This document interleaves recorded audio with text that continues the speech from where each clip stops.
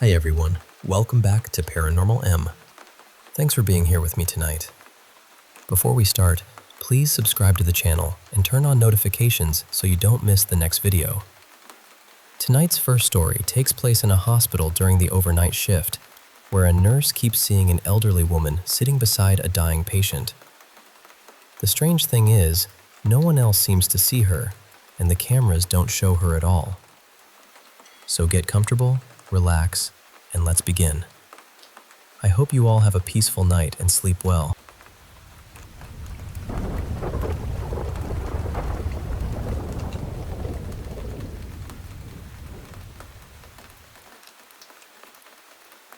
I've watched the footage more times than I can admit without sounding unwell. Not once or twice. Not just out of curiosity. I mean night after night, frame by frame, until the glow of the monitor felt burned into the backs of my eyes. And every time, the chair beside room 12 was empty. No visitor. No elderly woman in a black cardigan. No one sitting beside him. No one holding his hand. But I know what I saw. I was standing right there in the doorway with the ceiling light on, watching her lean close to a dying man's ear. I watched her whisper something to him, something I couldn't hear, but whatever it was, it made the fear leave his face. His hand tightened around hers. Then he took his last breath, looking almost peaceful. And after that, she turned toward me. Her eyes were completely black. No whites, no pupils, nothing human in them at all. Just two dark, still surfaces, patient and endless. Then she smiled. And then she was gone. That happened 4 months ago. Last night I passed the mirror in my hallway and froze. In the reflection, at the foot of my bed, there was a woman standing there. Black cardigan, white hair pulled back, completely still. And she was smiling. I work nights at Mercy General. Or I did. I'm not sure I can go back now. The overnight ward has a kind of silence most people don't understand. It isn't quiet exactly. There are monitors humming, ventilators breathing for people, shoes moving softly across the floor. But beneath all that, there's this feeling, like the whole place is holding its breath. I had worked there for almost 7 years. I knew every sound in that hallway. I knew when a machine was struggling before I saw the screen. I knew when a patient was awake by the way a room felt from the doorway. So believe me when I say this, I never heard her arrive. Not once. The first time I saw her, it was late October, just after 11. I was doing rounds when I noticed the door to room 12 was slightly open. That bothered me. The patient in that room, Alaric Vale, was one of our most critical cases. Organ failure. No next of kin. No family listed. No visitors. He had that stillness people get near the end, when the body seems to be waiting for permission to stop. I usually kept his door closed, maybe for privacy, maybe out of respect. I pushed it open quietly, and there she was, an elderly woman sitting in the chair beside his bed, small, straight-backed, dressed in dark clothes, a black cardigan buttoned up to her throat, heavy shoes, white hair pulled back tightly. She was holding his hand in both of hers. At first, I thought she had to be family. Sometimes people show up at night because daylight makes grief too real. So I checked his monitor from the doorway. His vitals hadn't changed. Then I pulled the door closed and wrote in the log that a visitor was present in room 12 around 11:10. She was there the next night too. Same chair, same posture, same stillness. I told her visiting hours were technically over, but that we usually made exceptions for end-of-life patients. She didn't answer. I stepped in a little closer and said it again. That was when she turned her head toward me. Her face was old, but not in the usual way. Not fragile, not soft. More like something worn smooth by time, like stone that had been touched by too many winters. She looked at me calmly, then turned back to Alaric without saying a word. I left her alone. I told myself she was grieving. I told myself there was nothing strange about it. By the 5th night, I mentioned her to one of the nurses at the front desk, Mara. I described her clearly. Elderly woman, black cardigan, white hair, room 12. Mara looked at me for a moment and said, "Nobody has checked in for room 12. Not tonight. Not any night." I checked the visitor log. Nothing. I checked with the day shift. No one. I pulled Alaric's file. No emergency contact. No known family. Admitted through county services. That night, I stood outside room 12 longer than I should have before opening the door. She was there again. This time, I walked in all the way. I left the door open. I turned on the overhead light.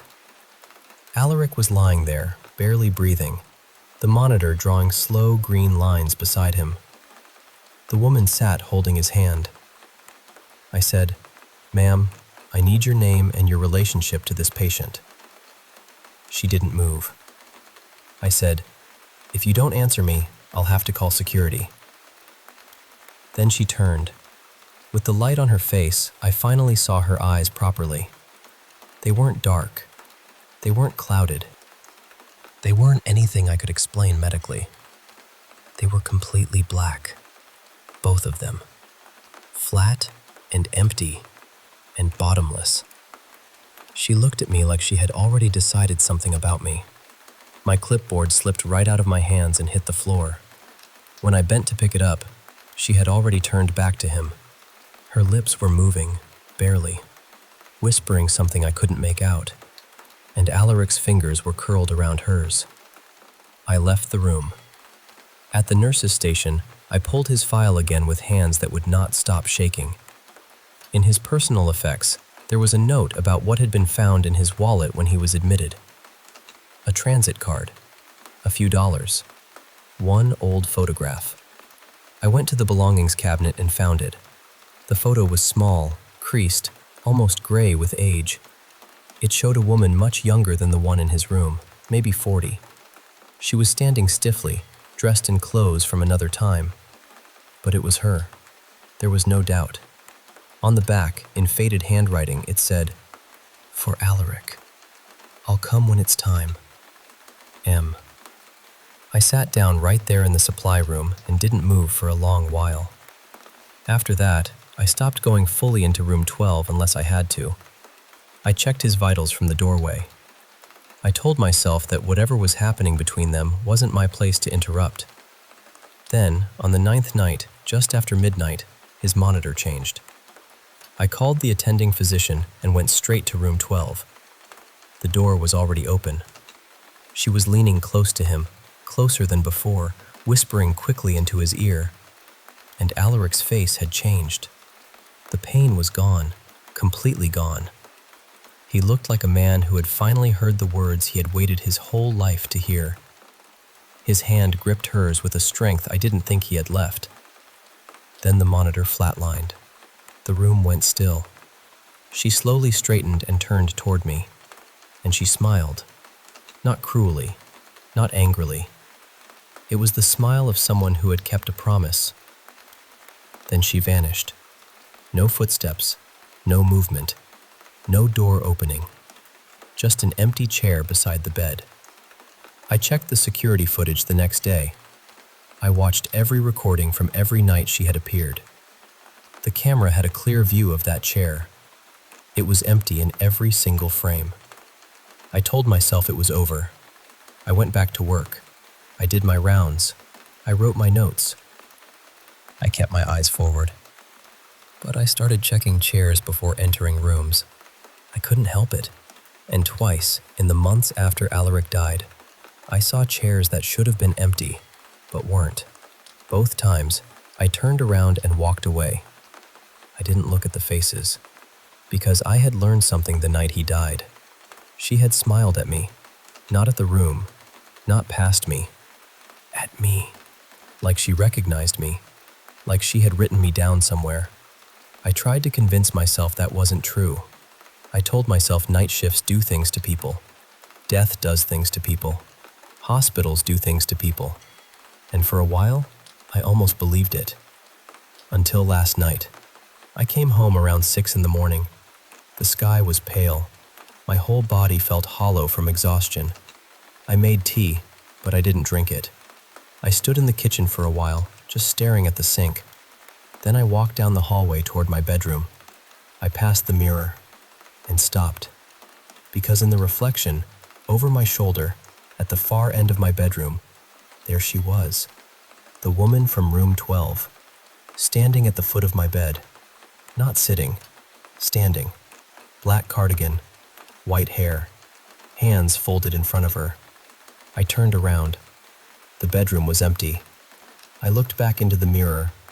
She was still there, only in the reflection. Then she slowly raised one hand and pointed, not at me, at my bed. I haven't slept since. I'm sitting in my kitchen right now, and I have been here for hours. I'm afraid to walk back down that hallway, because I know what it means when she points at a bed. I've seen it before. I just never thought the next one would be mine.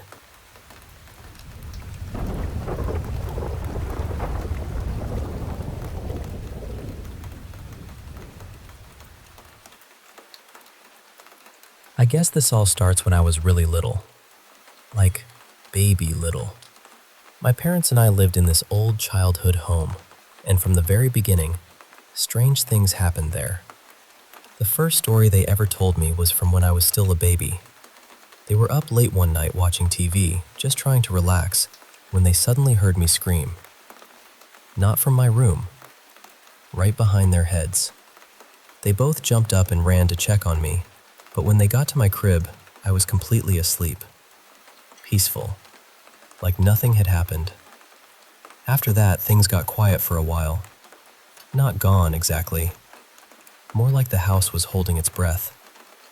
Then, when I was around 2nd or 3rd grade, everything started getting worse.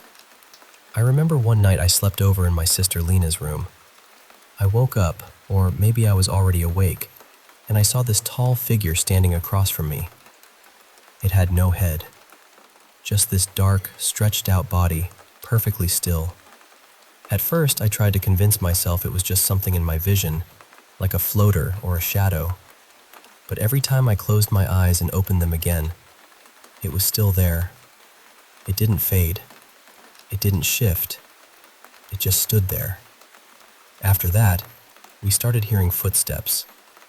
At night, my mom would hear what sounded like me running up to the side of her bed, little feet rushing across the floor. But when she opened her eyes, nobody was there.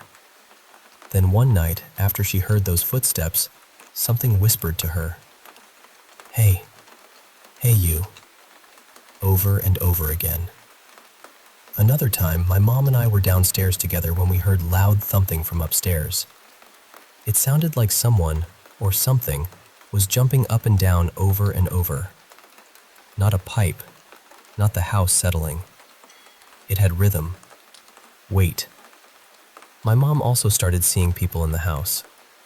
One of them was this angry-looking man with curly hair and dark eyes. She never liked talking about him much, but I could tell he scared her. One of the worst things that happened to me was on the back stairs. I remember walking up them and suddenly getting this horrible feeling that someone was watching me from behind the door at the top. It was so strong that I froze for a second before opening it. And the moment I did, I felt this hard shove. Not like I tripped, not like I lost my balance. It felt like something pushed me with purpose. I fell down the stairs and hurt my neck pretty badly. After that, I couldn't shake the feeling that whatever was in that house wasn't just trying to be noticed. It wanted to hurt me. But the thing that still bothers me the most happened with this old shelf. My mom and I had primed it downstairs one day. We left it there to dry and went upstairs for a few hours. Later, my mom went down to check on it. When she came back upstairs, she looked angry and asked me if I had messed up the paint. I told her I hadn't touched it. She didn't believe me at first, so she brought me downstairs to show me. And honestly, what I saw scared me so badly I still remember the feeling in my stomach. There were footprints along the side of the shelf. Small ones. Like a child had stepped onto the wet paint, walked a few steps, and stepped off. But there were no footprints anywhere else. None on the floor. No handprints. No smudges. No marks leading to or from the shelf. And the prints looked like little shoe prints, but nobody in my family had feet that size. My mom decided we should just sand them off, which still feels wild to me. But when we tried, they wouldn't come off. No matter how long we sanded, the prints stayed. Even stranger, the raised bits of paint where the feet would have lifted away had turned this silvery gray color. Eventually, my mom painted over them. For years after that, I actually slept on that shelf like it was a bed. And every time I slept near the side where those footprints had been, I felt awful. It was this heavy, malicious feeling, like something was watching me from inches away. At some point, the footprints disappeared. I still have the shelf now. I use it for little trinkets and figures, and you would never know anything had ever been there. The only proof we had was on my parents' old flip phone, in pictures that are probably lost now. The thing is, after years of peace, things have started happening again. Last summer, I went into the kitchen around 3 in the morning to get a snack. Out of nowhere, I heard this bell sound. It rang again and again, clear enough that my dog perked his ears up and looked toward it. That made it worse somehow, because it meant I wasn't the only one hearing it. Since moving out of my parents' house, I keep seeing tall, dark figures. Sometimes they're behind me. Sometimes they're standing in doorways. Once, I saw this tall, white figure rush toward me at an impossible speed. It happened twice. Both times, the second I turned my head to look at it directly, it vanished. I've also been hearing little sounds from my shelf, like the things on it are moving by themselves. A few months ago, I was arguing with my partner, and as I stormed out of the room, 3 of the figures on my shelf suddenly flew off behind my head. That really shook me, because this doesn't feel random anymore. It feels like whatever this is has been around me my whole life. It comes in waves. Sometimes everything is calm, and I can almost convince myself it's over. Then it starts again, like it has been waiting. I don't really know what it is. I don't know why it keeps happening to me. But I know it feels like something followed me out of that house.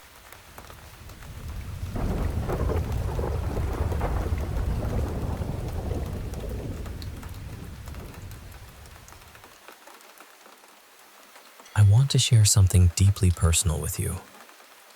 A story that's been hard for me to put into words. It all started back in 2014 in my home country of Sweden when I was 21 and attending a summer art course.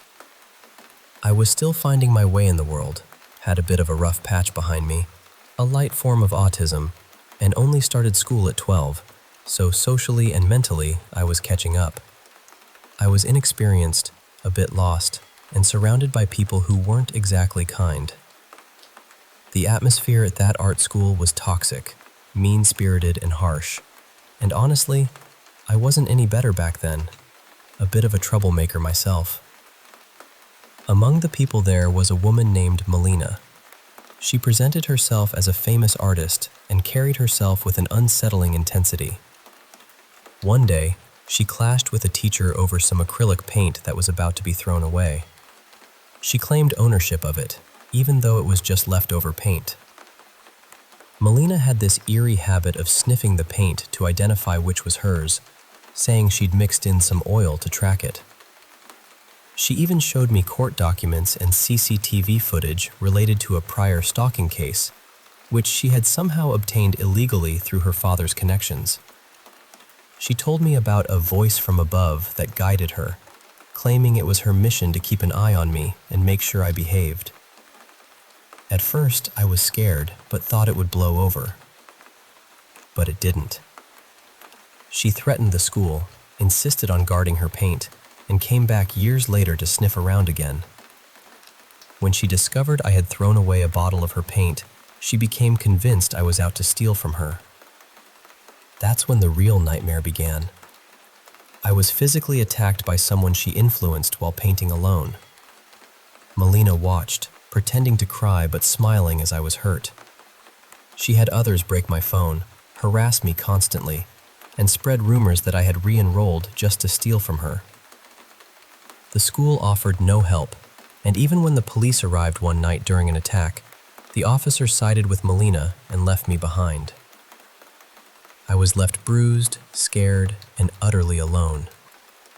Melina's stalking was relentless. She'd send people to follow me, park outside my home, steal my belongings, and listen in on my conversations through a fake exchange student she planted. She manipulated others through threats and bribes, creating a web of control. Even when I sought help, reports were ignored or deleted. The isolation was suffocating, and I reached a point where I felt like giving up on life. Yet, despite the fear and pain, I never gave in. Melina once told me she was punishing me, and that she'd do so for as long as she wanted. I even thought about harming her out of desperation, something so unlike me it still shocks me today. But then, unexpectedly, it all just stopped. A year has passed since the harassment ended, and I still don't know why. Maybe she lost her influence, or someone finally stood up to her. Maybe she's moved on or something else happened. I don't have answers, and I can't fully relax. But I share this with you not for sympathy, but to remind anyone listening that sometimes the people who hurt us hide behind masks of fame or charm. And sometimes, the hardest battles are the ones fought in silence. To Melina, if you're out there, let's not meet again.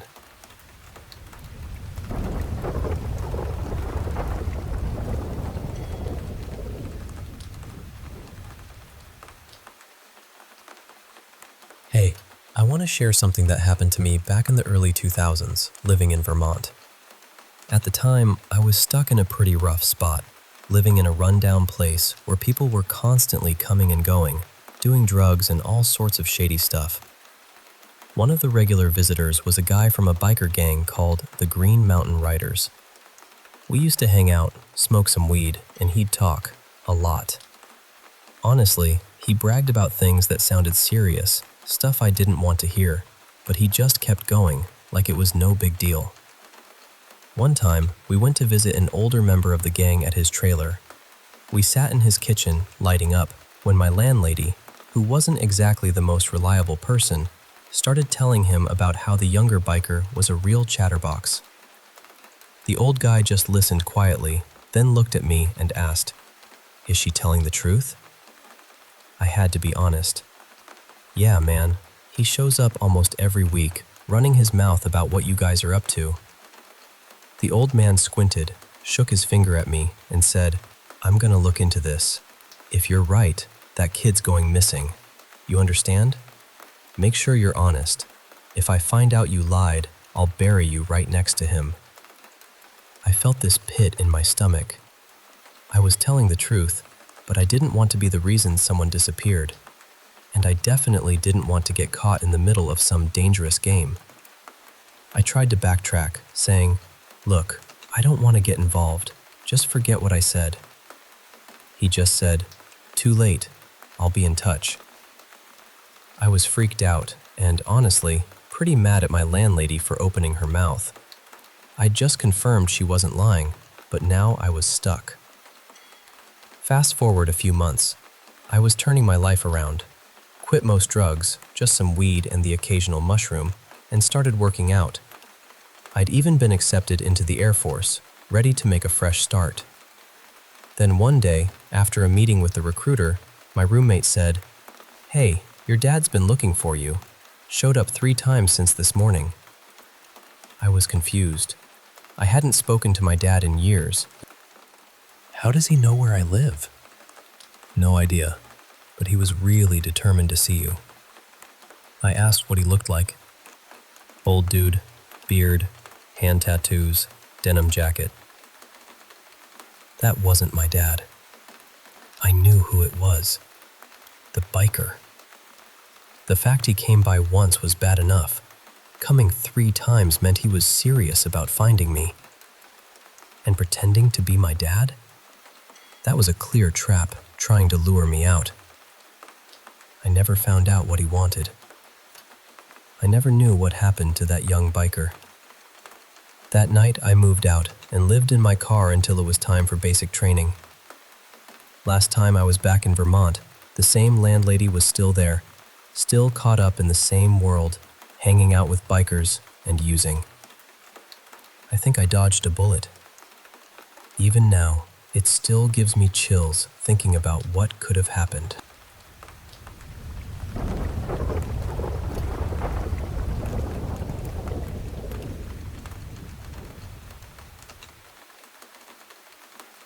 Years ago, I was home alone one evening.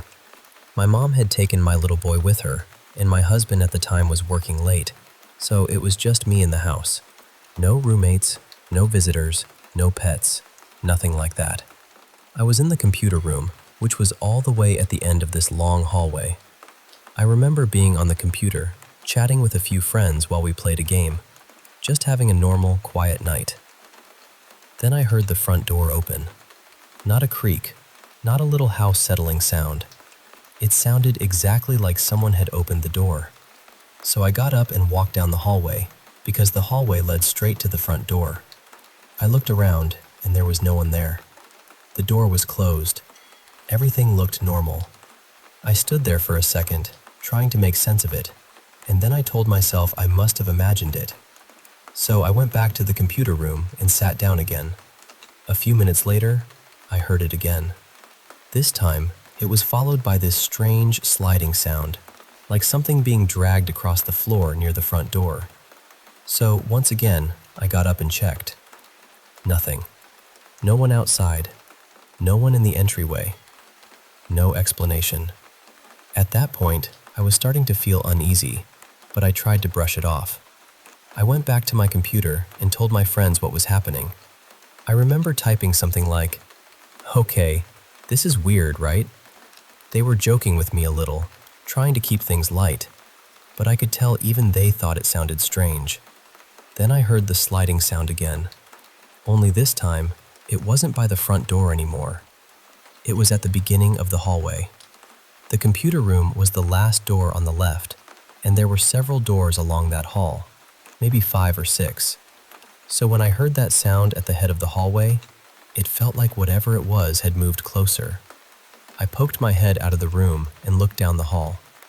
Nothing there. No person. No shadow. No animal. No movement at all. I went back in and told my friends I was officially getting creeped out, because the sound really did seem like it was coming closer each time. And this wasn't an apartment or a busy neighborhood where you could blame it on someone upstairs or next door. It was a 1-story, single-family home, and our closest neighbors weren't right up against us. A little less than a minute later, I heard it again. Closer. That dragging, sliding sound, heavy and slow, almost like someone pulling a thick, wet tarp across rough concrete. I forced myself to check one more time, even though by then I was really nervous. Still nothing. That was when I shut the computer room door. I sat back down, kept chatting with my friends, and tried to act like I was calm. I wasn't. I was listening so hard that every little noise in the room felt huge. Then it happened again. The sliding sound was halfway down the hallway now. I didn't get up that time. I just sat there, frozen, staring at the door. A little while later, I heard it again, and it sounded like it was almost right outside the computer room.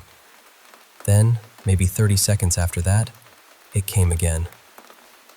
Right outside my door. I remember trying to joke with my friends because I didn't know what else to do. I typed something like, "Well, If I disappear, tell everyone a ghost got me. But I was scared, really scared. And then, all at once, right behind me, right next to my ear, I heard a voice whisper, "Mara." Clear as day. Not far away, not through the wall, not like a sound from outside. It sounded like someone had leaned in close, right beside my head, and whispered it directly into my ear. And then there was nothing. No footsteps, no sliding, no door, no voice. Just silence. When my family came home, I told them what happened. I don't think I ever had anything else strange happen in that house, at least not that I can remember. But that one night stayed with me. I've told the story so many times over the years because I still can't explain it. I don't know if it was a spirit, my mind playing tricks on me, or something else entirely. But whatever it was, it felt deliberate. Like something had made its way down that hallway just to get close enough to say my name.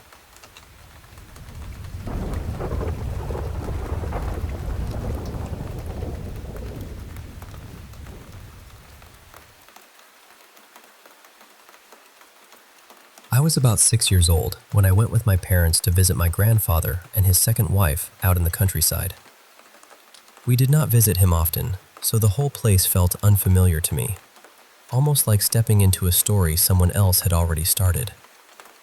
Their house was small and wooden, very plain, the kind of home where every sound seemed to travel through the walls. My family had come from Spain and settled in a quiet rural part of Cuba, far away from much of anything. There were not many doors inside the house. Mostly, the rooms were separated by curtains, including the living room and the bedroom. While the adults were talking, I was playing with a little rubber ball. At some point, it slipped away from me, rolled across the floor, passed through the curtain, and disappeared into the bedroom. I was usually a careful child. I would not just walk into someone's private room without being told it was all right. So either I asked, or I assumed that because the curtain was open and my ball had gone in there, it was okay. I followed it in. The ball had rolled under a large old wardrobe, hit the wall behind it, and gotten stuck somewhere I could not reach from the front. So I went around the side of the wardrobe, trying to find a way to grab it. And that was when I saw something in the narrow space between the back of the wardrobe and the wall. It was small, maybe the size of a toddler, and it looked like it had been folded or squeezed into that tight little gap. The moment I saw it, it seemed to pull away from me, like I had startled it. I still do not really know how to describe it. It did not have a face. It did not look like an animal or a doll.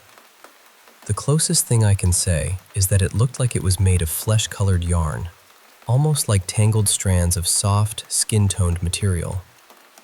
But it also seemed to have little limbs, or at least shapes that moved like limbs. I froze for just a second, and then I ran.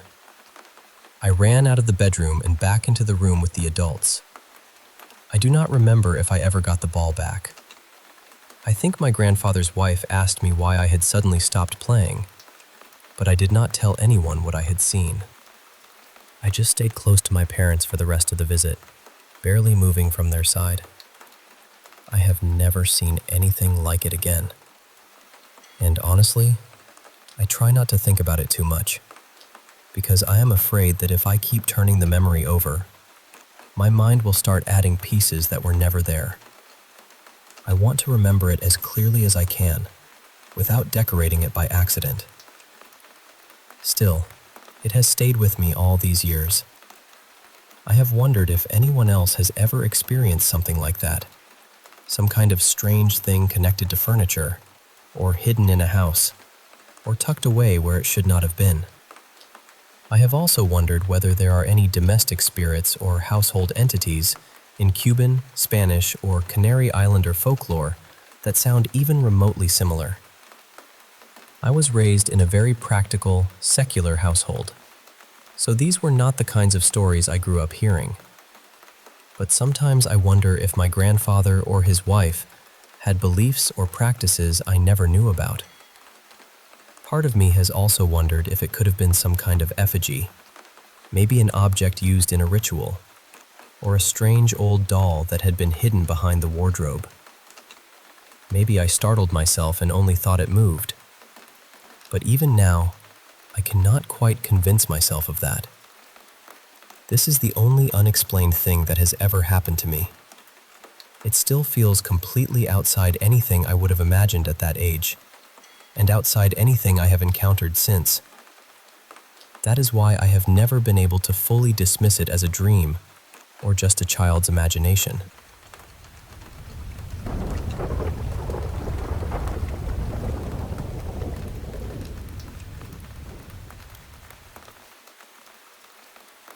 I had just gotten out of the Marine Corps in January of 2026, but this happened back in May of 2022 while I was still in. At the time, I was at Camp Geiger, and inside Camp Geiger there's this smaller training area called Camp Devil Dog. That's where the last couple weeks of MCT, Marine Combat Training, take place.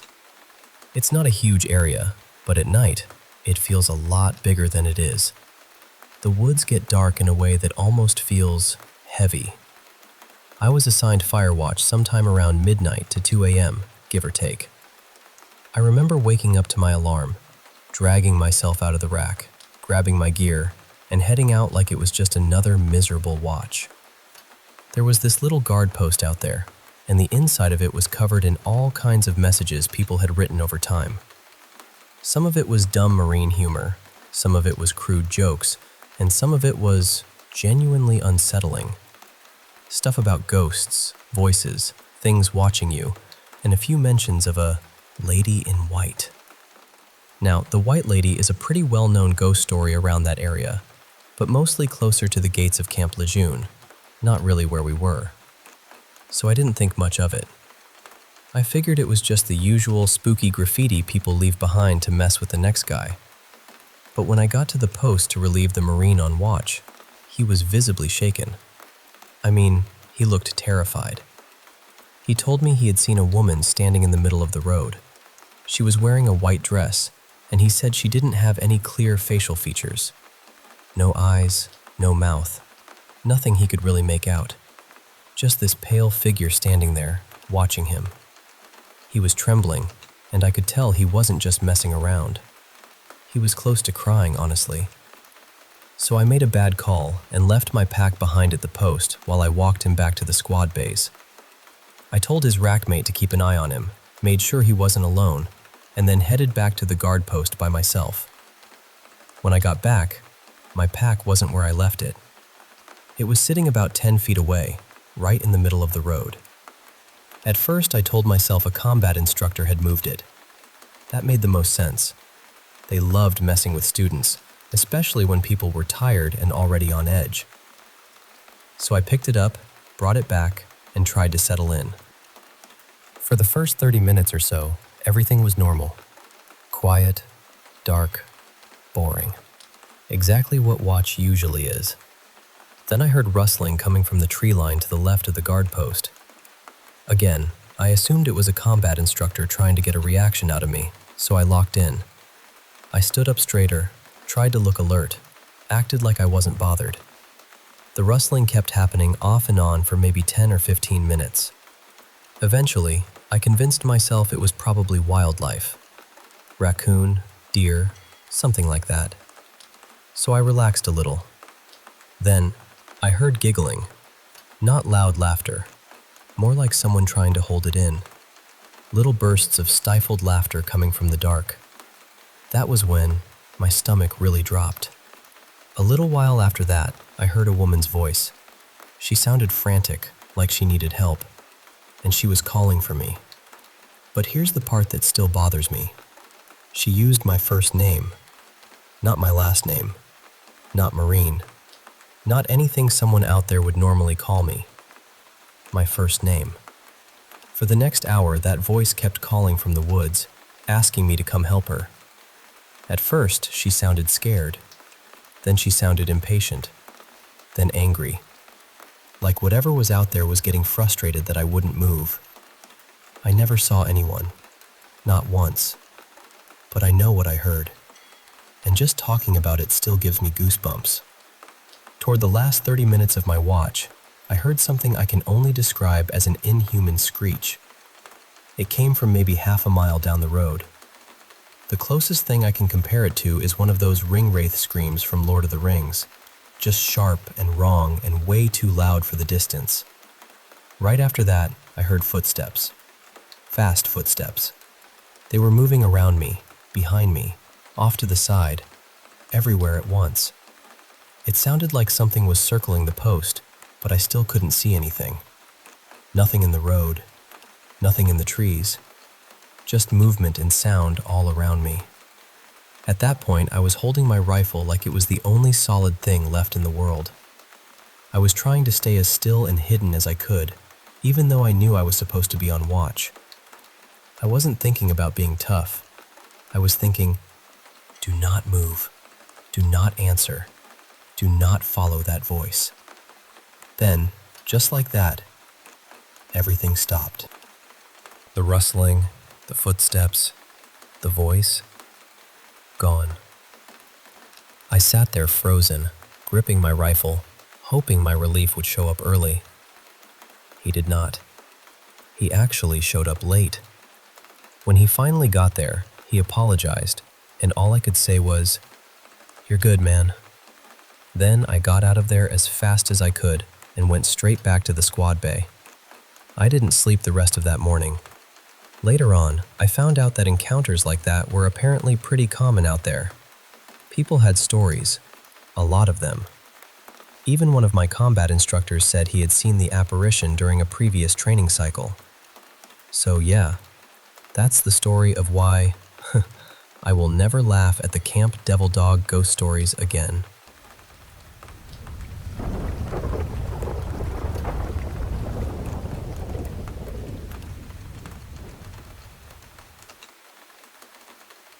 You know, it's been over a decade since that night I first called the police, trembling and desperate, telling them our little girl Lily was missing. I remember sitting there next to my husband Jake, tears streaming down my face, begging them to find her. She was just 6 years old. Only a few hours had passed, but in our quiet town, that was enough to know something was terribly wrong. Everyone knew each other, and for the most part, life was peaceful. So how could this happen? The officers came quickly, and when they saw how scared we were, they started to worry too. Our home sat on a big piece of land, right at the edge of the woods, a place we'd chosen for the fresh start we wanted when I got pregnant with Lily. Jake and I dreamed of that classic life. You know, white picket fence and all. Some folks might think living so close to the woods was risky or scary, but not us. We took family walks there often, and Lily loved exploring those trees. She knew the woods like the back of her hand. So when she disappeared, the woods were the first place we searched. We threw everything into finding her. Search parties, combing through every inch of the land. But we found nothing. No footprints, no clothes, no sign of her anywhere. It was like she vanished into thin air. Then the harsh reality settled in. Maybe she'd been taken. But in our tight-knit community, everyone was kind, and I just couldn't believe anyone here would hurt her. If someone did take her, she was probably already far away. Weeks turned into months, and hope started to fade. The police promised they'd keep looking, but their voices lost that spark, that confidence. Jake and I felt it too. The posters with Lily's face began to fade and tear on the street corners. Reminders of a pain no one wanted to forget, but couldn't bear to face every day. People were kind at first, neighbors, friends, offering hugs and words of comfort. But after the initial shock passed, we were left alone with our grief. That's when it truly hit us. Jake never stopped waiting by the phone, hoping for a call that would never come. He loved Lily with everything he had, his little girl with those bright blue eyes that always searched his. I watched him sometimes, aching with the knowledge that she was gone, while he held on to hope.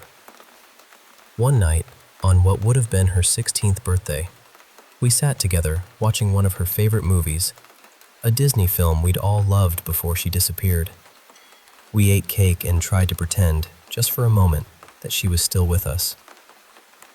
Then suddenly, the phone rang. Jake snatched it up so fast I barely caught my breath. I was ready to see the hope drain from his eyes again. But this time, something was different. Tears streamed down his face, not in sorrow, but in joy. "They found her," he whispered, trembling. "I knew they would." My heart stopped. I wanted to believe him, but a cold part of me held on to the fact that Lily had been gone for 10 years. I thought she was dead. But there she was, standing in the police station when we arrived. A beautiful young woman with the same piercing blue eyes. I was frozen, overwhelmed, unsure if she remembered me.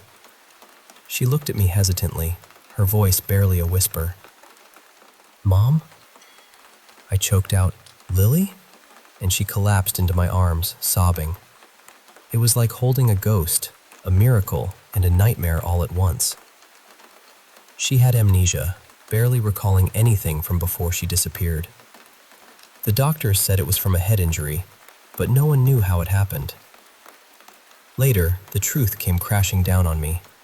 The night she vanished, I had taken her into those woods and, in a moment of desperation, struck her with Jake's old baseball bat. I thought I'd ended her life that night, thrown her body into the lake, and watched her float away. But here she was, alive, a second chance I never expected. Now she's back in her old room, and the whole town has rallied around us, sending gifts and meals. Jake's never been happier, doting on her with a love deeper than before. But me? I'm haunted. I fear the day her memory returns, when she'll remember that night in the woods. I don't know what I'll do, how I'll face her, or live with the secret I've kept for so long. Tonight she asked to see me. As I open her door and see her smiling at me, I take a deep breath, bracing myself for whatever comes next. Because no matter what, I am her mother, and I will protect her, even if it means living in fear for the rest of my days.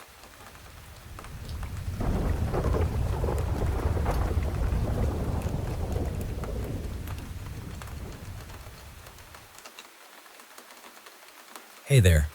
I want to share some stories that have stuck with me over the years. Moments that honestly shook me, and sometimes still do. I hope by sharing them with you, we can explore the strange and the unsettling together.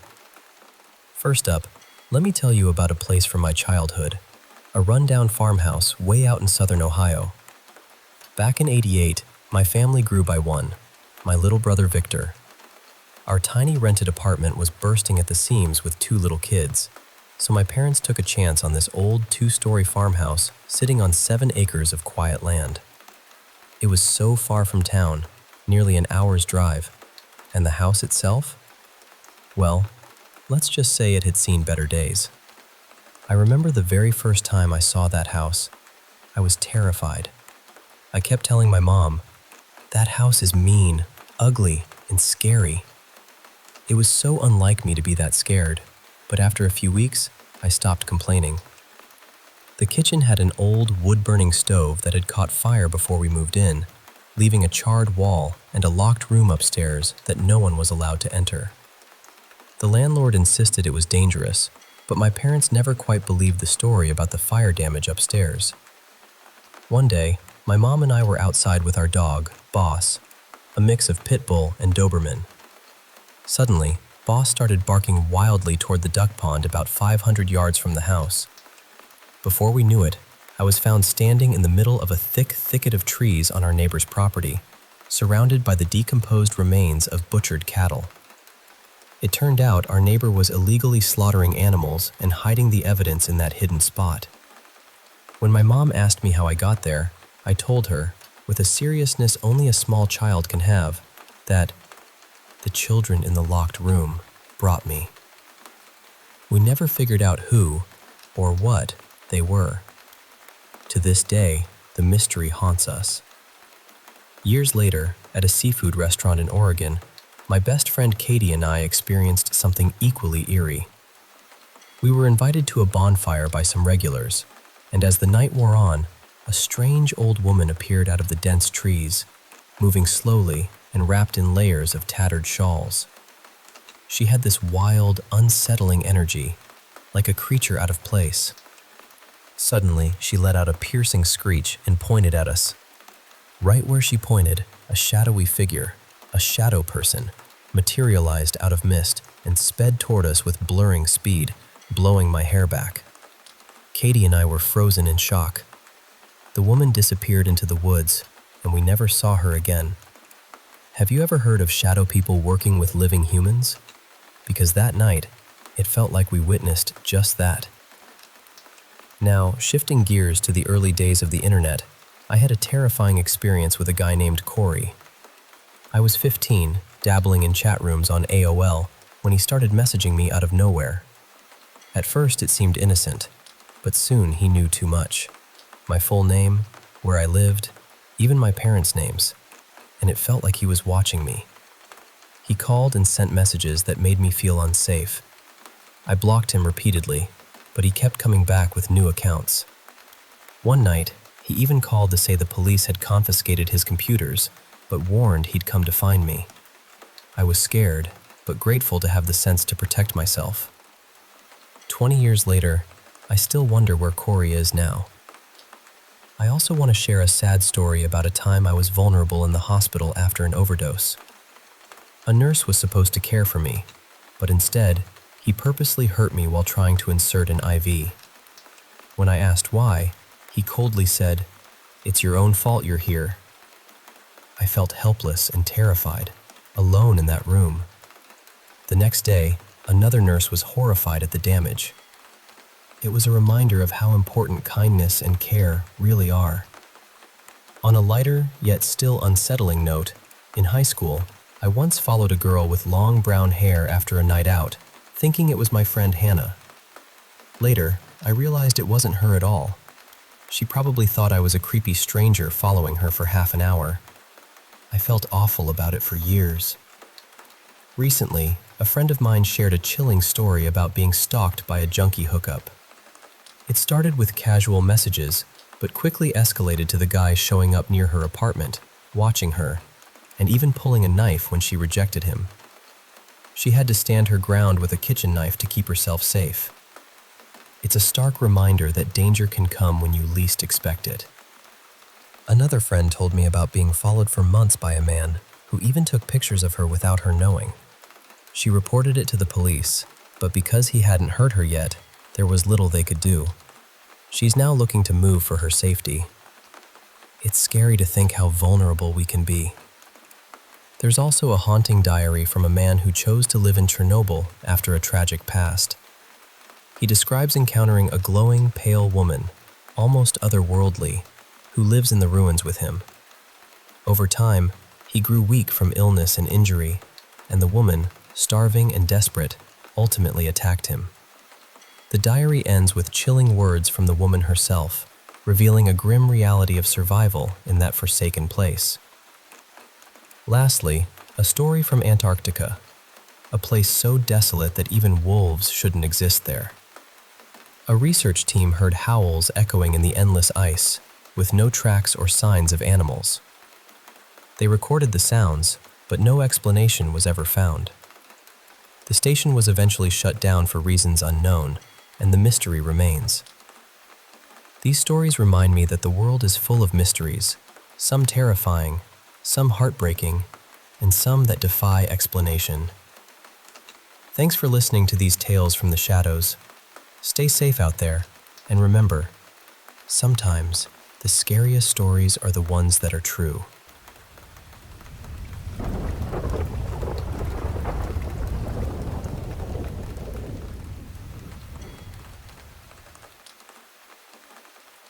Hey, I need to tell you a story. One that's been eating away at me for a while now.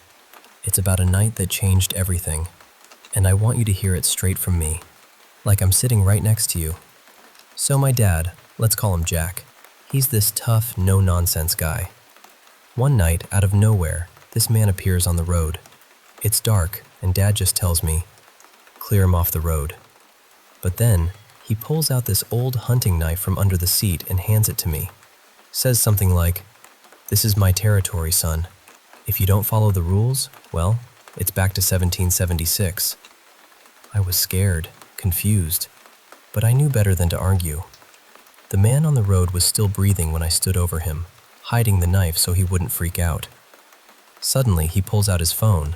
I thought he was calling for help, but the moment he showed me a picture of his wife and kid, a shot rang out. His head just exploded. It was Dad. He thought the man was about to call the cops, but honestly, I don't get upset over stuff like that. Still, as the man twitched his last, I couldn't help but think, poor guy. Dad scalped him right there, washed his hands in a nearby creek, and told me to take the wheel. We barely got away before a cop showed up, lights flashing, chasing us down. We ditched the car and ran through thick woods until we found this old, abandoned house. I wasn't sure I wanted to be there anymore. The place was eerie, broken windows, rotting wood, and then Dad grabbed me, threatening me if I tried to back out. Just then, a car rolled up the driveway. We went inside, and I saw a naked figure sprint up the stairs. Dad pushed me toward those stairs, knife pressed to my skin, urging me to keep moving. I screamed that someone was already up there, but Dad just cut my cheek to keep me quiet. Blood splattered on the wall. I bit back the pain and climbed up, heart pounding. When we reached the top, Dad whispered for me to turn right. Out the broken window, I saw the cop pull out the body of the man we'd killed. Then, I found myself facing a cracked door at the end of the hall, the kind you see in horror movies. My stomach dropped. I was sure I'd find my sister inside, dead, or worse. But when Dad shone his flashlight inside, I screamed. There she was, my little sister, Sarah, pale, wild, crouched in the corner, moving in this frantic, animal-like way. Blood dripped down her chin, soaking her pajamas. She was gnawing on a dead dog's carcass like some starving coyote. I couldn't believe it. Dad shouted, trying to calm her, but she stood up, eyes glowing yellow, skin nearly translucent. She crawled toward me on all fours, licking the blood on my face. I shut my eyes tight, trying not to freak out. Dad told me to calm down, but Sarah was growling, whispering about pain. Then Dad left the room, leaving me alone with her. She suddenly looked sad, like she realized what she'd done. And then, I heard footsteps coming up the stairs.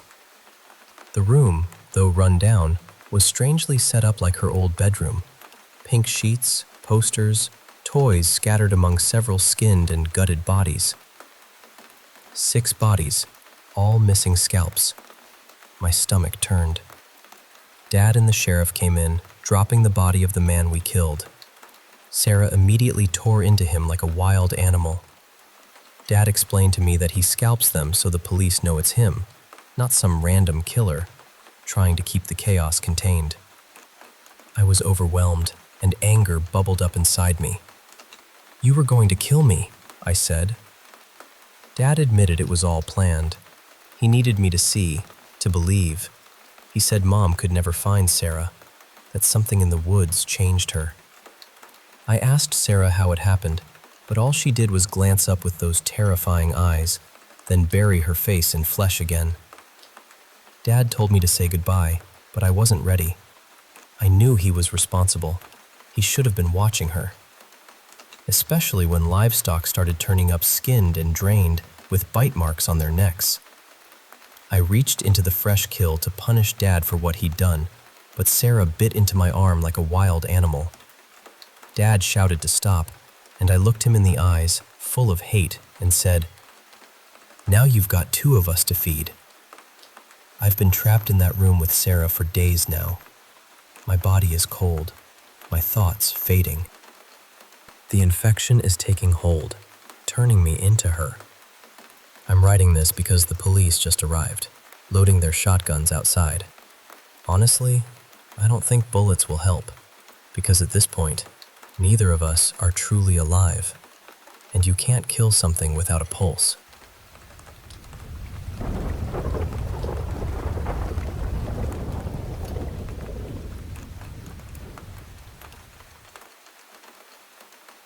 Hey, I want to share something that happened to me a while ago. Something that shook me to my core. So, we had this young babysitter, Ellie, who was a neighbor's kid, about 16. We felt comfortable leaving our son, Max, with her for the evening. Max is 10, pretty savvy with his phone, so we gave him one just in case he needed to reach us. Well, that night at 9:05 p.m., my phone buzzed with a message from Max. "Dad, Ellie left, and there's a strange man here now." My heart just stopped. I dropped my fork, grabbed my keys, and told my wife we had to go. No time for dinner. I remember frantically checking the neighborhood safety records on my tablet, trying to make sense of it all. Then Max texted again. "He's on the couch, asking me to sit next to him. I'm scared." I was practically shaking, my mind racing. I asked, "Where's Ellie?" But Max didn't know. His last message was, "I have to go. He doesn't want me on the phone." My wife was calling Ellie's parents while I floored the gas, sirens blaring behind me as police joined the chase. We were just minutes away, but suddenly, I hit tire spikes. The car lurched and I lost control, crashing into a fire hydrant. Police swarmed, weapons drawn, shouting at me to get out with my hands up. I was crying, yelling about Max being in danger, but they didn't listen. Then I realized I wasn't even in my car, or at least not mine. Confused, scared, I couldn't remember whose car it was, or even the man I'd hurt trying to escape. I was in a hospital, but not for the crash injuries. I'd broken into our old home, believing Max was still inside, and nearly hurt someone living there now. It hit me then. This was all a breakdown, a mix of memory and fear. The doctors told me I was struggling with guilt, and the hardest part, they asked if I knew where my family was. I was lost, confused, haunted by the fear of losing them, and the shadows in my mind made everything feel so real. It's a story about how fragile our grip on reality can be when fear and love collide. Thanks for listening.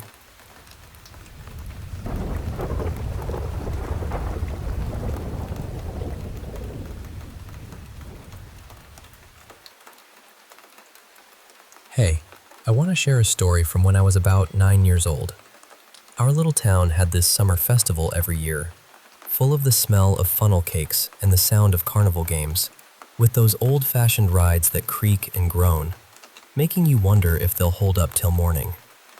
This one year, something felt different. There was this performer, a man on stilts, who gave me the creeps. There's just something about the way they move that's kind of eerie, you know? The festival wrapped up around 10 p.m. that night, and we headed back to our farmhouse, which sat right next to a big open field. It was late summer, just weeks before the harvest. I usually hit the hay around midnight, but before that, I let our dog Bruno out for one last bathroom break. He barked a couple of times, probably at some critter out in the dark. Just as I was about to bring him inside, I heard this strange sound coming from the edge of the field. It was like the rustling and snapping of stalks, corn stalks being crushed, one after another, in a slow, steady rhythm. I called out, "Hello?" And the noise stopped right away. That sudden silence, it sent chills down my spine. I flicked on the floodlights, but I couldn't see a thing beyond their glow. Then, the sound started up again, but this time, it seemed farther away. But what really got me was this odd, haunting melody that played along with it. A slow, eerie tune that stuck in my head. I grabbed my flashlight and headed toward the barn to turn on more lights. Then I saw it. A tall shadow standing just at the edge of the trees. But it wasn't any regular person. This thing was at least 14 feet tall, with long, thin limbs, a tiny head, and arms that looked too short for its height. I took a cautious step closer, hand on my pocket knife, flashlight shining right at it. And then I realized it was that man on stilts from the festival. But this time, his face wasn't painted. No bright colors, just a long, tangled gray beard. His eyes were hidden in shadow, and I didn't want to see them. I called out, voice shaking, "What do you want?" He didn't answer. Instead, he started humming that same strange tune again, something like, "Oh, wee, oh, whoa, oh," over and over, like something out of an old, spooky story. Then he slowly turned and walked away, his stiff-legged stride moving deeper into the woods beyond our field. That was the last night of the festival. School started in a couple of days, and when I told my parents, they just laughed it off, thinking I was making it up. I asked around town, but no one knew who he was or where he came from. Life went back to normal, but a few years later, I heard those same sounds again, crunching corn stalks and that weird melody, right around the same time of night. I turned on all the floodlights and ran out to the field. In the moonlight, I saw the silhouettes of trees, but one looked strange, taller than the rest, with only 2 branches stretching out like arms. This time, I didn't go any closer. Some things are better left unknown.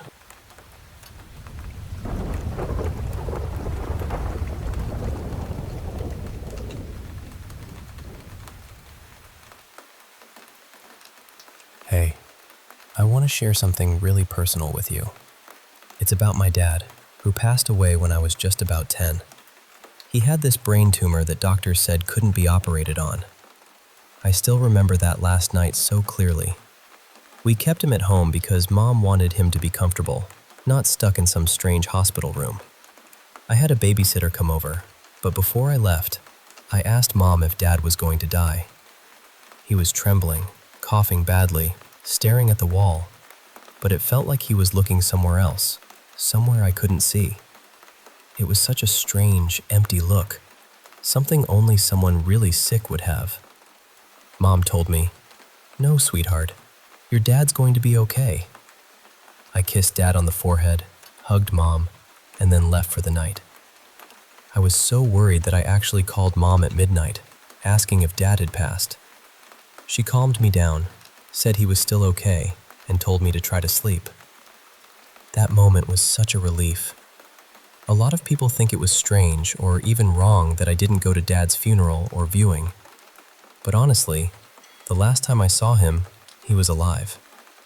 I didn't want to see him gone. I wanted to believe maybe he had just gone somewhere and might come back. The next morning, I walked into the house filled with family, and everything went silent.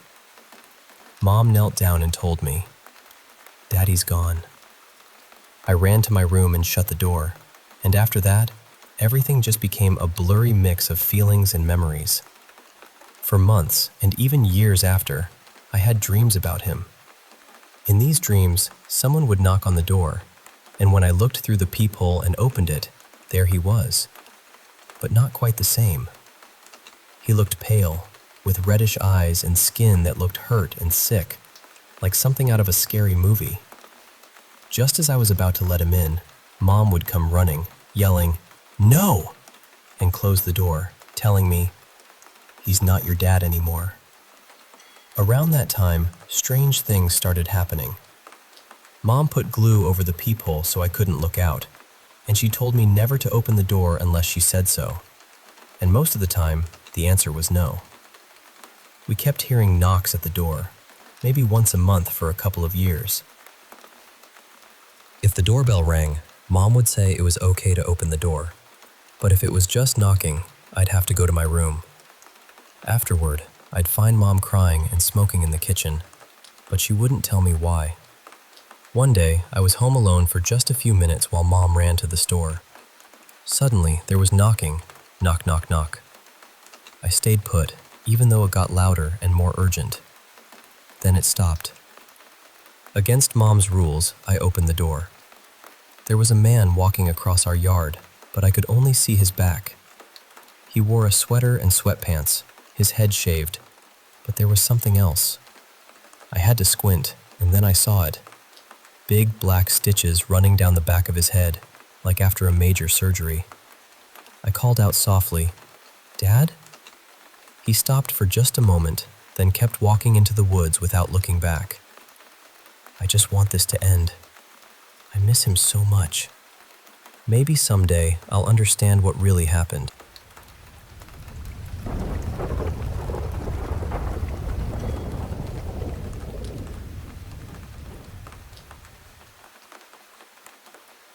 Hey, I want to share something that happened back in 2014 that really shook me to the core and changed how I see things, especially when it comes to the spiritual side of life.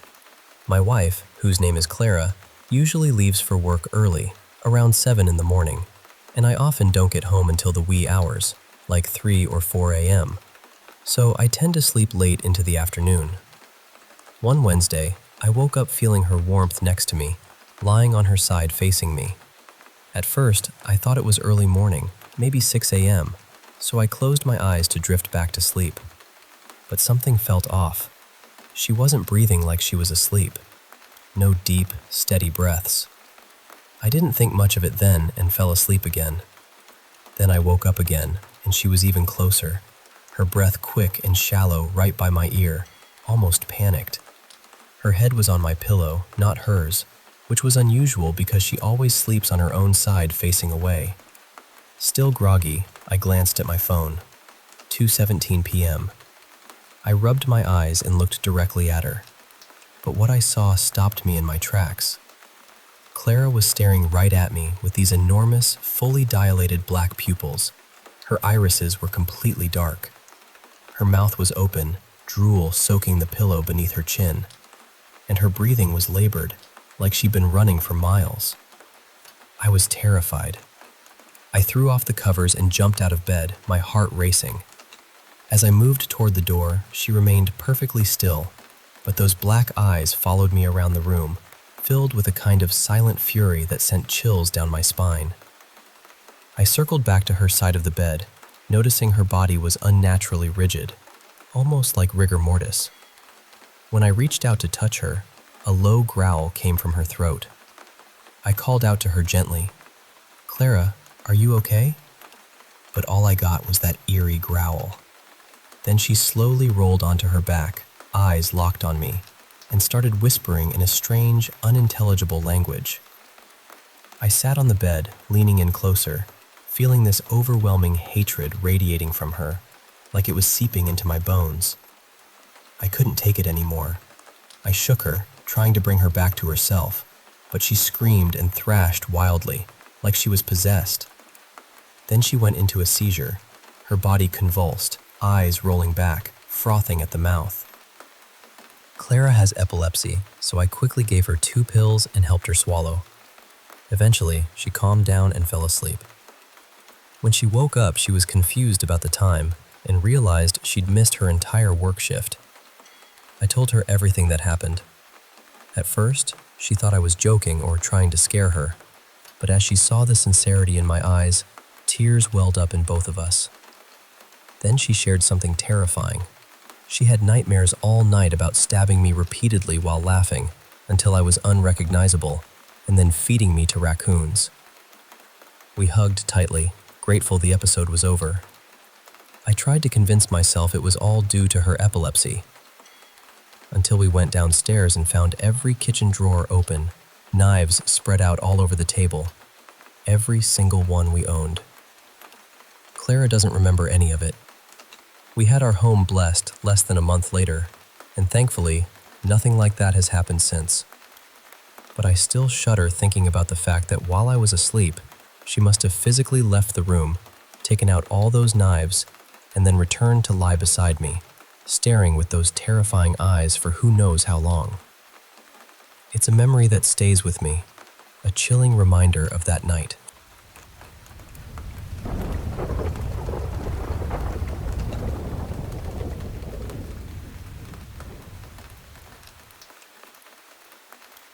Before anyone writes this off as a kid making something up, I need to explain something about my daughter. My oldest, Ray, is autistic, and she has always been a very serious, very precise child. She thinks deeply about things, and she has this strong inner compass around fairness and honesty. She will go back and correct tiny details from conversations days later, just because she wants to make sure she told the full truth. So when I say I believed her, I really mean that. This wasn't a child who enjoyed fibbing or exaggerating for attention. She also has no history of psychosis or anything like that. My younger daughter, I'll call her Willow, is a completely different kind of kid. Bright, chaotic, funny, always moving. The type who couldn't keep a prank secret if her life depended on it. One afternoon, I was relaxing in my bedroom when Ray suddenly burst through the door. She looked terrified. Not just startled, but genuinely shaken. Her body was tense, her eyes were wide, and she looked like she was about to cry. She started telling me, all in one breath, that she had seen Willow under her bed. But not just Willow. An unmoving version of Willow. She said she had gone into her room to grab her rollerblades from under the bed. When she lifted the blanket to look underneath, Willow was crouched there, staring out at her. Ray said she wasn't moving. She wasn't blinking. She wasn't answering. At first, Ray thought Willow must have been playing a trick on her, so she kept saying, "Willow? Willow, what are you doing?" But the little girl under the bed didn't react at all. That was when Ray panicked, because she knew Willow had been in the living room. So Ray ran out of her bedroom and checked, and sure enough, Willow was sitting in the living room, watching TV like nothing in the world was happening. That was the part that really unsettled her. She kept saying, "Then who was under my bed?" I remember putting my arm around Ray's shoulders and placing my hand gently over her chest, trying to calm her down. Her heart was absolutely racing. And honestly, I didn't know what to say. The whole thing sounded impossible, so I said the kinds of things you say when you're trying to soothe a frightened child. "It's okay. Maybe she was just messing with you. Maybe you got mixed up for a second." But Ray would not let it go. She was too upset. She insisted I come look under the bed with her. So I did. And of course, there was nothing there. Everything looked completely normal. No one hiding, nothing strange. Just the usual stuff under a kid's bed. But that didn't comfort her much. The layout of our house made it even harder to explain away. There's a long, narrow hallway between the living room and the bedrooms. Willow would have had to get past Ray somehow to pull off a prank like that, and I knew that wasn't really possible. I also knew Willow.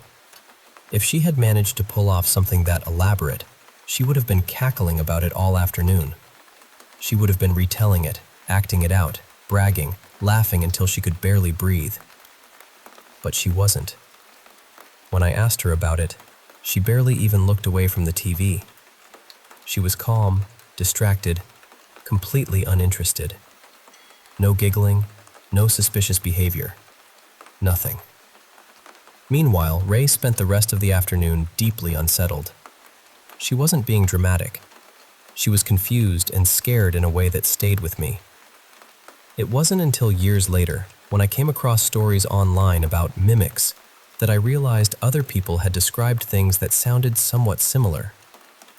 I can't say our experience matches every detail of those stories. It doesn't fit perfectly into the usual pattern. But I still think about it, because Ray saw something under that bed. And whatever it was, she was absolutely certain it looked like her sister.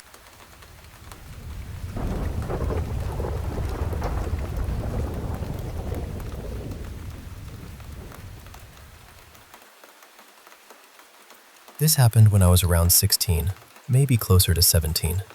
I was still living in Southern California then, before I moved overseas, and I grew up in that area, so everything about the place felt familiar to me. It wasn't some abandoned road or creepy old building. It was just one of those ordinary shopping centers you go to 100 times without thinking twice. At the time, I lived with my mom and my grandmother. We were really close, and most afternoons we'd run errands together. Sometimes we'd stop by the bank, grab groceries, pick up dinner, that kind of thing. There was this strip mall we went to all the time because it had pretty much everything we needed. A pharmacy, a grocery store, our bank, and this little takeout place we liked. That afternoon, I went with my grandmother to the pharmacy. She parked the car and went inside, and I stayed in the passenger seat. It was still light out. There were people walking around, cars coming and going, nothing strange. The spaces beside our car were empty, maybe 2 or 3 open spots right next to me.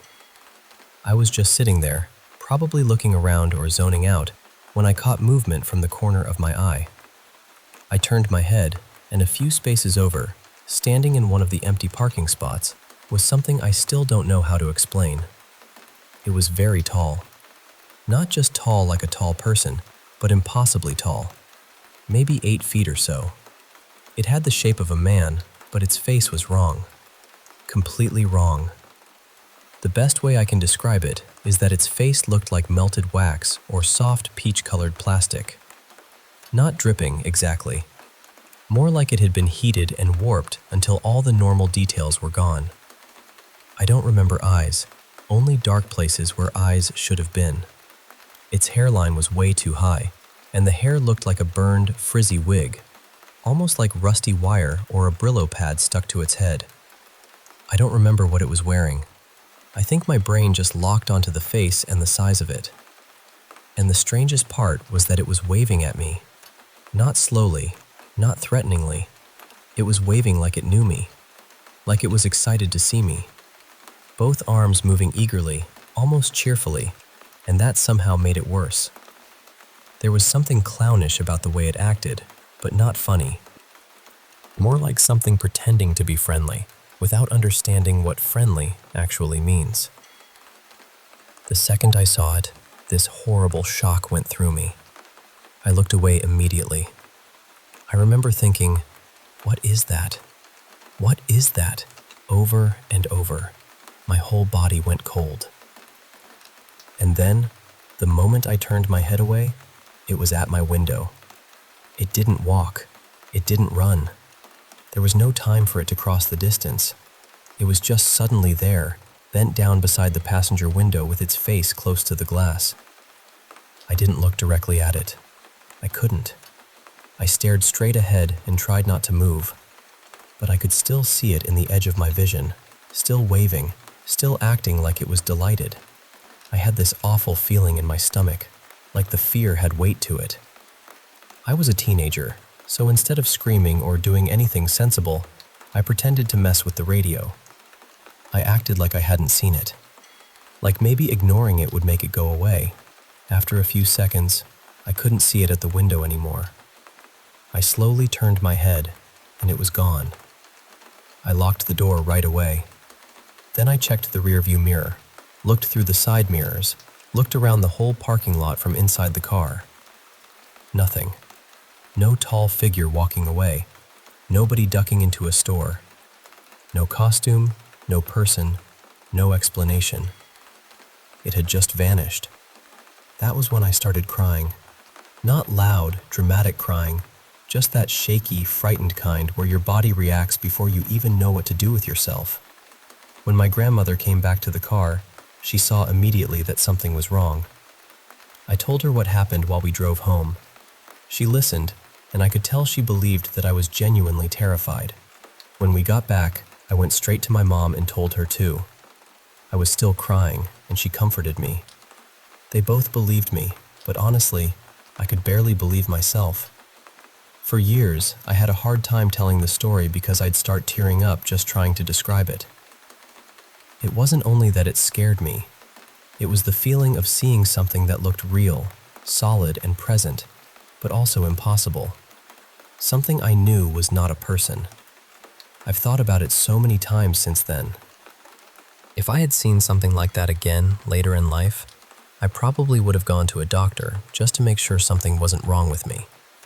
But I've never had anything like that happen before or since. I wasn't on drugs. I hadn't been drinking. I didn't have any mental health issues, and I wasn't into occult things or horror at the time. I hadn't seen movies or internet stories that could have planted that image in my head. And this shopping center was not creepy. It was busy, normal, familiar. I had been there my whole life and never heard of anything strange happening there. We still went back there for errands after that, but I never sat alone in the car again.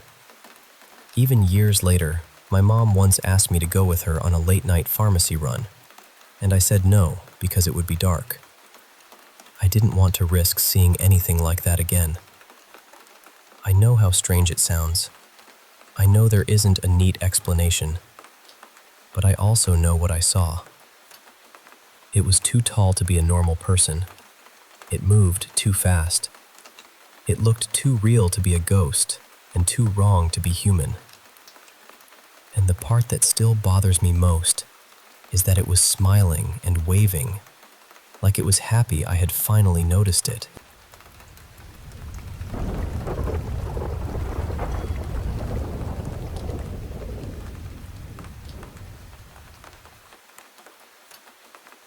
I've felt connected to the other side for as long as I can remember. Even when I was very young, there was this quiet sense in me that the world had more layers than people talked about out loud. My first real experience happened when I was about 5 years old. Back then, my family lived in a modest little house in a place called Irishtown. Across from us was a small store owned by a family in the neighborhood. People would stop in there for groceries, and sometimes we kids would go over to play pool or just hang around for a while. That family had a daughter named Dina. She was a little older than me, and I remember her clearly, though what happened that night is what stayed with me the most. It was cold, the kind of cold that seems to press against the windows. I was standing in the upstairs hallway of our house, looking out through the window. From there, I could see straight across into Dina's bedroom window. Then something went wrong in our house. The furnace made this terrible sound and blew out. My parents were worried right away, and everything around me felt tense and unsettled. But while all that was happening, I looked back across the way, and I saw Dina standing in her bedroom window. I couldn't see her face, not really, but I knew she was looking right at me. There was a blue light around her, soft but clear, almost like it was glistening in the dark. I stood there staring because I was trying to understand what I was seeing. Even at 5 years old, I knew something about it wasn't right. Then my parents called for me. They were too worried about the furnace for us to stay in the house, so we had to leave for the night. The next day, when we came back home, people were everywhere. Neighbors, townspeople, everyone seemed to be searching for Dina. She was missing. I tried to tell my parents what I had seen the night before, how she had been standing in the window with that blue light around her. I don't think anyone really knew what to make of it. People searched all over, but as far as I know, Dina was never found. The strangest part is that a faint blue ring remained around her bedroom window. Not just for a little while, for years. Much later, I was driving through the old town with my sister because we had to go somewhere in that direction. As we got closer, I asked her if she remembered what happened back then. She said she did. So I suggested we drive past the old house and look. I could feel myself getting anxious before we even arrived. When we slowed down in front of the place, I looked up at that bedroom window, and the blue was still there. The house was empty by then. Nobody lived there anymore. I remember wishing someone had been around, someone I could ask. I wanted to know if Dina had ever been found, or if anyone else remembered the window the way I did. Seeing it again brought everything back. That same strange feeling came over me, like the past had reached out and touched my shoulder. That was only my first experience with the supernatural. Things have continued to happen throughout my life, even up to the present day. Over time, I found ways to help protect my home and calm the energy around me. One thing I learned about was making a spirit bowl. For me, it's something done with prayer and faith. I use a glass bowl, then add water, vinegar, and sea salt in even amounts while praying to the Lord for spiritual protection. I believe it helps quiet things down and protect the people inside the house. There is so much more I could say. Some of it sounds hard to believe, but every word of it is true. That night in Irish Town was the beginning, and even now, after all these years, I still think about Dina, that blue light, and the window that never quite let go.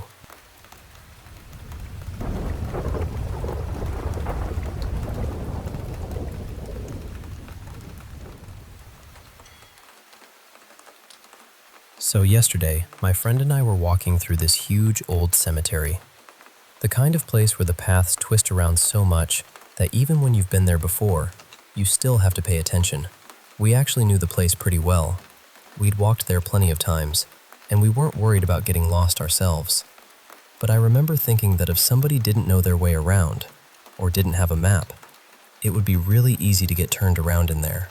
At one point, we were walking along one of the main paths, and I noticed an older woman coming toward us from a side path. She was maybe 100 feet away. We didn't think much of it at first. We just decided not to go down that way and kept moving forward. And then, maybe 2 minutes later, she was suddenly right near us. Not down the path, not slowly catching up, just a few feet away, asking us how to get out of the cemetery. It startled both of us, because I honestly couldn't understand how she had gotten to us that quickly. She looked elderly, maybe late 70s or early 80s, very thin, kind of fragile looking, maybe around 5'6" or 5'7". She was wearing a pale linen outfit, a loose blouse and matching pants, and she had very short hair. I remember noticing she had eyeliner on too, and in my memory, very clearly, she was wearing a white hat with little red dots on it. She didn't seem aggressive or anything.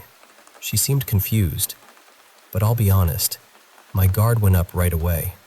I know that probably sounds awful, but we were in this enormous cemetery with nobody else around, and my brain immediately went to, what if this is some kind of setup?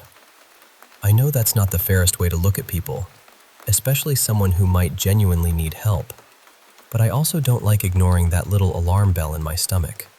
We stepped a bit closer, and she told us she had left everything on in her apartment and had come into the cemetery, but now she didn't know how to get back out. She said she had entered near a little shop on the corner, but there were so many winding roads and paths that we were trying to figure out exactly which entrance she meant. I pulled out my phone to show her the map, and that was when I realized she didn't seem to have anything with her. No phone, no bag, nothing. I know not every older person carries a phone, but still, these days most people have some way to call someone, especially if they have family or neighbors checking in on them. Eventually, we pointed her in the direction we thought she needed to go, and then we walked away. Almost immediately, my friend and I both admitted that something felt strange. I told her I had been scared to get too close, because I was worried the woman might try to lure us somewhere or hurt us somehow. Again, I know how that sounds. I really do. But the whole thing felt so sudden and off. My friend said she felt it too, although she also felt bad because she wanted to help her. She just didn't want to offer to drive her in my car, and honestly, neither did I. As we kept talking, I said, she kind of looked like she had wandered away from a care facility or something.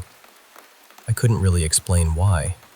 It was just the way she appeared, the confusion, the outfit, the fact that she didn't seem to have anything with her.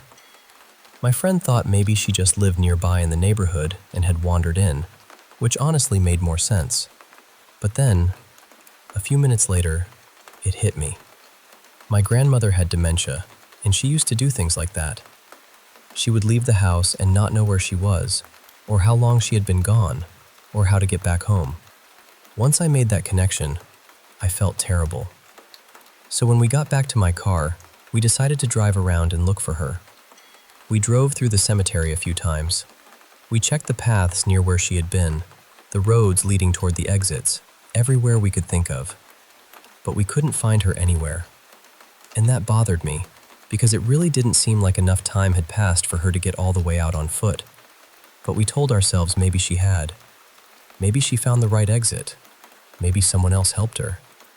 Later that night, my friend came over, and we were telling my fiancé Marcus what had happened. I started describing the woman, and I mentioned the white hat with the red dots. My friend immediately stopped me.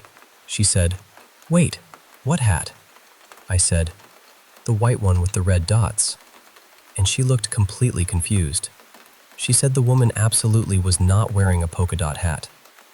In her memory, the woman was wearing a straw hat, like a light tan woven summer hat. I thought she was joking at first, but she wasn't. She was completely serious. And the weirdest part is that she was just as certain as I was. I can still picture that white hat with the red dots so clearly. I remember looking for it when we were driving around, scanning the cemetery for that exact hat. But my friend said she had been doing the same thing, only she was looking for a straw hat. Everything else matched. The woman's age, her clothing, her build, the short hair, the confused way she spoke. All of that lined up, just not the hat. And I know memory can be strange. I know two people can see the same thing and remember it differently. But this wasn't a tiny detail, at least not to me. It felt so specific. The whole thing has been sitting with me ever since. The way she appeared so quickly, the way she seemed lost, the way she vanished before we could find her again, and then this one detail that somehow split into two completely different memories. I don't know what to make of it. Maybe it was just our brains filling in the blanks in different ways.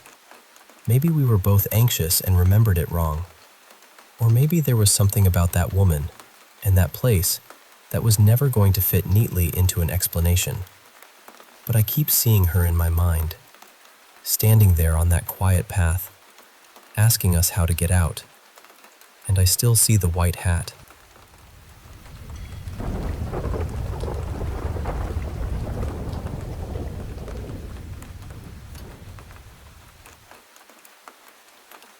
Back in 2012, I started working as a tour guide at the Old Manse in Concord, Massachusetts. It's one of those houses where history doesn't feel tucked away behind glass. It feels awake. The house was built in the late 1760s for Reverend Elias Emerson, the town minister, and it stands right near the North Bridge, where some of the first shots of the American Revolution were fired in April of 1775. Elias was also connected to the family line of Ralph Waldo Emerson, so the place already had this deep literary and revolutionary weight to it. When the war began, Reverend Emerson joined the colonial army as a chaplain and was eventually sent north to Fort Ticonderoga. He never made it home. He became ill and died in 1776, leaving behind his wife, Phoebe, and their children. A few years later, Phoebe remarried the new town minister, Reverend Ezra Ripley, and they raised more children in that same house. After Phoebe and Ezra passed, the home stayed in the family.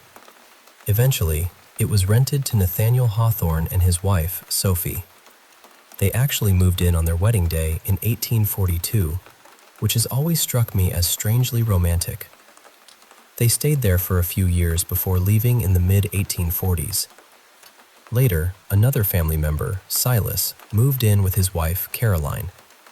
After Silas died, Caroline supported herself by tutoring young men who were preparing for Harvard. She was brilliant, completely self-taught in languages, science, history, philosophy, mathematics, and law.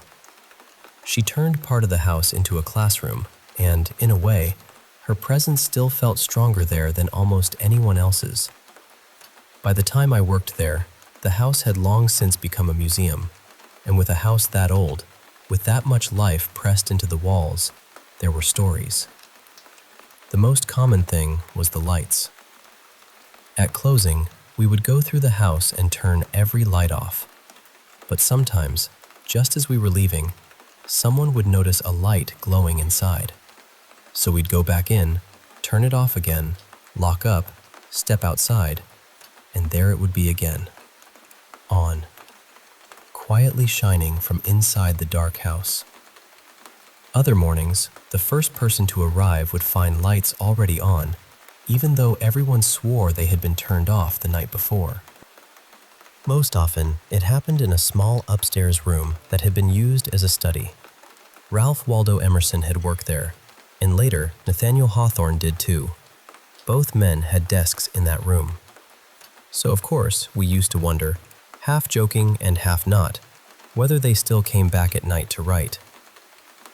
That room had another story attached to it too. It was said that Reverend Emerson had stood at that window on April 19, 1775, watching the fighting at the North Bridge. One day, I was leading a tour and had the group gathered near the top of the stairs, just outside that room. A visitor asked me, very casually, "Who's the man in there?" I thought he meant the portrait of Hawthorne hanging on the wall, so I told him that was Nathaniel Hawthorne. He nodded, and we moved on. A few minutes later, when we actually stepped into the room, I noticed he looked confused. Then I heard him quietly ask another guest, "Where did the man at the window go?" I asked him what he meant. He said he had seen a man standing by the window, looking out toward the bridge. He described him as wearing a wide-brimmed hat and a dark coat, the kind of thing a colonial-era minister might have worn. The thing is, no one had left that room. I had been standing right outside the whole time, and we didn't have costumed interpreters. There was no actor, no staff member, no hidden exit. Just an empty room, a window facing the bridge, and a man who apparently vanished before we walked in. But the moment I think about most happened on my very first day. I had come in early to fill out paperwork before the museum opened. There was only one other person there, my site manager, a British man named Martin. I went into the house to get things ready for the day and ended up standing in the room Caroline had once used as her classroom. I was alone. Then, from directly behind me, I heard a woman's voice say, clear as anything, "Tell me what you know." I turned around immediately. No one was there. There was nowhere anyone could have gone without making noise. The floors were old, the doors were loud, and the whole house had that creaking honesty old buildings have. You couldn't sneak through it easily. I went back to Martin and asked if anyone else was in the house. He said, "No, just us. Why?" So I told him what happened, and he didn't look surprised at all. He said that sort of thing happened now and then, especially to male staff members and volunteers, and almost always in that same room. I've thought about that ever since. Maybe it was Caroline, still testing the young men who came through her classroom. Maybe she mistook us for students trying to prove ourselves worthy of Harvard. Or maybe she just wanted to make sure we knew what we were talking about. Either way, I never gave a tour in that house casually again.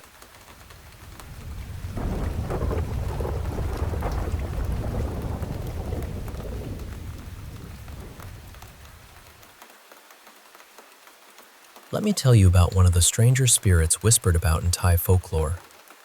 It is not the kind of ghost that floats through a doorway in white cloth or cries beside a lonely road.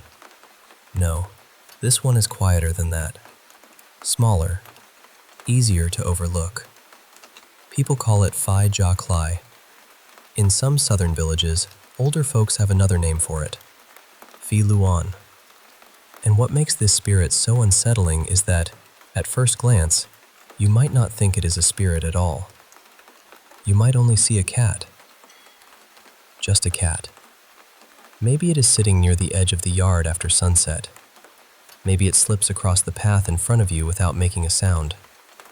Maybe it watches from beneath an old wooden house where the shadows are thick and the earth smells damp. But the stories say that if you look closely, you will know something is wrong. Its fur is black, but not the soft, shining black of a healthy animal. It is dull and rough, almost lifeless. Some say the fur grows the wrong way, pointing forward toward the head instead of back toward the tail, making the creature look swollen and unnatural. And then there are the eyes, The old storytellers describe them as deep red, glowing faintly in the dark, like fresh blood caught in moonlight. The Jaki is said to move with frightening speed. It prowls mostly at night, and during the day it hides underground, in holes, burrows, or hollow spaces beneath the soil. If someone spots it while the sun is still up, it will not stay to be stared at. It bolts away and vanishes into the earth before anyone can get close. People believe this ghost cat hated humans. Some traditions say it was not born naturally at all, but created through dark magic. A sorcerer, someone skilled in curses and hidden rituals, could make such a creature and keep it as a servant. When the sorcerer wanted revenge, the ghost cat would be sent out in the night. And once it found its victim, the trouble could begin. Illness, madness, sudden weakness, even death, if the stories are to be believed. But there is another version too. In that telling, the Jaki begins as an ordinary cat. Then, little by little, something changes inside it. It develops a hunger for raw flesh and blood.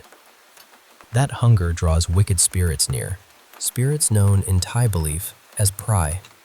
And once those spirits enter the animal, the cat is no longer only a cat. It becomes something cursed. What makes this legend especially interesting is that the Jaki was not only spoken about in village stories. There are old references to beings called Jaki in ancient Siamese law, including records from the Three Seals law of the early Ratanakosin period. One strange legal idea said that if a person being accused in court could prove the accuser was one of these supernatural beings, the case could be dismissed. Now, whether people took that literally or symbolically, it tells us something important. Belief in these spirits was not just entertainment. It lived inside the way people understood danger, justice, illness, and fear. The Jaki is sometimes compared to Japan's nekomata, another supernatural cat from folklore. But the Thai ghost cat feels darker in a different way. It does not need to transform into a person. It does not need to speak. It remains in the shape of a cat, and that is what makes it so disturbing. Because cats are familiar to us. They sleep beside our homes. They wander through kitchens. They curl up in doorways and stare at things we cannot see. And maybe that is why this legend lasts. The fear is not only that a monster might come from the forest, it is that something ordinary, something we trust, might be hiding a curse beneath its skin. Today, fewer people truly believe in the Jaki the way they once did, but the name still appears in folklore collections and ghost stories, lingering like a scratch on an old wooden door. And somewhere, in a quiet village after midnight, when a black cat slips under the floorboards and its eyes catch the light just wrong, someone may still remember the warning. Do not follow it. Do not touch it. And whatever you do not let it know you are afraid.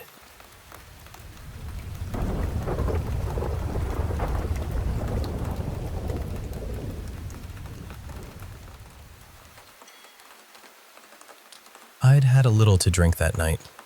Not enough to be completely gone or anything, just enough to feel loose and tired. I was watching YouTube, and I ended up on one of those videos about disturbing documentaries. One of the documentaries they talked about was about sleep paralysis. Now, I don't have some long history with sleep paralysis, but when I was younger, I did see things sometimes. Shadows, people, animals, things that no one else ever saw. So I'm willing to admit that maybe it was just a kid's imagination, or that thing where you think you saw something and your brain fills in the rest. But there are a few things I still can't explain. A few years ago, I moved into a 3-bedroom townhouse. I moved out almost a year ago, but not because of what happened there. Honestly, it was because the rent got ridiculous. The layout was a little strange. There was one bedroom downstairs, along with the living room, kitchen, and a bathroom. Then there were 2 bedrooms upstairs and another bathroom. I stayed in the downstairs bedroom. The first month was normal. just moving in, unpacking, getting my room set up. My roommates lived upstairs with their little boy, and his room was right above mine, so there was a lot of running and jumping. Because of that, I slept with a small fan on for noise. I still sleep with one now. Then one night, I woke up with this strong feeling that someone was in my room. My eyes immediately started filling with tears, but it wasn't like I was crying. I didn't feel sad. I didn't feel like I was about to break down. My eyes were just watering like my body knew something before I did. Then I felt hair brushing against my upper back.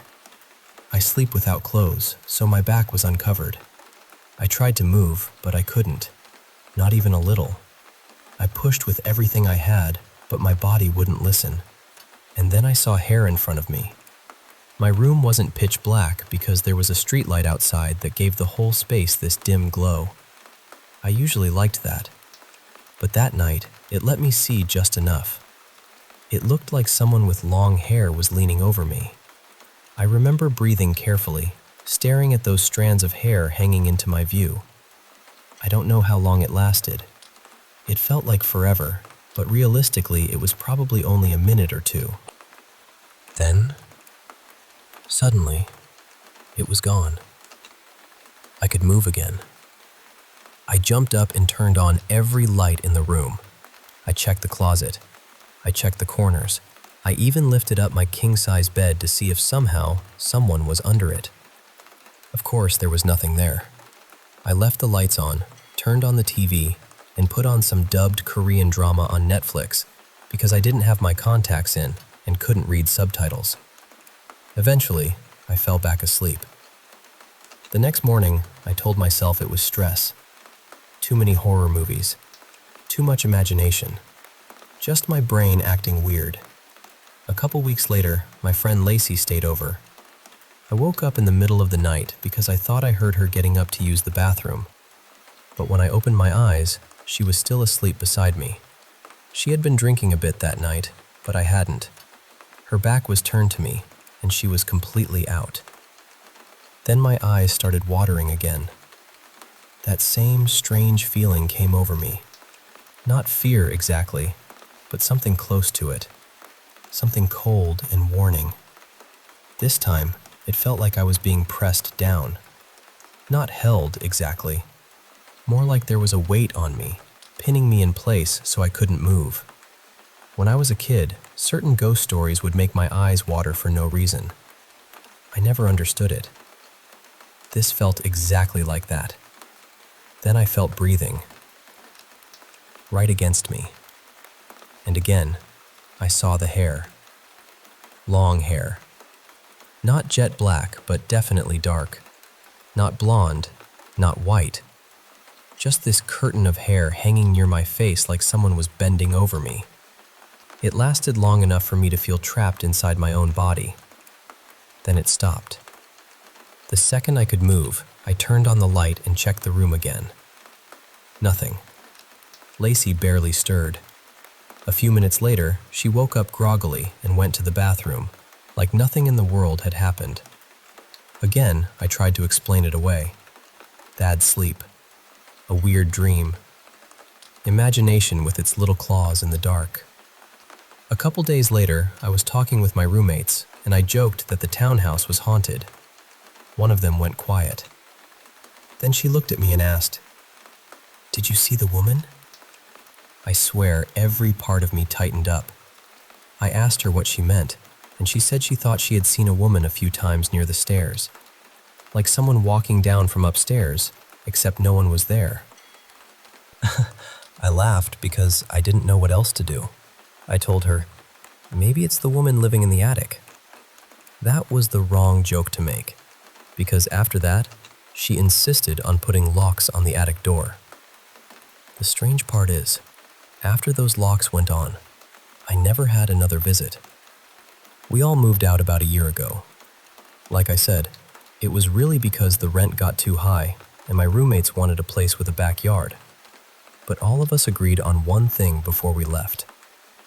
Sometimes, out of nowhere, you could smell freshly smoked cigarettes in that townhouse. None of us smoked. Nothing like that has happened in my new place. But I'll be honest with you. While I'm telling this story, my eyes are starting to water again.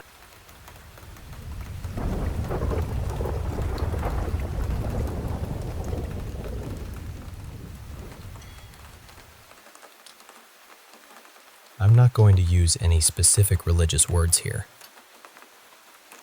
So for places people usually call a church, mosque, temple, or shrine, I'll just call them God's home. You know, as humans, we often ask God for something. Whenever we pass by God's home, we lower our heads, whisper a prayer, and ask for a blessing, a wish, or sometimes even a miracle.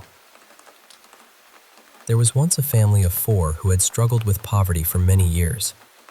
They had a small roof over their heads, but most days, even putting food on the table was difficult. The mother sold vegetables in the market, and the father worked at construction sites whenever someone hired him.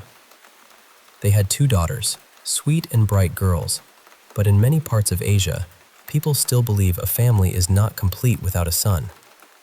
And that thought lived inside this family, like a shadow.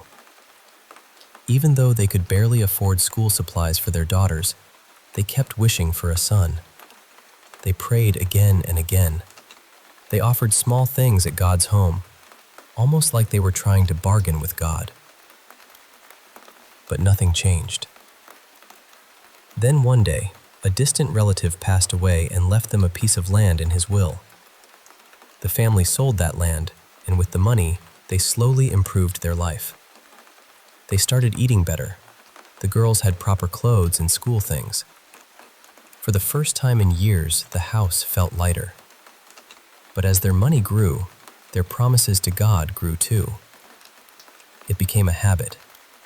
Whenever they passed God's home, they asked for a son.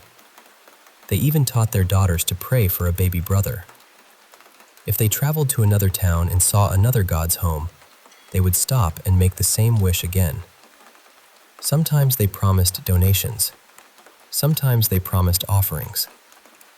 They didn't really understand what they were doing or how many promises they were making. After some time, the wife became pregnant. This time they visited even more God's homes. Their prayers became stronger, their promises bigger. And then, the child was born. It was a boy. They named him Ariv. The family was overjoyed. They felt like their biggest wish had finally come true. They donated at some of the places they remembered, trying to keep their promises. But soon, something began to feel wrong. Ariv was always sick. Not just once in a while, almost all the time. Some weeks he would get better, then suddenly fall ill again. They took him to doctors. They did tests. They bought medicines. But every report looked normal, and still, the boy kept suffering. 2 or 3 years passed like that. His health kept going down, and the family became desperate. They started thinking maybe someone was jealous of them. After all, their life had changed quickly. They had received money, their condition had improved, and then they had a son. Maybe, they thought, someone had cursed them. So one day, someone suggested they visit a medium. The parents went, hoping for an answer. The medium listened quietly and then said, "He is waiting for you to fulfill your promises." The father asked, "Who is waiting?" And the medium said, "God." The parents froze. The medium explained, "You asked at too many God's homes for a son. One of them blessed you. But now that God is waiting for you to keep the promise you made there, He gave you what you asked for, but you forgot what you promised in return." The mother began crying because they had made so many promises in so many places. They had even taught their daughters to ask for a brother. How could they know which God's home had answered them? The medium said, "He is angry. Your son's health is suffering because of that anger. The one who gives can also take away." The family was terrified. After that, they began praying with a different heart, not asking for more, not bargaining, not offering things like a trade. They asked for forgiveness. They admitted they had been careless with their promises. For nearly a month, they prayed, visited the places they remembered, and did what they could to make things right. And then, slowly, Arif's health began to improve. The fever stopped coming back. His body became stronger. His face looked alive again. Within a short time, he was running around the house like he had never been sick at all. And from that day on, the family never treated prayer like a bargain again.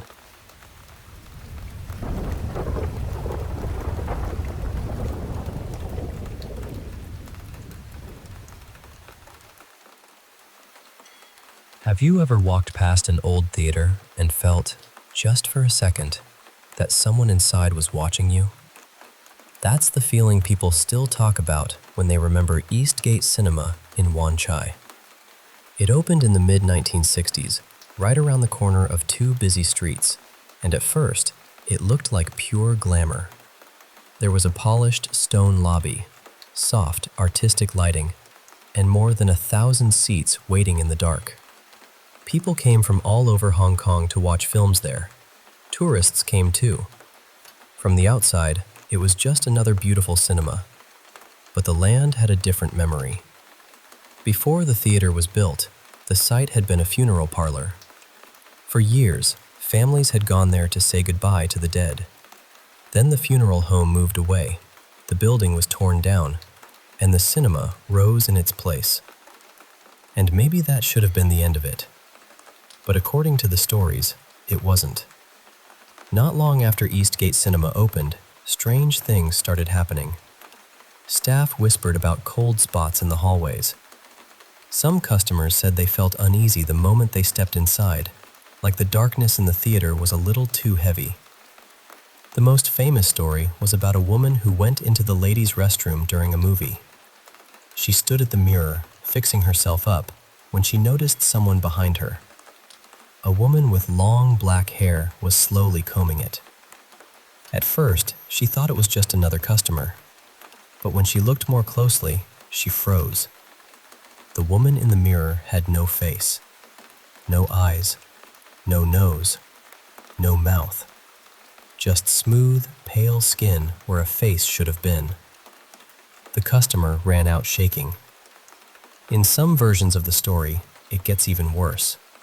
They say when she left the cubicle, she saw a headless woman standing at the sink, calmly combing the hair on her own severed head.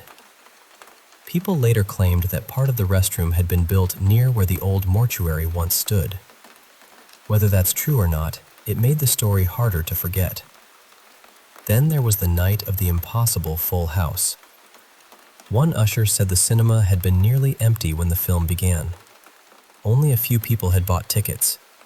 But halfway through the screening, he looked across the room and saw every seat filled. Not with ordinary customers, with pale, silent figures.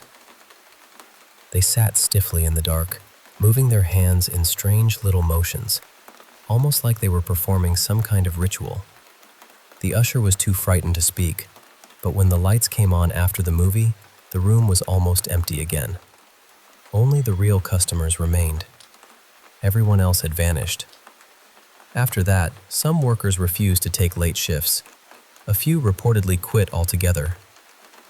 And from then on, when people said a cinema had a full house, the phrase carried a colder meaning.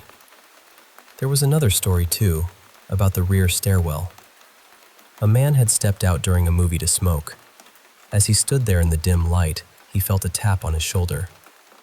A voice said, very politely, "Brother, can I borrow a light?" He turned and saw a man standing behind him. His face was gray and sunken, his eyes dark and hollow. Still, the smoker handed him the lighter. The stranger lit his cigarette, said thank you, and then simply disappeared into the shadows. After that, people said the stairwell never felt empty.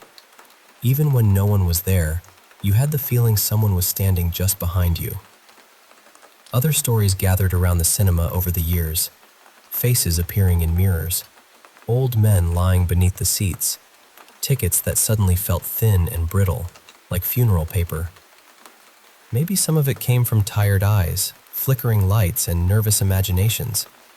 Cinemas are strange places after all.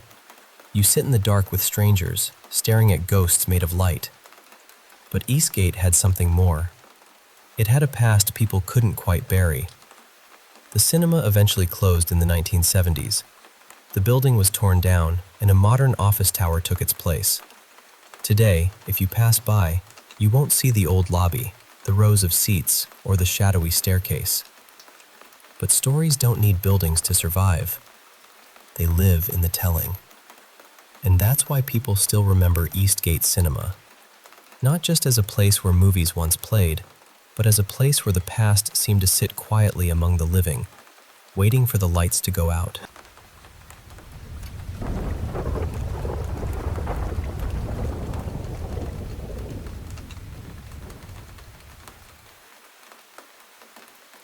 I was driving back from Texas headed toward Mississippi when I decided to pull off near Poverty Point in Louisiana. The sun was already sinking, and honestly, I almost kept driving. But I'd heard about the place before, and something in me thought, just go, stretch your legs, see it for yourself. So I did.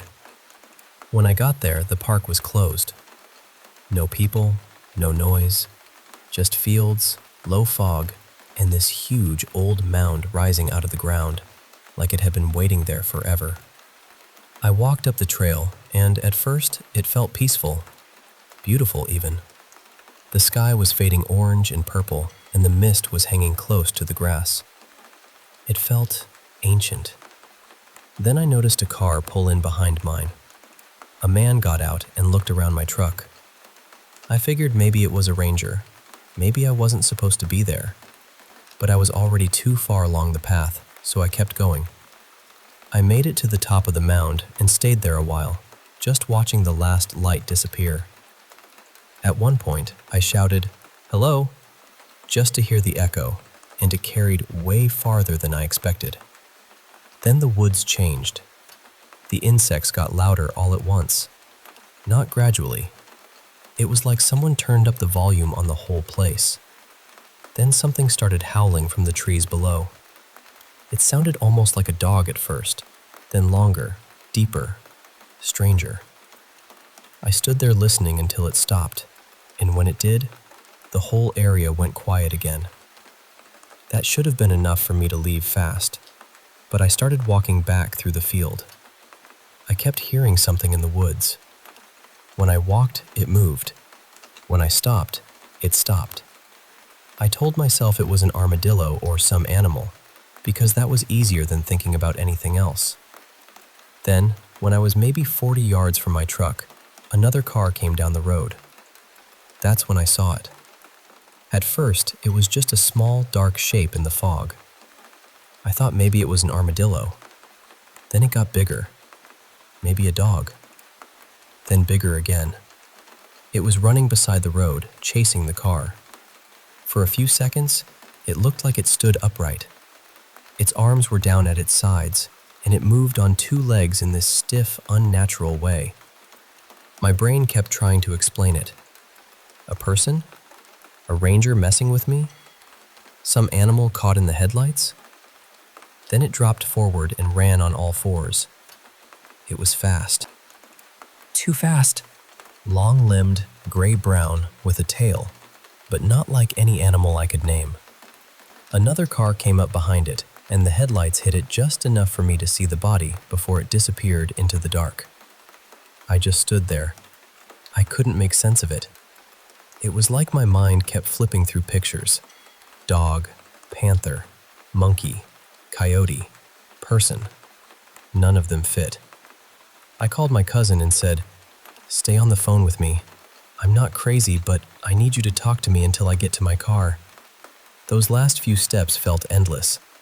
When the truck lights flashed as I unlocked it, I have never felt so relieved in my life.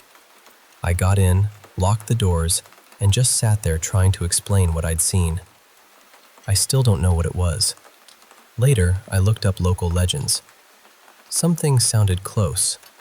Rougarou, Dogman, shapeshifter stories, even some older native stories people connect to places like that. But I'm not saying I know what I saw. I'm only saying this. Something crossed that field in front of me that night, and it didn't move like anything I've ever seen in the real world.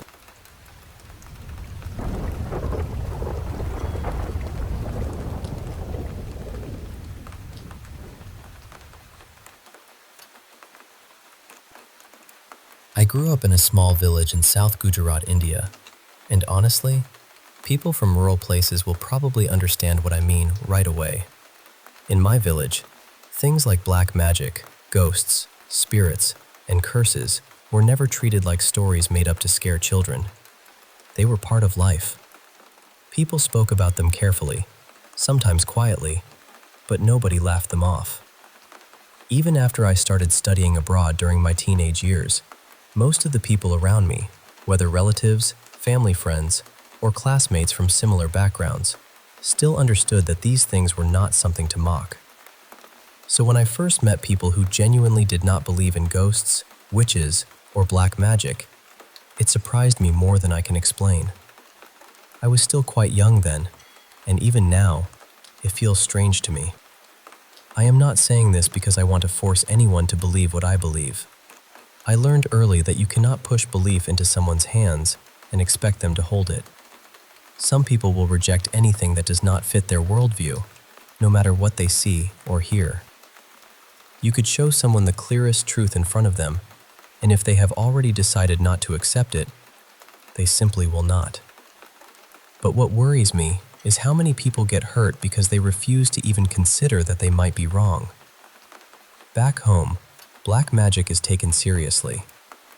When something like that happens, people usually recognize it quickly and try to deal with it. Not always perfectly, of course, but at least they do not ignore it until it is too late. Most of the time, the person affected survives because the family acts fast. But while studying in New Zealand, I saw two situations that shook me deeply. The first was a relative named Nilesh. I had attended his wedding, and I remember him as a kind man, maybe a little too trusting, but not a bad person at all. He did not believe in ghosts or black magic. A few years later, another relative admitted that she had done black magic on him. Shortly after his wedding, he suddenly became very sick with what seemed like the flu. He had been healthy before that, a young man in his early 30s, full of life, and then within days, he was gone. People can call it coincidence if they want. I understand that. But for those of us who knew the details, it did not feel natural. The second person was a family friend named Rohan. He called himself a secular humanist, and he was very firm about not believing in God, spirits, or anything beyond what he could explain. I always felt he was too dismissive, not because he asked questions, but because he refused to respect even the possibility that something could exist outside his understanding. One day, his mother was given food by a woman she barely knew. There were concerns that something had been done to it, but Rohan ate it anyway because he wanted to prove that black magic was nonsense. A few days later, he became severely ill. A spiritual practitioner in India was contacted, and interestingly, he did not say to avoid doctors. He actually told the family that Rohan needed to go to the hospital as part of the treatment. But Rohan refused for several days, partly because he did not want to follow advice that came from someone connected to the paranormal. By the time he finally went, his condition had become very serious. He slipped into a coma and passed away soon after. The cause was never clearly explained. I know some people listening to this may not believe any of it. Maybe you grew up in a place where disbelief felt safe, where the paranormal was treated like entertainment or superstition. I understand that your life may have taught you something different. But from where I come from, ignoring these things can be dangerous. Questioning is fine. I actually think it is healthy to question. But refusing to look at evidence, inventing explanations just to avoid discomfort, or mocking people who have experienced these things is not wisdom. It is pride dressed up as logic. When life is normal, It is easy to say, "I don't believe in any of that." It is easy to laugh when nothing is happening to you. But if one day you feel deep down that something is wrong, if you are experiencing hauntings, strange disturbances, or signs of black magic, please do not ignore it just to protect your pride. Speak to someone trusted, not a random person online, not someone who wants to scare you or take advantage of you, but a known and respected expert. A genuine person will not tell you to reject medical or psychological help. In fact, many of them will encourage it if they think it is needed. Real help should protect you from every side. Now that I am older, I am trying to understand people who do not believe. I am trying to have more patience and sympathy because I know everyone comes from a different life and different experiences. But I also feel strongly that awareness matters, especially about black magic. I do not have a full plan yet, but I know I want to do something. Even if it only helps a few people take these things more seriously before it is too late, that would matter to me.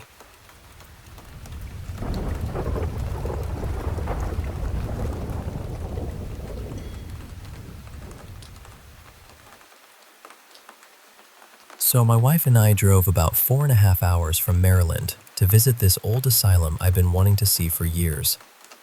Ever since I was a teenager and watched a paranormal special film there, I got completely pulled into the history of Kirkbride buildings. I mean, fully pulled in. The architecture, the stories, the atmosphere, all of it just stayed with me. We got there yesterday and basically went straight to the asylum. We had a guided paranormal tour scheduled for later that night, around 9:30, so we decided to do the daytime historical tours first. Our first guide was Maddie, and she took us through the North Wing. A lot of people had recommended that tour because the night tour doesn't go through that section. It ended up just being my wife, me, and the guide, which made everything feel more personal and, honestly, a little more intense. During the daytime historical tours, they're not supposed to talk about paranormal activity. If something strange happens and there's any possible normal explanation, they're expected to explain it away. Maintenance, another tour, someone nearby, things like that. The North Wing used to house some of the more difficult patients, including people moved from the forensic building. There were also recovery rooms connected to lobotomy procedures, including one area for documented surgeries and another tied to more experimental procedures. We were allowed to walk around some of those recovery rooms for a bit. At one point, my wife and I were in one of the side rooms, and I knocked that little shave and a haircut rhythm on the wall and asked if anyone there could finish it. Nothing happened right away, but later, as we were walking outside to look at the exterior part of the campus, we heard 2 loud bangs on a window from the recovery ward. Not soft taps, loud bangs. That part of the building wasn't even restored enough for visitors to safely enter. Maddie looked startled for just a second, then told us another guide sometimes liked to mess with her if he saw her outside. But from what we understood, nobody was supposed to be in that wing except the owner or maintenance and security staff. That was the first moment where I thought, okay, that was odd. Our second tour that day was with Jessa. It was about 90 minutes and covered all the floors of the main building, plus part of the medical center. Nothing huge happened on that one, but a few rooms really affected me physically. The seclusion rooms in the aggressive women's ward gave me this sudden sharp headache and a wave of nausea that felt very unlike me. The strangest moment happened on the 4th floor, near the area that leads up toward the clock tower. The whole group heard a whistle come from down one of the hallways. I didn't say anything at first, but another woman asked if anyone else had heard it. Jessa just gave this knowing little smile and didn't comment. I also kept smelling cigarette smoke throughout the main building that morning, especially near the front lobby by the restored ward. It would come and go, but it was strong enough that I kept noticing it. Later that night, we came back for the guided paranormal tour. I'm pretty sure our guide's name was Jake, and he knew that place incredibly well. What I appreciated most was that he seemed naturally skeptical. He He wasn't trying to make everything spooky. That actually made the strange things feel more believable. Across the whole tour, I kept feeling lightheaded in certain places. There was also this pressure in the air sometimes, almost like tension before a storm. I had headaches, ear pain, and even some eye pain in different spots. On the first floor, in the restored admissions wing that later became a geriatric unit, my wife suddenly smelled something awful in a room away from the group. She said it was like sour body odor mixed with rot, and that it burned her nose. Then it vanished almost as quickly as it appeared. A little later, we rounded a corner into what used to be a nurse's station. While we were standing quietly and listening to Jake talk, we heard what sounded like someone speaking nonsense words, almost like an adult imitating a toddler. There was also a faint sound underneath it, like a TV or radio playing in another room. That one genuinely scared me. It didn't feel playful. It felt strange in a way I still don't really know how to explain. On the second floor, which had also been used for geriatric overflow, certain rooms smelled strongly of fresh urine. I know that sounds unpleasant to mention, but I used to work in elder care, and I know that smell. This wasn't old building smell. It smelled fresh, and I'm almost positive no one had used a restroom anywhere near that room. The third floor had a completely different feeling. There are said to be two former residents, Frankie and Lenny, who were close friends when they lived there. Their room has 2 closets and a table in the middle with playing cards, cigarettes, money, photographs, magazines, and other little offerings people have left behind. The first time we went into that room, all 6 of us heard what sounded like furniture being dragged in a room down the hall. The second time we went in, my wife touched the table, and immediately there was this loud clicking or clinking sound from the closets. We found out the next day that people often associate that sound with Frankie and Lenny wanting to play cards. That room actually felt lighter than the rest of the building, almost like a break room in the middle of all that heaviness. The fourth floor was the one that stuck with me the most. My wife and I both saw this strange shadow shape near a window at the end of a hallway. It moved in this wavy, almost snake-like way, dipping in and out of view. My first instinct was to turn around. It was like my brain said, "You are not supposed to be seeing this." But my wife kept staring at it. Later, she told me she felt suddenly angry for no reason and almost compelled to keep watching it. She was actually upset when the guide moved us along. Once we got off that floor, the feeling faded for both of us. I also smelled burning wood as soon as we got onto that floor, which was strange because it didn't seem to be coming from anywhere obvious.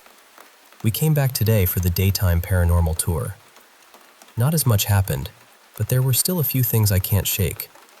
In the aggressive women's ward, we kept smelling perfume. Strong, old-fashioned perfume, almost like something from an Avon bottle. It didn't seem like it was coming from anyone in our group. At one point, it smelled like someone had sprayed it directly in front of my face. Later, I stepped out of a small room, walked into the next one, then crossed the hall and stood near an old whiteboard and a fire extinguisher while waiting for my wife. I was looking through a doorway at the end of the hall when I saw a figure move from right to left in maybe 3 strides. It didn't feel negative. It actually felt more like a staff member rushing somewhere than a resident spirit. Just quick, purposeful, and gone. Our guide for that tour was Kylie. Her father works as a paranormal investigator at the asylum, and she showed us several photos people had captured there. Some of the shadow figures looked incredibly human, with shapes that seemed to show clothing and posture. She also showed us a photo of a wet human footprint found on the 4th floor, and it appeared to have 6 toes. There was also a video from the medical building where a guest heard a terrible scream in the room with him. He panicked immediately and wanted out.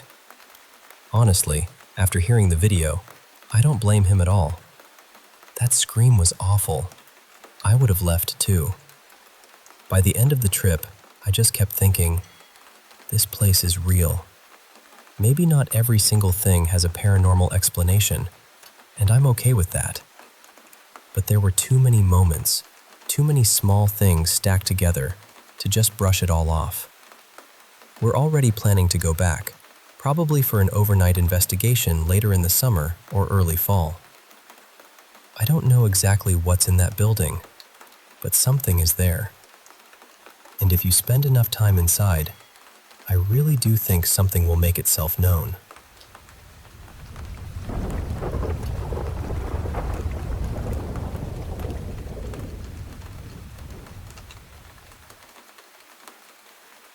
I'm the oldest child in my family, and I'm 20 now. My younger brother Ryan was born in 2009, so he's 16. Before he came along, though, my mom went through a really painful stretch. Around 2008 and early 2009, she had several pregnancies that didn't make it. Some were miscarriages, and some were medical emergencies tied to complications with her blood type. She's A negative, my dad is O positive, and because she was still pretty young and things got complicated, most of those pregnancies ended early. But the one right before Ryan was different. That baby was a boy, and my mom lost him around the 7th month. She saw him after he was delivered. He was still, and I don't think that image ever really left her. Not long after that, she had my brother, and as we grew up, she would tell us something I never knew how to process. She said sometimes she could see that baby or hear him crying. She said it happened so strongly at times that she would start lactating, even though she knew it wasn't Ryan crying. And this didn't just happen once or twice. It carried on through my brother's childhood. Now that we're older, she still talks about him. She says whenever she starts to forget him, even a little, he shows up again. And the thing is, I'm not particularly religious. I'm not someone who jumps to spiritual explanations. Neither is my brother. But we've both had moments in this house where we felt something. Lately, I've even started seeing him too. Not clearly. Not like someone standing in front of me having a conversation. It's more like a tall, thin figure passing through the edge of my vision, wandering through the house like he lives here too. My mom has this theory that he feels left out. Whenever she buys something for Ryan out of love, or whenever our family is happy and laughing together, she thinks he gets upset. Not angry exactly. More like he wants to be included. We live right under the terrace, and in the evenings, we sometimes hear what sounds like someone running around up there. Sometimes it sounds like a ball bouncing. The strange part is that one of our neighbors once told my mom he saw her kid playing with a ball on the terrace. The ball had rolled over to his side, since our terraces are on the same level and right next to each other, so he returned it. But Rianne hadn't played on the terrace in years. A few days ago, my mom said she was in her room and heard someone tossing a ball in the hallway outside her bedroom, over and over again. Throwing it, chasing it, throwing it again. She checked, and it wasn't Rianne. He was asleep. There was another time that still sticks with me. It was summer break, late at night, probably around 2 in the morning. Rianne and I were in the living room watching movies. We were laughing a lot, getting along better than usual, just having one of those rare sibling nights where everything feels easy. At some point, I put my earbud case on the sofa. Rianne saw me put it there. Then, seconds later, it was gone. And for some reason, we both got really unsettled. Our house is old and cluttered, so losing something small shouldn't have been a big deal. But this felt different. We searched everywhere. We tore through cushions, checked under furniture, looked in rooms we hadn't even gone into. Eventually, our parents got involved too. Nothing. After hours of searching, we gave up and went back toward the living room. And there it was.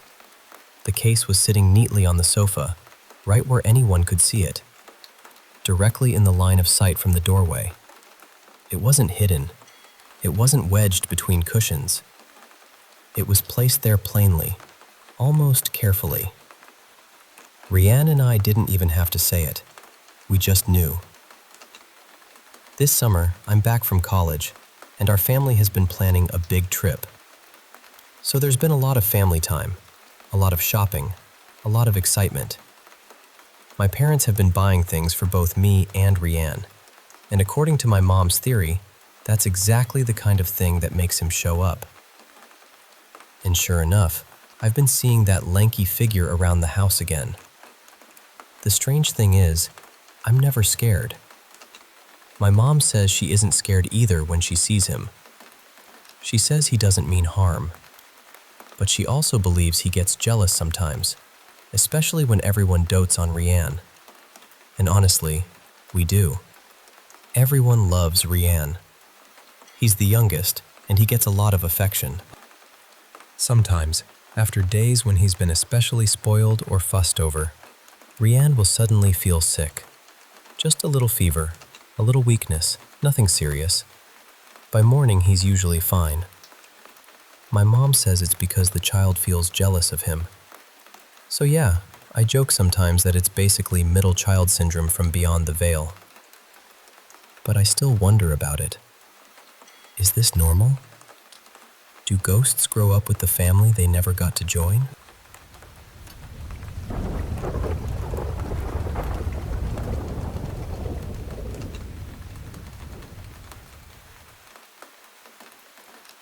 A few years back, I went with my then girlfriend and a couple of her friends to do the Waverly Hills Sanatorium tour. It was for one of their birthdays, and I'll be honest with you, I've always been skeptical about paranormal stuff. Not closed off to it exactly. I actually want to believe there's something more out there. I just don't usually accept things unless I've seen them myself. My brain always tries to find the reasonable explanation first before letting me jump to anything supernatural. So we get there, and the guides are doing their usual talks. You can tell some of it is probably something they've said 1,000 times before, but even so, the place has a heavy feeling to it. It's creepy in a way that gets under your skin. Even if you don't believe in ghosts, the history alone is enough to make the whole building feel charged. We moved through different parts of the facility, and our guide showed us some strange photos that had supposedly been taken in the rooms we were standing in. He also took us down near the tunnel they used back then, and honestly, the whole tour was really interesting. I learned a lot. But at that point, I still felt like most of it was probably just part of the experience. A haunted tourist attraction, you know? Creepy, well done, but still a show. Eventually, we got to the dorm and kitchen area. The guide started telling us about the hauntings people had reported there. The dorm rooms were small, maybe around 12 feet across, with old door frames instead of actual doors. On one side, there was a balcony area. On the other side was the hallway where our group was standing. Then the guide said he wanted to try something with shadow figures, or shadow people. Personally, I've always thought that kind of thing could be your brain playing tricks on you in the right lighting. And the fact that he wanted everyone to stand in one very specific place made me even more suspicious. He started calling people up one at a time, and while everyone else was focused on that, I just began looking around the building. That's when I looked through the doorway right beside me. Across the room, on the far side, I saw a man standing there. I couldn't make out his face clearly. It was too dark. But there was this faint bluish light around him. I still don't know if it came from him, or if maybe there was some emergency light nearby that I didn't notice. He looked about 5'9". He had shoulder-length white hair, a white shirt, a faded denim jacket, denim pants, and a bit of a belly. He was just standing there, looking in our direction. We stared at each other for what felt like forever, but it was probably only 15 seconds. And here's the thing that bothered me right away. From where he was standing, he wouldn't have been able to see whatever shadow experiment the guide was doing. So whether he was a real person or something else, it was deeply unsettling. Just this man standing completely still across a supposedly haunted dorm room, watching in silence.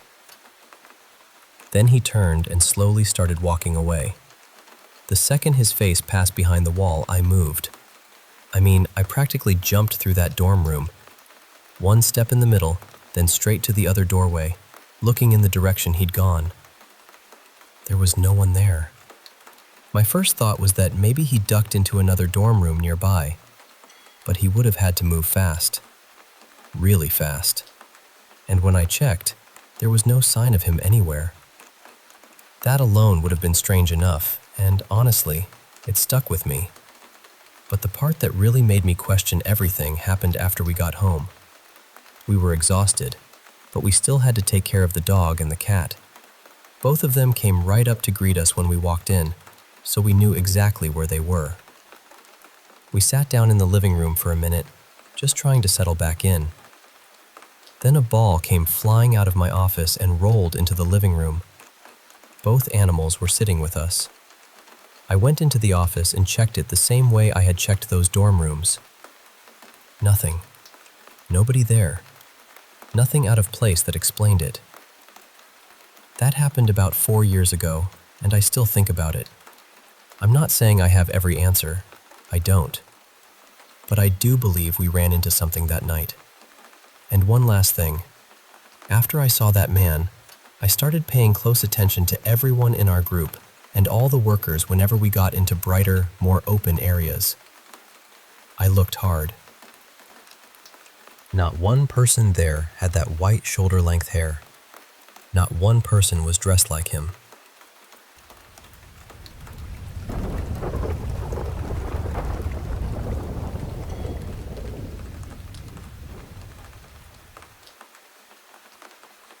Last night, I was on the phone with my friend Marius, and somehow we ended up deep in a conversation about Gnosticism.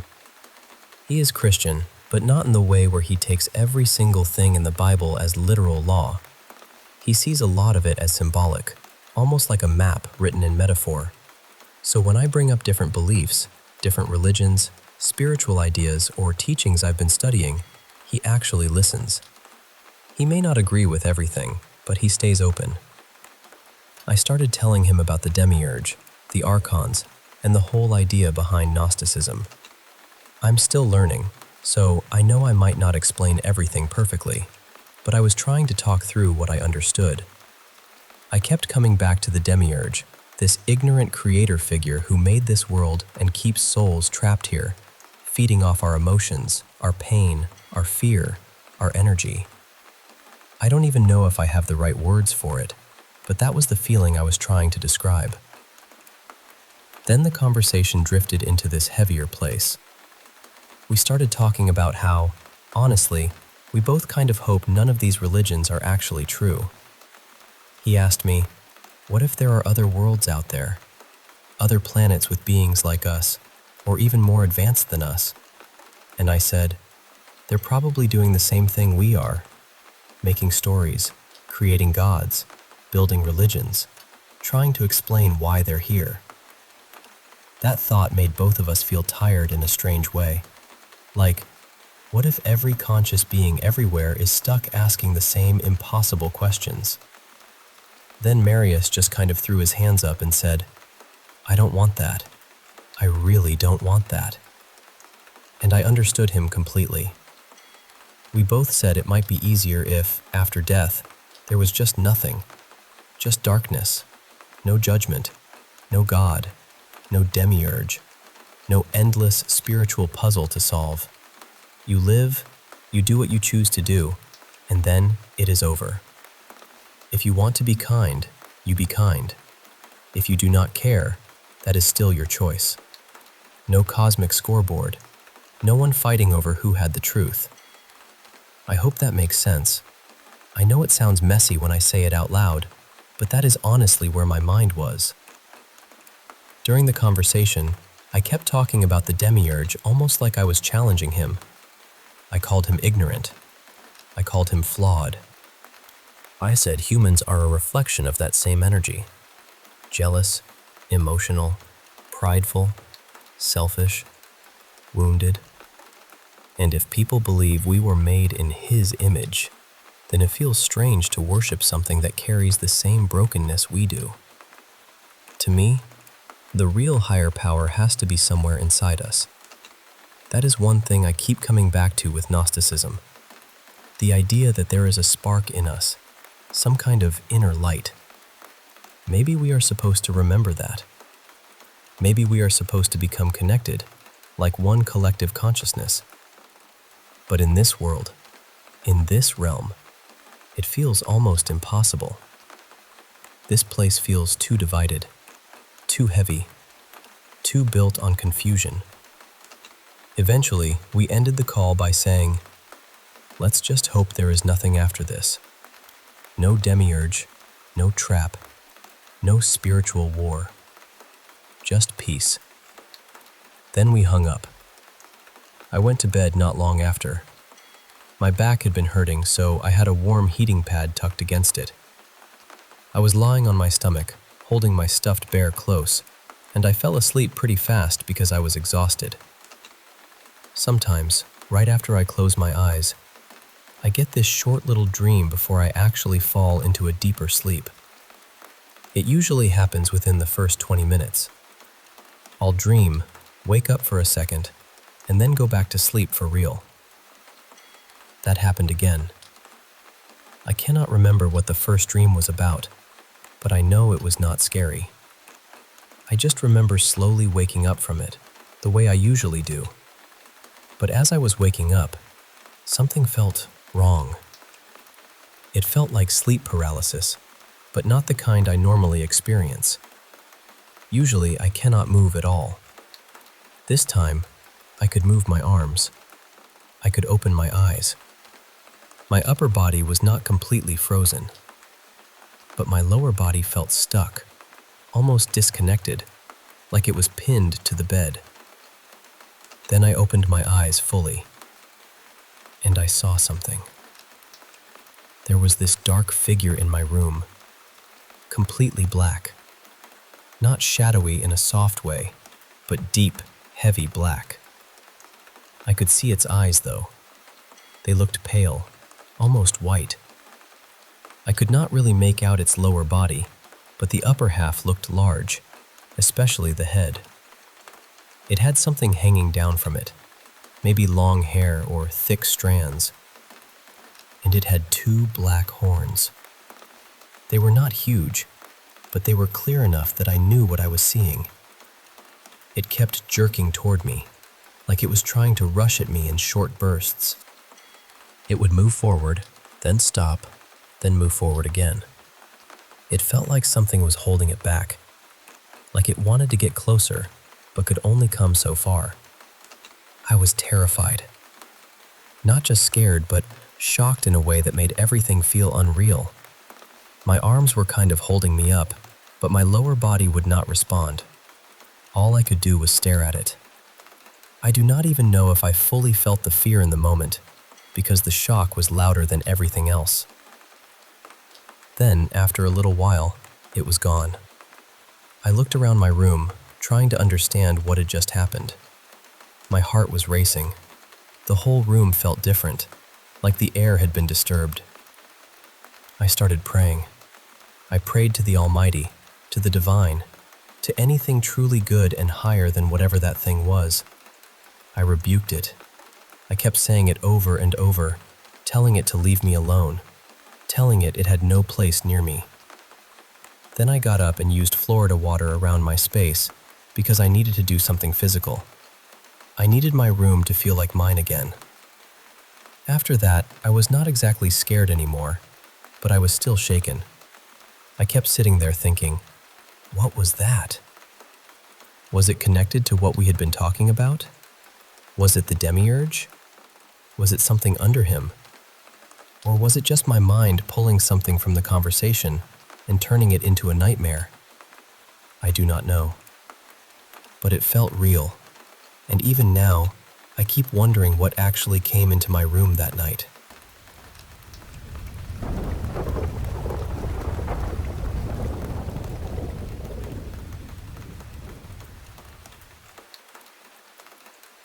I think this happened in early 2023, maybe late February or March.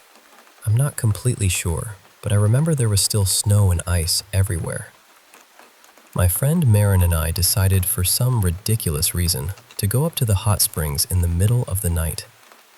It was probably close to midnight. We were not dressed for it at all.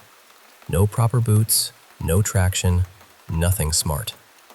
Just the two of us sliding around like newborn deer on this icy trail. We made it a couple miles in, slipping and falling the whole way, and eventually we both realized, okay, if we keep going, we're going to have to hike all the way back, soaked, freezing, and miserable. So we gave up and decided we'd come back another time. The hike back was normal at first. Nothing felt strange. Nothing felt creepy. We were cold and annoyed, but that was really it. Then we got back to the road, and the parking lot was still maybe half a mile away. The whole road had this thick sheet of ice over it, so we were walking really carefully. At one point, Marin stopped because there was this frozen waterfall along the rocks beside us, and she wanted to take a picture. She took the photo, looked at it for a second, and then got quiet. I asked her, "What?" And she said, "I don't know why, but I feel like I shouldn't have taken that." I thought that was strange, so I asked, "Why not?" She just said, "I don't know. I'm deleting it." So she deleted the picture. And right after that, we heard the ice crack beneath us 3 times. Not little cracks, not natural shifting. It sounded exactly like someone very heavy was running toward us, hitting the ice hard with each step. Like someone with a staff, pounding it into the ground. Crack, crack, crack. And then it stopped right at our feet. We were not standing on a frozen lake or anything like that. We were on a paved road with maybe 3 inches of solid ice over it. It should not have been cracking like that. Not with that kind of force. Not in that pattern. It felt intentional. We both froze. I grabbed her, she grabbed me, and for a second, neither of us moved. Then we both knew, without really needing to say it, that we had to get back to the car. So we started walking as fast as we could without wiping out. We were holding on to each other, trying not to slip, and we could hear footsteps behind us. They were moving back and forth. First one side of the road, then the other. Then they seemed to move up the hill on our right, still keeping pace with us. The worst part was this overwhelming feeling that we should not turn around. It wasn't just fear. It was more like a warning inside my body. Don't look. Don't acknowledge it too much. Just keep moving. We did say out loud that something was following us. We were praying too, just asking for protection, talking to each other enough to stay calm, but not too much.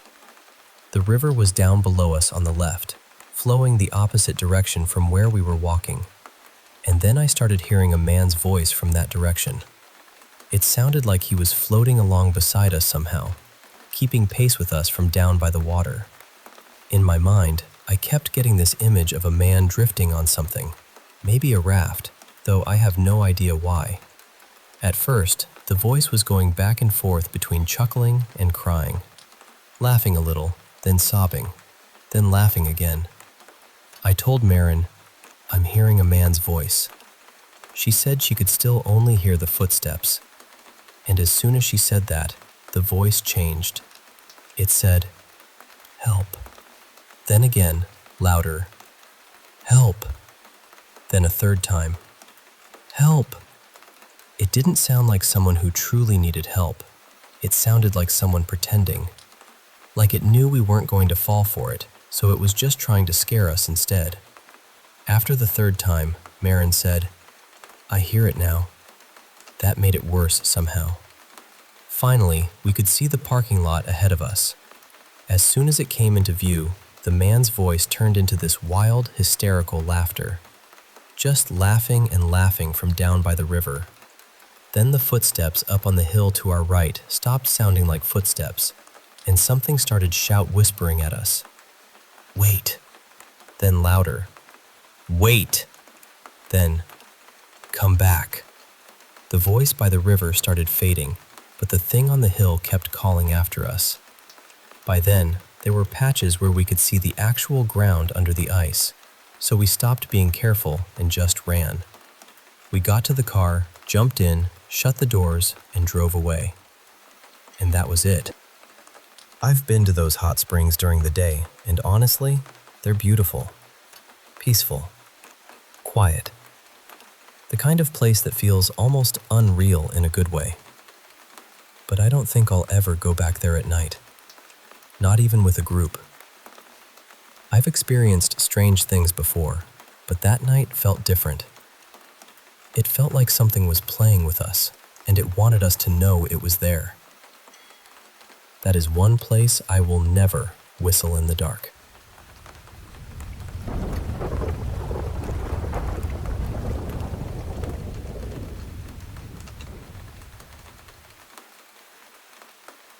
I honestly don't even know where to start.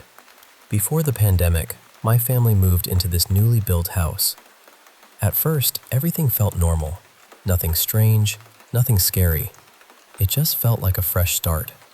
But then the pandemic happened, and suddenly I was stuck at home all the time. My sleep schedule got completely ruined. I would sleep in the morning and study at night, so most nights I was alone at the dining table, trying to focus. Our dining table had 6 chairs. One night, while I was studying, I saw something in my peripheral vision. It looked like people were sitting around the table. Not shadows, not vague shapes. People. And they were wearing barong. I tried to calm myself down. I kept thinking, "You're just tired. You need sleep. This is probably just your mind playing tricks on you." But even while I was telling myself that, I was scared. I tried to stand up, but both of my feet suddenly felt freezing cold. It was that awful feeling where you know your feet are there, but you can't move them. So I just sat back down and stayed still. After a while, I could finally feel my feet again, and the second I could move, I ran straight to the bed and stayed beside my mom. I thought that would be the end of it. It wasn't. Back then, I had this cheap Huawei phone. I don't remember the exact model, but I remember one thing clearly. When the battery got too low, maybe around 15 or 18%, it wouldn't let me use the flashlight anymore. One night, there was a brownout. My mom asked me to go to the kitchen and get the lighter. Now, our kitchen sink had black tiles around it, and you could clearly see your reflection there. So I went in, found the lighter, and when I looked at the tile near the sink, I saw someone standing behind me. It was a man. He was wearing a tuxedo. I froze. Then right at that moment, my phone's flashlight shut off because the battery was low. Everything went dark. I ran. I didn't care that I couldn't see properly. I almost tripped on the stairs, but I just kept going. And yes, I have brothers, but none of them would be wearing a tuxedo at night in that heat. Also, it definitely wasn't them. The shape, the height, everything was wrong. Another time, my nephew had just gone back to his mother's side of the family. I was actually relieved because the house was finally quiet. I was alone, and since it was still morning, I decided to clean. While I was moving one of the chairs, I saw a little boy run past me. He was laughing. Even though the chair I was holding was heavy, my eyes followed him. Then when I turned, I saw a girl sitting on the stairs. In my head, I even remember thinking, "She's pretty." Then suddenly it hit me. I was alone. There were no kids in the house. No one was supposed to be there. And the strangest part is, after I realized that, I couldn't remember what the girl looked like anymore.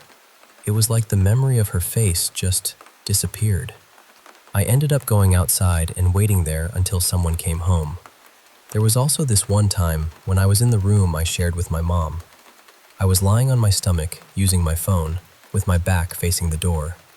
I heard the door creak open. Then I heard footsteps on the tile. After that, I felt someone sit on the bed. I assumed it was my mom. Usually my mom talks to me first, but that time, she was quiet. So I started talking to her. I asked, "What's for dinner?" and said a bunch of other random things. No answer. I hate being ignored, so I was about to turn around and complain. But when I looked toward the part of the bed where I felt someone sit, there was nothing there. Later, I asked my mom and everyone else if they had gone into our room. No one had. My brothers were busy doing their own things, and at that time, it was just me and my mom at home. So apparently, I had been talking to no one. My mom said maybe it was the cat jumping on the bed, but I know it wasn't. If it were my cat, she would have climbed onto my back like she always does. And cats don't wear slippers. I heard slippers on the tile. Another weekend, I woke up around 8 or maybe 10 in the morning. I thought everyone was home. Everything felt normal. I figured my mom was outside feeding the chickens or gossiping with the neighbors, and I thought my third brother was just in his room. I was boiling water near the sink, and again, because of the tiles, I could see reflections. Then I saw my brother's reflection behind me. I even prepared myself because he always liked to poke my waist, and it hurt, so I was ready to fight back. But he just ignored me and walked past. Then I heard his room door slam shut. A little later, I went to our room. Our rooms were right beside each other, separated only by a thick wall. Then I heard something hitting the wall. I could even feel the vibration from it. I thought he was kicking the wall from his side, so I kicked back. It kept annoying me, so I finally decided to go outside and confront him. But just as I was about to do that, my brother entered the house. He had just gotten a haircut. That means he hadn't been in his room at all. My mom had gone out for groceries. My first brother had gone to work. My third brother had gone to get his hair cut. So who did I see in the reflection? And who was I kicking the wall with? There are honestly so many more experiences, but after a while, it started to feel almost normal. A lot of people in my family have a history of seeing things like this. But for me, it didn't really begin when we moved into the new house. It just became harder to ignore.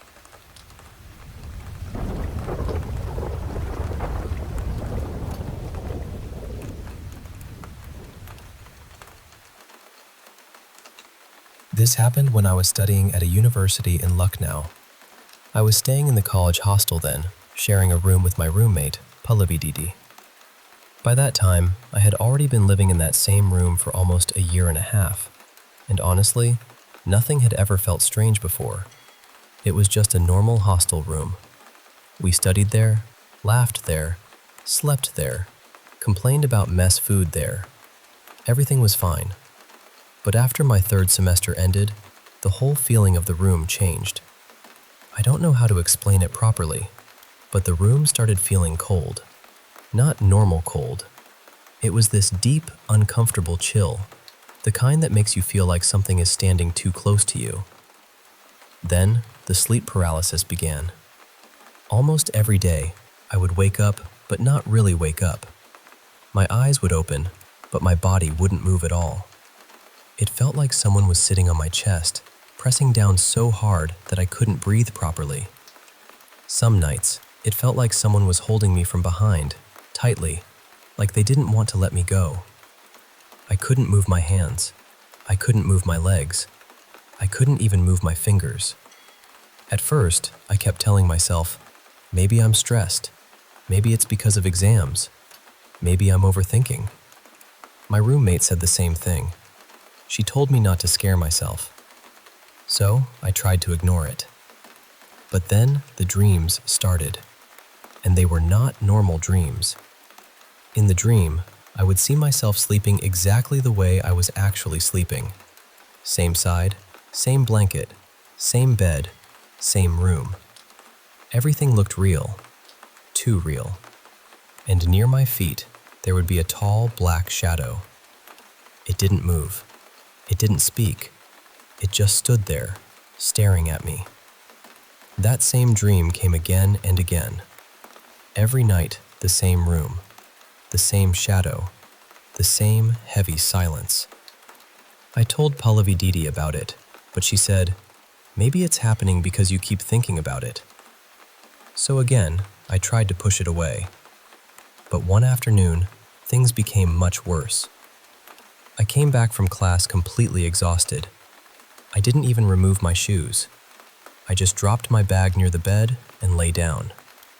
My roommate was in the library, and she usually returned around evening. I fell asleep almost immediately. And then I saw that same dream again. But this time, the shadow didn't just stand near my feet. It came closer. Slowly, it reached my bed. Then I felt something touch my leg, starting from my ankle and moving upward toward my thigh. I woke up instantly, and the worst part was, I could still feel that touch. It wasn't like a dream fading away. It felt physical, real, like someone had actually touched me. I got so scared that I ran out of the room and went straight to another friend's room. I stayed there until my roommate came back. After that day, I couldn't convince myself that the room was normal anymore. Then one night, I was awake on my phone. It was after 2 a.m. Pallavi Didi was asleep, and we had left the door slightly open for ventilation. Suddenly, I saw someone enter the room. It looked like a short figure, walking quietly inside. I froze. I thought maybe it was my roommate returning from the washroom.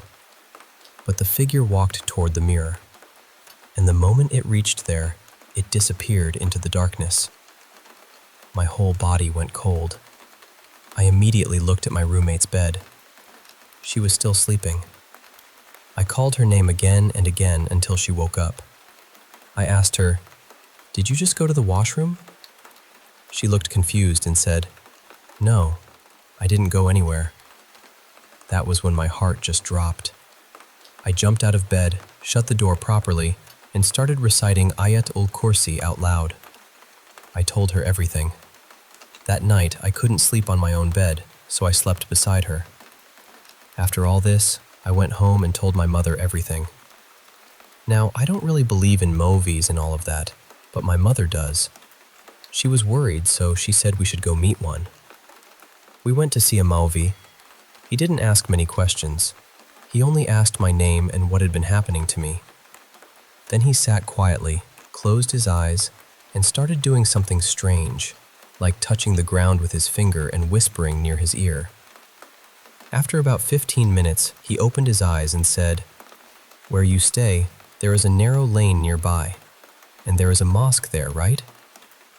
I was shocked, because yes, there was a mosque near my hostel. But he didn't know where I lived. He didn't even know I was staying in Lucknow. Then he said, "Someone near that mosque has done black magic on you. They sent a jinn to watch you. That person cannot come near you directly, so they sent it to follow you, scare you, and disturb your mind." I just sat there, frozen.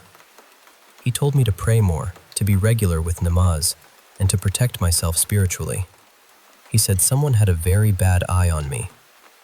Then he performed some rituals. He made me touch a few things, and then told me to stare at some sweets for almost an hour. After that, those things were taken away and thrown into a river. He said it was an offering, something meant to make the jinn leave me alone. He never told us who had done it, but before we left, he said one thing that still stays with me. He said, "Don't eat anything given by strangers. The person who did this likes you. They want to break your mind. That is why they sent it." After that day, everything slowly became normal again. The sleep paralysis stopped. The dreams stopped. The room felt like a room again. But that black shadow near my feet, I will never forget it.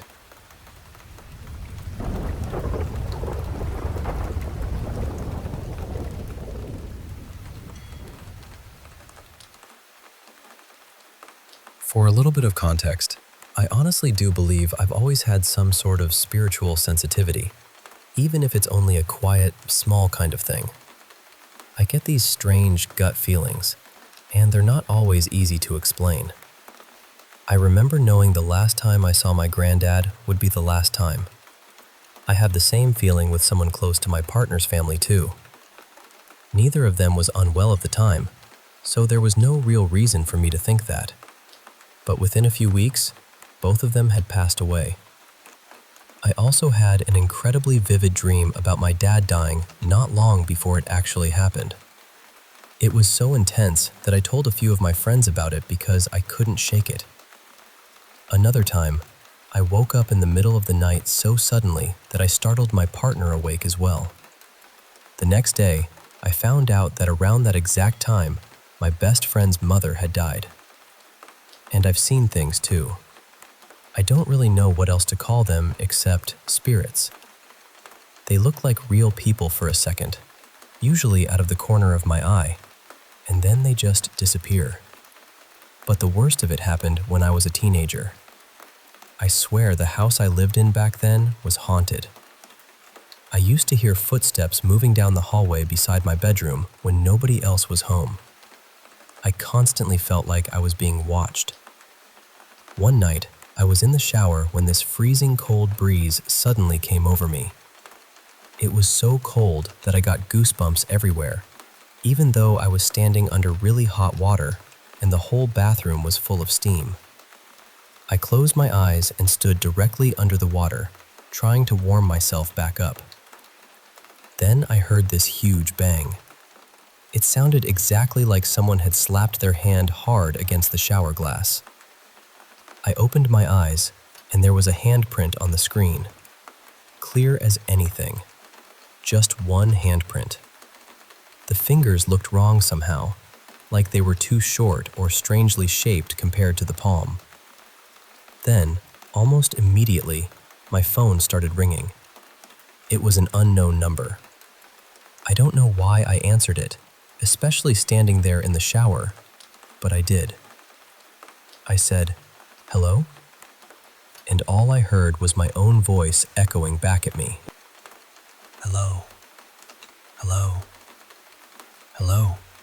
I jumped out, wrapped myself in a towel, and ran straight to my mom's room. I slept in her bed that night, which I hadn't done since I was little.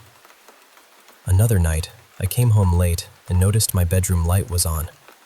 I knew I hadn't left it on. When I looked inside, I saw what looked like a little girl standing in my room. I completely froze. I ended up sitting outside in my car, too scared to go in. Then the little air freshener hanging from my rearview mirror suddenly started swinging violently. It was hitting the roof of the car and smacking against the windshield like something had grabbed it. Eventually, I forced myself to go inside. When I got to my room, the light was off, and nobody was there. At one point, a group of friends agreed to stay over because I'd told them what had been happening. The next morning, every single one of us woke up with random bruises. There were about 6 of us, and all of us had them. No one could explain it. Then there was the day I came home in the afternoon and was making food in the kitchen. I looked up and saw someone in a dark gray hoodie step backward behind the wall. I was absolutely terrified. The only reason I didn't call the police was because I'd already been dealing with so many strange things in that house, and part of me was scared I'd embarrass myself if nobody was really there. Instead, I messaged my mom and my best friend's parents and asked them to come over and check the house. I sat on the kitchen floor holding a knife until they arrived. They searched everywhere and found no one. My mom told me not to mention any of it to my sister because she spent a lot of time home alone and didn't want her frightened. But years after we moved out, my sister randomly told me that she used to see a man in a gray hoodie in that house too. I hadn't told her that part. For a while, I moved overseas to stay with relatives, and even there, strange things followed me. One night, I turned the lights off and was walking upstairs when I felt a hard shove into my shoulder. It pushed me straight into the wall, hard enough that it cracked the side of my cousin's laptop, which I was carrying at the time. I went into my room and left a lamp on because I was too scared to be in the dark. Then the lamp blew. At that point, I decided I was going to sleep in my cousin's room instead. But when I tried to leave, my bedroom door wouldn't open. It felt completely jammed. My cousin eventually came over, and the second he tried opening it from the outside, it opened perfectly. There wasn't one big dramatic moment where everything suddenly ended. It just slowly stopped happening. But I still think about it, I've told people over the years, and I always wonder if they think I'm making it up or that I'm crazy. Even my husband doesn't really believe in that sort of thing, so sometimes I wonder what people actually think when I tell them. But I know what happened. I know what I felt, and I know I wasn't the only one who saw something in that house.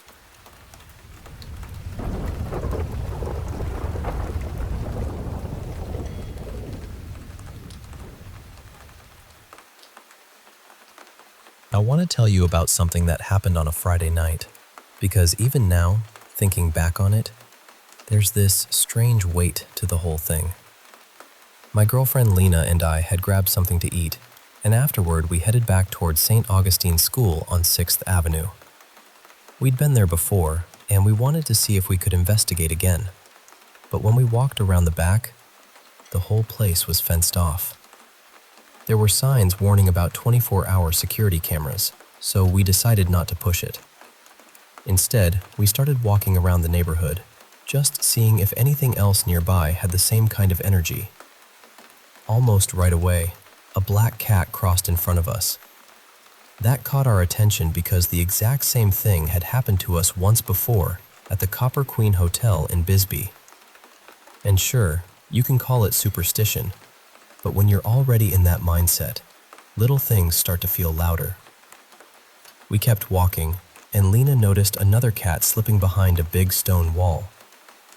Then a few houses down, I saw a large black cat stretched out on a porch. A little later, she pointed out a small gray kitten with dark stripes lying oddly in the grass. Something about that kitten really unsettled me. I couldn't tell if it was hurt or just watching us, but the way it stared felt almost too direct. I actually told Lena out loud that it was making me uncomfortable. Eventually, we came across a corner house for sale. Lena said she felt something around it, so we looked around the outside for a bit, but there were people passing by, and it didn't feel right to linger.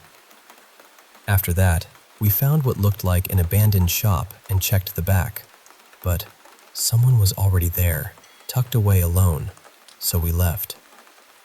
Somehow, we ended up back near St. Augustine's School. Since it was Friday night and close to the bar scene on 4th Avenue, there was a lot of noise and movement around us. It wasn't exactly peaceful, but the building still had that strange pull. This time, we had brought some new gear: a spirit box, an audio recorder, a couple of sensory balls, EMF readers, and Faraday bags to help cut down on radio interference. We started with the EMF readers. Lena wasn't getting much on hers, but I kept feeling something. The building looked the same, but somehow it didn't feel the same. It felt shifted, almost like it was wearing a different face. I had this strong sense that we were being watched, and that whatever was there was moving around us, just out of reach. The meters didn't show much, but I could feel it. A few people walked by while we were there. One woman who lived nearby stopped and told us she had passed that building many times and always got creepy feelings from it. That didn't exactly calm my nerves. Then we turned on the spirit box. We took turns asking questions. We asked if anything there remembered us from the last time, since we had said we would come back. At first, there wasn't much. Just static, fragments, nothing clear. Then we heard one word: leave. It was clear enough that both of us understood it. So we listened. We backed away respectfully and moved to the building next door, where we found a set of stairs tucked into a more private spot. We tried again there with the spirit box and EMF readers, but for a while, we barely got anything. Then Lena asked if the spirits felt safe around us. That was when the EMF reader jumped hard into orange and red. It didn't just flicker either. It stayed there for several seconds, long enough that both of us went quiet. Lena said gently, "We're not here to hurt you." And through the spirit box we heard, "Good." That changed the whole feeling of the session. Lena kept asking questions, and from what we could gather, there were several spirits around us. That was when we realized we were sitting outside what seemed to be an abandoned church. After a little more back and forth, the the meter finally settled down. We thanked them, set our boundaries, and left. On the drive home, we wandered around a little, just enjoying the night and keeping an eye out for possible places to visit another time. But by then, Lena was already saying she felt exhausted. Not just tired, but drained, like communicating had taken something out of her. When we got home, our cat was not acting normal. Usually she comes right up to greet us, but when we walked in, she was sitting in the exact same spot where we had left her. Lena greeted her sweetly, and we sat down to talk through the night. Then Lena looked at her and said, "Why is she crouched like that? She looks scared." I brushed it off at first. I figured she was fine. Then our cat came over to me and started sniffing my legs. Not just a quick sniff either. She kept circling me, trying to burrow into my shorts, which is something she usually only does with blankets when she's cold. At first, we laughed because it seemed strange but harmless. Then she went to Lena. She sniffed her all over, for a long time. She tried more than once to push her way up Lena's pant legs. She circled her again and again, lightly touching her with her paws, like she was checking her for something. That was when the mood in the room changed. It stopped being funny. After that, the cat went into the laundry basket and investigated it, then jumped up onto the bedside table and stood there like she was keeping watch. Lena gave her treats, and we both fed her, trying to calm her down and reconnect with her. Eventually, she softened and went to her usual spot to curl up. But Lena still looked completely worn out. Then she told me something she hadn't mentioned earlier. She said that when we first got home, she had seen a dark mass in the bathroom, but she hadn't wanted to scare me. That was enough for me. I prayed, reset the boundaries in our home, and made it very clear that nothing was welcome there. Lena was shaken. I comforted her as best I could, and after a while she seemed a little better, though still on edge. Honestly, I was too. Later, when we were in bed, I asked her if all of this was becoming too much. She said no. She still enjoyed it. But we both agreed that if we keep doing this, we need to be more careful. We can't bring anything angry or heavy back with us. I reminded her of the energy we once felt in the boiler room at Jerome High School. That thick, intense feeling that told us not to push further. We agreed on that as our line. If we ever feel energy like that again, we don't challenge it. We walk away.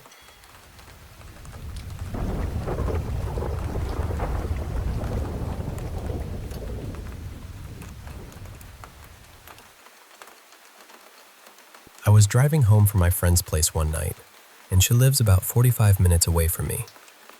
By the time this happened, I was probably 12 or 15 minutes from home. It was one of those back roads I know really well because I drive it every few days, and normally I know I have service there. That's important, because this wasn't some dead zone in the middle of nowhere.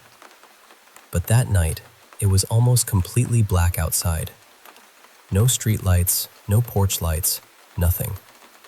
I think there were maybe 1 or 2 houses set back from the road, but I honestly couldn't tell because everything was so dark. I'd been on the phone with my mom for maybe 20 minutes while I was driving. We were just talking like normal, and then I saw something in the road. It was a big red puddle. And I mean red. Not dark like oil, not brownish, not something I could easily brush off. My first thought was, that looks like blood. I slowed down a little, but not enough to really see what it was. It was around 10:30 at night, and the road was so dark that my headlights were the only thing giving me any kind of view. There was a lot of it too. Enough that I started worrying maybe an animal had been hit, or something worse had happened. So I decided to turn around and check, just to make sure. Nobody was on the road anyway. You barely see cars there even during the day. A little past the spot, I pulled into a driveway so I could turn around. The second I finished turning the car, the call with my mom dropped. It just said, "Call failed." I remember staring at the screen for a second, confused, because that didn't make sense. I had just been talking to her with no problem.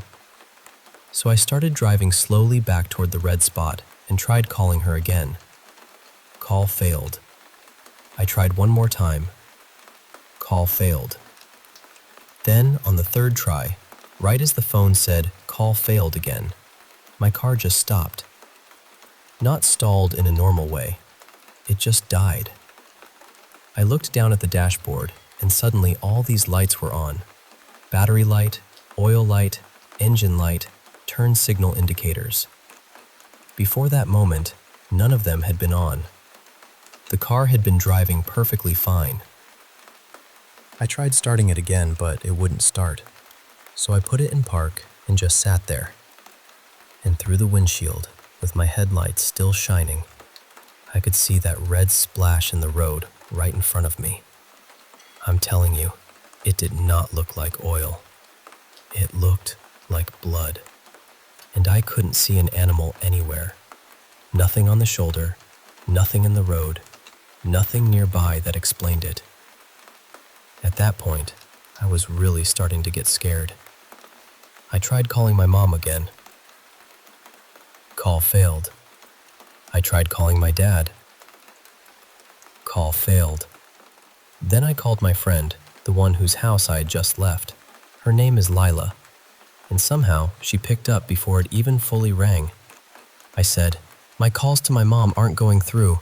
Can you please call her and tell her to check my location? I'm having car trouble." She didn't even ask questions. She just hung up and called my mom for me.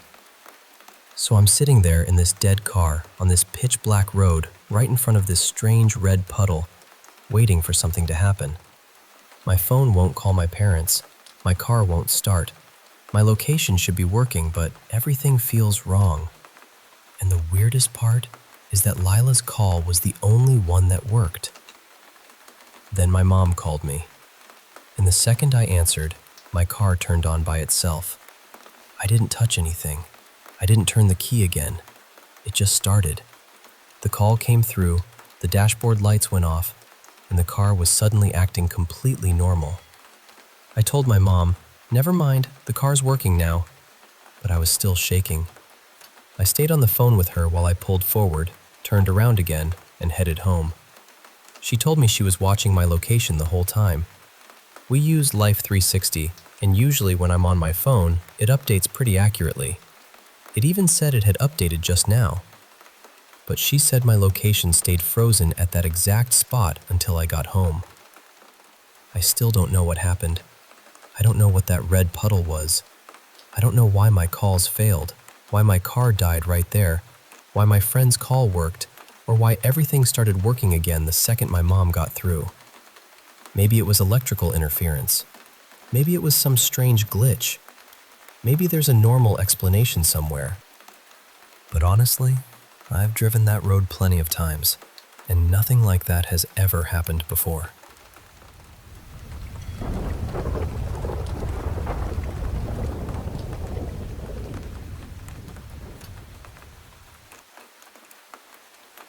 I've got two stories I've never been able to fully explain.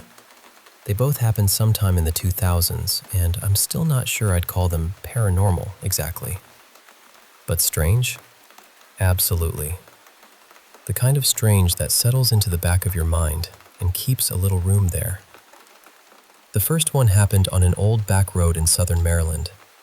I was driving late one night with a friend, Mara, and the road wasn't far from where we lived then. People around there had stories about it. Ghost lights, figures near the trees, things appearing where they shouldn't. So, naturally, we went looking. Not because we were brave, really. More because we were young, curious, and just foolish enough to think the dark might perform for us. It was summer, but not hot. The air coming through the open windows had that cool, damp feeling you get near fields and woods at night.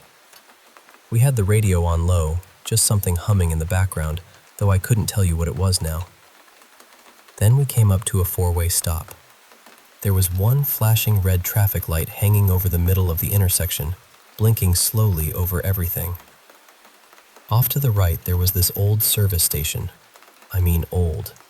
It looked like it had closed in the late 1950s, and nobody had touched it since. There was a faded gas sign on a pole out front, the kind that used to be lit up by little round bulbs. And then I thought I heard music. I told Mara, "Turn the radio off for a second." She did, and we both went quiet. That's when we heard it clearly. Sleepwalk by Santo and Johnny, playing softly, like it was coming from those old metal horn speakers mounted above the pumps. We just sat there. The red light kept flashing over the station, over the sign, over the empty road. Nothing about it felt threatening. That was the odd part. It didn't feel like a horror movie. It felt peaceful, almost beautiful, like we had accidentally driven through a little pocket of somebody else's memory. We listened for a minute or two, then drove on. The next day, I said, "We should go back and take pictures of that old gas station in daylight." Mara agreed right away. We grabbed coffee and headed back out, both of us kind of excited to see it again. After about 15 minutes, we came around the bend, and there was the intersection. There was the flashing red light. There was the old gas sign. But the station was gone. Not closed, not boarded up. Gone. There was just an empty concrete pad with weeds growing through the cracks. The kind of weeds that had clearly been there for years. There was no way a full service station had been standing there the night before. But we had both seen it. We had both heard the music. Neither of us said much after that. The whole day changed shape somehow. It felt like we'd stepped into something we weren't supposed to notice, and then the world quietly corrected itself behind us. I still don't know what we saw. The second story happened on July 4th, 2008.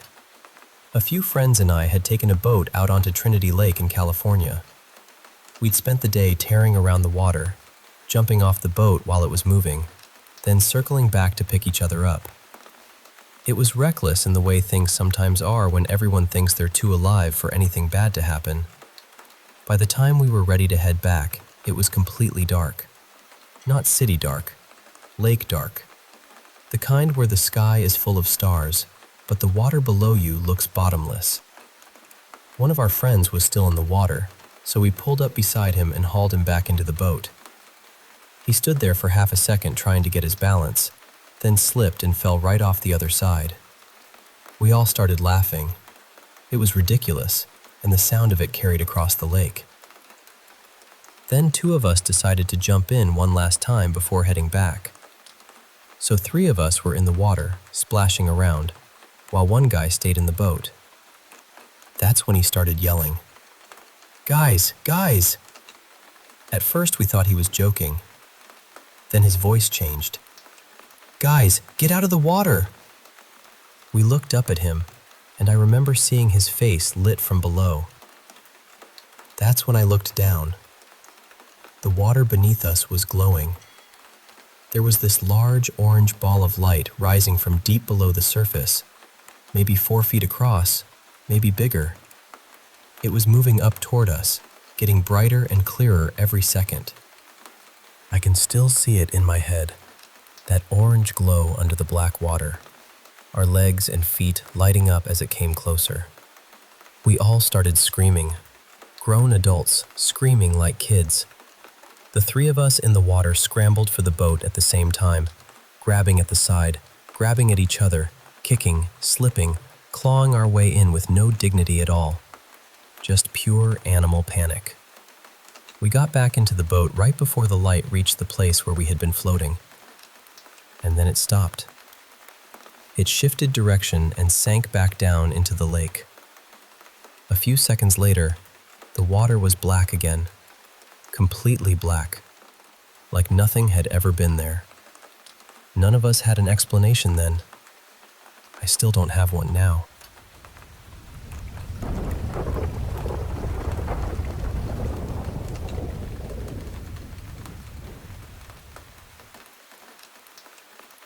This happened about a year and a half ago when we were on holiday in Turkey. We were staying at this resort in Antalya, right by the water, and one night my son, Leo, who was 10 at the time, and I got this lovely idea that we'd sleep out on the balcony so we could listen to the waves. In our heads, it was going to be peaceful and magical. You know, one of those holiday memories that feels all soft around the edges. In reality, it was not quite that. We didn't have enough pillows or blankets to make the balcony comfortable, so we were sort of shifting around on this hard little setup, trying to pretend it was cozy. And then, somewhere nearby, someone on another balcony had either a TV or a phone playing really loudly in German, so instead of the sound of the sea, we mostly had that. My husband was inside trying to sleep, and he was getting more and more annoyed because my son and I kept laughing and whispering. We were trying to be quiet, but you know how it is when you're trying not to laugh. Everything becomes 10 times funnier. Eventually, the person with the loud TV turned it off, and we both settled down properly. I thought, right, now we can actually sleep. And then a huge insect landed on me.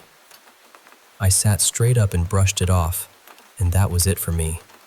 I told Leo, "No, I'm done. This is uncomfortable, there are bugs, and we are absolutely not sleeping out here." But he said, No, let's just watch the sea for a little bit. Dad will be annoyed if we go back in and wake him up again." So we stayed there for a moment, looking out toward the beach. It wasn't far away, just a short walk from the hotel. The waves were dark and silver, and the whole place had that strange quiet you get at resorts late at night, where everything feels half asleep, but still somehow watching. Then I looked down. There was a path directly below our balcony.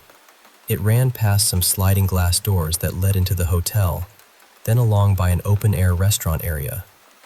And right in the middle of that path, there was this big, strange thing. I could not work out what I was looking at.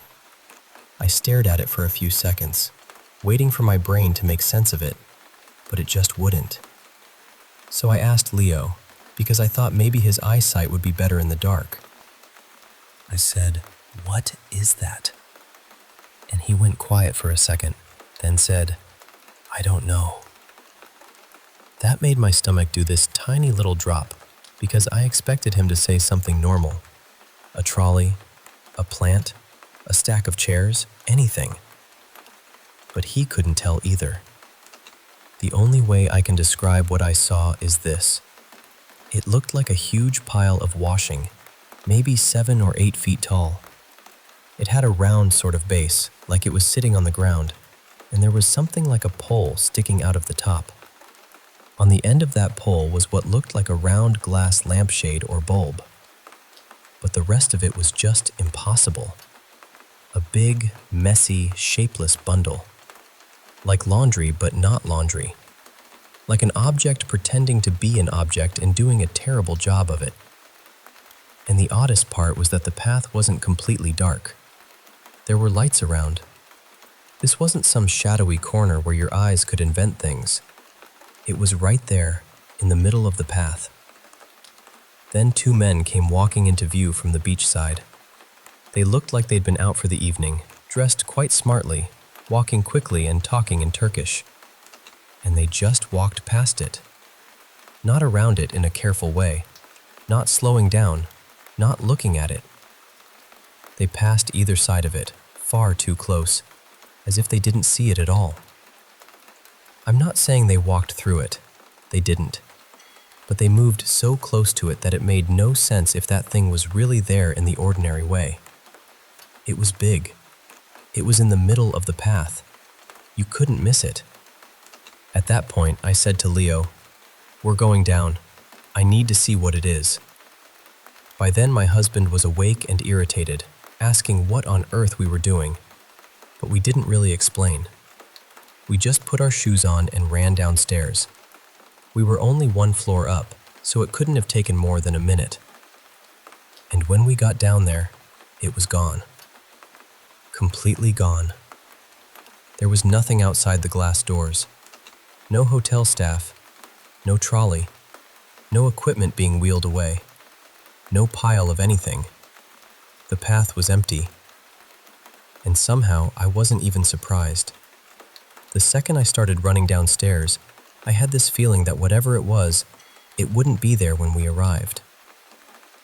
We walked around for a bit, checking the nearby area, but there was nothing. No explanation hiding behind a corner. No object that had been moved. Nothing that looked even slightly like what we had seen. I asked Leo, "Tell me exactly what you saw." And he said, "I don't know. It was like a giant shop stand with big postcards on it. But then it was also like a furry orange cat, like a man in a big costume. It was one thing and then the other." That really unsettled me, because that wasn't what I had seen. For me, it didn't change. I saw that strange tall pile with the glassy bulb shape on top. But for him, it seemed to shift between two completely different things. We went back upstairs, and my husband, still grumpy and half asleep, said it was probably just hotel workers moving equipment. But we would have seen them. We were down there so quickly. And whatever that thing was, it was big. If someone had moved it, we would have caught at least some sign of it. The thing that stays with me is how impossible it was to understand. Not frightening in a dramatic way, not like some monster from a film. Just wrong. Visually wrong. Like my brain kept trying to label it, and every label fell off. We were both wide awake. We hadn't dreamed it. We were talking, sitting up, looking straight at it. I've wondered so many times what it could have been. A djinn, maybe. Some kind of shape-shifting thing. Something that couldn't decide what it was supposed to look like to us. But that's the part I still can't get over. Because if you were trying to disguise yourself, why choose something so ridiculous? Why not look like a cleaning cart, or stacked chairs, or a plant pot? Something that belonged there. Instead, it looked like a giant heap of nonsense standing politely in the middle of a hotel path at night. And honestly, I still think about it all the time.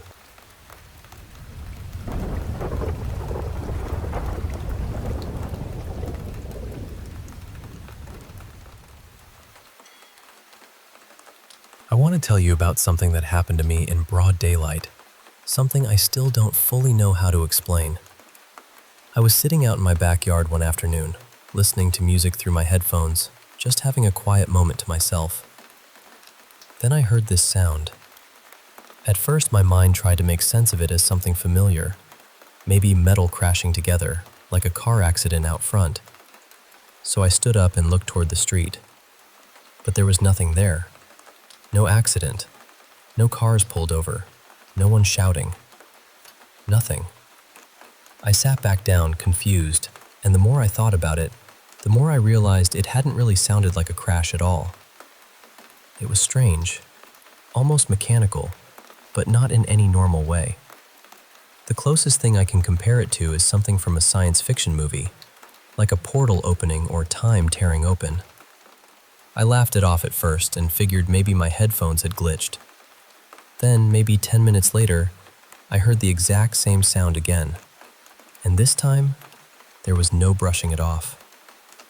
Right there, in front of my house, this enormous, luminous blue sphere appeared. It was huge, almost the size of two cars side by side. It looked like an orb, or maybe some kind of Merkaba shape, but it was also hard to pin down because it kept shifting. It was every shade of blue you could imagine. Deep blue, electric blue, pale blue, colors inside colors. Somehow it looked transparent and solid at the same time. It just hovered there in the air, and the light coming from it didn't feel like ordinary light. It looked alive. It moved and shimmered like it was breathing.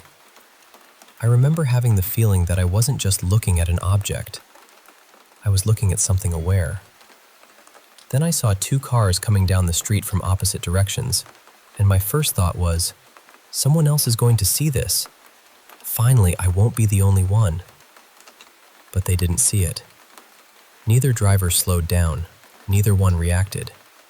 And as the cars passed through the sphere, the front of each car just vanished into it. For a split second, when both cars were inside it, They disappeared completely from view. Then they came out the other side and kept driving like nothing had happened. After that, the orb moved. It almost seemed to pull itself backward, like it was gathering force, and then it shot forward toward my front yard. I didn't know what to do with what I had just witnessed. I kept replaying it in my mind, trying to find some ordinary explanation, but nothing fit. And then, later that night, something else happened. I was near the back of the house when I saw a tall figure made of white light moving along the side of my backyard. It had a human shape, but no face, no eyes, no mouth, no details. Just this bright, living white radiance. It moved incredibly fast, like it was sprinting, except it wasn't touching the ground. At first, I panicked. I ran back toward the door because my body reacted before my mind could catch up. But then, something strange happened. I realized I didn't actually feel afraid. Not really. There had been that first shock, that instinctive jolt, but underneath it was curiosity. More than that, there was a kind of calm. So I went back outside. I started down the steps into the yard, and I had barely reached the second step when the light being bolted behind a tree maybe 5 feet away from me.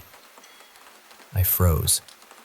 Then I felt this surge of energy shoot up through my body, starting from the soles of my feet and rushing all the way to the top of my head. It felt like lightning, but not painful. It was powerful, overwhelming, and somehow deeply familiar.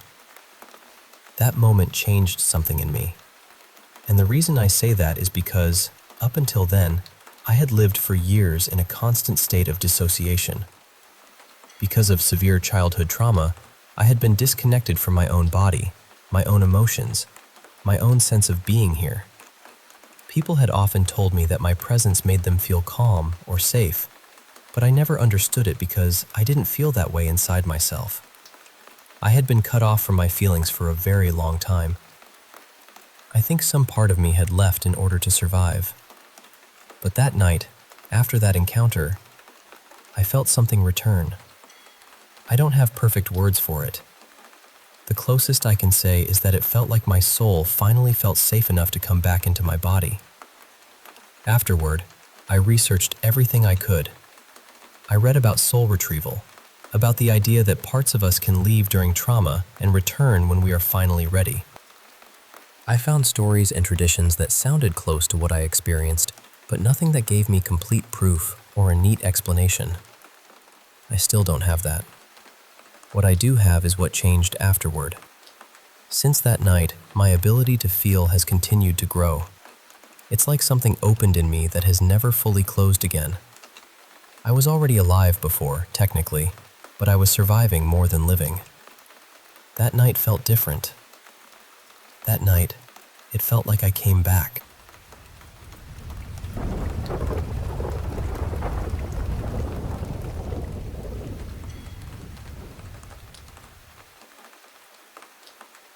I should start by saying that whatever was happening out there has not happened in a while. It came up recently when my brother and I were talking about strange things we've experienced, and it made me realize I had never really told this story all the way through. Some of the details are a little blurry now because the strangest parts happened a couple of summers ago. So I'm only going to talk about the parts I feel sure about. I live out in a rural part of northern Georgia, close to the base of the Appalachian Mountains. It is quiet here in a way that feels heavy sometimes. At night, you mostly hear insects, leaves moving, maybe an animal calling from somewhere far off. Because of where I live, I've definitely wondered more than once if what I heard could be connected to some kind of local folklore or cryptid story. This started during the summer of 2023, sometime around late June, and it seemed to happen again during the same part of the year in 2024. The sounds always came from the far edge of my property, near a small pond that sits close to my neighbor's field. And what made it even stranger was the timing. It usually happened between about 10 at night and midnight, and then it would just stop. The first time I heard it, I thought it was a flute. It was very faint, almost buried underneath the cicadas and the wind moving through the trees. But it was there, a thin little tune drifting from the direction of the pond. I remember freezing because, in all the years I've lived here, I have never known anyone to be out there at night. The only things I ever see near that water are my neighbor's animals, mostly donkeys. The sound would fade in and out. Sometimes it got soft enough that I thought I was imagining it, and then it would rise again, just enough for me to know I wasn't. There may have been another sound too, something like slow, rhythmic tapping or drumming, but I'm less sure about that part. It's hazy. For most of 2023, that was all it was. Just that strange music now and then, always from the same direction. Then, in June of 2024, it came back. By that point, I started going outside and listening to it for longer stretches of time. Sometimes I would stand there for 10 or 15 minutes, just trying to figure out what I was hearing. I tried to get other people to come outside and listen, but every time I brought someone out, the sound would stop before they could hear it. After a while, strangely enough, I started to enjoy it. I told myself maybe someone nearby just liked playing music outside in the summer. Maybe they sat by the pond at night because it was peaceful. It was odd, sure, but I tried to convince myself it was harmless. Then I heard the children. It was brief, but I know what I heard. It sounded like 2 or maybe more small children talking over one another, almost like they were playing. Their voices seemed to move around near the pond, but there was no splashing, no footsteps, nothing else that made sense with it. Just those voices, and then silence. After that, I stopped going out of my way to listen for the music. It didn't feel peaceful anymore. The last time I remember hearing the flute was in July of 2024. Same place, same kind of tune. This time, I managed to get my younger brother outside in time, and he heard it too. That was honestly a relief, because it meant I wasn't the only one. He helped me explain to my family that there really did seem to be someone, or something, playing an instrument near the pond at night. There's one more detail that still bothers me. Near that pond, there's an old barn. It's run down now, half swallowed by trees, vines, and brush. At night, between the barn and the dark, you can't really see the pond at all. Years earlier, around 2017, before my current neighbors moved in, the property was empty and up for sale. A few of us went exploring back there.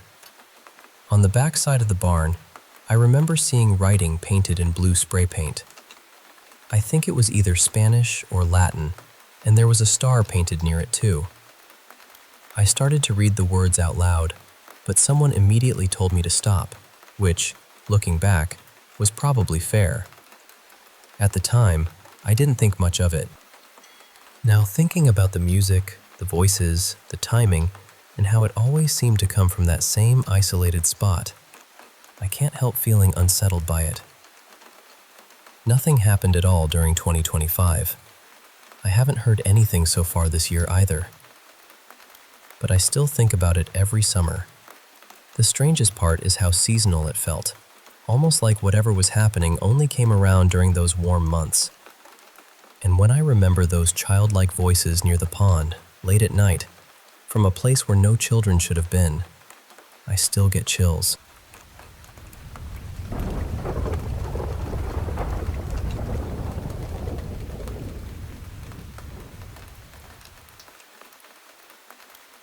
I want to tell you about the closest thing I've ever had to a paranormal encounter. I know how strange it sounds. I know it probably sounds impossible. But this is one of those memories that never really loosened its grip on me. I was very young, maybe 5 or 6. It would have been sometime in the late 80s. Back then, I slept in a little loft area in the first place I ever remember having my own space. It wasn't exactly a bedroom. It was more like a raised room built into an old converted garage apartment my grandfather had put together. One night, I was lying there in bed when I heard tapping at the window. That alone didn't make sense. The window was too high for anyone to reach from outside unless they had a ladder. I remember staring toward it, confused, trying to see what was there. But beyond the glass was just darkness. Not normal nighttime darkness either. It felt thick, like the world outside had been swallowed. For some reason, I got out of bed. I didn't wake my parents, which still seems impossible to me because they were light sleepers. I just walked outside, quiet as anything, and ended up near one of the old storage sheds where we kept tools and random things. I remember the air feeling cold. I remember reaching up for the old brass doorknob. The shed sat a few feet off the ground, so I had to pull myself up to get inside. The sky above me was this deep, eerie blue. Not fully night yet, but right at that moment where the last trace of daylight disappears. Inside the shed, there wasn't any light, but I could still make out shapes. Shelves, tools, corners, dusty things stacked along the walls. And then I got that feeling. I was being watched. I looked up toward the peak of the slanted roof, where there was a small triangular window. And there, somehow inside the glass itself, was this thin, black figure. I don't mean it was standing behind the window. I mean it looked embedded in the glass. Perched there, waiting.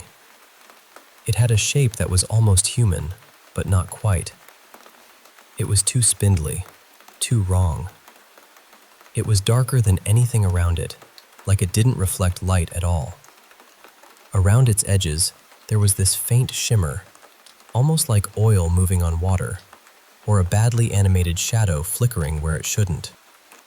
As a kid, the only way I could understand it was to think of a Sesame Street puppet, something like Grover, but pitch black and completely featureless. Then it moved. It unfolded itself out of the window, and with one huge step, it was right in front of me. I froze. I don't mean I got scared and stood still. I mean I couldn't move. I tried to scream, but nothing came out. Then its round head began to split open sideways, like an enormous mouth. From inside it came this blinding light, every color at once, bursting out in sharp patterns, triangles inside triangles, circles flashing through them.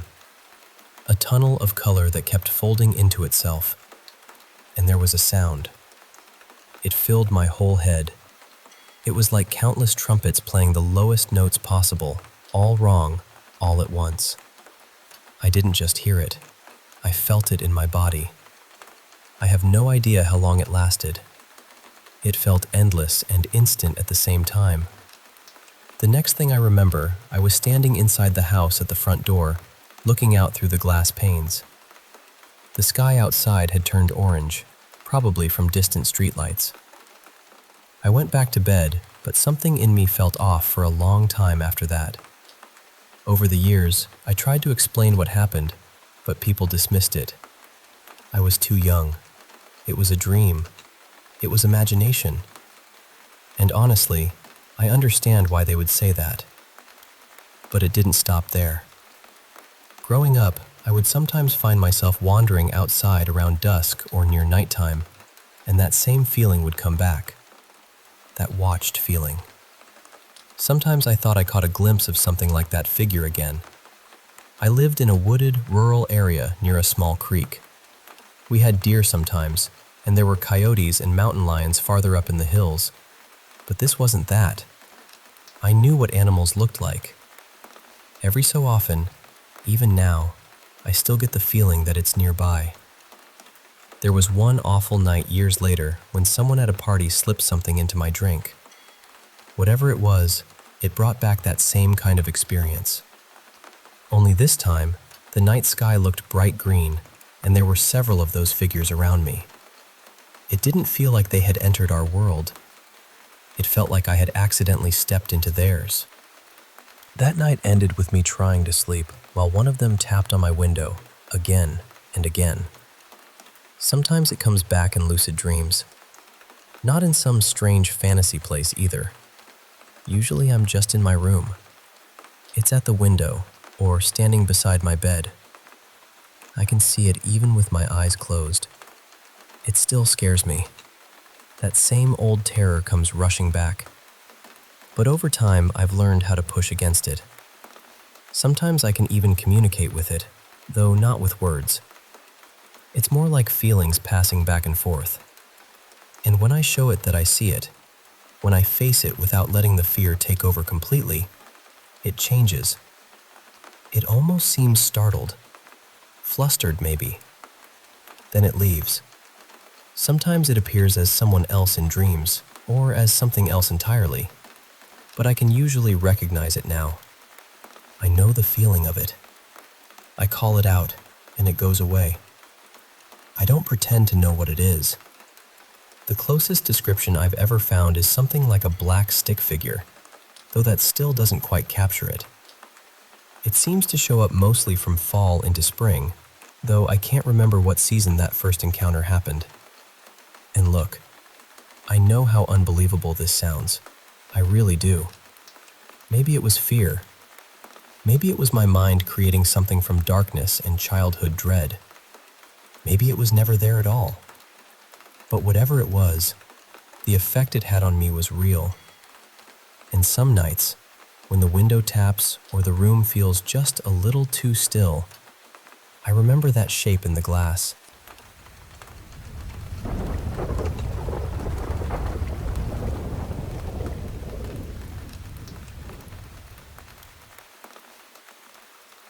I've always felt like I had a pretty strong sense of intuition. Not in a dramatic way, like I could predict the future or anything. It was more like this quiet inner alarm that would go off before I had any real reason to be afraid. And over time, I started to notice that anxiety and intuition didn't feel the same to me. Anxiety felt scattered, heavy, loud in a way that made everything blurry. But intuition felt clean and sudden, almost sharp, like something in my stomach had been tapped with the edge of a blade. The thing is, that feeling wasn't the only strange part of my childhood. When I was little, I used to have these nights where I felt like something was watching me while I was trying to fall asleep. Sometimes I'd be lying on my side, facing the wall, and I would get this overwhelming sense that someone was lying right behind me. Not touching me, not breathing on me, just there. It felt aware, and it felt wrong. I know that could easily be explained as a child being scared of the dark or having an overactive imagination. I've told myself that plenty of times. But then things changed after my family went through a really painful loss. After that, the house felt different. Things would fall off counters or shelves for no clear reason. Door handles would shake. The television would turn itself off and back on. Our dog would suddenly bark down the hallway or stare into empty corners like someone was standing there. At first, we all tried to brush it off. Old house, grief, stress, bad timing. But then, something started copying me. One night, my mom woke up because she heard my voice right next to her ear saying, "Mom." She said it sounded like I was trying to wake her up. She even felt a little tap, like someone had touched her. But I wasn't in the room. Another time, she heard her own name spoken in my voice. And on one of those nights, I wasn't even home. I was sleeping over at a friend's house. Then my older sister, Liana, had her own experience. She was in her room when she heard what sounded exactly like me outside her door. It was whispering her name, then saying, "Hey," over and over again. At first, she thought I was trying to scare her, so she ignored it. But it kept going. Finally, she snapped and told me to stop. That's when she said the voice changed. It wasn't my voice anymore. She said it turned into this horrible, growling, hissing sound right outside her room. She got so scared that she ran down the hallway to wake me up. And I remember that night clearly, because when she came to get me, I looked toward the dark end of the hallway and saw what looked like two cat-like eyes staring back at us. After a while, we had the house blessed, and honestly, after that, things seemed to stop. Years went by, and I tried not to think about it too much. But then I had another experience that still bothers me. I was taking a nap, and I had what felt like either a lucid dream or an out-of-body experience. I remember seeing myself asleep in bed. Then I was on the floor, crawling toward the clock in my room because I was trying to read the time. That's when I saw it. There was this dark, cloud-like shape hovering over my sleeping body. And then I heard a voice inside my head say, "We have you now." I know how all of this sounds. I really do. I'm open to the idea that some of it could be explained by grief, stress, sleep paralysis, hypnagogic hallucinations, or the mind trying to make sense of fear. I'm not trying to force one explanation over another, but the part I keep coming back to is the mimicking. Why would something copy the voice of someone who is still alive? Why me specifically? That's the part I've never been able to shake. So I'm just wondering if anyone else has experienced anything like this, especially something imitating a living person's voice. I'd really appreciate any insight, even if it's just a grounded explanation or a similar story.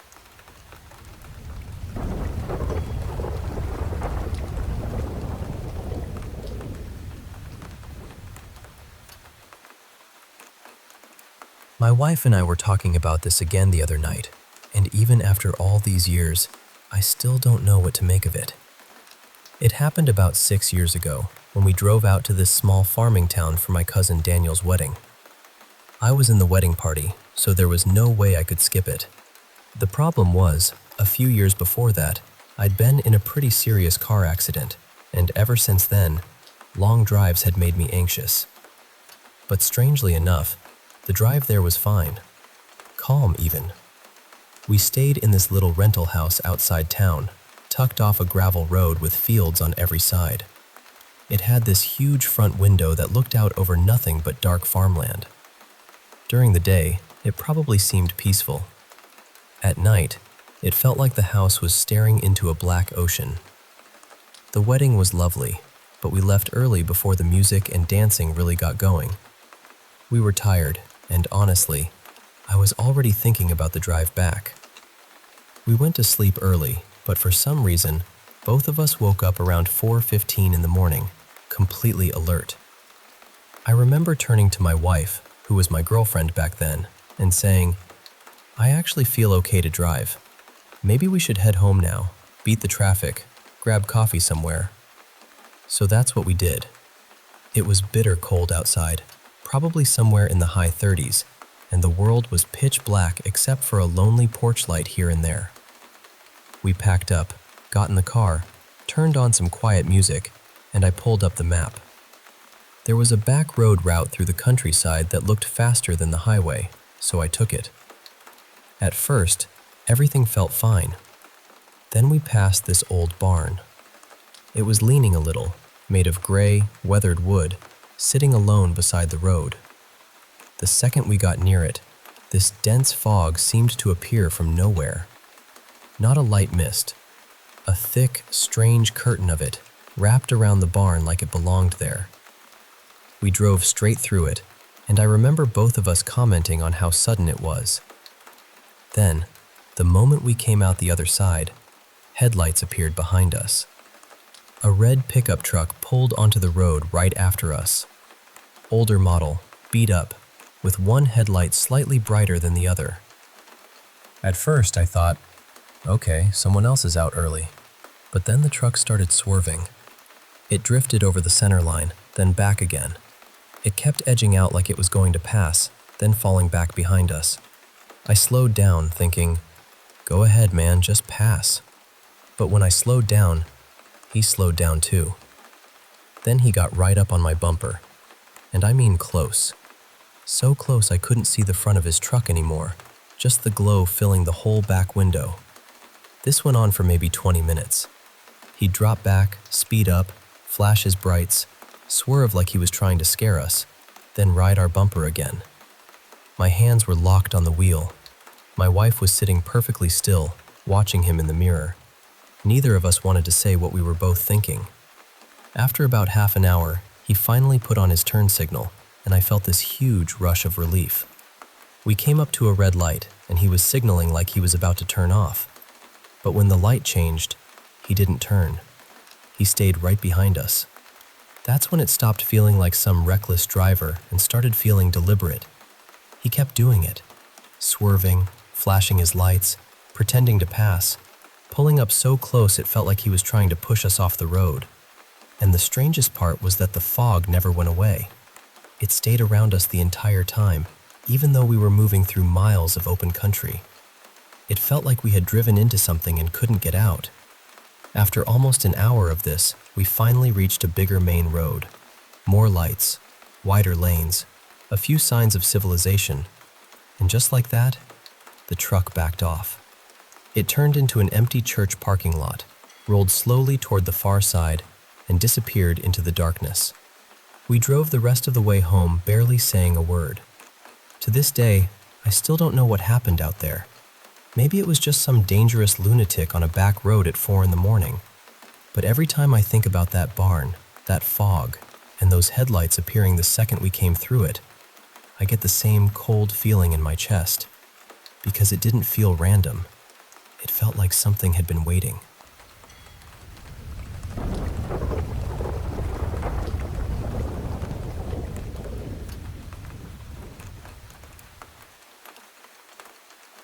I'll call myself L for privacy. I'm 20 now, and when I look back on my life, it feels like I grew up between two very different worlds. Part of my childhood was in Florida, and part of it was in Alabama.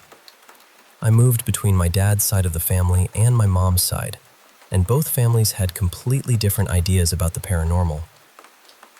My dad's side was very Catholic, but they also believed deeply in spirits, curses, reincarnation, dark presences, and brujeria. When I was little, there were rooms in my cousin's house that we were never allowed to go into. He was involved in witchcraft, and the adults took that seriously. My abuela would make us stay in our rooms whenever certain people came over. There was one man they called the Voodoo Man, and we were told not to look at him, speak to him, or ask anything about him. Back then, I was more curious than scared, but even as a child, I could tell the adults weren't pretending. They were genuinely afraid of certain things. Later, we moved to Alabama onto my mom's family land. That place had a completely different kind of heaviness to it. It was deep in the woods, behind a long gravel road and a locked gate. There were old barns, empty workshops, hunting trails, abandoned houses, and a family cemetery down the hill. Some of the graves had names, some didn't. Past the cemetery was my great-grandfather's old house, slowly falling apart in the woods. During the day, I would wander around because I was a curious kid. But at night, I wouldn't even look out the windows toward that cemetery. I didn't just feel creeped out there. I felt watched. And the strange thing is, my mom had felt it too, long before I was ever born. She told me her friends hated sleeping over because they thought the property was haunted. One night, one of her friends woke up crying because she said she saw lights moving through the cemetery and heard 3 loud knocks at the front door in the middle of the night. Her mom had to come get her around 2 a.m. because she was so terrified. My mom eventually admitted that she had always felt watched there too. Even my mama had stories about that land. There's one old family photograph that still bothers me. In it, my mama is standing in her garden, smiling at the camera. But behind her, there's a tall man nobody recognizes. He has light hair, pale eyes, and overalls on. He's standing there so clearly, like he meant to be in the picture. My family swears he wasn't there when the photo was taken. Nobody knows who he was. Something else has always made me uneasy too. People have always said I look exactly like my mom. Not just a little bit, almost identical. We even have photos of us at the same age, and honestly, if it weren't for the clothes, we could almost pass for the same person. Sometimes I wonder if whatever was on that land ever mistook me for her. One day, I asked my grandmother why some of the graves didn't have names. That was when she told me that, years ago, when plantations were still operating nearby, my family found a young runaway boy in the woods. He was very sick with a fever. They tried to help him, but he died there on the property, and they buried him near a tree. After I heard that, the whole place felt heavier. As I got older, I started hearing things. Footsteps, scratching in the walls, little sounds that made no sense, and all the time, I had this feeling that someone was standing just behind me. Eventually we moved away, but the feeling didn't completely leave. When I was about 13, we moved into an older house on a hill near a winding road. My room had this strange, locked compartment built into the wall above my bed. It had an old, rusted knob and a keyhole. I never opened it, but I hated sleeping under it. Around that time, my parents' relationship started falling apart, and the whole house felt tense and suffocating. Later, my mom met someone else, and we moved into a trailer in Florida with him and his family. From the moment I met him, something about him felt wrong. That was where I had the first experience I truly cannot explain. One summer night, I woke up suddenly with the feeling that something was staring at me. Everyone else was asleep. Down the hallway, there were sheer curtains, and it looked like something was moving behind them. Then the air turned freezing cold. It felt like pressure was pressing down on my chest and throat. I couldn't breathe. I couldn't speak. I just stared down the hallway, terrified, while my body felt weak and dizzy. Then, just as suddenly, it stopped. The next morning, I saw scratches along my side. After that, things in my life seemed to get worse, and through all of it, I always felt like something was close by. By freshman year, I became really interested in paranormal topics and spirituality. Not because I wanted to summon anything or invite anything in. I just wanted to understand what had been happening to me. Eventually, I moved in with my foster mom. Things were peaceful at first, but after a while, strange things started happening there too. Footsteps, scratching sounds, my doorknob rattling at night. One night around 3 a.m., my foster mom woke up angry because someone had been knocking on her bedroom door. My brothers were awake playing video games, and they swore they didn't knock. They said they hadn't even heard anything. The cameras didn't show anyone. Eventually, she got uncomfortable enough to ask me what I thought we should do. I suggested cleansing the house with sage and firmly saying that whatever was there wasn't welcome. And strangely enough, after that, things slowly stopped. Years later, I reconnected with my dad's side of the family and moved in for a while with my grandparents and aunt. That house felt unbearably heavy from the start. Everyone there openly admitted they heard and saw things. One morning, after I came home from a friend's house, my grandma and aunt asked me out of nowhere if I thought something might be attached to me. Then they asked if I had ever been baptized. I laughed at first because I thought they were joking. They were not joking. My aunt told me that a little girl had died in the house years ago, and that they sometimes saw her at night. She said the girl had black hair, a white dress, and no face. Then my aunt said something I've never forgotten. She doesn't like you. Later, they had me sit alone in the back room, where most of the activity supposedly happened. Within minutes, the room turned freezing cold. I felt this overwhelming sadness and fear, like it had been poured over me. Then came that pressure again, all over my body, making it hard to breathe. Every part of me was screaming to get out. I finally ran out of the room shaking. My aunt later said my face looked different when I came out. After I sat down, they noticed 3 long scratches across my back. I still remember my grandmother praying over me afterward. The strangest part is that even after moving away, I still sometimes feel watched. Sometimes I hear scratching or movement at night. Nothing violent has happened recently, thankfully, but that feeling has never fully gone away. What really stays with me is how people react when I tell them about it. My boyfriend doesn't laugh or brush it off. He gets genuinely concerned. He's told me more than once that the things I describe don't sound normal, and sometimes he seems almost scared when I talk about them. Part of me wonders if growing up around fear, trauma, old family land, and strong spiritual beliefs shaped the way I see things. But another part of me can't ignore how consistent it has all been. Different houses, different people, different times in my life, and somehow, the same feeling always finds me.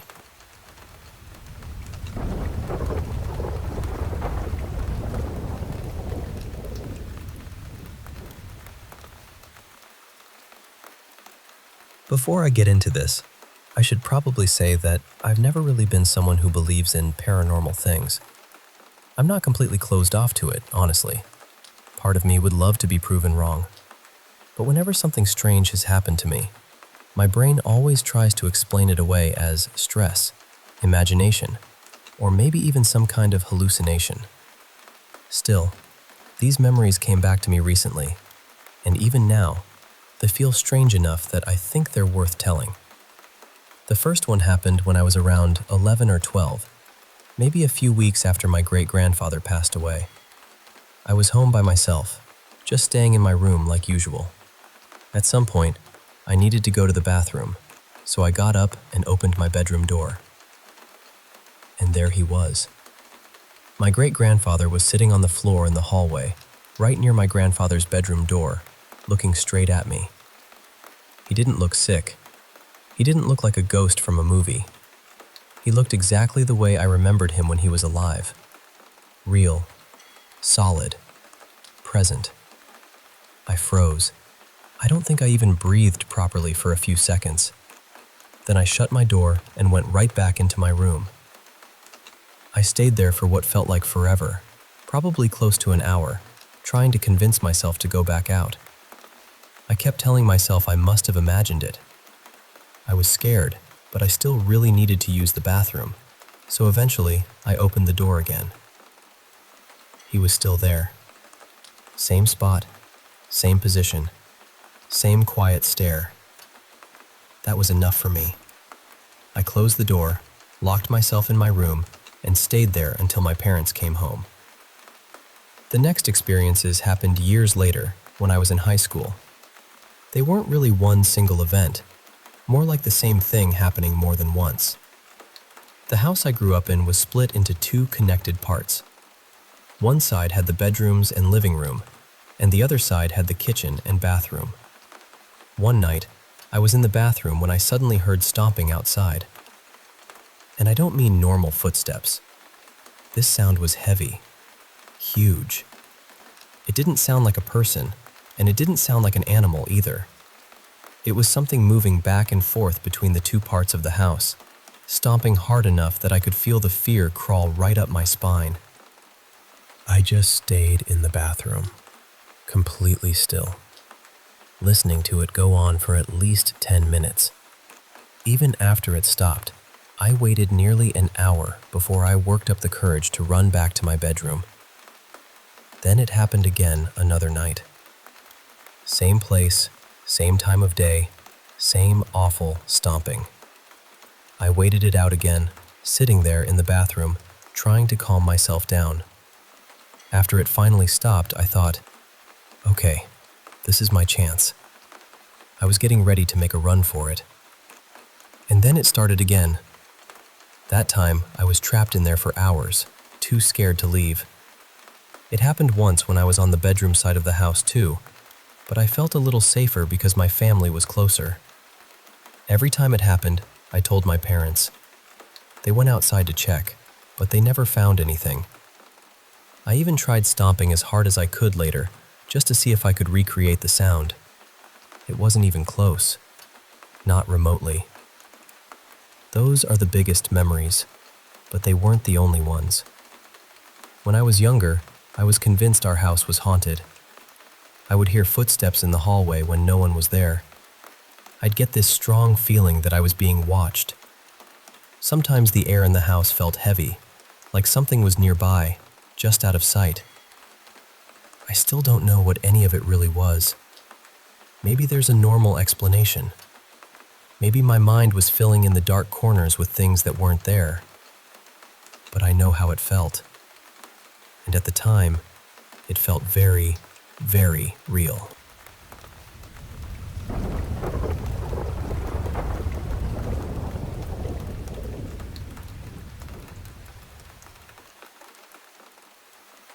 I still don't really know what to make of this, and honestly, part of me keeps wondering if my brain was just exhausted and filling in shadows. Back in April, I moved out of a newer apartment and into an older place because the rent at my previous place had gotten completely out of hand. My landlord had already been frustrated with us being behind on rent a few times, and eventually, we were given 10 days to find somewhere else. So I was rushing, stressed, and just trying to land anywhere decent. That's how we ended up in this older apartment in downtown New Westminster. It was about $1,000 cheaper than what we had been paying before, which felt almost suspicious. We kept thinking, okay, there has to be something wrong with it. Mice, bugs, mold, noisy neighbors, something. But there wasn't anything obvious. It was still a 2-bedroom, 2-bathroom place, just older. The appliances were dated, the carpet had seen better decades, and the tile looked tired. But when I first toured it, I didn't feel anything strange. The only real issue was that the landlords clearly hadn't cleaned it. So on moving day, I went over there by myself to deep clean while the movers were packing up the old apartment.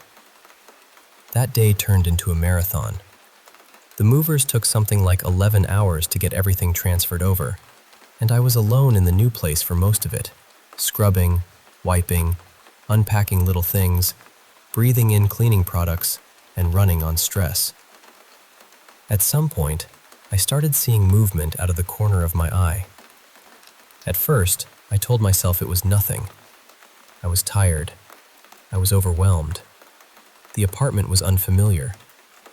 Maybe reflections were bouncing off something. Maybe I'd inhaled too much cleaner and my brain was throwing a tiny haunted house party without my permission. But then it kept happening.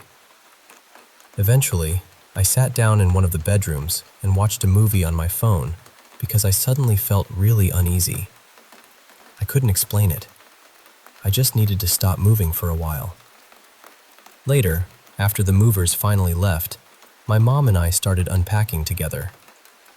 And that's when I kept seeing him. Not clearly, never straight on, but always in the corner of my eye. It looked like a man walking quickly back and forth through the apartment, like he was pacing. Every time I turned my head to look directly at him, there was nothing there. No shadow, no person, no sound. Just empty space. But then, a few minutes later, there he'd be again, just at the edge of my vision. This went on for hours. We kept unpacking until around 2 or 3 in the morning, and by then I was completely drained. I finally sat down, trying to breathe and convince myself the whole day had just scrambled my senses. Then my mom came into my room and said, very quietly, "I don't like saying this, but I think this apartment is haunted." I looked at her and asked, "Why would you say that?" And she said, "Because I keep seeing a man walking around out of the corner of my eye." That was the moment my stomach dropped. I hadn't told her what I'd been seeing, so I asked her to describe him. She said he looked like a white man, maybe late 20s or 30s, with brown hair cut just above his ears. She said he was wearing a beige, sleeveless shirt and blue jeans. And I just went cold, because that was exactly what I had been seeing all night. The hard part is, I'm not really someone who believes in this kind of thing. I'm agnostic, leaning more atheist, so ghosts and spirits have never been part of how I explain the world. But that night, I finally said out loud, "If someone is here, we don't want to see you." We know you're here, and we don't mean any harm, but please don't show yourself to us." And after that, things changed. It's been a couple of months now, and neither of us has seen him like we did that first night. Every now and then, one of us might catch a quick flicker of movement in our peripheral vision, but nothing is constant or as clear as that first night. So I'm still left wondering what actually happened. Was it stress? Exhaustion? Some weird trick of the eyes? Or is there some kind of phenomenon where two people can see the same figure, especially when it disappears the second you try to look straight at it?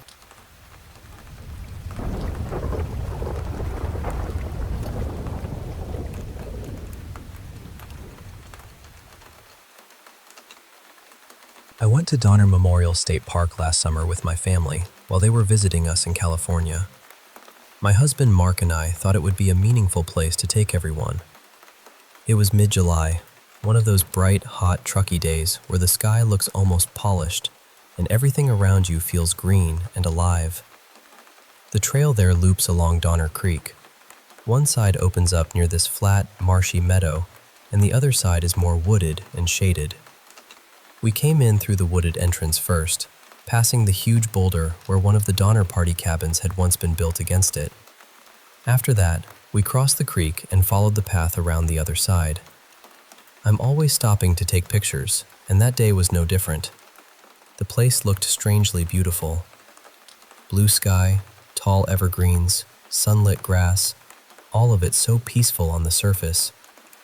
I remember thinking how odd it was that somewhere with such a tragic history could look that calm. At one point, I looked up from my phone and realized my family had already rounded a bend ahead of me. There were a few other visitors behind me on the trail, so I hurried a little to catch up. The path crossed a marshy section on a boardwalk, then changed into sandy ground before meeting a strip of asphalt. As I came around that curve, I suddenly felt like I had walked straight through something. The only way I can describe it is a spider web, but not a normal one. It felt thick, cold, and heavy, like it passed over my face and arms all at once. The strange thing was, there was nothing there. No web, no branch, nothing touching me. But my body reacted immediately. I shivered hard, even though it was hot outside. Every hair on my arms stood straight up. I got this deep wave of goosebumps, the kind that feels like your body knows something before your mind can explain it. And almost instantly, this awful sense of dread settled over me. I caught up with my family and showed them my arms. The goosebumps were still clearly visible. I told them what had happened and asked if they had felt anything in that spot, but none of them had. They were totally fine. No chill, no weird feeling, nothing. I tried to shake it off, but I couldn't. I felt uneasy for the rest of the walk, like something behind me had noticed me. It wasn't panic exactly. It was heavier than that.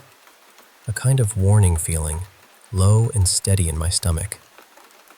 Eventually, once we went into the museum and wandered around the gift shop, the feeling faded enough that I could distract myself. I told myself it was probably just the weight of knowing what had happened there. I'm practical by nature, and I knew the history of the area. I figured maybe my imagination had gotten tangled up in the place. But then, about a year later, I was putting together a slideshow of our California trips. I came across the photos I had taken at the park, especially the ones from that exact stretch of trail. The photos looked completely normal. Bright sky, warm sunlight, green grass, tall trees. Nothing strange, nothing dark, nothing that should have bothered me. But the second I looked at them, my body reacted all over again. My stomach turned. I felt nauseous almost immediately. That same uneasy, sinking feeling came back, as if I were standing on that trail again. I had already added the photos to the slideshow, but after looking at them for a while and feeling worse instead of better, I removed them. That surprised me more than the original experience, honestly. I've seen plenty of disturbing things online over the years, And I've visited ghost towns, battlefields, old mines, caves, and abandoned cemeteries. I've been in places with sad or violent histories before, but I have never had my body react like that to a place. Even now, just talking about it, I can feel that queasy feeling starting again. I don't know what happened there. I don't know if I walked through some kind of energy, or if my body picked up on something my mind couldn't process, or if the history of that place simply landed on me in a way I wasn't expecting. All I know is that for one brief moment on that trail, everything beautiful around me stopped feeling beautiful. It felt like the place remembered something terrible, and for some reason, my body remembered it too.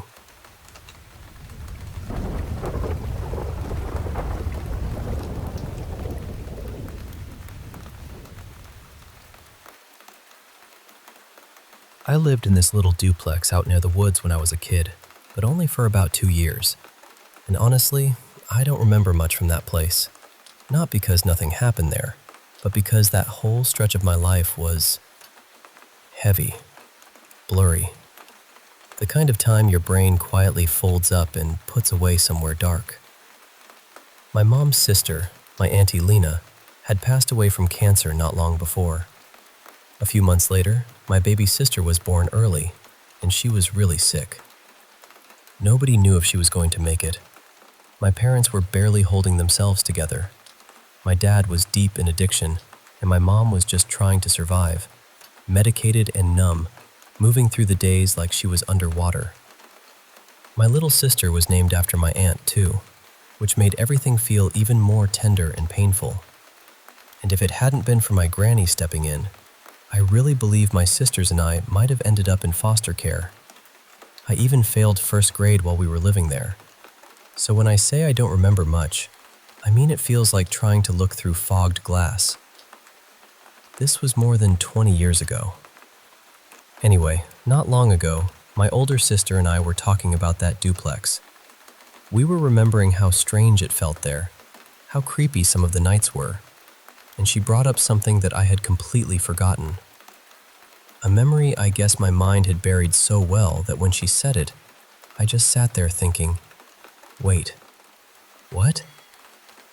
There were 3 duplexes out there, tucked back near the bush across from the town airport.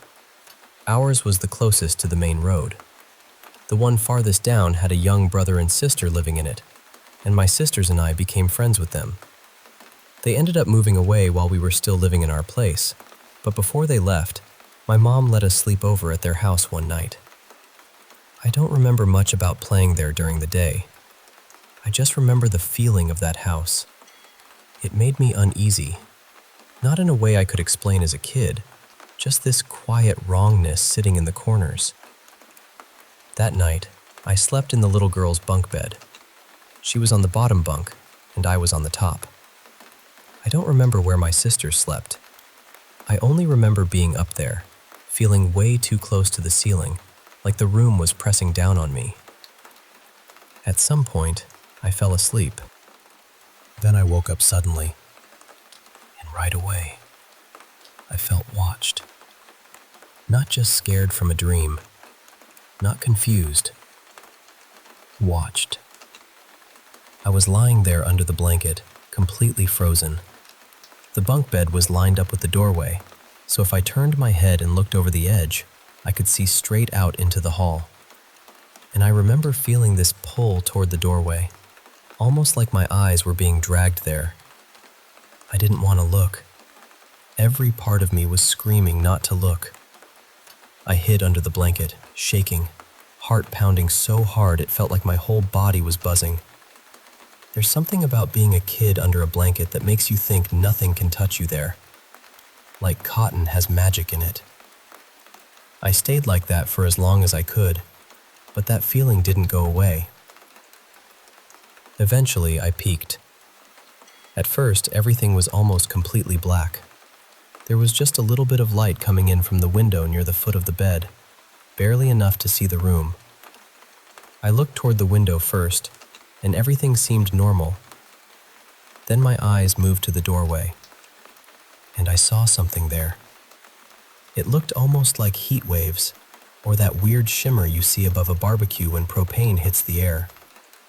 It was thin and distorted at first.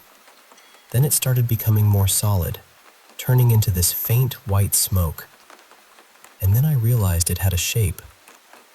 A head. A body. Legs. Within a second, it looked like my Auntie Lena. That's the part that still bothers me, because she didn't look like the healthy version of herself. She looked the way I remembered her after chemo. She had on this blue coat, and she had her head wrap. I remember those details so clearly. The smoky white shape sort of shifted into color, and then there she was. As soon as I understood what I was seeing, I rolled onto my back and started sobbing. I didn't scream. I didn't climb down. I just stared at the ceiling and cried as quietly as I could, trying to breathe, trying to calm myself down. It felt like I lay there for hours. Eventually, I must have fallen asleep again, because the next thing I remember is later on, telling my older sister what had happened. She told my mom in the car on the way home, but I don't remember my mom's reaction. I don't even remember that conversation clearly. And then, somehow, I forgot the whole thing. Completely. When my sister reminded me years later, it hit me like a punch in the stomach. She said, "Remember when you saw Auntie Lena at the neighbor's house?" And I was just staring at her like, "What are you talking about?" Then she explained it. The sleepover, the bunk bed, what I told her the next morning. And all at once, the memory came back. Not slowly, not in pieces. It flooded in, and suddenly I was that scared little kid again, lying in the top bunk, staring at the doorway. Ever since then, I've gone back and forth about what it was. Part of me wonders if it really was my auntie. Another part of me thinks maybe I was just a traumatized kid, surrounded by grief and fear, and my brain created something out of all that darkness. Maybe I saw what I was most afraid of. Or maybe I saw what I missed. I don't know. The hardest part is that if it was her, I hate thinking she appeared to me still looking sick. But then again, maybe that was the only version of her my child mind could recognize. Maybe if there was something there, it came through in the only shape I knew. I still don't have an answer. I only know that the fear I felt that night was real. The memory, once it came back, felt real. And whether it was my auntie, my imagination, or some strange little doorway grief opened in my mind, I don't think I'll ever fully shake it.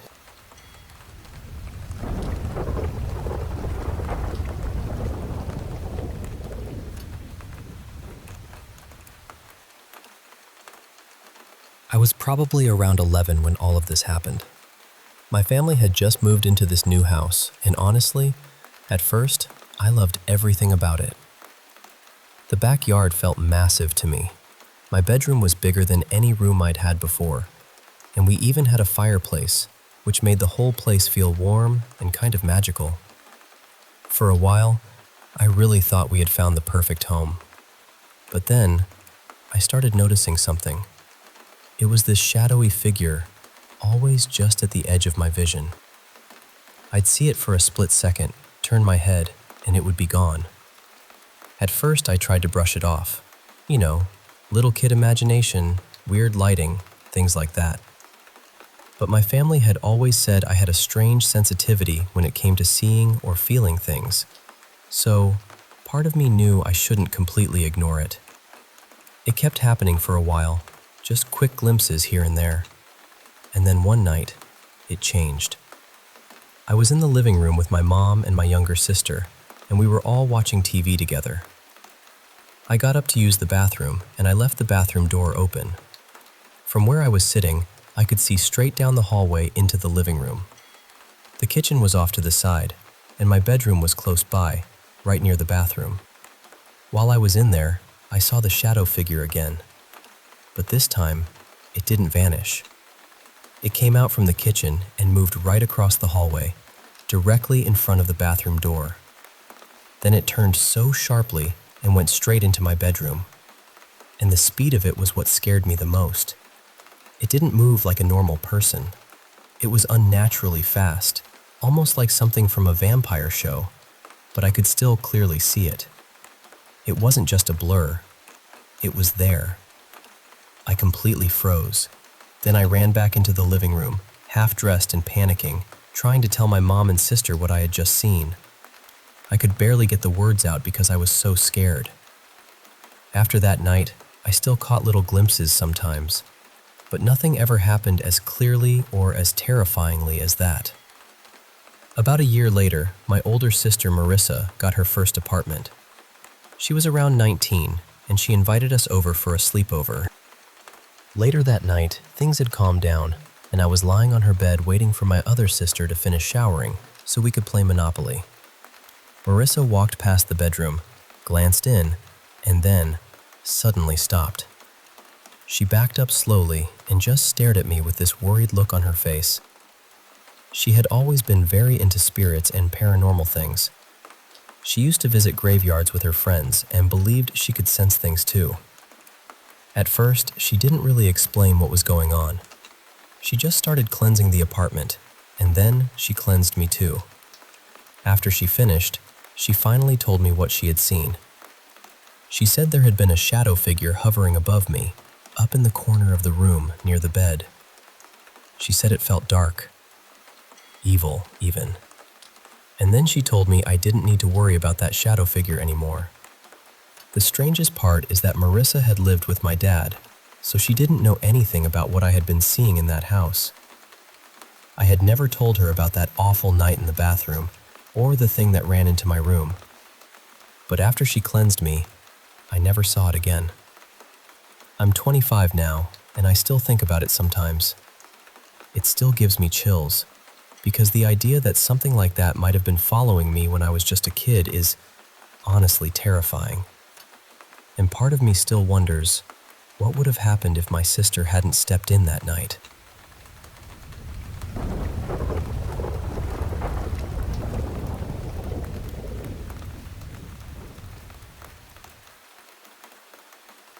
Hi, I want to tell you about something that happened when I was a kid, something I've carried with me for years.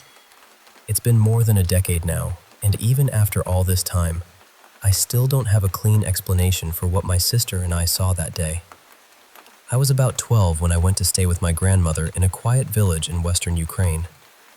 She had this beautiful little garden behind her house, full of flower beds she cared for like they were family. She loved flowers, especially the first ones that came up in spring. So one morning, when the snowdrops had just started blooming, she asked me to go into the forest and bring some back for her. My older sister, Katerina, came with me. She was 19 then, and honestly, I was glad she was there. The forest wasn't terribly far, but to reach it, you had to cross a wide field that climbed sharply uphill. At the top of that slope, the trees began. Before the field, we passed a few houses standing away from the rest of the village, and then we came by an old abandoned military base. That place already had a bad feeling to it. Broken concrete, rusted metal, empty buildings with dark windows, and that strange kind of silence that makes every small sound feel too loud. We wandered around there for a little while, just being nosy and careless the way kids can be. Then we kept going toward the forest. But there was one place on that hillside that always felt different. About halfway up the slope, there was a mound of land pushing out from the hill, almost like it didn't belong there. In the middle of it stood 3 enormous oak trees, arranged in a near-perfect triangle. I remember looking at them even before anything happened and feeling uncomfortable, though I couldn't have told you why. The air around them just felt heavy. We reached the forest, picked a basket full of snowdrops, and started heading back down through the field. On the way, I noticed small clumps of dry grass or straw scattered all over the ground. I started stepping on them for fun, just crunching them under my shoes. My sister looked at me and said, very seriously, "Stop doing that. You might wake something." I laughed it off. I thought she was just trying to scare me, But a few minutes later, as we were walking downhill, I suddenly felt something change. It was this sharp, cold feeling, like someone was standing behind us and staring straight into my back. I don't know why, but I had to turn around. So I did. I looked back toward the hill with the 3 oak trees, and there, right between them, I saw a woman. Except she wasn't standing, she was floating. She wore a long white dress, and her black hair hung down over her face so completely that I couldn't see any features at all. She was just suspended there between those trees, not touching the ground, not moving like a normal person would move, just hanging in the air. For a second, my mind tried to make it into something ordinary. A branch, a cloth, a trick of light, anything. I blinked several times, but she stayed there. Then I grabbed my sister's arm and whispered for her to look. I'll never forget what happened to her face. Her eyes went wide, wider than I had ever seen them, and her whole body stiffened. Then her hands started shaking in mine. She didn't scream. She barely made a sound. She just whispered, "Run!" And we ran. We tore down that field as fast as we could, the basket bouncing, flowers flying everywhere behind us. I looked back once while we were running, only a few seconds later. There was nothing there anymore. The space between the oaks was empty. We didn't stop until we were far from the hill, maybe a kilometer away. By then, we had lost almost all the snowdrops. We were breathless, shaken, and too scared to even argue about what we had seen. When we got back and told our grandmother, her face changed. She said that during World War II, people had been tortured and killed near those 3 oak trees. According to her, Jews and Ukrainians had been executed there by German soldiers. That stayed with me. What stayed with me even more is that, years later, I began hearing similar stories from other people. One friend told me she once stayed at a country house near a forest. Late at night, she stepped out onto the balcony and saw a white figure in the distance, a woman with long, dark hair moving between the trees. But she said the same thing we had seen. It didn't look like walking. It looked like floating. I still don't know what we saw that day. Some people might call it a banshee. Others would say witch, spirit, restless soul, or just some dark energy left behind by terrible things. I don't know. All I know is that the fear I felt on that hillside was real. The silence, the trees, that white figure between them, my sister's shaking hand in mine, all of it stayed with me. And even now, whenever I think about those 3 oak trees, I feel that same cold pressure in my chest. So I have to ask, has anyone else ever seen something like that?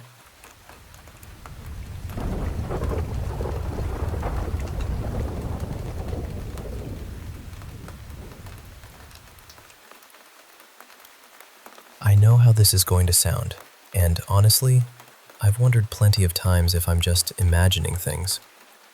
My family says I'm probably exhausted, that I'm not sleeping enough, and maybe that would be easier to believe if this kind of thing happened to me everywhere. But it doesn't. I've stayed in other homes. I've lived in other places. And nothing has ever felt the way it feels at my mom's house. I'm 24 now, but I've been seeing and hearing things since I was little, maybe around 6 or 7. The house I grew up in was badly haunted. There's no softer way to put it. Then, when I was 16, my parents moved us into a newer house. The house itself wasn't old, but we never really knew much about the land it was built on. At first, everything seemed normal. Then I went away to college. Every now and then, my mom and stepdad would leave town, and I'd come back to watch the house and take care of their 3 little dogs. So it would just be me there, alone, with the dogs. One night, I was lying on the couch. It was late, somewhere between 1 and 3 in the morning. The dogs were settled around me, and the house was quiet. Then I heard tiny footsteps on the stairs behind me. Not a creak, not the house settling. Footsteps. I turned around, expecting to see one of the dogs or something, anything, but there was nothing there. The next night, I told myself I was going to bed early. It was around 11, and I remember thinking, just a few more minutes, then I'll go upstairs. Then I heard the dog's kennel slam shut. It was loud enough that I immediately thought one of them had gone inside it. But when I looked beside me, all 3 dogs were right there on the couch. I didn't even get up to check. I just lay down fast, pulled the blanket over myself, and stayed still. The room had this awful feeling, like something was standing there, watching me. Years later, I was up late sketching in the living room. The house was quiet again. Then I heard footsteps coming down the carpeted stairs, followed by this wet little slap sound on the hardwood beside me. I looked. Nothing. Another time, I was home alone watching a documentary about Judith Barcy, the little girl who voiced Anne-Marie in All Dogs Go to Heaven. Before the video even ended, a framed photo that had been hanging on the wall for years suddenly fell. No one touched it. No door slammed. It just dropped. For a while, I moved away. Then one weekend, I came home to visit, and my mom told me something had happened to her. She said she had been asleep when a man yelled at her. It woke her up, and when she opened her eyes, she saw a man standing at her bedroom door. Then he turned, walked away, and disappeared. About 2 weeks after that, I was taking a nap in my old room. It was the middle of the day. When I woke up, I saw someone walk past my doorway. At first, I thought it was my stepdad. But then the man stopped, leaned his head into my room, and walked toward me. He didn't walk around my desk. He walked through it. Then he vanished. I didn't have my glasses on, so I couldn't make out his face clearly. He just looked like a regular man. And I know what people usually say, but I don't have sleep paralysis. I could move. I was awake. It was daylight. I waited a little while because I wanted to see if my stepdad would actually pass by my door. Eventually, he did. I asked him if he had looked into my room earlier, even though I already knew the answer. He said no. My mom also says she hears someone walking around in my old bedroom, which is right above hers. One night, I was heading upstairs to my room, and I saw a figure standing across the hall in another bedroom doorway. At first, I tried to explain it away. I told myself it was just the lights making a shape. But the next night, I looked again.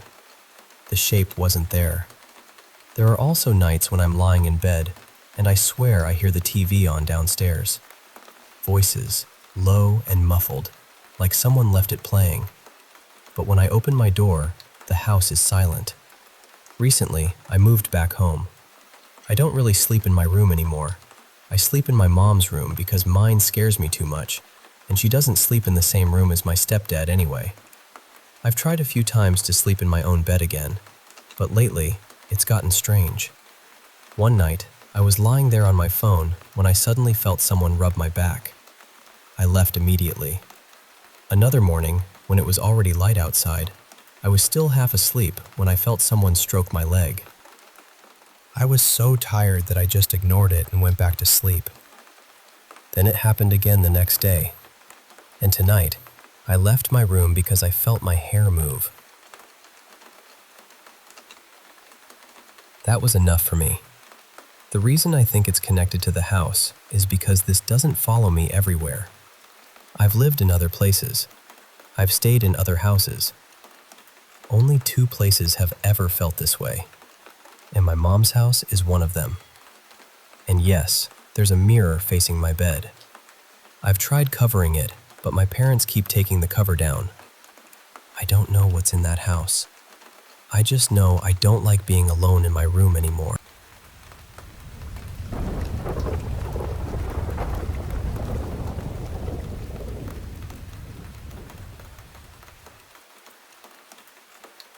Okay, I'll tell you what happened as clearly as I can. There were 4 of us in the car that night. Me, Arun, driving.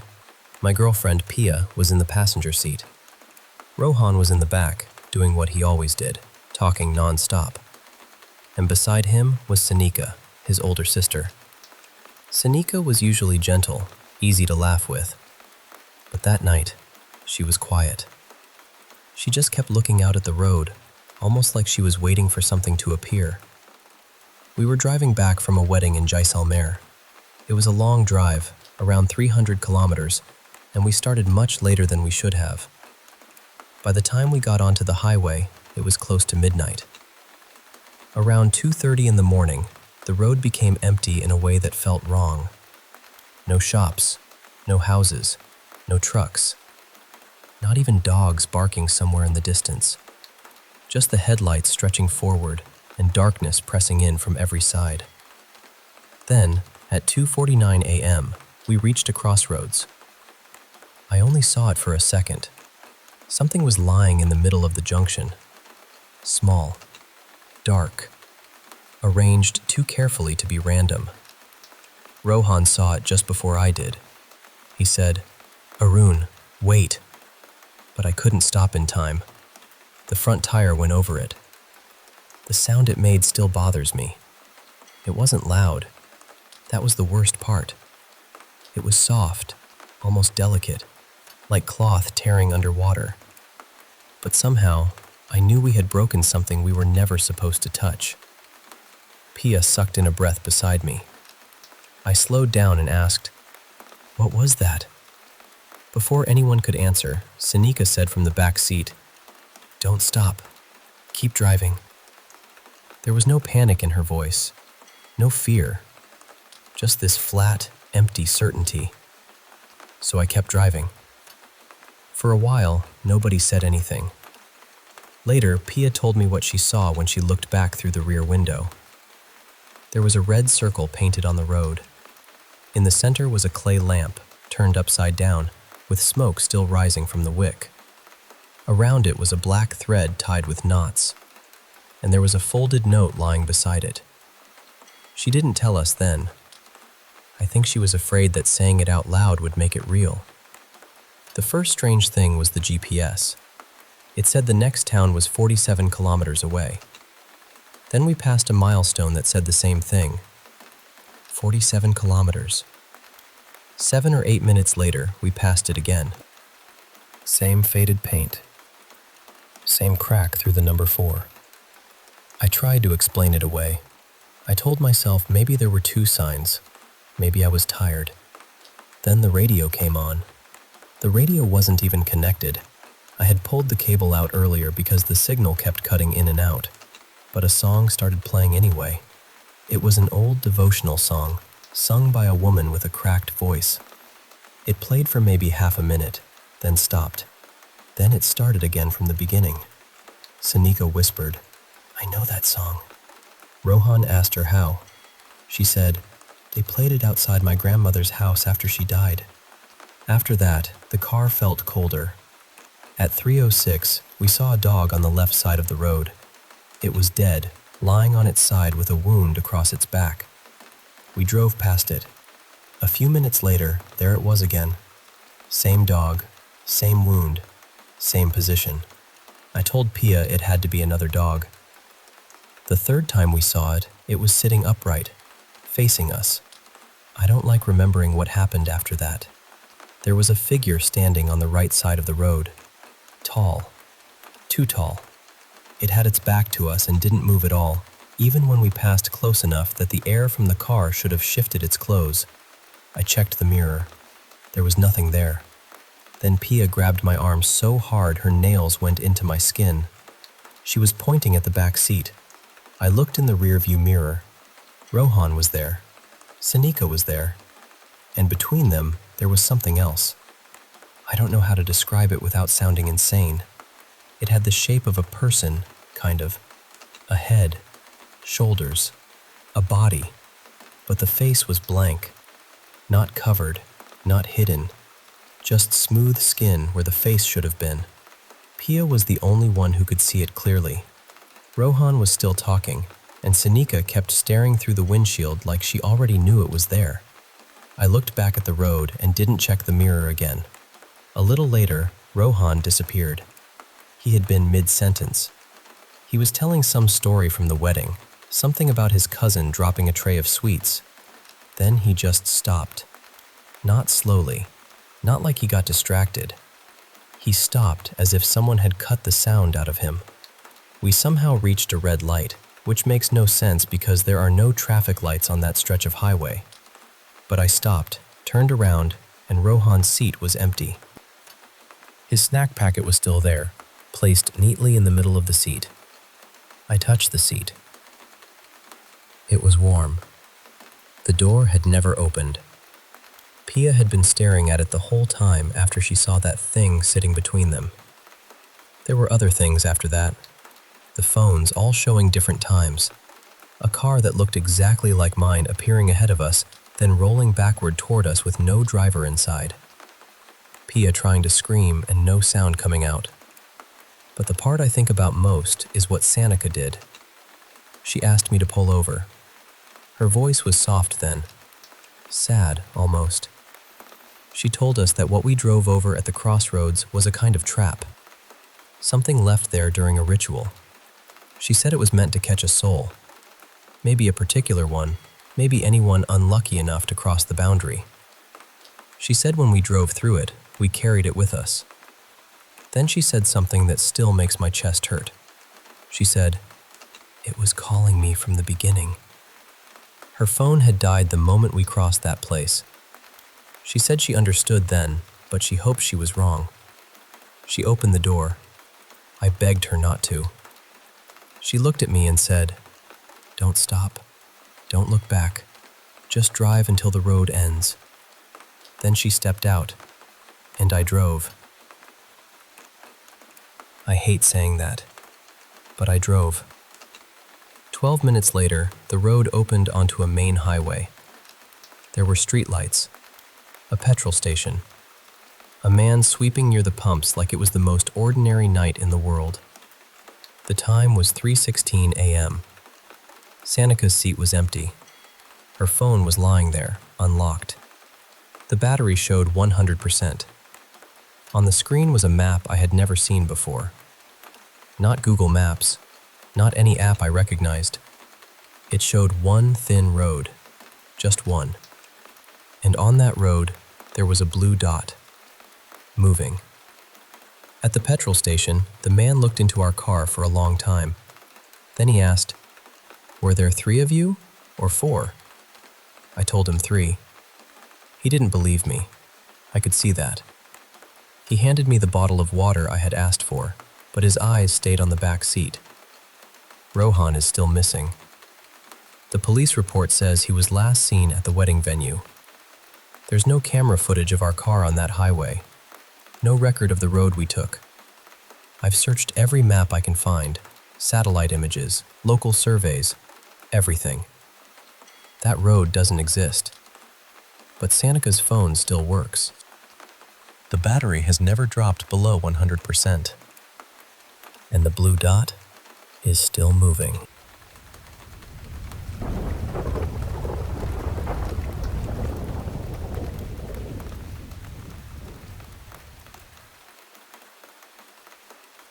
I remember it started as a completely ordinary night.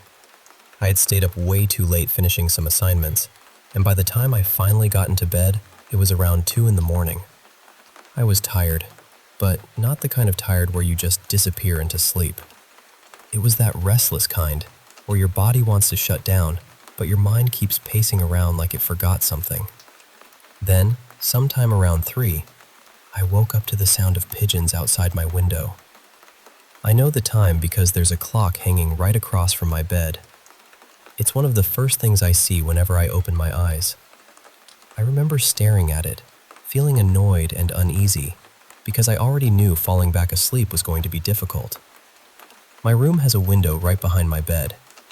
I usually keep it open for fresh air, but because there are so many pigeons around the building, I have this thin, removable mesh screen covering it.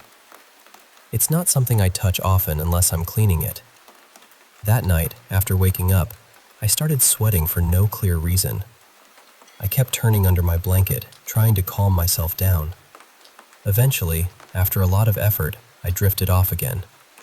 And then, I heard someone calling my name. In the dream, it felt close. Too close. like the voice wasn't coming from far away, but from right behind me. I turned toward the window. There was this pale figure standing there, white, almost blurred, with no clear face. I couldn't make out any eyes or mouth, but somehow I knew it was looking at me. Then, it grabbed my hand. That's the part I still can't explain properly, because I felt it. I felt the touch. I felt the pressure around my wrist. It started pulling me toward the window, and somehow my hand was already outside, through the opening. And then I woke up. The clock said exactly 4:15. I just lay there for a moment, frozen. I was too scared to move, too scared to look behind me. But eventually I forced myself to check the window. The mesh screen looked like it had been pulled open from the inside. I don't mean slightly loose. I mean it looked like someone had forced it out of place. And I knew I hadn't touched it. I barely ever touched it. After sitting there and overthinking every possible explanation, I called my dad. He came to my room and I told him everything. He said maybe I had done it in my sleep. But that didn't make sense to me. I sleep almost completely still, wrapped up like a mummy. I cover my whole body with a thin blanket, except for my head. And when I woke up, everything was exactly the same. My hands were still tucked inside the blanket. My dad fixed the mesh and told me to try to sleep again. For a while, I tried to convince myself it was just a nightmare. Then, about a month later, it happened again. That night, I had gone to bed earlier because I was exhausted. I woke up to the sound of pigeons flapping their wings outside. This time, I immediately sat up on my bed and checked the window. The mesh was perfectly attached. It wasn't loose. It wasn't hanging. It was secure. No wind could have pushed it open. I checked it carefully, then lay back down. And then I fell asleep. Once again, I heard someone calling my name. It wasn't like a normal dream. I've had dreams before where I know I'm dreaming, where I can control things a little. This was different. I couldn't think clearly. I couldn't speak. I couldn't even look at certain things in my room, like my clock. The voice made me turn around. That same whitish figure was there again. This time, I think it might have had a face, but I can't remember it clearly. Maybe my mind blocked it out. Maybe I just don't want to remember. Then it grabbed my arm. Just like before, it started pulling me toward the window. The second I felt that pull, I woke up. The clock said 4:15 again. I turned and looked at the window. One corner of the mesh was pushed inward, like something from outside had pressed it in. There was an opening big enough for my arm to fit through. And that's what terrified me the most. I live on the 5th floor. There is no way someone could have been outside my window doing that. I left the room and went straight to my dad. He came back with me, stood in front of the window, and didn't say anything for a while. He just stared at it. Then he told me to come sleep in his room. My mom asked what happened, but my dad only said we would talk about it in the morning. The next day, he asked me to explain everything again, slowly and in detail. I told him about the pigeons, the voice, the figure, the pulling, the time, and the mesh. When I finished, he didn't laugh. He didn't say I imagined it. He just told me that if I ever heard pigeons waking me up again at that hour, I should not go back to sleep. He said I should call him, get up, do anything, but not let myself drift off right away. He also admitted that it was strange and that he had no explanation for why it was happening. After that, he bought me an extra thin curtain to cover the window and the mesh. Since then, it hasn't happened again. But sometimes, even now, I still wake up around 3 in the morning to the sound of pigeons outside. And every time I hear them, I remember that window. I remember the hand around my wrist. And I remember the clock. 4:15.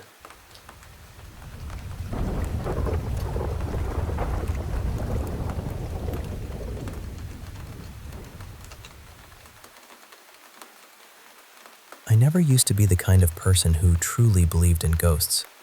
I mean, if someone asked me, I'd usually say, yeah, maybe. Because honestly, why not? The world is strange enough. But deep down, I didn't really believe there were spirits wandering around houses or anything like that. I believed it was possible, sure, but not something I expected to actually happen to me. And then I stayed at my Nana's house. Her place isn't some crumbling old manor with vines crawling up the windows. It's actually pretty modern, just really big. Big enough that when family came down to visit, all 10 of us could fit without it feeling too cramped. There were babies, cousins, my aunt, everyone. Nana was happy to have the house full, but there still weren't enough beds, so I ended up sleeping on an air mattress in the living room. This all started a few nights ago, on May 24th, 2026.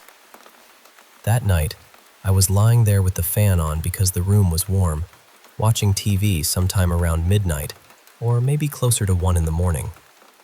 I didn't have my phone with me, so I couldn't check the exact time. I was watching one of those creepy true crime mystery videos, the kind you put on even though you know it's going to make every shadow in the room feel suspicious. Everyone else seemed asleep. The house was completely still. Then, out of nowhere, this loud, sharp beeping started. It wasn't a soft little chirp like a smoke alarm battery dying. It was shrill, screechy, painfully loud. It sounded like it was coming from just outside the living room door. At the exact same time, the internet cut out and the video froze. I just lay there frozen for a second, trying to understand what I was hearing. It was so loud that my ears actually hurt.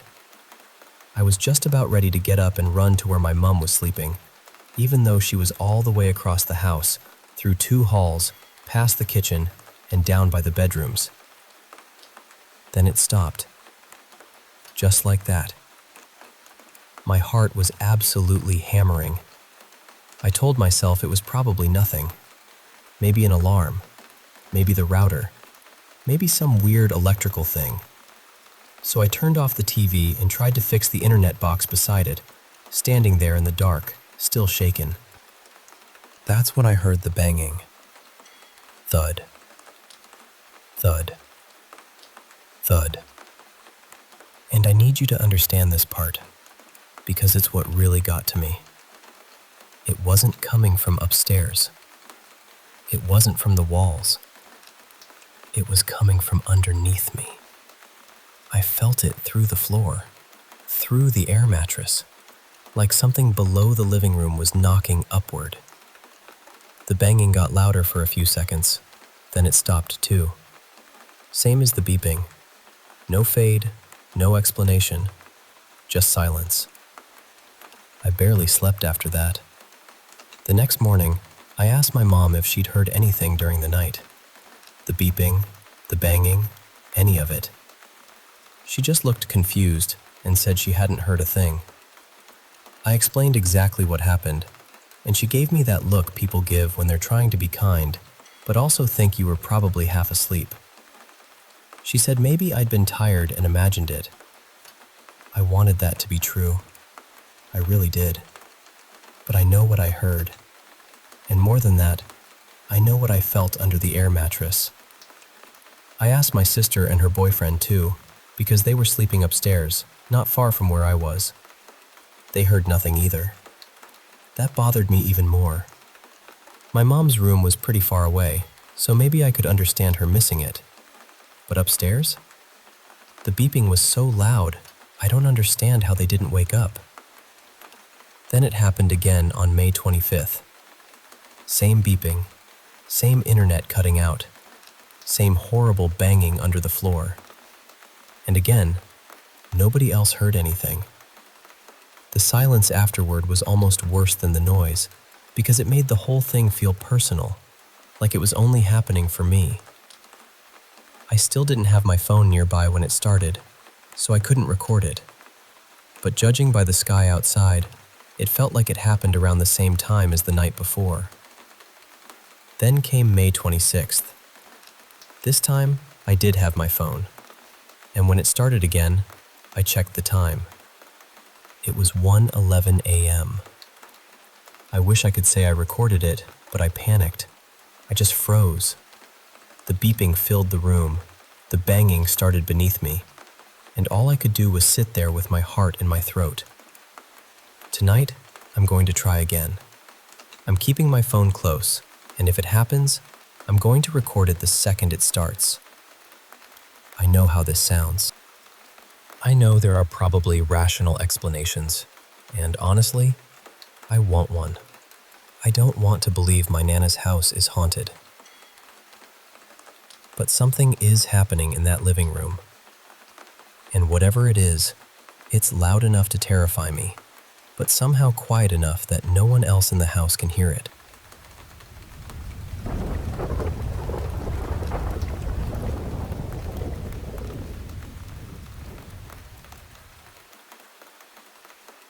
So this happened back in the late 2000s in downtown San Diego.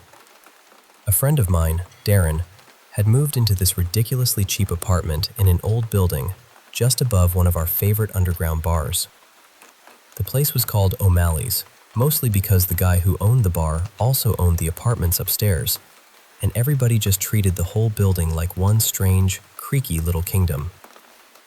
The building itself was old, maybe 4 stories, built sometime in the 1930s, tucked not too far from Golden Hill.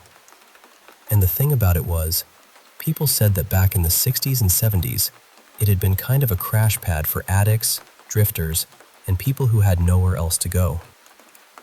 Over the years, a lot of people had died in those rooms. So, naturally, everybody said the place was haunted. And honestly, I believe it was.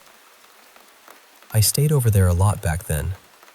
We were all in our late 20s, still living that half-broke, half-wild city life. At first, the strange stuff was small enough that you could almost talk yourself out of it. Doors would slam when there was no draft. Lights would flick on and off right in front of me. I remember turning off the bathroom light, stepping back, and watching the switch click itself right back up. Not a soft little wiggle either, a full, deliberate click. Then there were the footsteps. You would hear what sounded like a whole crowd pounding down the hallway outside the apartment. Heavy feet, fast, like people rushing the stairs. I would yank the door open, expecting to see somebody, anybody, but the hall would be empty. And the way the stairs were set up, if actual people had been running past, I would have seen them turning the corner or heading down to the next floor. But there was never anyone there. That kind of thing happened all the time. The moment that really stayed with me, though, happened one afternoon when I was there by myself. Darren was at work, and I was sitting in the tiny living room watching an old mystery show with the kitchen behind me, separated by this little half wall. Out of nowhere, I heard drawers sliding open. Then cabinets. Then the kitchen faucet blasted on full force. I called out, thinking maybe Darren had come home early. Nothing. No answer. No sound of the front door opening either, and in that apartment, you absolutely would have heard it. That door had a heavy latch and a floorboard right inside that complained every time somebody stepped on it. I sat there frozen for a few seconds, and I could feel every hair on my arm standing up. I called his name again. Still nothing. Eventually, I forced myself to get up and look into the kitchen. Several drawers were open. A couple of cabinet doors were hanging wide. The faucet was running hard into the sink. And there was no one there. Nobody had come in. Nobody had gone out. I was alone in that apartment, standing there with the water roaring and this awful feeling that I had just walked in on something I was not supposed to see. That building had a presence to it.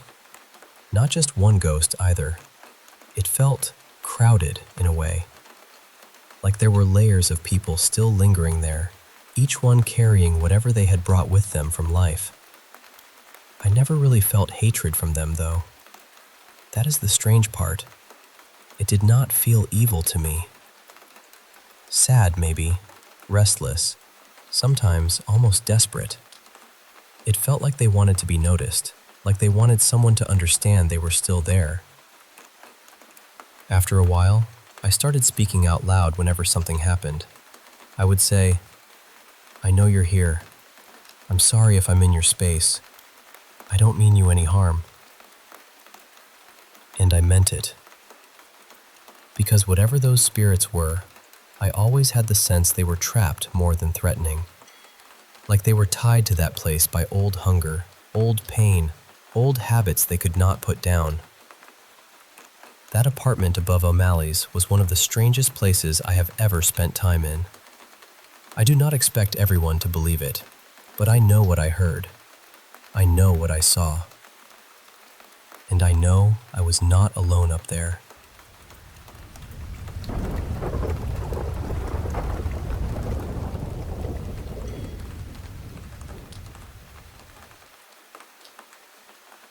I still remember the dream I woke from that evening. It wasn't really a dream, not the kind that disappears the moment you open your eyes. It stayed on my skin. I saw feathers falling from the sky, torn little pieces drifting down over gray ground. There were bullet shells everywhere, shining faintly like dead insects in the last light of day.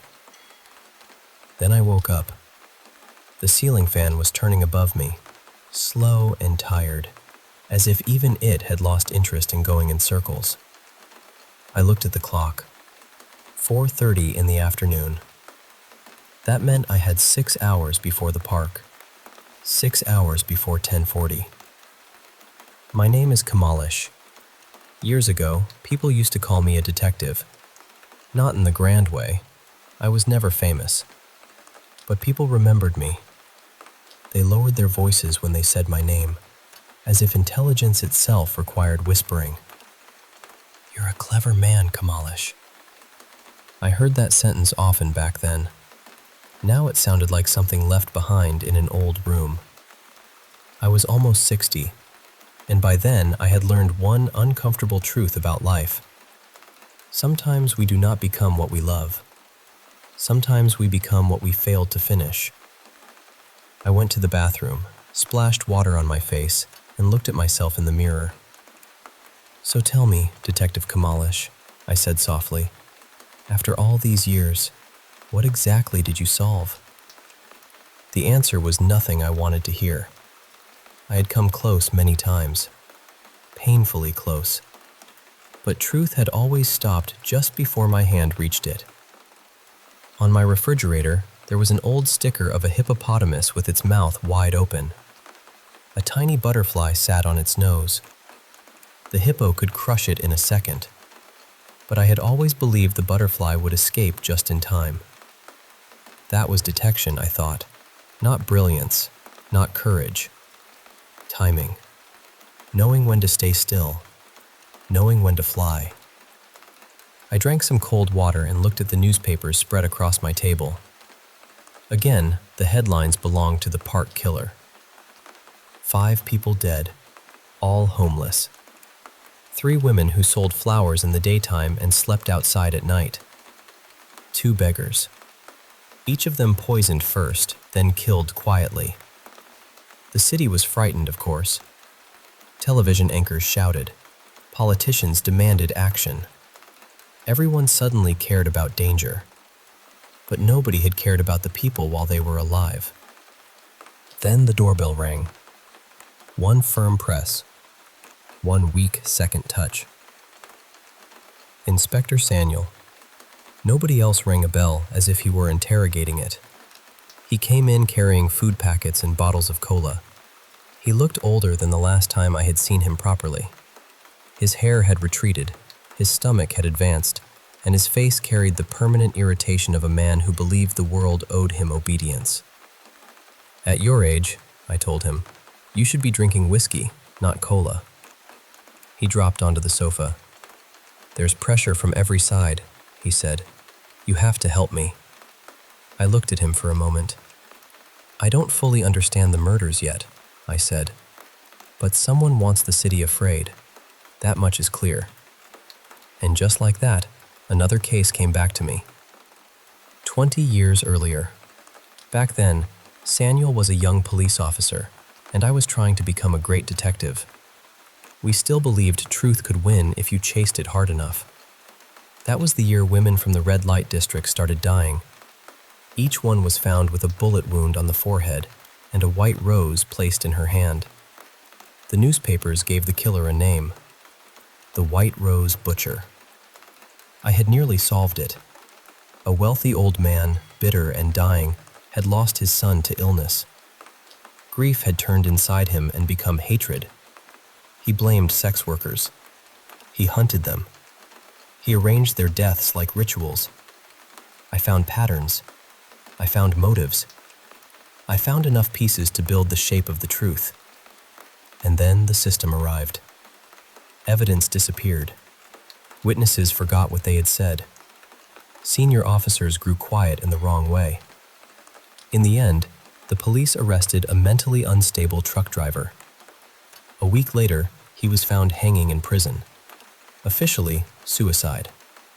Unofficially, convenience. The rich old man died soon after, supposedly from a fall. The killing stopped. The police congratulated themselves. The file slept. But old files do not really sleep. They breathe under the floorboards. Samuel sat across from me that evening, staring at my aquarium. One small golden fish kept circling a plastic soldier holding a tiny rifle. Round and round. History has a nasty habit of doing that. Then Samuel said something strange. "Tiona blocked me." I looked at him. Tiona Rai, journalist. My former wife. There are names that do not enter a room quietly. Hers still struck furniture inside me. Samuel said they had argued online. She had criticized the police.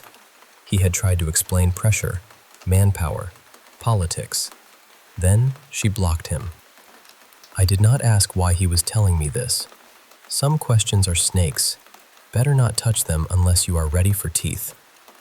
Tiona had once believed in me. Or perhaps she had believed in the version of me I advertised. We married young enough to mistake hunger for destiny. Later, she left for Mumbai with another journalist named Arindam, and the person who introduced them was Samuel. That evening, I lit a cigarette and stared at the smoke. On the 7th page of the newspaper, small headlines described other deaths. Lovers killing lovers, husbands poisoning wives, wives stabbing husbands, people destroying the very hands they once held. And I suddenly remembered something the falsely accused truck driver had told me 20 years ago. "People are frightened creatures," he said. "That is why they hide inside shells." Tiona had once said something similar, though more gently. "Happiness is like a glass of water," she told me during a rainstorm. "Clear for a moment, then life throws it into a washing machine." I used to laugh at lines like that. Now I understood them. Life is brief, terribly brief. We barely have time to love each other properly. So where do we find the time to kill? Samuel leaned forward then, impatient. "You're getting old, Kamalish," he said. "You've lost your sharpness. Why is this taking so long?" Outside, birds were crossing the evening sky. The clouds had turned blue and copper and silver, stitched together by fading light. For one moment, I wanted to leave everything and simply watch the sky. But Samuel was still speaking. "At least tell me how we proceed."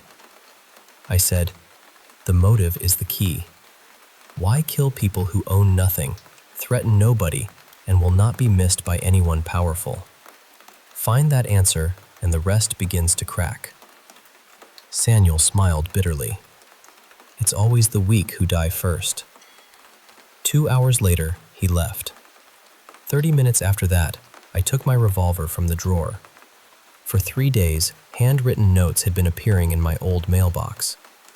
Nobody used that mailbox anymore, which made the notes feel even more personal. The first said, "You came alone. You will leave alone, but words remain." The second said, "Meet me." The third said, "Come to the park at 10:40 p.m." That time mattered. 20 years earlier, the White Rose killings had also happened between 10 and 10:40 at night. Only the hunting ground had changed. Then, it had been brothels, empty roads, and dark alleys. Now, it was parks. I walked through the city slowly. In a small town, 10 at night already feels like midnight. Add a serial killer, and silence becomes a locked door. 2 stray dogs slept beneath a yellow street lamp. The park gate opened with a tired creak. No police. That was strange. A patrol jeep passed nearby without stopping. And then I knew. Someone was behind me. Not close. Not far. Just near enough for the air to change. Then I smelled perfume. Old perfume. The same kind I remembered from the body of the first woman killed 20 years ago. For some reason, I felt unbearably tired. Not frightened. Just tired. Then the rope came around my throat. It tightened so fast I had no time to reach my gun. I fell backward, choking, dragged across the ground like an animal. The perfume grew stronger. Through my blurred vision, I saw a figure in black cloth. Then someone struck him from the side. Hard. The attacker stumbled.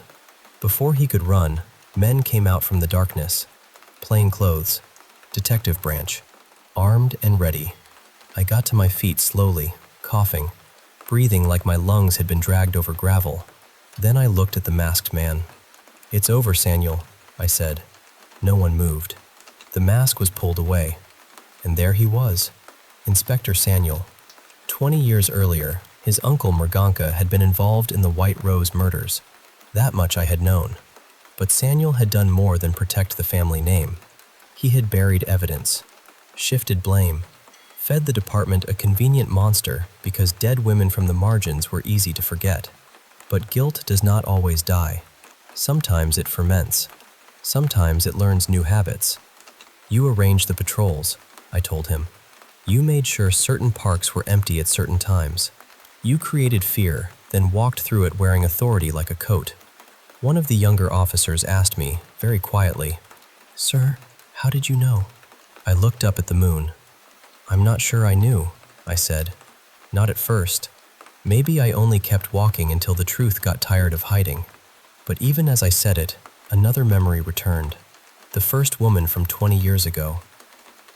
Her room had been full of scraps of paper, little handwritten fragments, symbols, half-finished sentences, and the rose in her hand had not been perfectly white.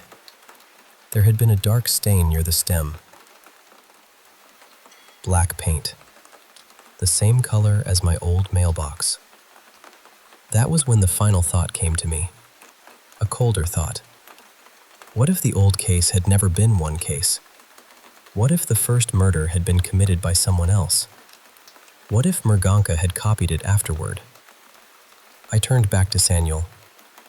"So tell me," I whispered, "was your uncle really the first killer?" The wind moved through the park. Above us, birds crossed the moonlit sky, small and silent, like torn pieces of memory still trying to find their way home. And for the first time in 20 years, Inspector Samuel looked truly afraid.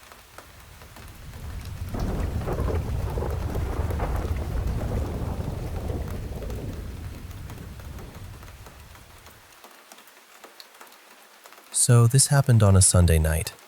My girlfriend and I had gone out to dinner at Jay's, mostly because we wanted to sit outside, enjoy the patio, and just have a quiet evening together. But as soon as we were getting into the car, I noticed she had brought along our ghost hunting backpack.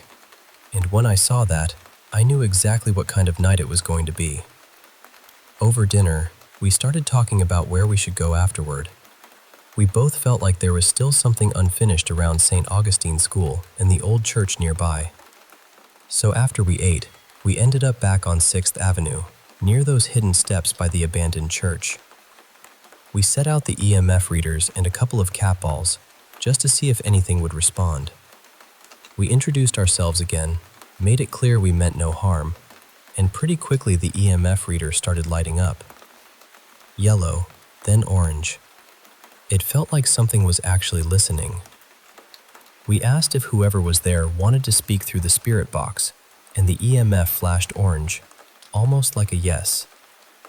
Then my girlfriend asked if the spirit had been connected to the Catholic Church, and through the spirit box, we heard a clear, unmistakable yes. We got another response after that, but then the energy started fading, so we thanked whoever was there, set our boundaries, and moved on. After that, we walked through Armory Park with the spirit box and EMF reader still running. My girlfriend wanted to pass by what we call the cat house, because there's usually this one cat there that she likes. That night, there was just one curled up on the porch swing, tucked away from the light rain. We kept walking our usual route, but nothing was really happening. The readings were quiet. I was already thinking we might just turn the corner and head back. Then I looked behind me and realized my girlfriend had stopped. She was standing at this front gate, and I immediately recognized the place. It was the same house she had told me about before, the one where she said she always felt a strong pull. We had tried checking it out a few nights earlier, but there were power lines and electrical boxes nearby, so the EMF readings had been too messy to trust. But this time was different. She leaned toward the gate with the EMF reader pointed straight at the house, and it started lighting up green. Then she said, very calmly, "I know you're here." She looked at me and said, "We have to go in." Then she opened the gate and said, "You want me to come in, don't you?" The EMF reader turned orange. She kept going. She said, "You've been wanting me to come in and talk to you." And right then, I heard what sounded like a little girl shriek. It was quick, but it went straight through me. I looked toward the front door, and for a second, I saw something. The only way I can describe it is a small gray and white shape, almost like a child-sized silhouette. It blended into the darkness, and then it was gone. I let my girlfriend lead. As soon as she stepped onto the stairs leading up to the brick porch, everything felt darker. Not just dim, heavy, like the whole place had swallowed the light around us. We checked the area first to make sure no one was hiding there. Then I sat on the ledge and she sat on the stairs with the EMF reader still in her hand. It kept bouncing between green and orange. She started speaking gently, like she was talking to someone scared. She said, "I felt like I was supposed to come here. I felt like I needed to connect with you." Then she started asking questions. "Are you a girl?" The EMF hit yellow. Then she asked, "Are you an older woman?" This time it jumped from orange to red. My girlfriend was locked in. She really felt like something was there with her, answering, but I was starting to feel terrible. Out of nowhere, I got nauseous.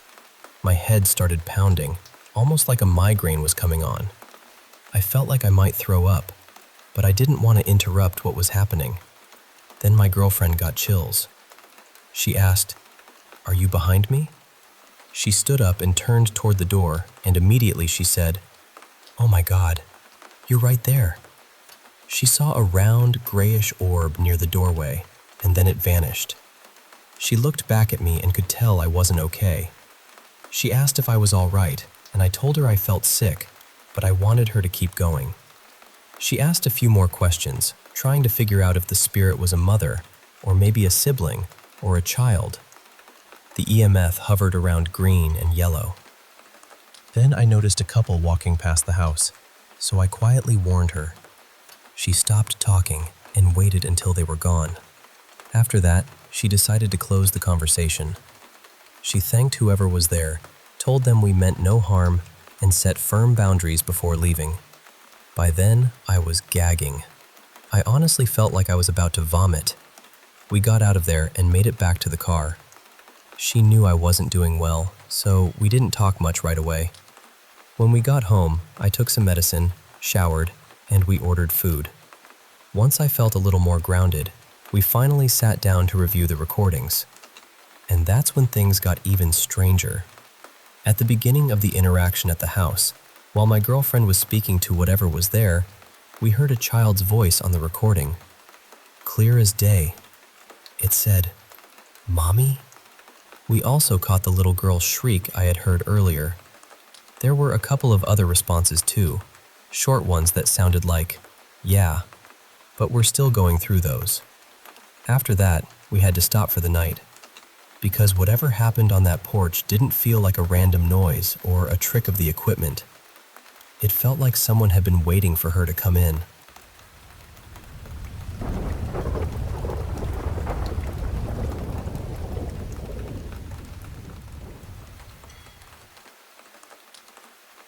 Let me tell you a story I've always found both strange and fascinating.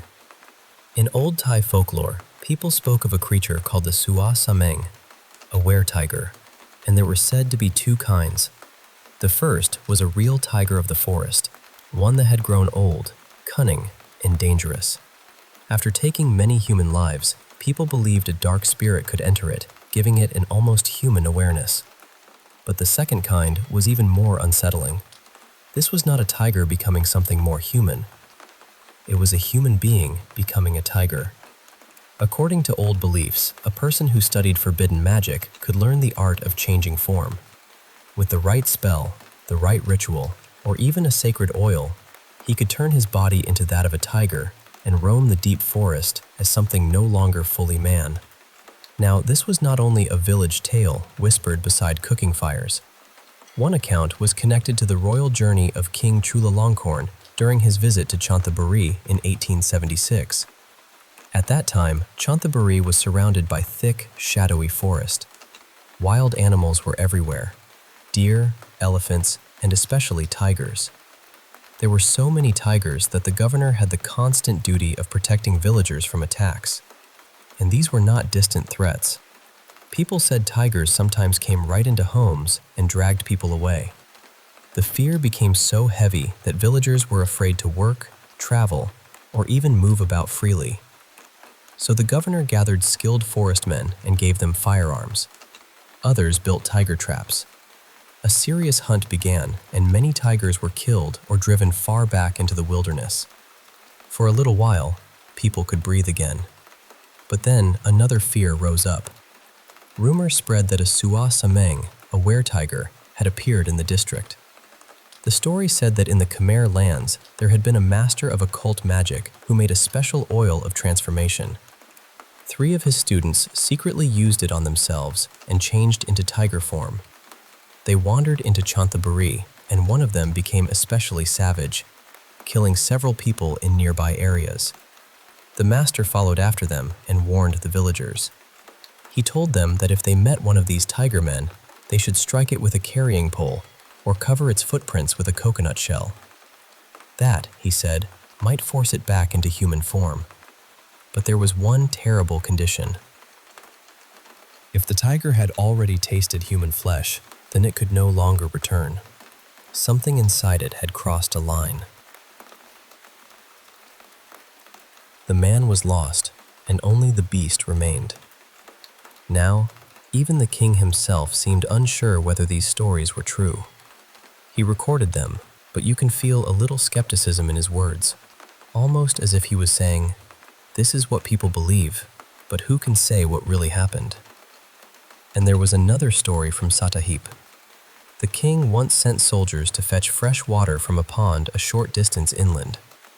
Local people warned them not to go because a were-tiger had been seen nearby. They said a monk, who was supposedly the creature's master, had followed it through the night and was sitting beneath a sugar palm near the pond, waiting for a chance to turn his student back into a man. The soldiers were frightened enough to return and report what they had heard. The king wanted to see this monk for himself, but it was already late. By morning, the monk had vanished. And as for whether the tiger had eaten him or not, no one could say. That is what makes these old stories so haunting to me. They stand right at the edge between history and legend. There are royal records, real places, real fears, And yet at the center of it all is something wild and impossible. Maybe the were-tiger was only a way for people to explain the terror of man-eating tigers. Or maybe, in those deep forests of Chantaburi, people truly believed that some men could surrender themselves to darkness and walk the earth in another skin. Either way, the story of the Sua Sameng still lingers, half in the jungle, half in the human heart.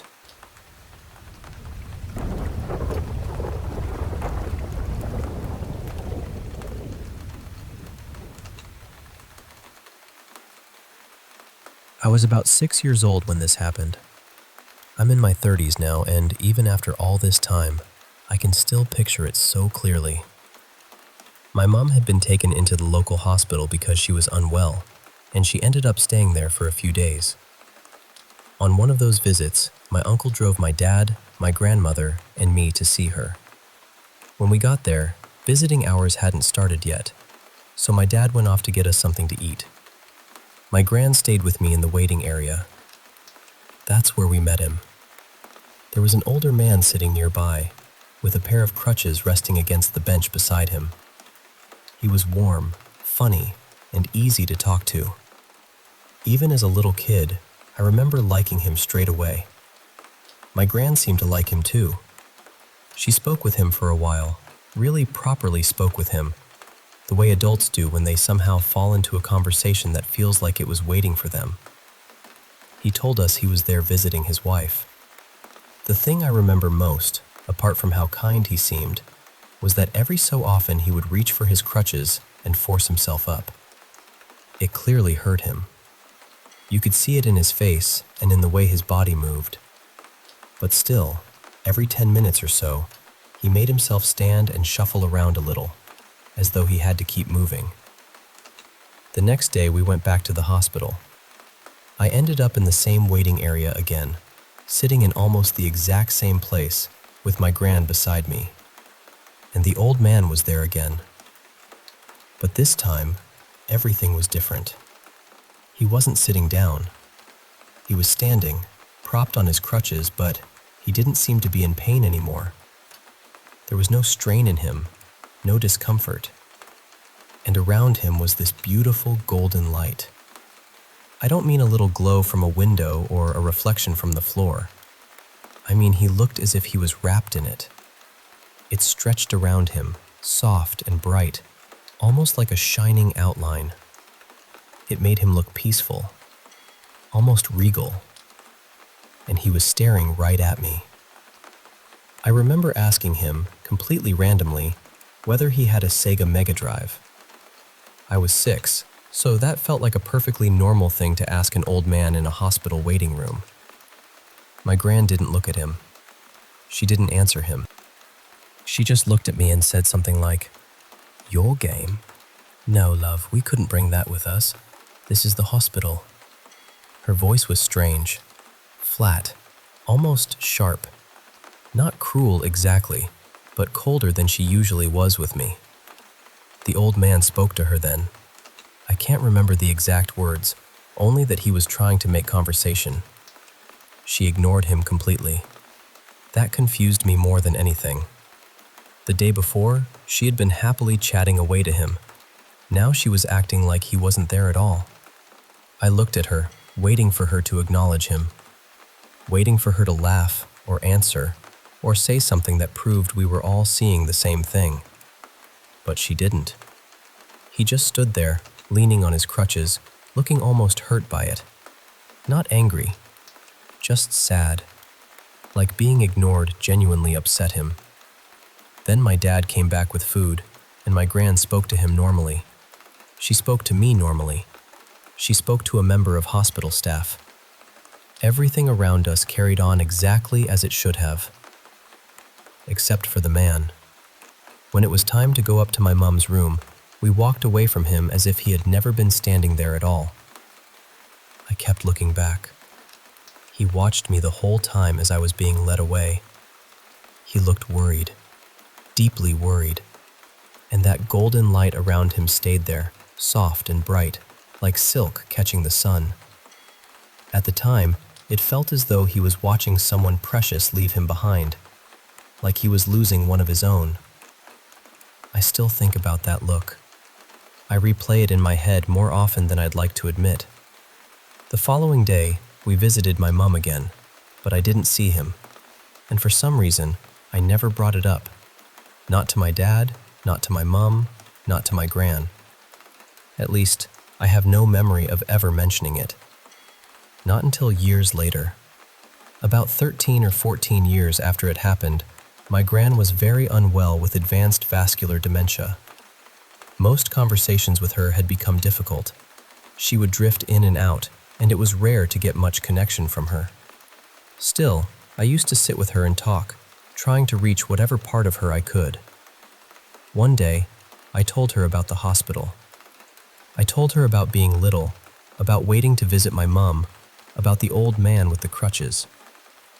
I told her how he had been friendly the first day, and how the next day he had been standing there glowing gold, while she acted like she couldn't see him. And then she changed. She locked eyes with me, which, by that point, almost never happened. Her attention was suddenly clear in a way I hadn't seen for a long time. And she said, "That Taffy had bad legs, but once he got talking, he was hard to get rid of."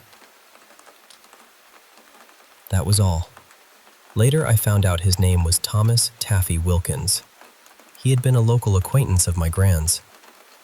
He died the same night my mom was admitted to hospital. The same night we first met him. He had gone home after visiting his wife, had a bad fall, and died there. His wife remained on the same ward as my mother for the next few days.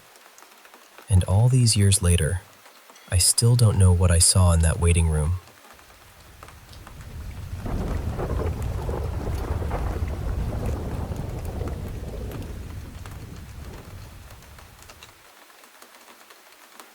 I see this kind of thing online all the time. Someone grabs a camera, a flashlight, maybe one of those little blinking gadgets, and heads off to investigate the haunted, abandoned place in town. An old school, a closed hospital, a burned-out house, a factory that hasn't made anything but dust in 30 years. Where I grew up, the spot was an old train station. It used to be a big deal for local ghost hunters. People posted pictures and videos all over the forums, claiming they'd caught shadow figures, ghost children, whispers from the dark, all of that. And I get why the place had a reputation. It was huge, echoey, half-rotted, and sitting in one of the roughest parts of town. The kind of building that already feels like it's holding its breath before you even step inside. But honestly, a lot of those shadow people probably weren't ghosts at all.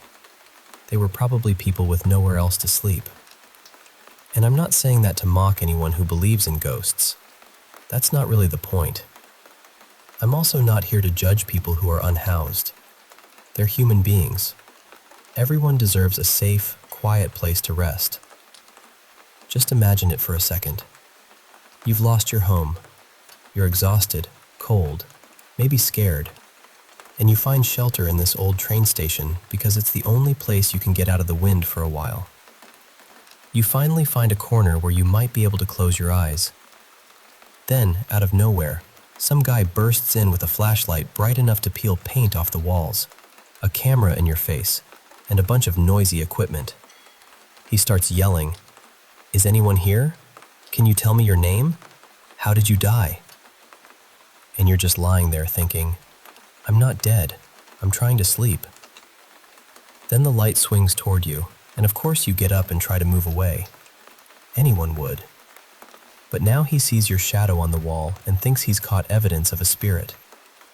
So he either starts chasing you, screaming, or runs away screaming, and the whole thing ends up online. Meanwhile, you've had to leave the only shelter you had for the night. Or you spend hours hiding from people who came there for entertainment and left thinking they had a paranormal experience. And now think about this part. A lot of people experiencing homelessness are young. Some are teenagers. Some are children. So picture being a kid with nowhere safe to go, curled up in some freezing old building, and then a grown adult comes stomping through the dark, shouting questions at the dead. shining lights around, and maybe chasing after you because he thinks you're a ghost. That's not spooky. That's heartbreaking. So I really think we should leave abandoned places alone. Ghost hunt in places where people live, work, visit, or have actually agreed to let that happen. Places with permission. Places with rules. Places where you aren't accidentally terrifying someone who already has enough to survive. And funny enough, once that old train station was cleaned up and turned into a farmer's market, the ghost evidence almost disappeared. The shadow figures stopped showing up. The ghost children vanished, which probably says more than people want to admit. And honestly, even if it had been ghosts the whole time, maybe the same rule still applies.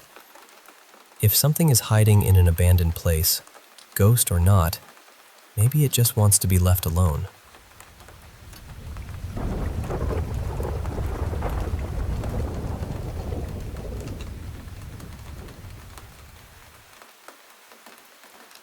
Hey there. I want to share a story that's really close to my heart. Something about why my grandparents always warned me to stay out of the attic. I grew up on a quiet farm, raised by my grandparents after my parents passed away in a tragic car accident. Life was simple. No TV, just me outside helping with chores, feeding animals, and tending crops. My grandparents sold what we grew and raised at the local market about half an hour away. They were gentle, loving folks who let me roam and explore freely, even giving me a phone when I turned 13. But there was one rule they never bent. Never, ever go into the attic. It was right above my bedroom, but I only caught a glimpse once when Grandpa went up there. It was dark and empty, or so I thought. One night when I was 13, I was just about to fall asleep when I heard a soft groan from above. It was faint, like bumping your foot on a chair. Then, a quiet cry, like a child's whimper. My heart raced. I told my grandparents the next morning, and they said it was just them bumping into things. I didn't fully believe it, so that night I stayed up, waiting. Around 1 a.m., I heard it again, a low, painful groan turning into a man's cry. Frozen with fear, I eventually got up and shone my phone light toward the attic door. I grabbed a chair to reach the attic pull-down ladder, careful not to make noise. As I climbed up, a terrible smell hit me, a mix of skunk and something harsh. Inside, I found dusty boxes and old family portraits, including one of my mom, pregnant with me, and my dad. Then, a desperate groan came from a corner. My light revealed 2 cages covered with cloth. When I pulled it off, my blood ran cold. 2 creatures with burned, blackened skin, glowing red eyes, and no faces stared back at me. They screamed and thrashed violently. My grandparents appeared and sprayed them with a calming spray, explaining in a shaky voice that these were my parents. They told me a story I could hardly believe. After my parents died, they made a deal with a mysterious man who promised to bring them back. At first, they seemed normal, but soon they turned aggressive, animalistic, and dangerous. My grandparents tried to contain them, trapping them in those cages for years. They warned me to never go near the attic because my parents-turned creatures might get hungry if they saw me. Suddenly, the cages broke. My grandparents told me to run while they held them off. I fled, heart pounding, escaping to the farmhouse nearby. I hid behind a haystack, covering myself in mud to mask my scent as the creatures sniffed around, then finally left. The next day, I found the house in ruins and, heartbreakingly, the remains of my grandparents upstairs. I called the police, telling them a wild animal was responsible, because who would believe the truth? I moved away afterward, but I still carry that night with me. Recently, hearing about a child's terrible fate in the woods made me realize I had to share this. A warning to listen to those who protect you. Curiosity can lead to danger beyond imagination. The world holds darkness, and sometimes the monsters are closer than you think. Please, trust your loved ones when they say stay away.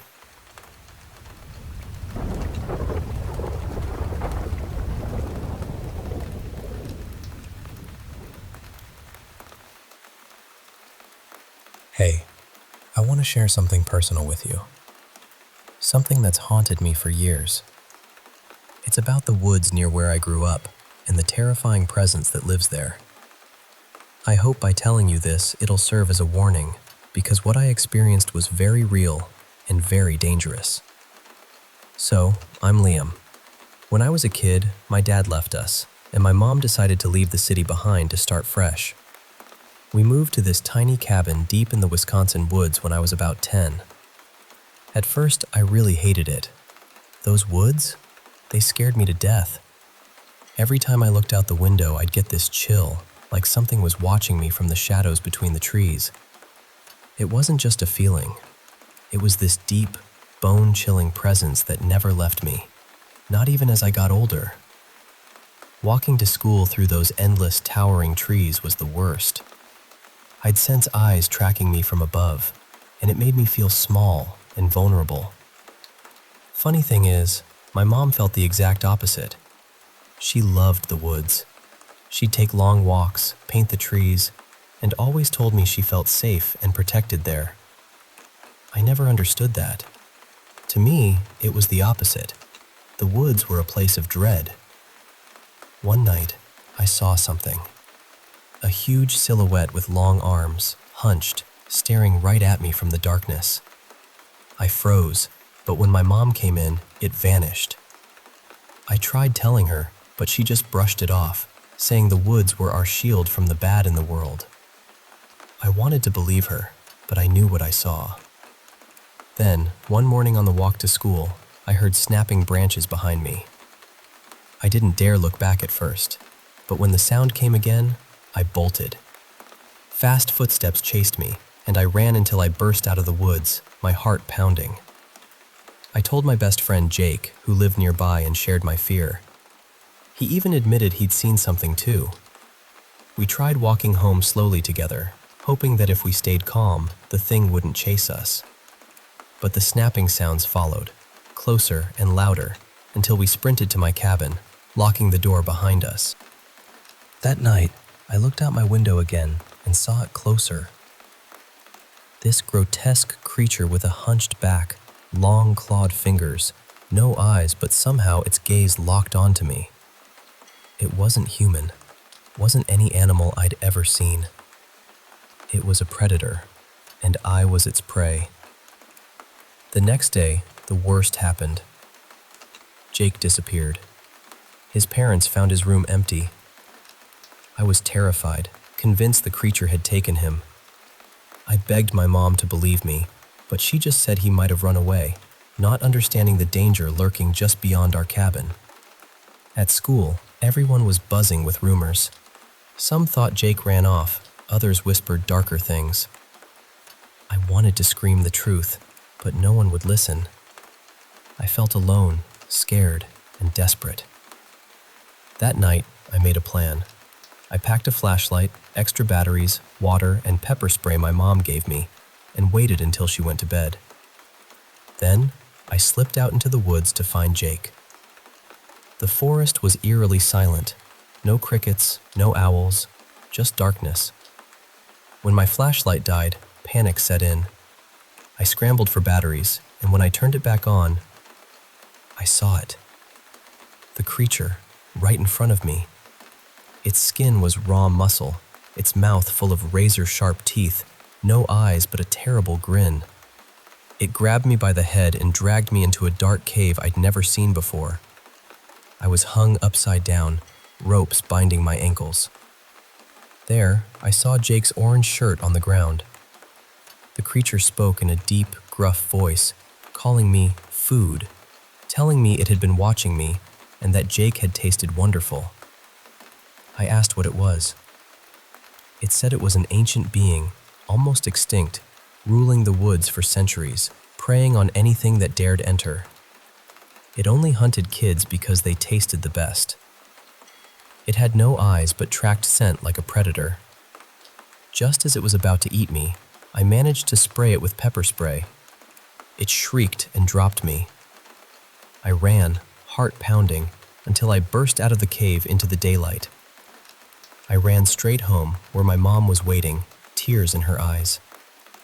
We moved away soon after, back to the city, to my aunt's place. Even now, I think about Jake and that creature. I tried telling my mom, but she never believed me. What terrifies me most is knowing there are still more of those things out there, lurking in the woods, waiting. So, please, if you're ever near a dark forest, especially at night, be careful. Listen to the silence. Watch the shadows. They're watching too, and they're hungry.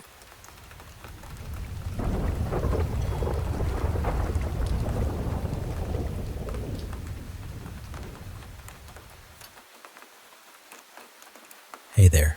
I want to share something that's been weighing on my heart for a long time. It's a story about how life can change in the blink of an eye, and how sometimes the things we love the most can turn into nightmares.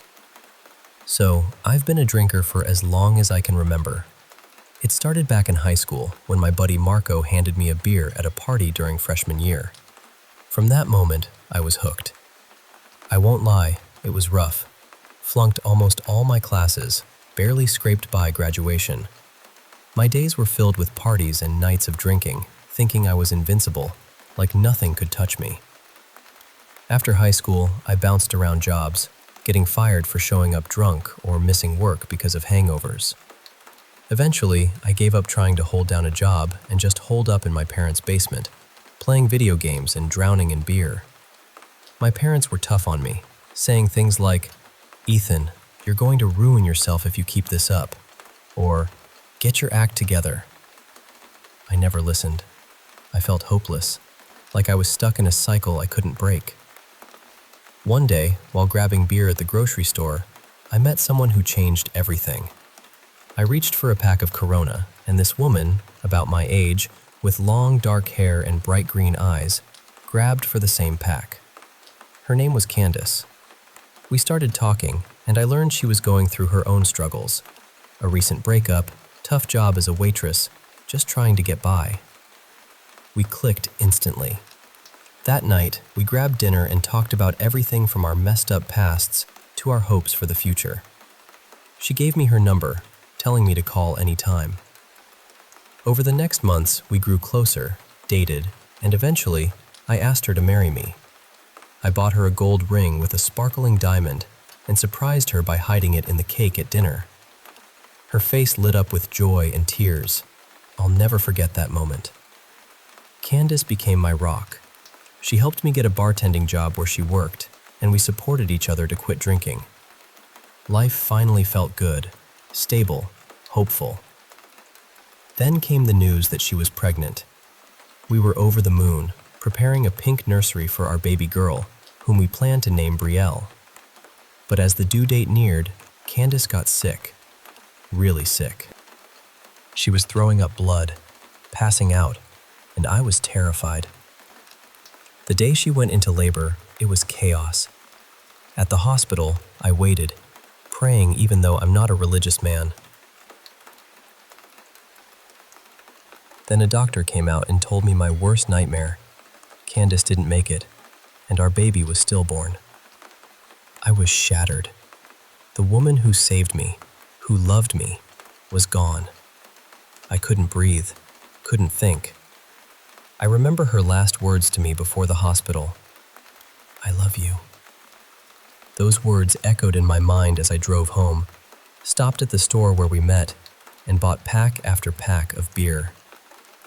I drank like I never had before, trying to drown the pain. That night, after drinking until I passed out, I woke up to whispers calling my name. I found myself back at the hospital, alone in a dark hallway. Then I heard Candace's voice, telling me she was okay and to come see our child. I ran to a room where she held our baby, but the sight was horrifying. Our daughter was covered in blood, her eyes missing. Candace's face was grotesquely distorted, her skin rotten and eyes black. She begged me to hold our daughter, but I ran away, terrified. The creature that looked like Candace chased me, pleading for me to complete our family. I was trapped, desperate to escape. Then everything went dark. The voices kept calling my name, louder and louder, until silence.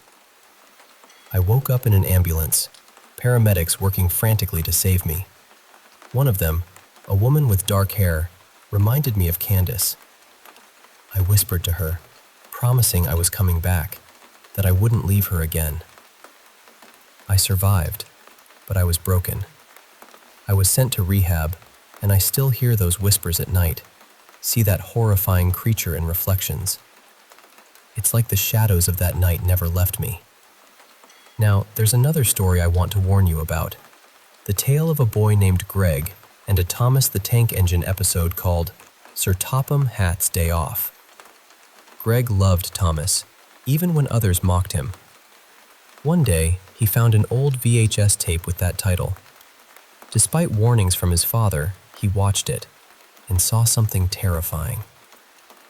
The episode showed the beloved trains being shot by Sir Topham Hatt, who had bloodshot red eyes and a sinister smile. The images haunted Greg, giving him nightmares for years. His therapist tried to help, giving him a red stress ball to squeeze whenever the memories returned. Eventually, he even passed a test of recovery when handed a Thomas toy. But the horror didn't end. That same day, news broke of a 10-year-old girl found dead with the same tape nearby. Greg's world shattered again, the terror of that cursed episode still very real. So, if you ever come across a Thomas the Tank Engine episode called Sir Topham Hatt's Day Off, please, don't watch it. Some things are better left forgotten. Thanks for listening. I hope sharing this helps someone out there feel less alone in their struggles. And remember, sometimes the darkest nights can lead to the brightest dawns, if you let them.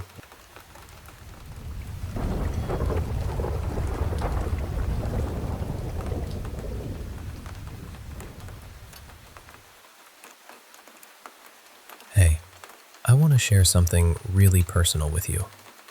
Something that's been with me for a long time now.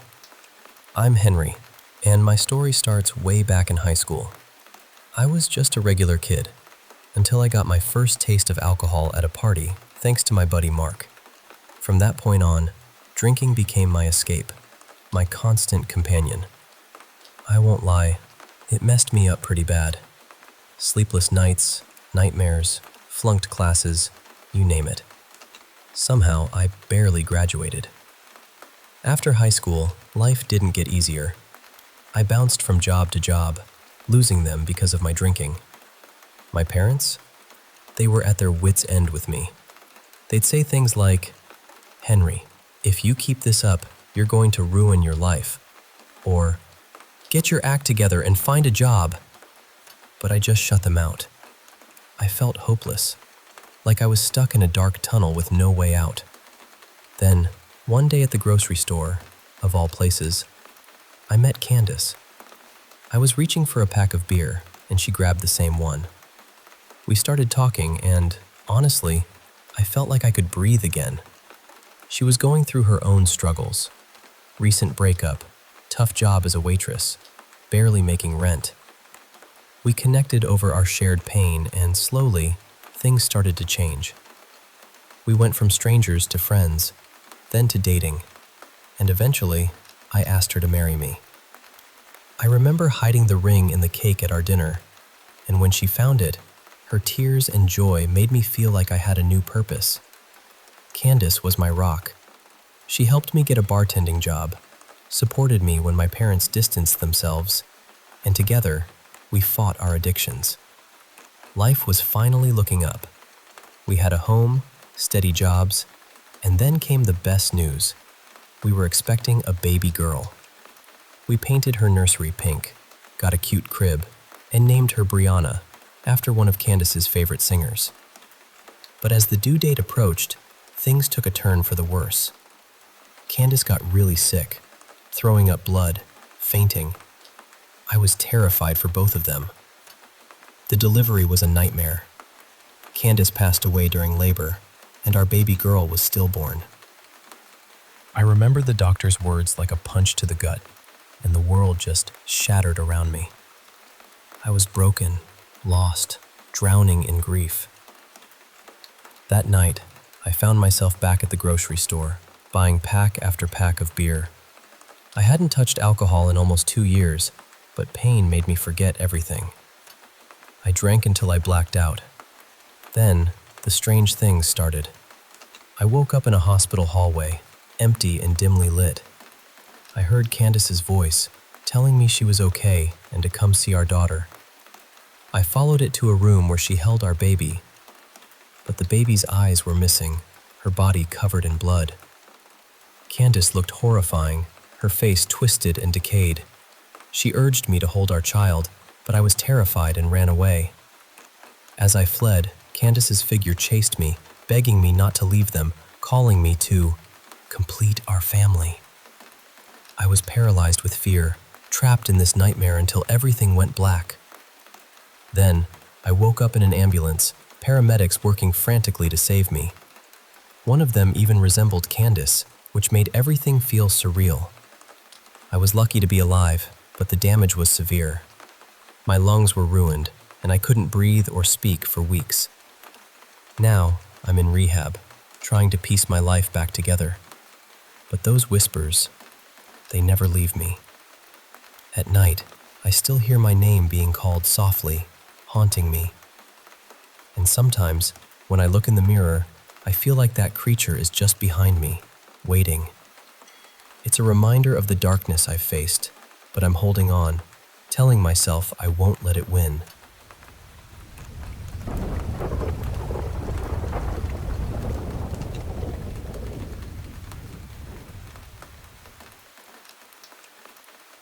Hey, I want to share a story with you. Something that's been on my mind for a long time. It's about second chances, strange encounters, and a son unlike any other. I'm not one for drama, just a regular guy named Dave. I'm in my mid-30s, working construction, married to my wife Barbara, and we've had our struggles, especially when it came to having a child. Barbara and I wanted a baby so badly, but it just never happened. Watching friends start families while we faced disappointment was tough. Barbara held on to hope longer than I did, but after a while, we decided to try adoption. On the way to the adoption center, Barbara was quiet, tears quietly falling. Then, at the clinic, we met a man named Kyle. He called himself Lazarus. Tall, with striking green eyes, he seemed to know more about us than he should. He told us he was a servant of a higher power, not the God we knew, but someone else. He offered to help us have a child of our own, and despite my doubts, Barbara accepted a strange purple potion from him. She drank it, collapsed, but after some rest, the doctors confirmed she was pregnant. It was a miracle, but one wrapped in mystery. When our son was born, Lazarus showed up again, handing us a list of rules we had to follow. Rules that seemed bizarre and frightening.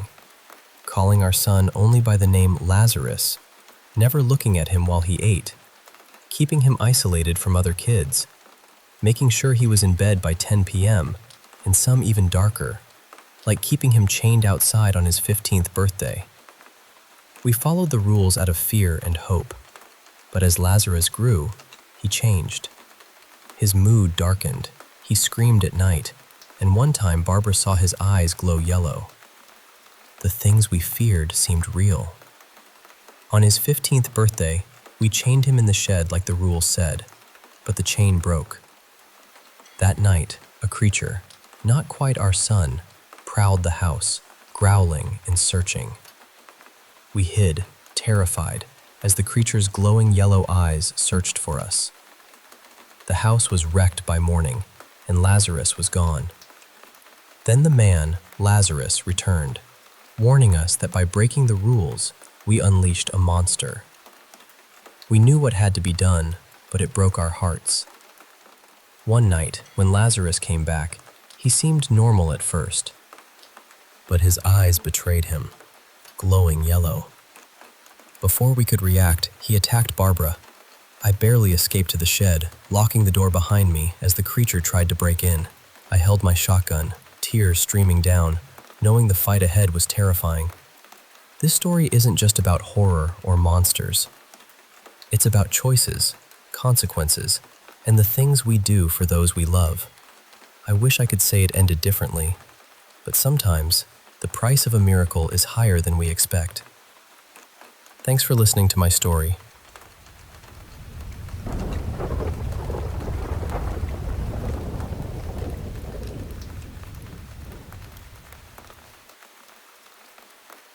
Hey, I want to share with you a story that's honestly changed how I see things forever. It all started when I was 16, just a regular high school girl named Emma. I wasn't really into all that internet mystery stuff, especially the dark web. Honestly, I had way better things to do, like hanging out with my friends or getting my nails done. But one day at school, my friend Kelly told me about her boyfriend getting dared to go on the dark web. She said, "There's some really creepy stuff there. Videos of cults, sacrifices, super disturbing." And I was like, why would anyone want to see that? Gross. Kelly agreed, and we didn't think much more of it. Except at lunch, everyone was buzzing about Robbie's dare and how maybe one of us should try it. I stayed quiet, not wanting any part of it. I knew the dark web had awful stuff, violent things, illegal things, and I was not about that life. Then my other friend, Christine, jokingly said, "Hey, maybe Emma should do it." I immediately said no. But then my friends started chanting, "Do it, do it, do it." I was so embarrassed, but eventually I just gave in and shouted, "Fine, I'll do it." They cheered, and Kelly said, "Okay, but you have to FaceTime me while you're on, and Robbie will send you a link." I was mad, but whatever. I figured I'd just glance and get it over with.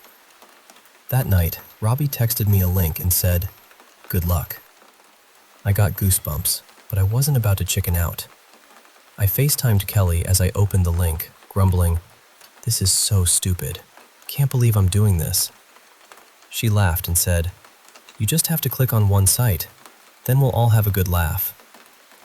The page loaded, a black screen with a skull and a bunch of red links. I clicked on the third link and found an auction site. At first, it didn't seem too bad, but then I saw female names with links.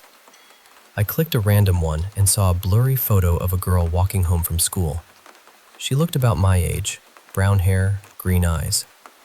The description said, Tiffany, 16, high school, Riverside. Parents, Helen and Mark. Hair, brown. Eyes, green. Body, petite. And then a price, $20,000. My heart dropped. "What is this?" I whispered to Kelly. "It's like they're selling girls," I said, voice shaking. Kelly freaked and told me to call the police. I was about to hang up to dial 911 when I saw a name at the top of the list, Emma Morgan. My breath caught. I clicked on it, and there I was, a photo of me walking home. The description was detailed and creepy, like they knew everything. My age, my school, my parents, even my body. The price was $60,000. I screamed, tears streaming. I couldn't hear Kelly anymore. I hung up and ran to my parents' room. They came running out when they heard me crying. I told them everything. They checked the website, called the police, but the site was untraceable. They promised to have an officer nearby just in case. That night, I couldn't sleep. The image of that auction haunted me. How did they know all that? Were they watching me? The next day, my friends apologized and suggested we go shopping to take my mind off it. I agreed, but when I asked Kelly to walk home with me, she said her mom was picking her up. My parents were stuck at work, so I had to walk home alone. I told myself, it's just 15 minutes, it's afternoon, people are around. But then, I noticed a man behind me, walking fast. I sped up, but he matched my pace. Panic set in, and I ran. Just as I reached my door, fumbling for keys, I felt a sharp prick in my shoulder. and everything went black. When I woke, I was in a dark room, chained to the floor, a computer glowing in front of me. On the screen, a Google Meet with 50 people watching. I screamed, begged for help. Then, a man stepped out of the shadows. Black jeans, black hoodie, face hidden. He asked, "How much?" The crowd started shouting prices. 60,000, 80,000, 90,000. Then, 115,000. The man said, "Going once, going twice, sold." 2 days later, Kelly was holding a missing person poster. My poster. Tears in her eyes, she looked at my smiling photo. Blonde hair shining, brown eyes sparkling. "Emma, I'm so sorry," she whispered. And that's how a stupid dare on the dark web changed my life forever.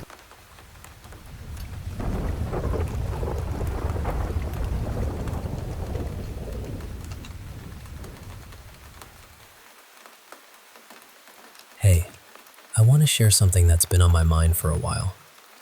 So, I've been seeing my girlfriend Jame for about 2 months, and I've been over at her place quite a bit. But there was this one night that just felt different.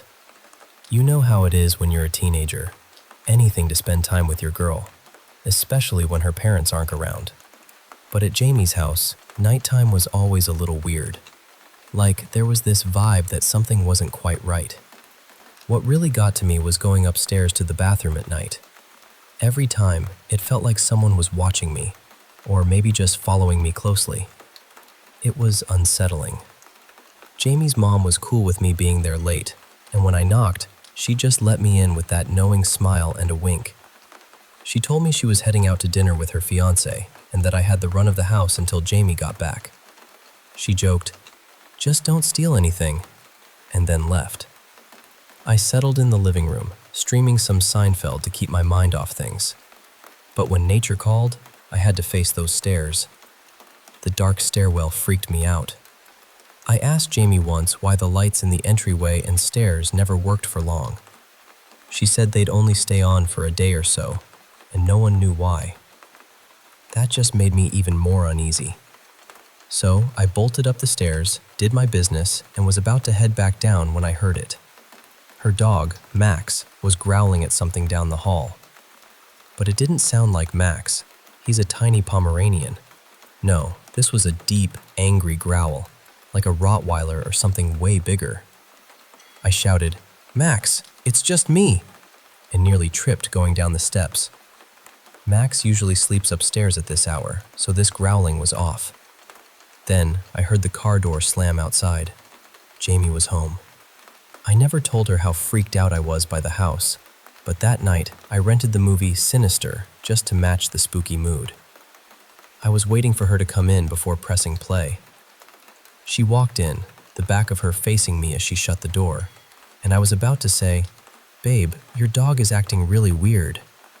But then she turned around, and I froze. The hair on my arm stood up. She was holding Max. She said she'd taken him to her cousin's place to play with the kids. I stammered, "Oh, I didn't realize Max was with you." She smiled and asked, "So what was it you wanted to say about him?" I just told her it was nothing and suggested we watch TV. After that, I avoided those stairs completely. But even then, I kept catching shadows moving out of the corner of my eye near the front door. Every time I looked, it stopped. Since then, Jame started coming over to my place more often. At first, I asked her to, but eventually, it was her idea. Max passed away peacefully in his sleep at 13 years old, and since that day, Jame's told me something that still sends chills down my spine. She said, "Ever since I was little, I thought it was Max growling outside the bathroom at night. But now that he's gone, the growling hasn't stopped. It's coming from my closet."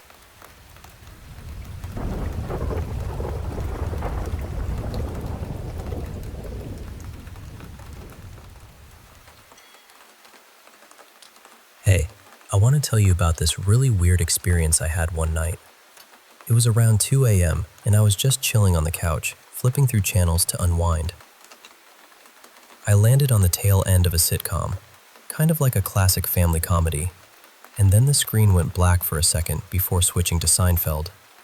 You know, that's actually my all-time favorite show, but this episode, something was seriously off. Usually, Seinfeld kicks off with Jerry doing his stand-up routine, right? But this time, Jerry was at the mic looking completely out of it. He looked pale, his words were slurred, and he kept nodding off. Then, out of nowhere, he grabbed the mic stand to steady himself and collapsed.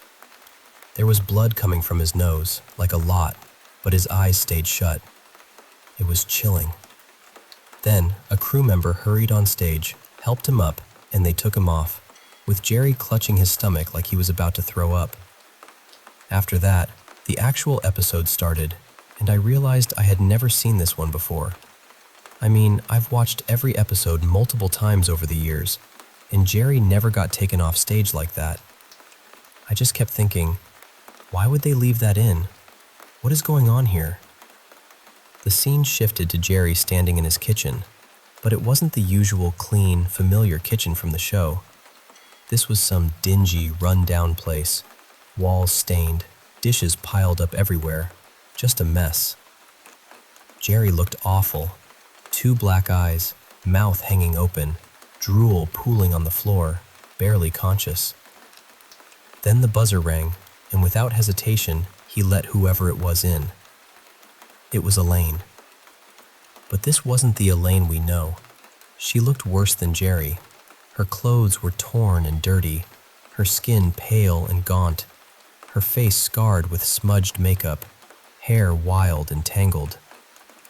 She came in and kept shaking Jerry, saying over and over, "Jer, wake up, wake up." But Jerry just kept mumbling, what?" and wiping his face, barely responding. I won't lie, it was haunting. This version of the show was like a twisted nightmare of the characters we thought we knew. It felt so real, but at the same time, completely surreal. It stuck with me ever since, and honestly, I still don't know what to make of it. Just thought I'd share this strange little piece of my night with you.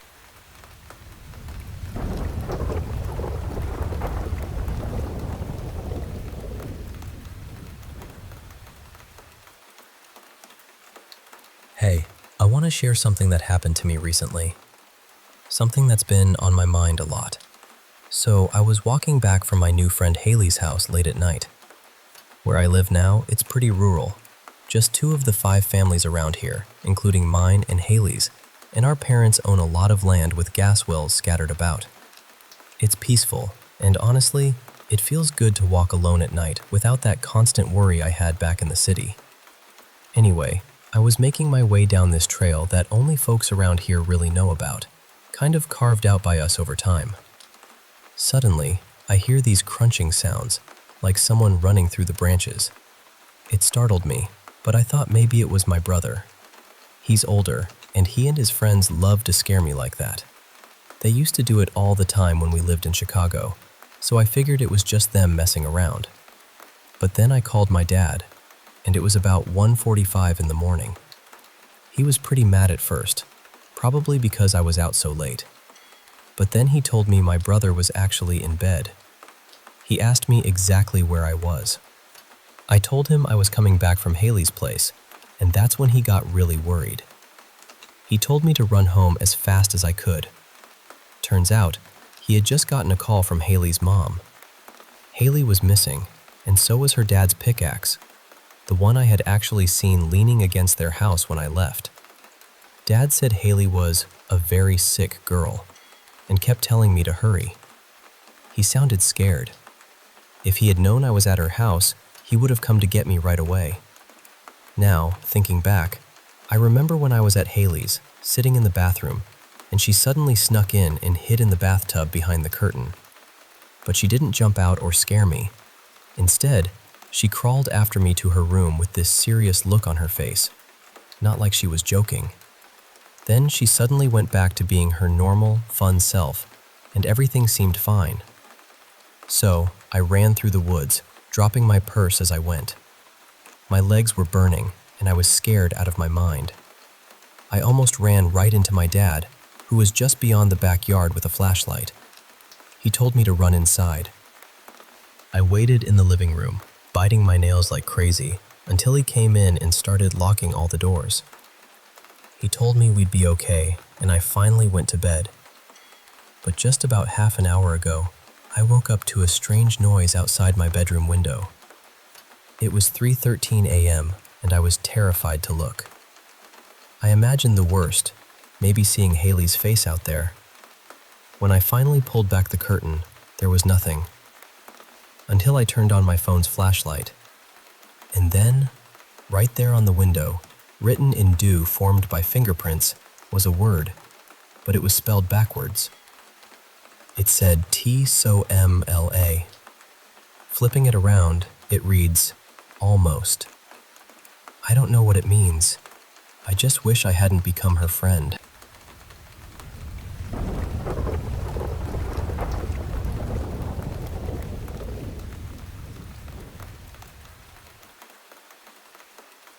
Hey, I want to share a story that's been on my mind for a while now. After my grandma passed away, I started spending weekends at my grandpa's new apartment to keep him company and help him through the loneliness. I usually crashed on the pull-out bed that folds out from the living room couch. One night, after turning off the TV, I was just about drifting off. There was this old wooden clock on the mantel, and the steady ticking always helped me relax and fall asleep.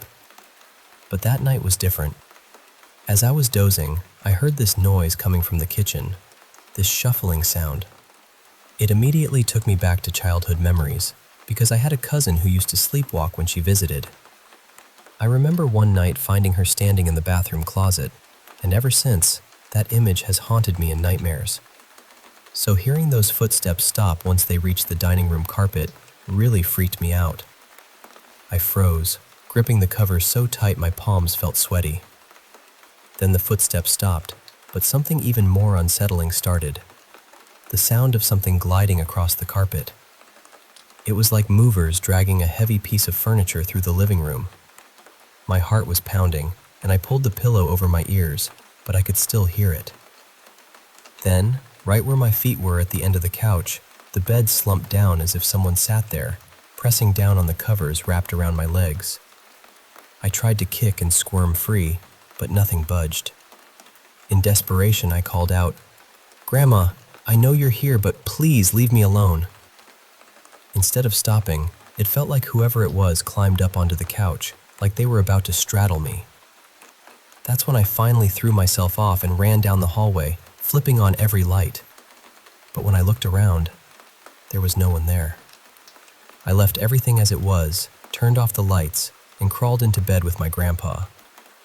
He never even woke up. That night, I had the most terrifying nightmares. At one point, I woke up soaked in sweat from dreaming I was eating mealworms and maggots out of a bag of chips. I could taste it so vividly, but I was too scared to get up and rinse my mouth out. The next morning, Grandpa asked why I was in his bed. I told him everything. The noises, the feeling, the presence. He just looked down quietly. I suggested maybe it was Grandma checking on me, and that I might have been imagining things. But he shook his head firmly. He said, "Grandma passed away at Riverside Hospital," and my heart skipped a beat. So it couldn't have been her. I didn't ask you or your brother to stay here because I'm lonely or sad. I asked you to come because of that. I pressed him. Are you sure it wasn't Grandma? And his answer still chills me. No, it wasn't. Whatever it is, it hates me and wants me gone. Grandpa passed away about a year later.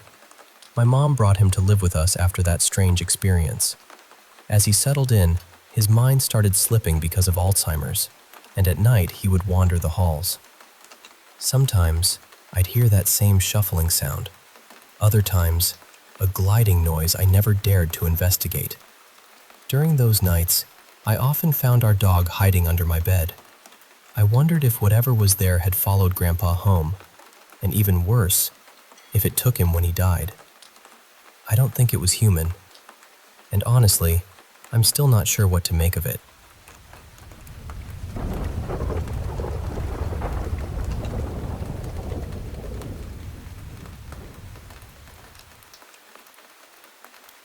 Hey, I want to share a story from my old neighborhood about this street called Pinewood Drive. It intersected with my street just a few blocks away, and there was this eerie local legend everyone whispered about. Back in the early 80s, a 16-year-old girl named Selena was walking home from school during a storm when a drunk driver hit her. The accident was so severe that she died instantly. What made it even more heartbreaking was that she had just found out she was pregnant a week before. Some folks in town believed she was actually coming back from a clinic after an abortion, and that somehow that was the reason this tragedy struck her. The story goes that her spirit wanders the neighborhood, but only when it rains, because she died in a storm. Now, I know stories like these sound like ghost tales, but growing up, my friends and I were obsessed with trying to find Selena's ghost. Once I got my driver's license, we'd drive around Pinewood Drive, usually after a few drinks, hoping to catch a glimpse. One night, just as a light drizzle started, we spotted a girl in a bright red coat walking by the side of the road. No umbrella, which was a classic sign of Selena's trick. She'd make drivers stop to help her get out of the rain. We slowed down, even though Jeff and I were uneasy about it. Our friend Kyle sighed, it's just Jenny. We rolled down the window and called out, "Jenny Vanelli, need a ride?" To our relief, she smiled and said, "Yes, please."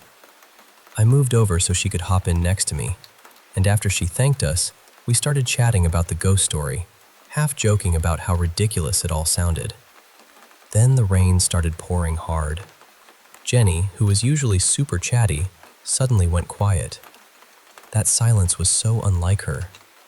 You might think, oh no, you picked up the ghost instead of Jenny. But no, I looked right at her. Definitely Jenny. After a moment, she looked up and asked, "Do you know how Selena tricks people into giving her a ride?" Jeff nodded and said, "Yeah, she walks without an umbrella, and people feel sorry and stop for her." Then Jenny added, "Do you know the other way?" We waited. Her voice dropped into this eerie, shrill whisper. "She tricks them by looking like someone they know." Right then, the car screeched to a halt. I caught a glimpse of terror in Kyle's eyes through the rearview mirror, and Jenny's face, her mouth twisted into this evil cackle, revealing missing teeth and blood trickling down. For a second, I saw a horrifying, disfigured face staring right at me. We all jumped out screaming. Kyle's car ended up being towed. The next day at school, Jenny told us she'd been home all night. It's been over 2 decades now, but I still get uneasy when it rains. Oh, and when Kyle finally got his car back from impound, there was a pacifier sitting right there in the back seat.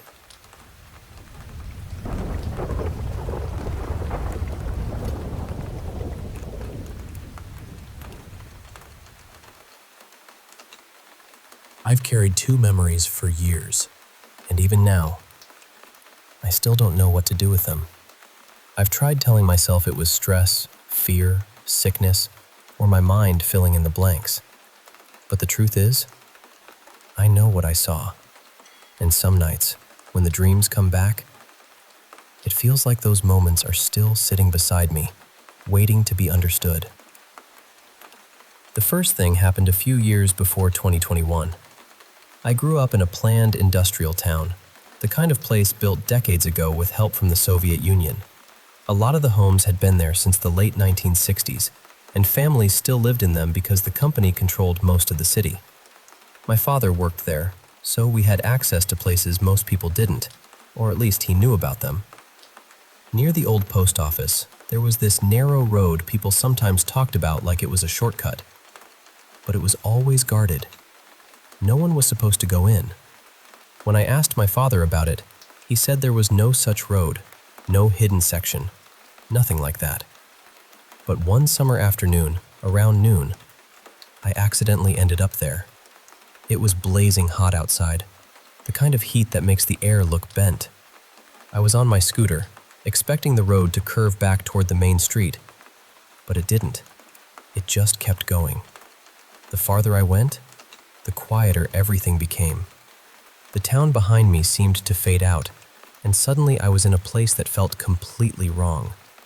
There were broken signs, dry leaves everywhere, and an old board that looked like it once pointed towards some kind of library. That made no sense, because there was no ancient library anywhere in our city. I had checked records before. I knew the place I lived in. Then I saw a ruined house in the distance. It didn't look like the other houses around us. It had that older Russian style, heavy and strange, almost like it belonged to a different century. There was also a pond, cracked statues, and one statue that looked like a mother holding a child. Everything felt abandoned, but not empty. I remember wanting to leave immediately. I was scared in a way I couldn't explain. I kept driving, praying under my breath, trying to find an exit. Then I looked in my right mirror. There was a woman behind me, dressed in white, with something covering her head. For a second, I thought maybe she was just another person taking the same shortcut. I even thought about stopping to ask her how to get out. But then, she was gone. Not walking away, not turning a corner, just gone. Somehow, a road opened ahead, and I found my way out. I went home shaken and told my parents. They warned me not to take strange routes, but the part that still bothers me is this. When I went back later with friends, nothing was there. No ruined house, no pond, no statue, no old library sign. Nothing. It was like the road had swallowed itself. The second memory happened in 2021 when I was 16 and sick with COVID. My mother and I were both in the hospital. I was on oxygen and she was in serious condition. At first, I was in a general ward before they moved me to a private room, and that day was one of the worst days I can remember. 7 people died in that ward, one after another, every few hours. There were nurses, machines, panic, prayers, and that heavy silence that falls after someone is gone. But what I remember most clearly is the bird. I know how that sounds. I know people will say I was sick, exhausted, scared, maybe hallucinating. But the room was sealed. The windows weren't open. The air conditioning was running. There was no way a bird should have been inside. And no one else seemed to see it. It moved from bed to bed. Each time it stepped away from someone, that person died soon after. I watched it happen again and again. At one point, it circled my mother's bed, and I remember praying with everything I had that it wouldn't stop there. It didn't. It moved to another bed. That was the 7th one. After the 7th death, the bird disappeared. During that time, I kept having the same dream. I was in a white place where trains came and went. People got off. People got on. Some left and never came back. I kept trying to climb onto one of the trains, but someone always stopped me. Then I saw my grandfather board one. That night, I thought it was just another nightmare. The next morning, our relatives told us he had passed away while we were in the hospital. Later, my mother said she had dreamed of him too. In her dream, he told her he would take her place because he was old, and her children still needed her. She forgot many things from that year, and honestly, so did I. 2021 feels blurred at the edges, but that part stayed. My mother survived, even though she had been critically ill, and sometimes, I wonder if my grandfather gave something up for her. I don't know what these 2 incidents were. I don't know if they were connected. Maybe they were trauma. Maybe they were warnings. Maybe there are places and moments where the world opens a door it usually keeps locked. But I know this much. I didn't make it up. And even after all these years, I still find myself asking the same question. What did I see?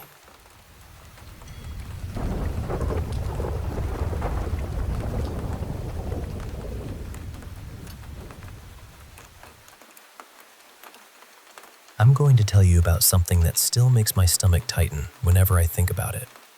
Me and my girlfriend Liana had this little routine for years. We lived on a quiet road in the UK, the kind of place where nothing really happens after dark, and most weekends we'd go out for a late walk. Sometimes we'd just wander around the neighborhood. Other times we'd head up to the field behind our house with a pair of binoculars and look at the stars for a while. It was normal for us, comforting really. We'd done it so many times that we never felt nervous about it. Not once. Usually, we were back home before midnight, but on this particular night, neither of us could sleep. It was around 1 in the morning when we finally decided to go out and clear our heads. The street was strangely empty. I know streets are quiet at that hour, but this felt different. There were barely any lights on in the houses. No cars passed, no dogs barked, no distant voices. It was just this thick, heavy silence sitting over everything. We tried to ignore it and kept walking toward the field behind our house. To get there, you have to go through this narrow path between tall hedges. There are no windows looking over it, no street lights properly reaching it, just this dark little passage that opens out toward the hill. We were talking quietly, laughing a bit, trying to shake off that sleepless feeling. And then we both stopped. Just like that. About 20 steps ahead of us, there was a man standing in the path. He was facing the hedge. The thing is, neither of us saw him walk there. The path had been empty, I'm certain of that. One moment there was nothing in front of us, and the next, he was just there, standing completely still, like he'd been placed there. And he was tall. Not just slightly taller than average, unnaturally tall. Tall enough that on such a narrow path, there's no possible way we would have missed him. He was dressed in what looked like black leather from head to toe. At first, he didn't move at all. He just stood there, turned toward the hedge. I couldn't see his face properly, even though we were close enough that I should have been able to. There were no clear features, no eyes catching the light, no nose shape, no expression. It looked almost smooth, like skin stretched over the place where a face should have been. Then he started moving. And this is the part I hate trying to explain, because there's no way to describe it without sounding ridiculous. His body looked like it was walking in one direction, but he was moving in another. It was like he was facing sideways and making the motions of walking forward, stiff arms, legs stepping normally. But instead of going where his body was pointed, he was drifting diagonally toward us. The movement didn't match the direction. It reminded me of a broken character in a video game, when the animation glitches and the body slides across the ground in a way it shouldn't. His steps were jerky for a second, then weirdly smooth, then wrong again. Like something had learned how walking looked, but not how it actually worked. And he was getting closer. That was the worst part. He was moving toward us in this impossible sliding way, and there was no sound at all. No footsteps. No breathing. No rustle of clothing. Nothing. I grabbed Liana's hand and started backing us away. Neither of us spoke at first. I remember whispering, "Don't look at him," even though I was still staring right at him. Then we turned around and walked home as fast as we could without fully running. After a few seconds, I looked back. He was gone. Not walking away, not standing in the path. Gone. The whole way home, I kept checking behind us, expecting to see him at the end of the street or right behind us somehow. But every time I turned around, there was nothing. Just empty road, dark houses, and that awful quiet. Then, while we were still walking back, we both noticed something in the sky. 3 bright dots. They were moving together in a perfect triangle formation, way faster than any plane I've ever seen. Completely silent, too. They crossed the sky and disappeared out of sight in seconds. Maybe it had nothing to do with the man. Maybe. But after what we'd just seen, It felt connected in the worst possible way. When we got home, we locked the door and immediately started describing what we had seen. We both remembered it the same way. The height, the black clothing, the blank face, the impossible way he moved. We weren't drunk. We weren't on anything. We were wide awake by then, believe me. For a little while, we tried to calm down. Then our Ring doorbell notification went off. There is someone at your front door. Our bedroom window was open, which suddenly felt like the stupidest mistake in the world. We froze and listened. At first, we heard low grunting outside, like someone was hurt or struggling to breathe. Then there were slow, scraping footsteps near the house, dragging almost. Then, suddenly, another set of footsteps started, faster ones, like someone else was moving quickly outside. And then everything stopped. Dead silent again. We checked the Ring camera straight away. There was nobody there. The street was empty the entire time. No one at the door, no one walking past, nothing visible on the camera at all. To this day, I don't know what we saw on that path. I don't know what those lights were, and I don't know what triggered the doorbell afterward. But I know this much. Whatever that man was, he did not move like a normal person. And both of us still believe he followed us home.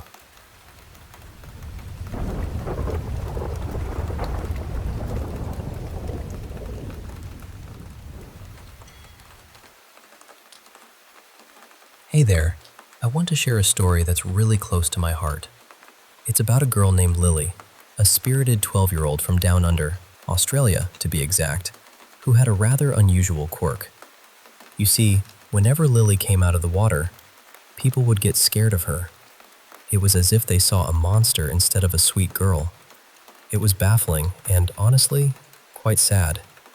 I had always felt that every child deserves a loving home, so I decided to become a foster parent. The kids I met had their own unique quirks. One was convinced she had to be right all the time. Another forgot how to do simple things. And some had odd little habits that made them stand out. But Lily was different. There was something special about her. One day, after washing my hands, I playfully splashed a little water on Lily. Instead of fear, she looked up at me with the most adorable smile. That moment, I knew I wanted to adopt her. No questions asked.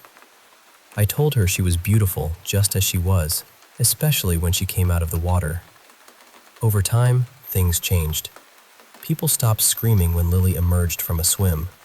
They treated her with kindness and respect. It turned out that Lily's fear of being seen as different made her insecure, and that insecurity was what caused the fear in others. But love and acceptance worked wonders. Now, Lily is 19. She's still with me, and she's hesitant about dating because she worries others won't understand her. It's understandable, really. She has her ups and downs, times when she's bubbly and confident, and others when she retreats into her insecurities.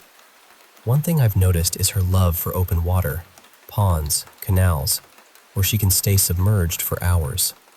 It's her happy place. But sometimes, that happiness worries me because it feels intense, almost overwhelming. A few months ago, I saw her with a young man, her boyfriend. She was so happy, but what happened next was a bit unsettling.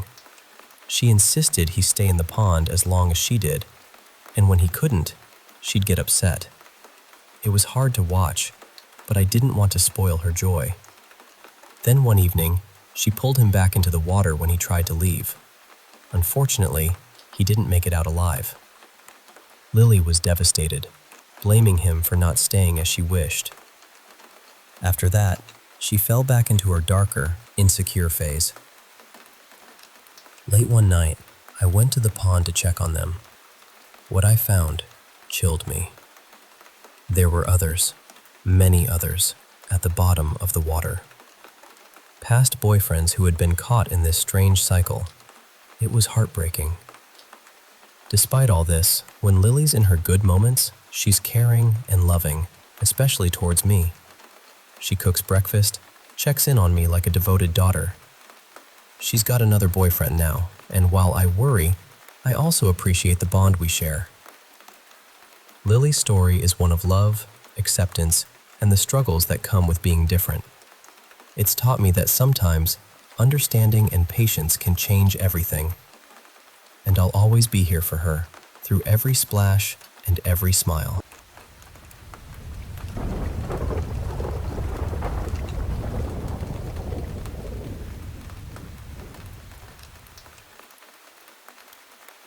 I want to tell you about something that supposedly happened in Taiwan in the late 1990s. It started as a simple family hike. A family had gone out to Dakang Scenic Area in Taichung, just wanting to spend the day together in the mountains. Nothing dramatic, nothing unusual.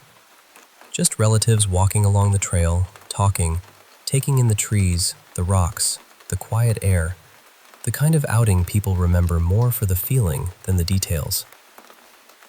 One of them, a man named Liang, had brought along an old camcorder. And if you have ever seen home videos from that time, you know exactly what I mean. The picture was soft and grainy. The colors looked a little faded. Every step made the camera shake. It had that familiar, ordinary look of a family memory caught on tape. At the time, nobody noticed anything strange. They walked near the well-known wind-moving stone, filming each other as they moved along the mountain path. Everyone seemed relaxed. The day felt normal. But later, when the family watched the recording again, something in the footage made them go quiet. Behind the group, near the very back, there was a small figure dressed in red. She looked like a little girl, and she seemed to be following them. The unsettling part was not just that she was there. It was that nobody remembered seeing her at all. She was not with the family. She had not spoken to anyone. Nobody remembered passing her on the trail. Nobody remembered a child walking behind them. She did not smile at the camera or try to get anyone's attention. She just stayed there, silent, close enough to appear clearly in the video. And then there was her face. Because the footage was old and blurry, it was hard to make out every detail. But people who later watched the tape said her face did not seem quite right. Some thought she looked too old to be a child. Some said her features looked warped. Others felt there was something deeply unnatural about her expression. The video eventually made its way to a Taiwanese paranormal television show called Shenchu Gui Mo. When it aired, people across Taiwan became frightened by it. You have to remember, this was not the age of endless creepy videos online. Back then, stories traveled through television, newspapers, neighbors, relatives, and whispered retellings. So when people saw what looked like a real family tape, with that red-clad child walking behind them, it landed differently. It felt closer, more possible. Then came the rumors. People began saying that someone connected to the hiking group died after the trip. Whether every part of that claim was true or not, it made the story grow darker. Soon, people started connecting the girl in red to old Taiwanese beliefs about the mountains. The idea was that something had followed them, or that someone had been marked, or that the little girl was not really a little girl at all. Over time, many began linking her to the legend of the Mo Sin Ah. Now, Mo Sin Ah are not exactly ghosts in the way many people think of ghosts.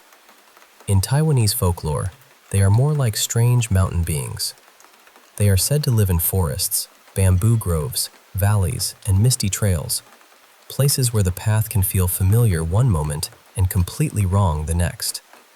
Some stories describe them as small and childlike. Others say they seem monkey-like.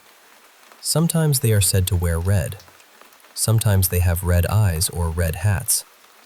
But what makes them frightening is not that they attack people outright. It is that they confuse them. The stories say a person led away by Mo Sin Ah may suddenly become lost in a place they should know. They may vanish for hours or even days. And when they are found, they often seem exhausted, dazed, and unable to explain what happened. Some say they were given food, but later, people wonder if what they were really eating was mud, grass, insects, or something else from the forest floor. And Taiwan has many stories that follow that same eerie shape. In one case, an elderly woman went into the mountains near Shiji with her family to visit a grave. She walked ahead only briefly, but when the others went looking for her, she was gone. Her family searched desperately, even using old folk methods like beating gongs and calling her name, hoping the sound would guide her back. Days later, she was found dead. In another story from Hualien, an elderly woman disappeared and was later found after heading toward a rural mountain road. She reportedly said a little girl in red had led her away, and that older people had kept her company at night. And in Kaohsiung, another elderly woman vanished after going out near the fields. When she was finally found, weak but alive, near a mountain cemetery, she said someone had taken her somewhere to rest and had even prepared food for her. Now, none of this proves that Mosina are real, but the pattern is what makes people uneasy. Someone leaves a familiar place. They disappear suddenly, and when they return, they cannot clearly explain where they were. That is why the girl in red stayed in people's minds for so long. Maybe she really was just another child on the trail, made strange by bad video quality and an old camera. Maybe the television show shaped the story to make it scarier. Maybe people saw what they were already afraid of seeing. Or maybe, as some still believe, the family recorded something that belonged to the mountain. The truth is, no one has ever given a clear answer, and that is the part that lingers. Because if she was only another hiker, why did nobody remember her? And if you are ever walking through the mountains and you hear soft footsteps behind you, or a small voice calling from the trees, maybe do not turn around too fast.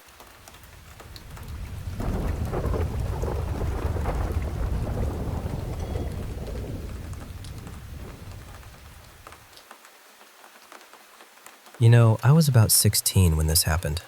My family and I were visiting the coast of Gulf Shores, Alabama, and there was this ominous storm rolling in, with dark, swirling clouds hanging low over the water. The ocean was restless, waves crashing like thunder, and the sea was rougher than usual. I was out there, boogie boarding, just wanting to catch one last wave before heading back. Suddenly, something icy cold grazed my leg, and in the blink of an eye, I was pulled under the surface. In that terrifying moment, it felt like I was a crab caught in a fisherman's net, both screaming inside and choking on salty water. I could feel this immense, unyielding force tugging me away from shore. My fingers clawed at the sand beneath me, but it just slipped away. Wrapped tightly around my ankle was something cold and unshakable. That's when it hit me. It wasn't a typical riptide.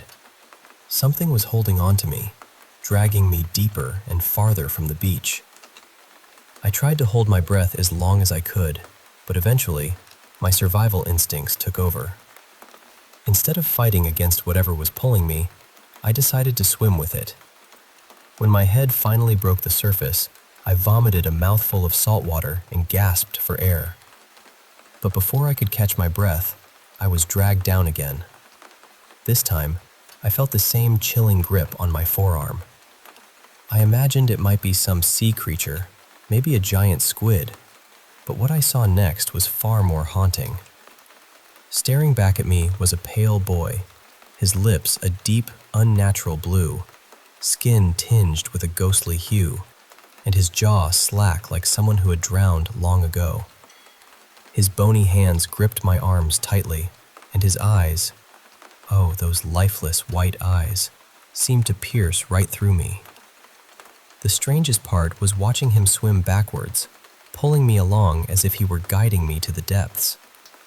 His legs moved slowly, almost painfully, kicking in the wrong direction.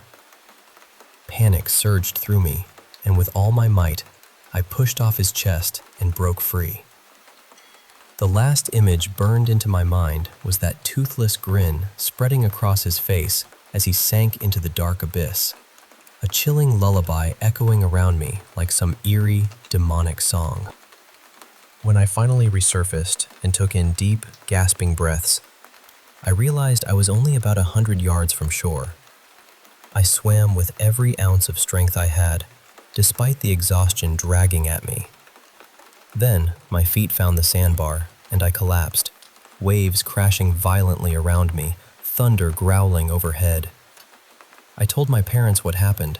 The buoy, the grip, the terrifying pull beneath the waves. My dad, ever the skeptic, said, "Sometimes, in moments of extreme stress, your mind plays tricks on you." But the next morning, when I showed him the marks, deep, finger-shaped bruises on my wrists and ankles, his face revealed a fear he couldn't hide. I couldn't shake the feeling that maybe, just maybe, those lost to the sea weren't always victims of natural forces. Maybe there's something else beneath those waves, watching, waiting, and they just can't tell us about it.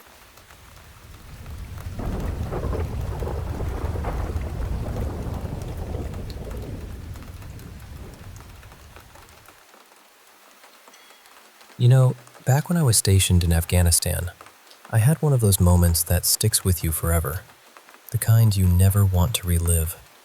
I was Corporal Davis, and we were moving through some rugged mountains. One night, I made a terrible mistake. I thought I saw a hostile group, but it turned out they were just a wandering family, harmless really. I fired, and the guilt hit me like a freight train. We set up camp in a cave to rest, the kind of place where the silence feels heavier than the mountain air. In the dead of night, I woke up to this strange sensation, a light tickling on my face, and this whisper, almost like a breath, saying, "Devolve." It's Arabic for devolve. I swatted at my face, thinking maybe it was a bug, but when I turned on my flashlight, I saw this huge lizard dart away into the shadows. Then, just at the cave's mouth, a shadow moved. I grabbed my rifle, heart pounding, only to find Specialist Higgins standing guard in the trench. I asked if he had just walked by the cave, but he swore he hadn't left his post all night. Little did I know, that night was the last I'd spend in Afghanistan for a while. The next morning, right after the shooting, I got a text from my wife that felt like a punch to the gut. "Something's happening to our daughter. Call me ASAP." I scrambled to get home, but the flight was slow and I was desperate. When I finally arrived, I was met with a nightmare. My daughter Callie looked like a ghost, pale, frail, with a rash spreading across her torso. I begged for the plane to move faster, but no luck. I was helpless. When I walked into the house, my heart sank even further. Callie was nowhere to be found, and my wife was sobbing in my arms. I asked what happened, if she'd been to the doctor, but my wife couldn't speak. She just pointed toward the dining room. There, sitting on the table, was a cage with a pale iguana perched inside. I lost it, shouting, "What kind of sick joke is this?"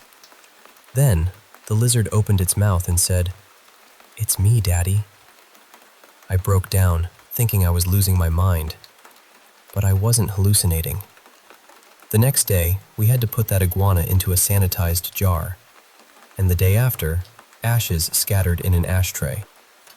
Last night I was bathing my other daughter, Clara. She kept scratching under her arms, and when I lifted them, the rash was worse than before, and her ribs were sticking out. Then, she looked at me and said something that chilled me to the core. "Dad, what does devolve mean? I keep hearing it in my sleep." It's like the nightmare is far from over, and I'm just waiting for the next chapter to unfold.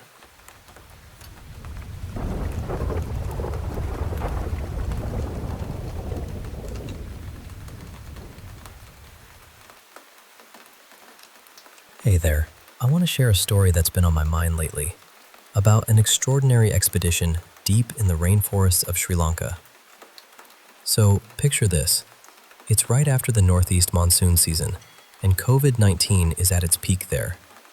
Our team, working with National Geographic, set out to investigate some unusual creatures the locals call fire spreaders. These aren't your everyday spiders.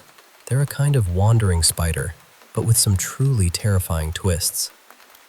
These spiders aren't just creepy, they're deadly. They roam the forest at night and hide high up in the trees by day. They travel from village to village, hunting mammals and reptiles, draining their blood and consuming the remains. On our first night, we stumbled upon a family of wild boars completely paralyzed, being eaten alive by these massive red spiders. Now, here's the weird part. When we shone our flashlights on them, instead of scattering like normal spiders, they actually moved toward the light and went on the attack.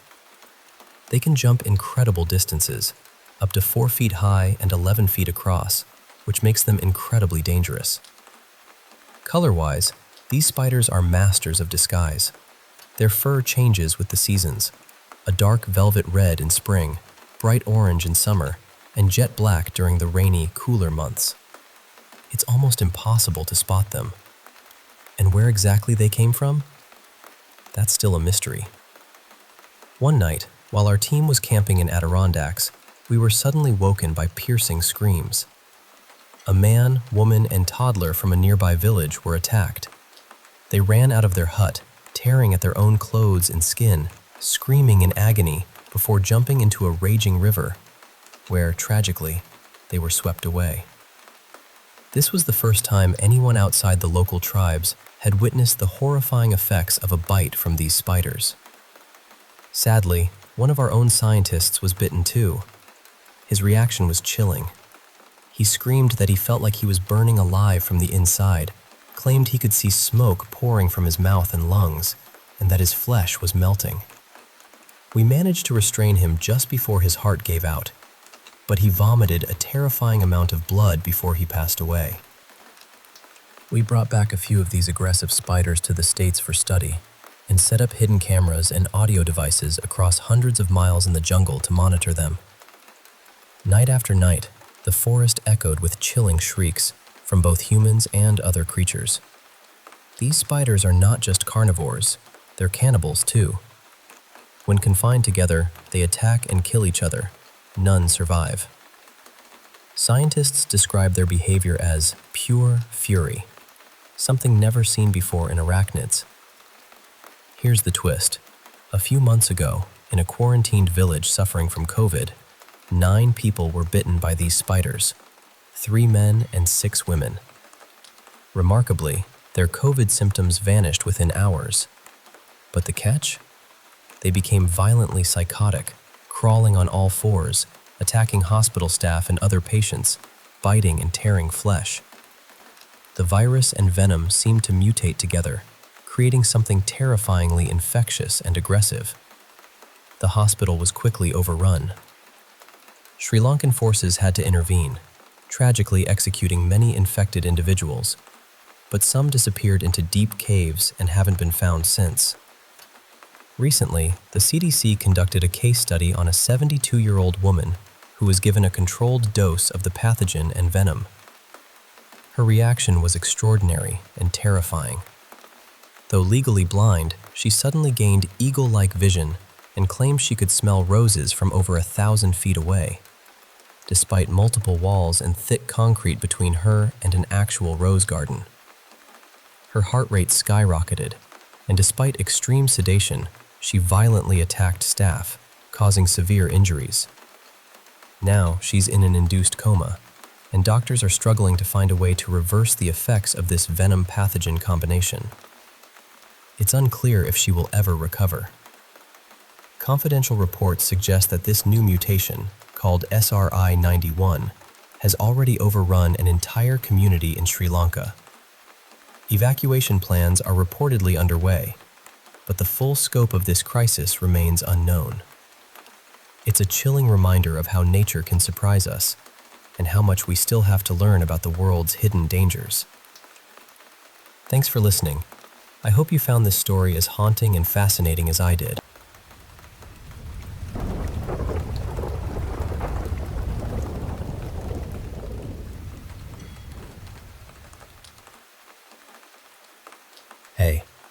to share some stories with you. Real experiences that really shook me, but also taught me a lot about staying alert and strong. So, picture this. It's Christmas Eve, 2020. I'm out driving for a rideshare app, just a few hours before heading to my mom's with my wife and our new baby. Nothing fancy planned, just the usual. I get a ride request from a pretty rundown apartment complex. Nothing unusual for me. When I arrive, I meet my passenger, a guy carrying several boxes of his stuff. My car's an older Chevy Impala, so space is tight, but we manage. During the ride, he breaks down, telling me his girlfriend was cheating on him and he caught them earlier that night. He couldn't stay there because the lease was in her name, so I'm taking him to a motel in a rough part of town, known for all the vices you can imagine. Drugs, gangs, shady motels. At the motel, he asks me to wait while he checks in, and sure, I do. I have a concealed, holstered gun under my seat for protection. I've had some close calls before, so I'm on edge, especially seeing homeless folks around, including one passed out with a needle still in his arm. As I help unload his stuff, I notice a guy emerge from a nearby room, followed by two women. One woman bangs on a door, opens it, and then the guy pulls out a shotgun from his coat and storms in, the women following behind. I hear shouting and get ready for the worst. Suddenly, my passenger comes up and says, "I've got this, man. You should get out of here. Merry Christmas." He even slips me some cash without me noticing. I knew those people saw me and my gun, so I had to leave fast, no witnesses. I sped off, called the cops with all the details, and signed out for the night. Later, the police couldn't find the gunman or those women, and the room's occupants denied everything. But I know what I saw. Now, another story from a few years earlier, July 4th, 2019. I was a corrections officer working nights in a maximum security prison. That day, I'd been enjoying a barbecue with my family, but I had to work, which was tough. At the prison, things were routine until just after midnight, when I heard an inmate cackling in a strange way. I checked around but found nothing. Then I noticed one inmate acting weird, talking to himself and giving me attitude. I decided to have his cell searched. When officers went to pull him out, I waited downstairs to keep things safe, but he took forever to come out, only wearing shorts and a do-rag. I called him down, but he refused, watching intently as they searched his cell. I went upstairs to check on him and saw the Samsung logo reflecting in his do-rag. I realized he had a cell phone, which was forbidden. I called for backup, and as we tried to cuff him, he suddenly pulled out a sharp metal rod disguised as a phone. He attacked me, stabbing my chest. I yelled for the other officers to spray him with bear spray, which helped subdue him. I was stabbed 4 times but survived. After that, I was forced to resign for safety reasons, and things changed. Everyone in maximum security prisons now wears vests. It's been hard, feeling abandoned by former coworkers, but I keep going. Court is coming for him, with multiple attempted murder charges. Then, there was a night driving for Lyft again, this time in a big city. I noticed a black car with super tinted windows circling the parking lot where I was parked. It passed by slowly and stopped right behind my car once. My gut said something was off, so I moved to a better spot and eventually got a ride request. I never saw that car again. I don't know what their intentions were, but it definitely raised my paranoia.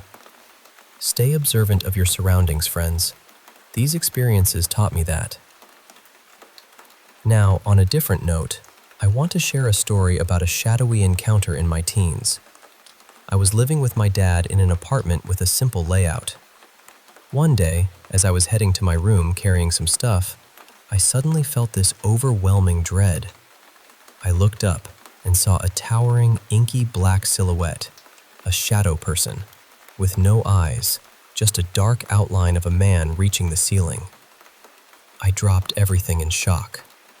I quickly turned on the hallway light, and he vanished. I don't know if he was there to protect me or something else, but I haven't seen him since. It was unforgettable. And lastly, a little creepiness from my retail job. I work at a big store, helping with online grocery pickup. There's this regular customer, Tom, who always wears a stained old mask and drives a blue car.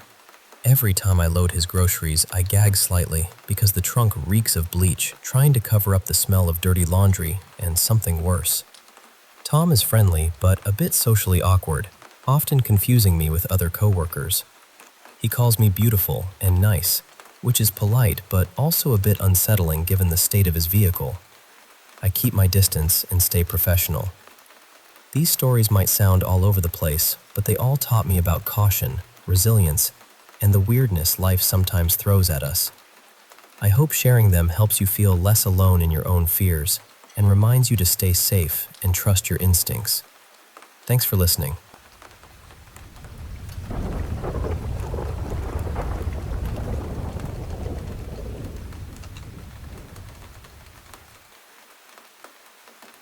Hey, I want to share a story from when I was in Northern Ireland back in 2017. It was part of a college field trip for my religious studies class. We were exploring stone circles across Northern Ireland and Ireland, diving into the fascinating world of religious geography. One day, we visited the Begmore stone circles on a typical cloudy day. We were all really into learning about this Bronze Age marvel, and, honestly, some of us were just excited to get back to the hotel and start a night of pub hopping. Now, the stone circles were separated from a nearby forest by a small wire fence. For some reason, we found ourselves lingering around that fence, peering into the woods just about 20 yards away. Up until then, we hadn't ventured into any forests during the trip. We mostly stuck to sites surrounded by farmland. But there was this pull, this curiosity, and I really wanted to see what was inside that old woodland. Everyone seemed to feel it too. I decided to climb over the small wire fence to explore a bit. These woods were unlike any I'd seen back in North America. The branches were thick, so thick you couldn't really stand upright inside. I had to bend over to make my way through. The ground was covered with a soft, light brown moss, dotted with tree roots. I moved quickly, eyes on the ground to avoid tripping. I felt this giddy excitement, like a kid sneaking somewhere they're not supposed to be. I picked up speed, feeling light on my feet. Then, I looked up to make sure I wouldn't run into a tree trunk, and that's when I saw it. Legs. Human legs, just standing there among the trees. I could only see the legs, the thick branches hid everything else. It was so strange. How could someone be standing in such dense woods like that? I felt this instinctual fear, almost animal-like, even though it didn't make much sense. I told myself they couldn't see me since I couldn't see their face, but somehow it felt like they knew I was there. Why would anyone be out here alone? We were the only group at the stone circles, and there were no houses nearby. I looked back and realized I'd gone much deeper into the woods than I thought. The light from the entrance was barely visible. It was so quiet. They must have heard me coming. My mind raced. I'm closer to them than to the exit. They could reach me before I get out. I stood there for what felt like an eternity, but was probably less than a minute. I didn't see the legs move, but I could tell they were facing me, not away. Suddenly, that thrill of being somewhere forbidden faded, replaced by a heavy nausea. Like a deer sensing a hunter, I turned and ran. I sprinted through the trees, still bent over, dodging branches as fast as I could. I didn't look down this time and stumbled a bit, just focused on the light at the edge of the forest. Branches grabbed at my hair and clothes, and I couldn't hear anything but my own heavy breathing. When I finally burst through the tree line, that weight lifted off me. The group by the fence looked shocked to see me come flying out like that. I told them I thought I saw someone, or something, but it almost felt wrong to say it out loud. We left soon after that. To this day, I'm not sure what I saw. Was it just a person hiding deep in the forest? Or something else? A fae? A spirit? Maybe even the Green Man? All I know is that it felt otherworldly. Anyway, thought I'd share this little mystery with you. Happy St. Patrick's Day, everyone!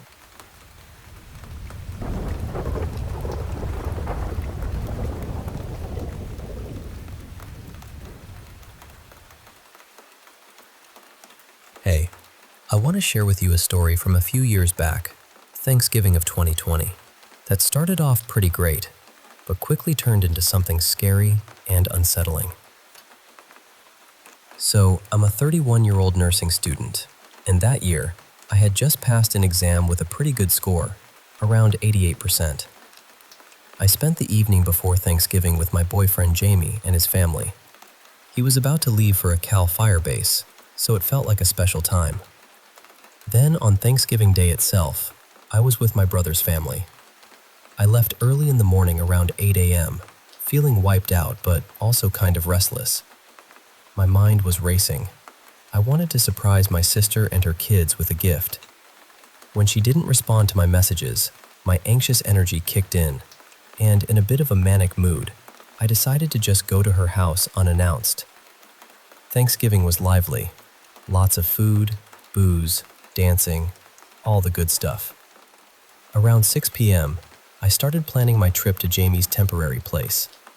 We got into a little spat because I told him I wanted to leave around 1 a.m. for the 3-hour drive. He was worried about driving so late in the dark through rural areas, but I insisted, telling him, "Hey, I'm an adult. I can handle it." Looking back, maybe not the best choice. We eventually agreed on my arrival time. The evening at my sister's went on with family photos, more food and drinks, and by 11 p.m., I was ready for a nap. But then, my restless mind kicked in again, and I ended up taking a shower instead. I needed help with the shower controls and fixing my hair, so I finally laid down around midnight. I planned to sleep until 1 a.m., but I overslept until 3:30 a.m. when my sister woke me up, asking why I hadn't left yet. Panicked, I rushed out the door, forgetting my phone. Had to go back for it, then set off again. Here's where things got weird. I accidentally took the wrong route because I confused 2 towns with similar names. Once I realized, I corrected my GPS and kept driving.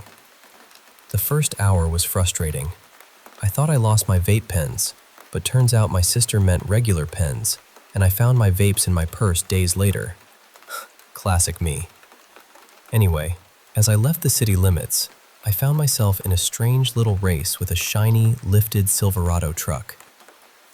I don't know why, but I got competitive and pushed my SUV up to 120 miles per hour for about 10 minutes before deciding it wasn't worth a speeding ticket.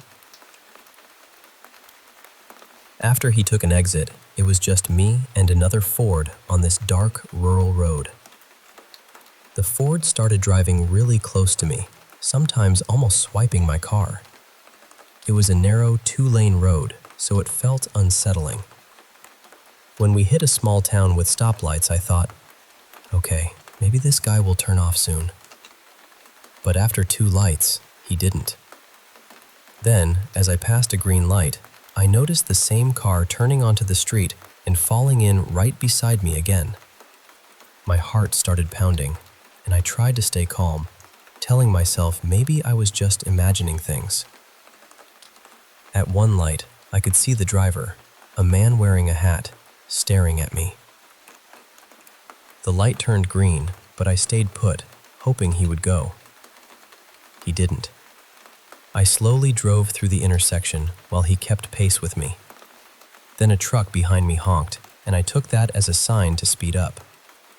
The Ford followed, trying to cut me off, weaving dangerously close, even oncoming traffic lanes. I was terrified, but managed to speed up to 90 miles per hour, then 120 miles per hour, trying to lose him. He was erratic, dangerously cutting off a big rig truck behind me. After about 10 minutes, I finally slowed down in a town and stopped at a busy store to catch my breath. Inside, everyone gave me these odd, pitying looks. I was shaking, tears streaked my makeup, and I struggled to pay for coffee and cigarettes because my hands were trembling. I just wanted to calm down. When I got back to Jame's place, he immediately saw something was wrong. After I told him everything, he hugged me and made sure I stayed put until he was off work. It was a tough few days. I couldn't focus on studying, still shaky and haunted by the drive. Looking back, I wish I had listened to Jame. No matter how grown up you feel, driving alone at night in remote areas can be dangerous. There are people out there you just don't want to cross paths with. So yeah, that's my Thanksgiving story. A reminder that sometimes it's okay to listen when someone says, maybe don't drive tonight.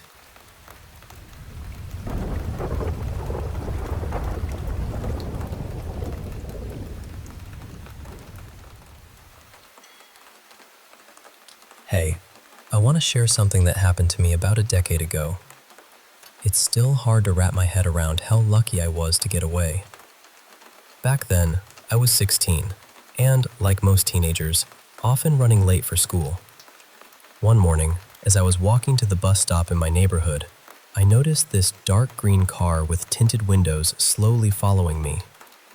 Now, this was a quiet residential area, and cars often drove slowly, so at first, I didn't think much of it. It was around 9 a.m., a weekday, so I just figured everything was normal and kept hurrying toward the bus stop. When I got there, it had started raining, so I stepped into the small glass bus shelter to wait for the bus. Suddenly, that creepy green car pulled up right in front of the shelter. The driver got out and came over to me. The shelter was tiny, only enough room for 2 people, and he stood blocking the entrance, grabbing each side of the shelter so I couldn't get out. He was huge, really intimidating, and his eyes were cold, like there was no life in them. It sent a chill right through me. He asked if I knew the area well, and I said yes. Then he asked if I was headed to school, and again I said yes. Then he offered to drive me to school so I could show him the way. Something deep inside me screamed, "No, don't get in that car." So I politely declined and asked if he needed help with directions instead.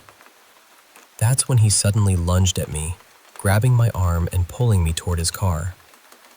I started screaming, telling him no, but he kept saying it would be faster if I just got in. And then, just in the nick of time, the bus arrived. My instincts took over. I scratched his face, kicked, bit, and twisted until he finally let go. I jumped on the bus like my life depended on it, which, honestly, it did. The bus driver asked if I was okay, but I just nodded silently, finding a seat at the back and crying quietly as the bus took me to school. I didn't say a word about what happened all day. When I got home, I told my parents everything. They were, understandably, horrified, especially when they saw the bruise on my arm from where he grabbed me. We called the police, and an officer came that evening to take my statement. He told us there had been similar cases in the area and asked if I could come to the station to look at some photos to see if I could identify the man. The following week, my mom and I went to the station. We sat at a computer, scrolling through mugshots. So many faces, and it was overwhelming to see just how many offenders were out there. Just when I was about to give up, I recognized those dead eyes in one of the pictures. The officer asked if I was sure, and I told him yes, though the man had grown a beard since the photo. They thanked me and said they'd be in touch. 2 weeks later, the news reported that the police had caught the man suspected of kidnapping and assaulting young girls in our area. They showed his mugshot, and it was the same guy I'd identified. He was caught with one of his victims in his car. It took me years to fully grasp how close I came to something terrible. What if the bus had been late? What if I hadn't fought back? What if I hadn't noticed him following me? There were so many moments where things could have gone very differently. I feel incredibly fortunate, and I share this story because I hope it reminds you to trust your instincts and to fight for your safety, no matter what.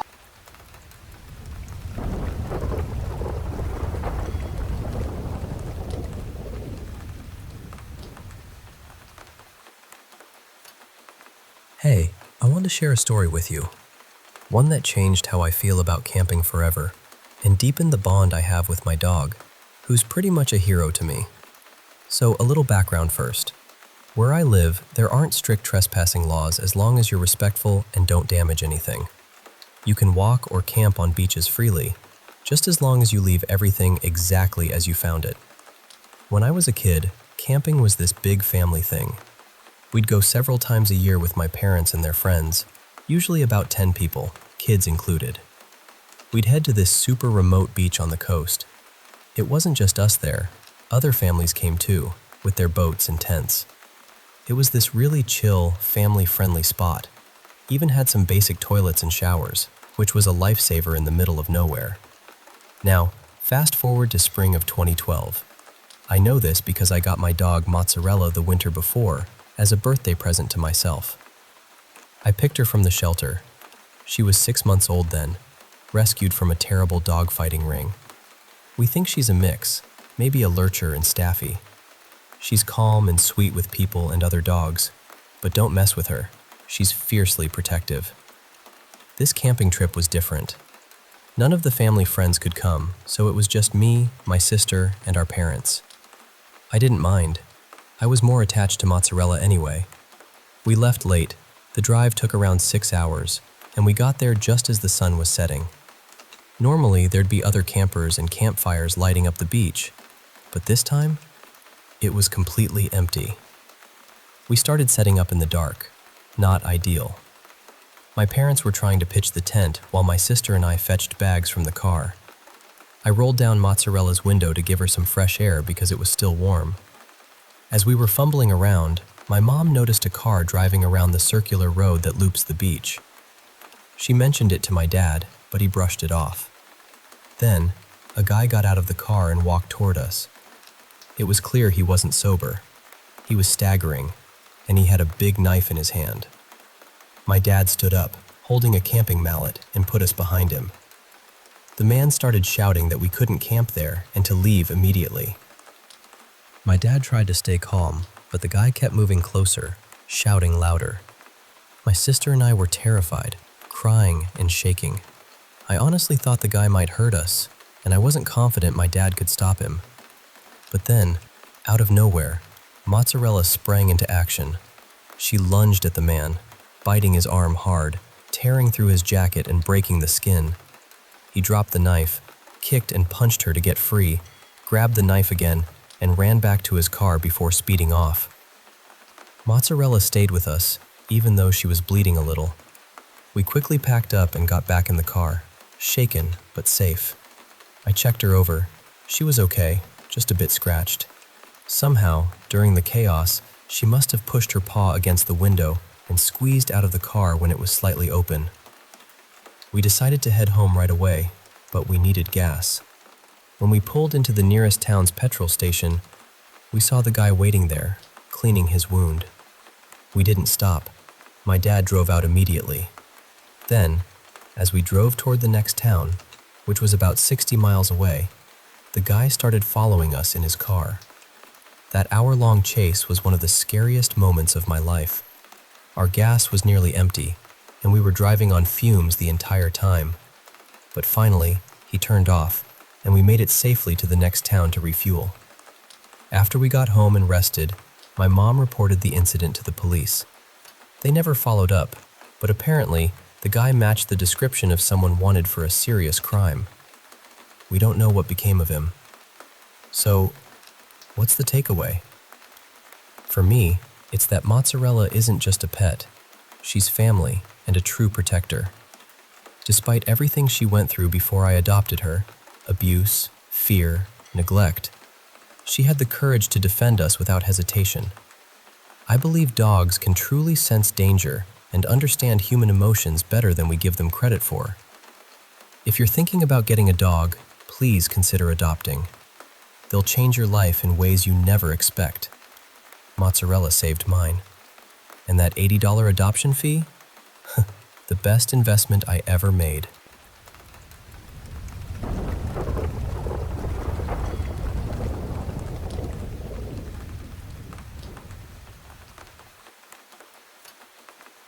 I've never told this story anywhere before, but every time I think about it, it still gives me that strange, cold feeling in my chest.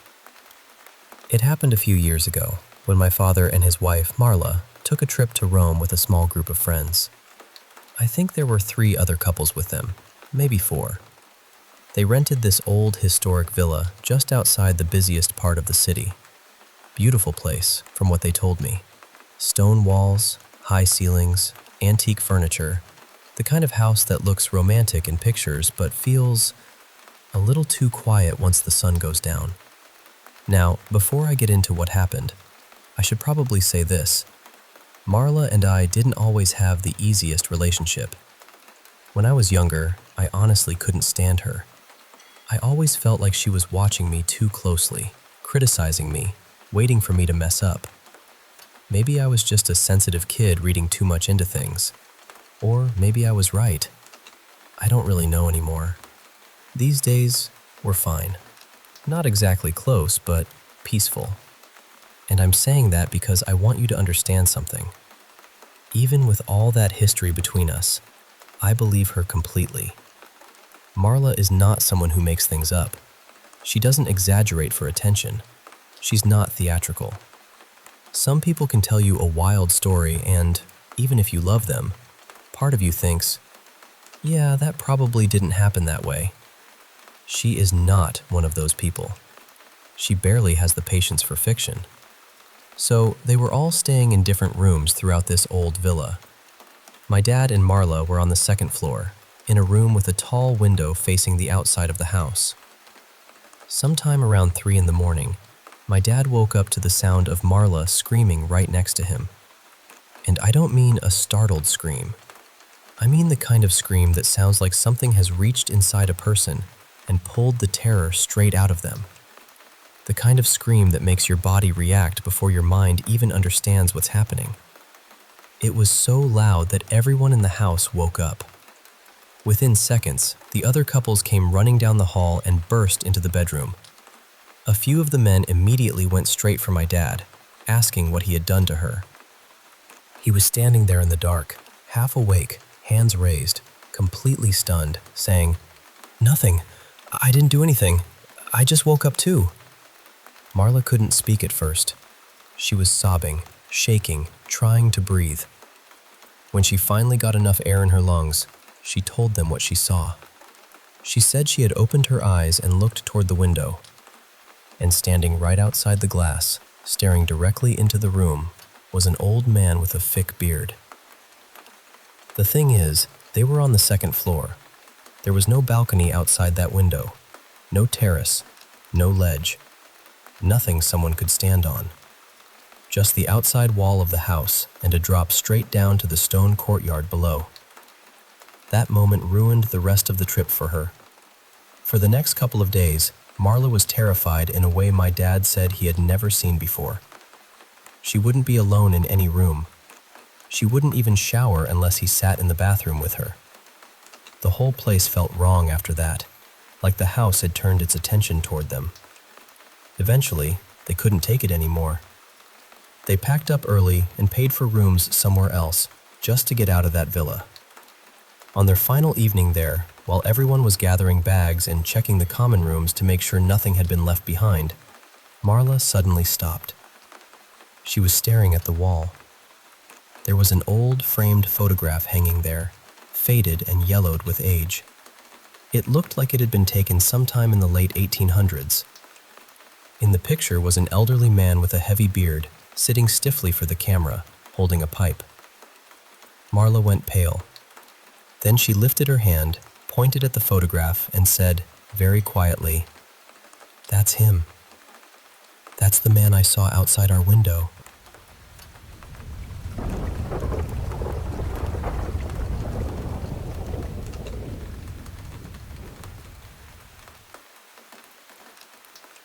I was sitting in a parked car with a few friends one night, and we were just talking, passing time, telling ghost stories like people do when they're trying to scare each other a little. At first, it was all fun. Nothing serious. Just that kind of late-night conversation where everyone starts leaning into the spooky mood. Then one of my friends, Mara, suddenly pointed at the driver's side window and said there was a handprint on it. Everyone got quiet for a second, because of course we were literally in the middle of talking about ghosts. But I didn't really react much. The print was on the outside of the car, and honestly, that didn't seem that strange to me. Someone could have walked by earlier and leaned on the glass. It happens. But then my friend sitting next to me in the back noticed another handprint on our window. And this one felt different. The fingers were angled in this really unnatural way, pointing down toward the bottom left corner of the glass. It wasn't the way you'd normally rest your hand. So we tried wiping it off, and that's when we realized the print wasn't outside. It was on the inside of the window. That was the first moment where I didn't really have a neat little explanation ready. We all tried to recreate the position of the hand just to see if one of us could have done it without thinking, but it was awkward. You had to twist your arm in a weird way to make it match. After that, we decided to leave and grab food somewhere, but the car we were in was low on gas. So we all moved into my car instead. By then, everyone was talking about the handprints, so before we drove off, we checked my car too. That's when we saw 7 fingertip marks pressed against the outside of the rear left window. Not a full handprint, just 7 fingertips. I remember thinking that was strange, but I still wasn't ready to call it anything supernatural. Weird, sure. Creepy, definitely. But I was trying to stay reasonable about it. While I was driving, we kept talking about it. At one point, I specifically noticed that my driver's side window was completely clean. No smudges, no prints, nothing. When we got to the restaurant, I parked really close to another car, so I asked my friend Eli to open my door from the outside so I wouldn't accidentally bump or scratch the car beside us. Before he opened it, he even said, "I'm only touching the door." And he did. I watched him. When I got out, I was careful too. I didn't touch the window at all. I closed the door by the frame, and we started walking toward the restaurant. But something made me turn back. I don't even know why. I just wanted to check the windows again. And on my driver's side window, the same window that had been completely clean, there were 4 fingerprints sliding downward through the glass, like someone had dragged their fingers down it. The 7 fingertip marks on the other window were still there. They hadn't changed. But these new prints were on the window that nobody had touched. I know most people hearing this are probably going to think my friends were messing with me. And honestly, I get that. If someone told me this story, I'd probably think the same thing. But the thing is, they were more scared than I was for most of the night. They believe in supernatural stuff. I really don't. Or at least, I didn't. Lately, though, I've been second-guessing that, because strange things have been happening around me for the past few weeks. Out of all of it, this incident still bothers me the most, because it wasn't just me. 3 other people were there. They saw the same things I saw. I can almost convince myself that the first prints were probably human somehow. Maybe there's an explanation for the weird angle. Maybe there's an explanation for the 7 fingertips. But that last one? I have nothing. Both Eli and I were paying attention to what we touched. We were careful. We both knew that window had been clean. And between the moment I saw it clean and the moment I came back to check it, nobody touched it. I wish I had taken pictures. I even mentioned it when I saw the last set of prints, but for some reason none of us actually pulled out a phone. I still don't understand why. All I know is that something happened that night, and I still can't explain it.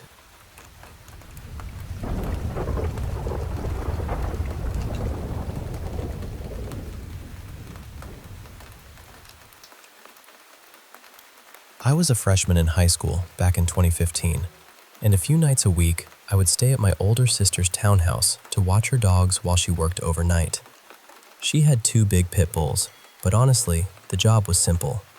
I fed them, played with them for a while, let them outside, and then put them in their kennels before bed so they wouldn't chew up the furniture while everyone was asleep. My sister usually worked until about 4 in the morning, so most nights I would just sleep there. My girlfriend at the time, Kayla, would sometimes come with me, and it usually felt pretty normal. Almost boring, really. That night started the same way. After school, we went over to my sister's place, took care of the dogs, watched some TV, played a few games, and just relaxed. Nothing felt strange. Nothing felt off. Around 10:30, we headed upstairs to my sister's bedroom to get ready for bed. The bedroom door was closed because she always kept it shut to stop the cats from getting in.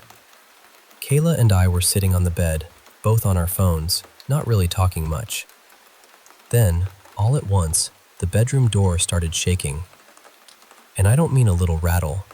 It was violent, loud, like someone was standing on the other side, grabbing the handle and trying as hard as they could to force their way in. The door wasn't even locked, but in that moment, neither of us thought about that. We just reacted. We jumped off the bed and threw ourselves against the door, pressing our legs and shoulders into it, because we truly believed someone had broken into the house and was trying to get into the room.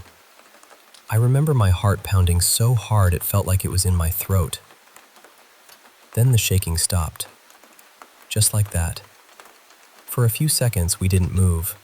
We just stood there against the door, listening. I grabbed my sister's boyfriend's gun from the closet, locked the bedroom door, and pushed a dresser in front of it. Then I looked out the window and saw that the little patio gate downstairs was wide open. That scared me even more, because my first thought was, someone came in through there. After a few minutes, I worked up the courage to check the house. I went room by room upstairs first, then slowly made my way downstairs. But there was nothing. The front door was locked. The alarm system was still armed, and it absolutely would have gone off if someone had opened a door or window. The dogs were calm in their kennels, which made no sense to me. If anyone had actually come inside, those dogs would have lost their minds barking. One of them could even break out of the kennel if she really wanted to. Everything looked completely normal. That was the worst part. There was no sign that anything had happened, except for the fact that both of us had seen and heard that door shaking like someone was trying to get in. My sister has always been very involved in spiritual things. She reads tarot, believes in spirits, and used to go to graveyards at night with one of her close friends. He said he could hear spirits, and she said she could sometimes see them. There was also this old standing mirror from our childhood home. My sister believed it was connected to a shadow figure I used to see when I was younger. That went on for almost 2 years, until she cleansed me and the house. After that, the experiences stopped. I honestly can't remember if that mirror was in the townhouse when this happened, but if it was, I already know my sister would say that was the reason. Maybe it was a person. Maybe there's some normal explanation I'll never figure out. Or maybe it was something else.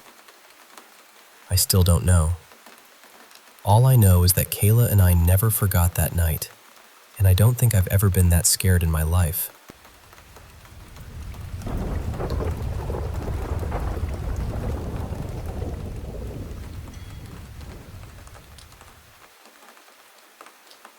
I share stories like this because sometimes the right words arrive exactly when someone needs them. And maybe someone hearing this right now is in a difficult place and needs the same reminder that came through for her. A woman came in for a deep session. I'll call her Alina, though that is not her real name. As she settled into trance, she moved into another lifetime. She saw herself as a medicine woman living near a wide, wild sea.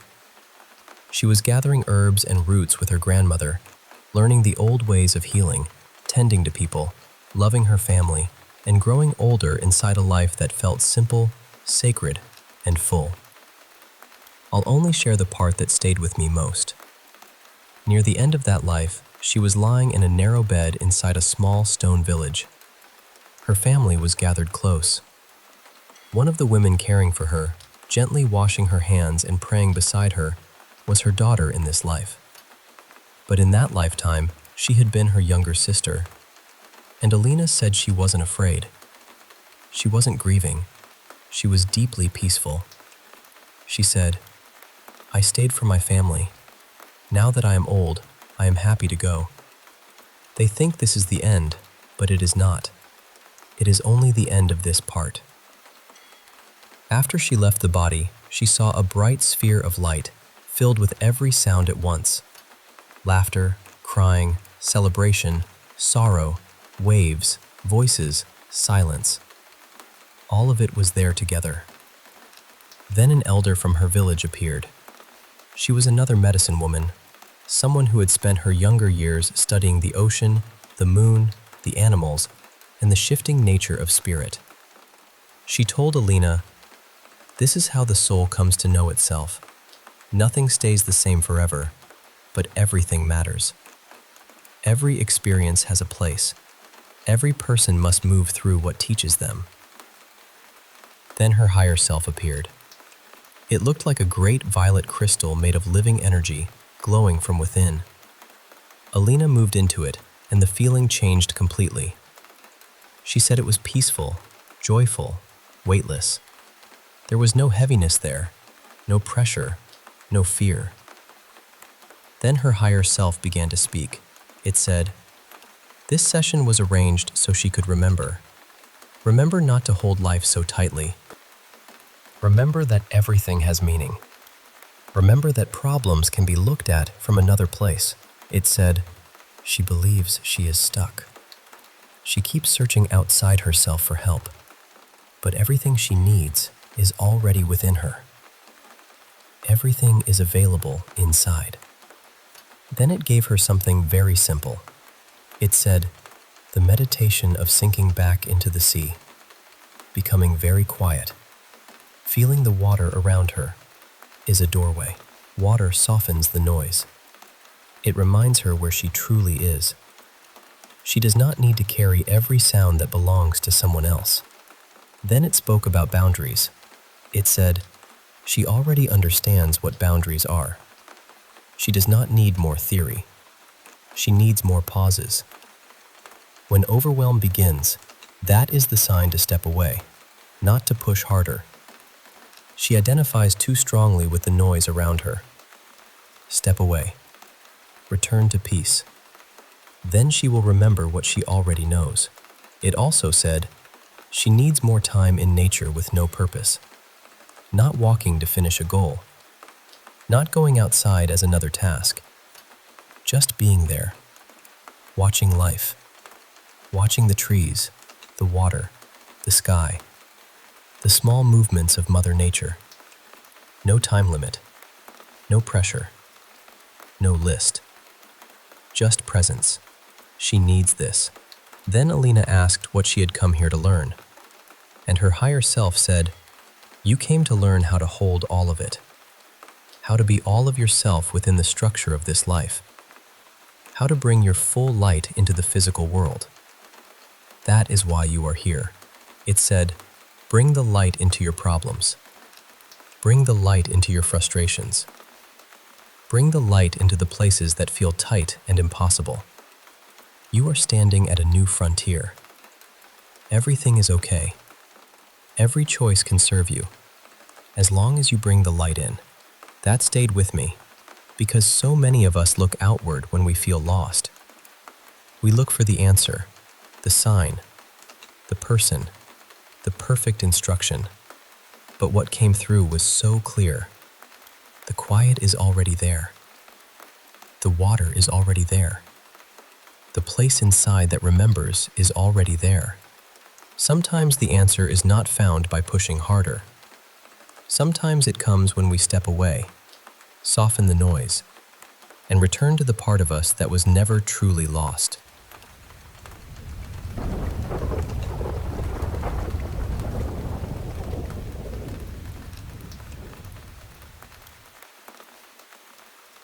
I was only about 5 years old when this happened, more than 30 years ago now, but I still remember it clearly.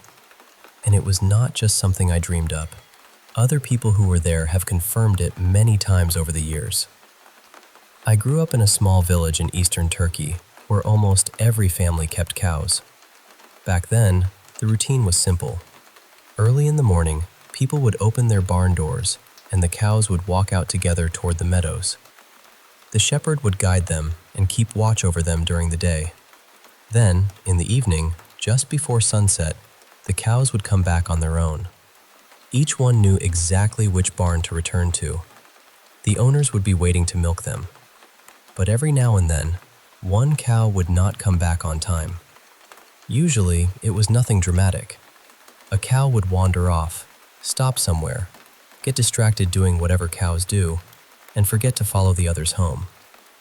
When that happened, the owner would go looking, sometimes with a neighbor or someone from the family.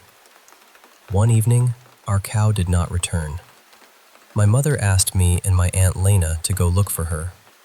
Lena was around 14 at the time, so I followed her. As we walked, we noticed other villagers were out searching too. More and more people joined, because that evening it was not just one missing cow. Several cows had not come back. Before long, there were maybe 20 or 30 of us walking together, adults and children. Some of the kids joined just because it felt like an adventure. A few miles from the village, there was a rocky hill with patches of grass. That was where the cows had been grazing earlier that day, so everyone headed in that direction. As we got closer, we saw smoke rising from the hill. At first, people thought there might have been a fire. A few older boys ran back toward the village to call for help, just in case. But as we kept walking, the smoke looked strange. It was not spread out like a normal fire. It was narrow and dark, rising straight up, almost like it was coming out of a chimney. Then we started hearing something. At first, it sounded like drumming. Then it became more like voices, rhythm, movement. The closer we got, the more it sounded like some kind of celebration. That was when the older women became very serious. The grandmothers began pushing people back, telling everyone, "Go home, go home. It is nothing, do not look." But Lena was curious. She slipped past them and ran toward the hill. I was little, and I did not want to be left behind, so I ran after her. When we reached the edge of the hill, we saw it. There was a huge fire, tall and narrow, burning upward but somehow contained. Around it, there was a circle of figures moving together. They looked like dark, tall shadows, linked in a chain, dancing around the flames. Even with the fire lighting everything, we could not see faces or clothes, only those long black shapes turning around and around in the glow. The moment we saw them, we knew we had made a terrible mistake. Lena grabbed me, or maybe I grabbed her. I cannot remember clearly. We just ran. The others had seen enough too, especially the grandmothers.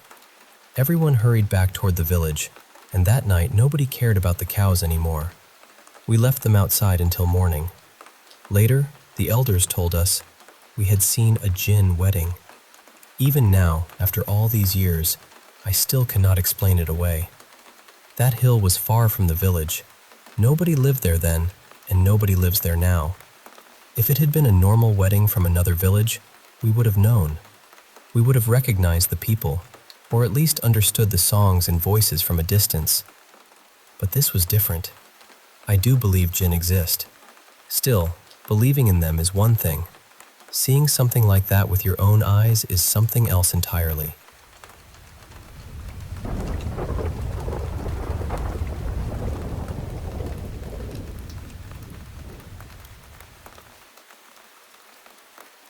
I didn't notice her in my grandfather's funeral photo until after my mother was buried. That's the part that still makes my hands go cold. It was late, maybe a little after midnight, and I was sitting alone at my kitchen table with an old photo album open in front of me. The tea beside me had gone completely cold. The house was quiet in that awful way a house gets after a funeral, when every small sound feels too loud and every room seems to remember someone who isn't there anymore. My mother's funeral had been that afternoon at St. Andrew's. There were maybe 50 people there, family, old neighbors, a few friends from work. I remember the sky outside the church windows looked gray and flat, like wet cement. For most of the service, I was barely present. I stood when I was supposed to stand, sat when I was supposed to sit, nodded when people touched my arm and said kind things. Grief does that to you sometimes. It doesn't break you loudly. It just turns you into someone who can move through the day without really being inside it. Then, during the eulogy, I saw her. She was sitting in the very last pew, close to the side wall, with a whole empty row between her and everyone else. At first, I couldn't explain why she caught my attention. She was just wrong for the room. Not frightening exactly, not at first, but wrong in the way a mirror can feel wrong when something in the reflection doesn't match what's behind you. She had a pale face, not sickly pale, but faded, like color had never properly settled on her. Her dress was black, high at the neck, heavy-looking, and old-fashioned in a way that didn't feel intentional. It wasn't vintage. It wasn't elegant. It looked like it belonged to a time that had shut its doors long ago. And she wasn't looking at my mother's casket. She wasn't looking at the priest. She was looking straight at me. I looked away because I didn't know what else to do. Then I looked back. She hadn't moved, not even a little. No shifting in the seat, no glance down at a program, no small, restless movement that people make without thinking. She just sat there, fixed and silent, watching me. I watched her on and off for the rest of the service. I swear to you, I never saw her blink. Afterward, I asked my Aunt Carrie who the woman in the back was. She frowned and said, "What woman?" I asked my cousin Devin, then my mother's friend Patricia, then even the priest while he was gathering his notes. Nobody had seen her, not one person. They didn't say they didn't recognize her. They didn't say she left early. They said there had been no woman sitting in the back pew. So I went home and told myself the only thing that made sense. I was exhausted. I was grieving. My mind had filled an empty space with something because it didn't know where else to put the fear. That should have been the end of it. But later that night, I found myself standing in the hallway closet, pulling down the old family photo albums. I don't know why. I wasn't thinking clearly. It felt less like a decision and more like something inside me had reached for them before I understood what I was doing. I took the oldest album to the kitchen table. The cover was cracked. The plastic sleeves had gone cloudy. I turned through photos I had seen my whole life. My grandparents on their wedding day. My mother as a little girl in a dress with crooked buttons. Relatives standing in yards and church steps and kitchens I didn't recognize. Then I found the photo from my grandfather's funeral. It was from 1963, black and white, taken from the front of the church, facing back toward the entrance. I had seen that picture so many times before, but I had never really looked at the last pew. She was there. Same pale face, same dark, high-collared dress, same stillness. She was sitting by the far wall, alone, just like she had been at my mother's funeral. Only in that picture, she wasn't looking at the casket either. She was looking directly into the camera. I remember pushing the chair back from the table, not standing up, just needing space between me and the photo. After a while, I made myself look again. Behind one of the cloudy sleeves, tucked slightly out of place, was another funeral photograph. Older, maybe late 1930s or early 1940s. The church was smaller, darker. Everyone in the photo had that stiff, formal posture people used to have in old pictures. I found her almost immediately. Back row, far wall, unchanged. 30 years between the two pictures, and she looked exactly the same. That was when I noticed the child near the doorway. A little boy, maybe 8 years old, half hidden by the frame. He wasn't looking at the camera. He was looking toward the last pew, and he was pointing at her. My mother had spent years building our family tree, so I opened her records on my laptop and started searching. I matched the funeral photo to a name. Then I found the boy. He died less than a year after that picture was taken. I wish I had stopped there. I really do. But once you see something like that, you can't unsee it. You start looking into the corners, the background, the places your eyes usually slide past because nothing important is supposed to be there. I went through every album. I found her in 5 more photographs. Different funerals, different decades, different churches. Always the same place. Last pew, far wall, alone. And every time, she was not watching the person being buried. She was watching someone still alive. I laid the photos across the kitchen table in a line. In my grandfather's funeral photo, she was looking at my grandmother, who died a few years later. In the older photo, she was looking toward the little boy, who died within the year. In the others, once I checked names and dates against my mother's notes, the pattern stayed the same. She was never watching the person who had just died. She was watching the next one. Or maybe not even the next one. The one after that. The person whose place in the line had just moved closer. I sat there for a long time, staring at those photos while the house seemed to get colder around me. Then I remembered the picture from that afternoon. My cousin Devin had taken it before the service started. He had stood near the front of the church and snapped a photo looking back across the pews. He sent it to me earlier, but I hadn't really looked at it. I opened it on my phone. Last pew. Far wall. There she was. Same face, same dress, same impossible stillness. I zoomed in with my fingers trembling. I needed to see who she was watching. The image was a little blurred near the edges, but the back of the church was clear enough. She wasn't looking at me. She wasn't looking at the mourners. She was looking at the camera.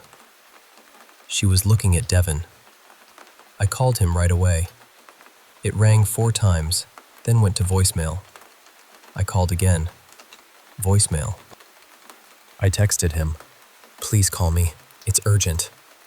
That was hours ago. I've called again and again, every 20 minutes. Same thing each time. 4 rings, his voice, then silence. His address is written on a piece of paper in front of me. My keys are beside it, and I know I should go. I know I should get up from this table and drive over there. But something in me already knows that when I arrive, whatever I find, I'll be too late, because she has never been wrong before.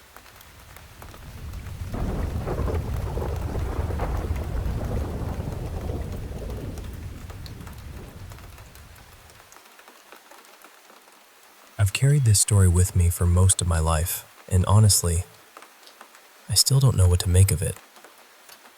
It happened a little over 40 years ago, during a summer holiday on the Adriatic coast. I think it was 1987. My family was staying at this seaside resort that belonged to the company where my father worked, so the whole place had a very friendly, familiar feeling. Everyone seemed to know someone. Families ate together, children ran around after dinner, and every evening there was some kind of entertainment for the guests. One night it might be dancing, another night a film, then maybe music, games, or a little disco for the younger crowd. But on one particular evening, the schedule changed at the last minute. Instead of the usual activity, they announced that a magician would be performing. At first, he seemed completely ordinary. He did the sort of tricks you would expect: cups, cards, coins, sponge balls, bottles. Nothing too frightening or dramatic. For us children, it was wonderful. We were leaning forward, laughing, whispering to each other, trying to catch him out. Then, right near the end of the show, something changed. His voice became different, lower, sharper, almost as if he had stopped pretending to be the cheerful entertainer we had been watching. He looked out at the audience and said something like, That is enough of children's games for tonight. Now I will show you who I really am and what I can really do." The room went quiet. He placed a stack of small blue envelopes on the table. Just ordinary letter envelopes, nothing fancy. You couldn't see through them at all. Then he asked every adult in the room to write their name on one envelope and place their identity card inside it. He said he would read each person's full name, address, and personal identification number through the envelope. Now, the names written on the outside were supposed to be a kind of control, so everyone could see whose envelope he was holding. But he claimed he didn't actually need them. And while he performed this part, he had a folded scarf tied over his eyes. All the envelopes were placed on the table in front of him. When he began, he picked up the first one and, within seconds, read the full name, address, and number from the ID card inside. Then he did another, perfectly. People laughed at first, but it was a nervous kind of laughter. Then he kept going. One envelope after another. Every detail was right. That was strange enough, but then my father decided to test him. While everyone was writing names and putting their ID cards into the envelopes, my father quietly made an arrangement with a woman sitting on the far side of the restaurant. My father wrote his own name on his envelope, but put her ID card inside. She wrote her name on her envelope, but put my father's ID card inside. So when the magician reached the envelope with my father's name on it, he stopped. He held it up and said, almost amused, "Someone here has tried to trick me." Then he said there was a man's name written on the envelope, but inside was the identity card of a woman. He identified her correctly. And then, without searching through all the envelopes one by one, he reached for the envelope with that woman's name on it. Inside was my father's ID card. He read that one perfectly too. My father was stunned, truly stunned. He was not an easy man to impress, but that night he had no explanation. When the show ended and people began talking all at once, the magician looked directly at me. He didn't smile. He didn't speak. He just stared at me for maybe 10 seconds.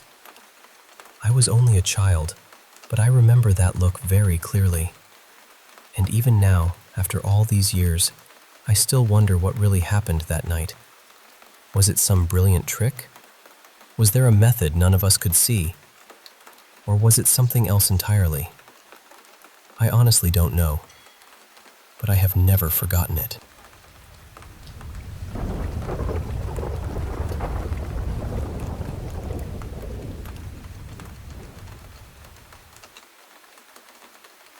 I moved into this place last spring, and at first, I thought I'd lucked out. It sits right beside a stretch of woods, the kind that looks peaceful during the day, but turns into something else once the light starts draining out of the sky. Pretty soon after moving in, though, strange things started happening. Me, my brother Callan, and his girlfriend heard voices more than once late at night when we were out by the parking area. Not clear conversations, just low murmurs, footsteps on gravel, that kind of thing. A few times, when I was walking through the woods with friends, I heard someone call my name from behind the trees. But when we looked around, there was nobody there. No hikers, no kids, no one hiding around. Just the trees and that heavy silence afterward. Recently, we found out there's an old tree deeper in the woods.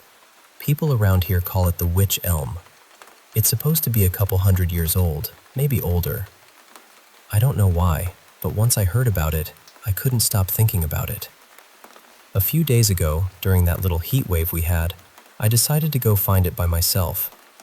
I had nothing else going on, and curiosity got the better of me. To reach it, you have to go down these old steps into a lower part of the woods. The second I got near those steps, I had this horrible feeling that I was being watched. Not just nerves. It felt focused, like something had noticed me. Still, I kept going. When I finally reached the tree, I understood why people talked about it. It was huge and twisted, with these heavy branches stretching out like they were holding the air in place. Nothing dramatic happened at first, but the whole area felt wrong. Too still, too quiet. I stayed for maybe 5 minutes, then decided I'd had enough. After that, I walked farther along the path and sat on a fallen log while I waited for Callan to finish work. He said he'd come meet me and check the tree out too. While I was sitting there, talking to him on the phone, I suddenly heard this deep, aggressive growl behind me. I turned around straight away, but there was nothing there. The path runs near the back fences of some houses, so I tried to convince myself it was probably a dog in someone's garden. That was the sensible explanation, and I really wanted a sensible explanation. About 40 minutes later, Callan arrived. We went down to the witch elm together, and weirdly, everything felt fine that time. No growling, no pressure, nothing. We were waiting for his girlfriend to join us, but we ended up heading home first because we had a few errands to run.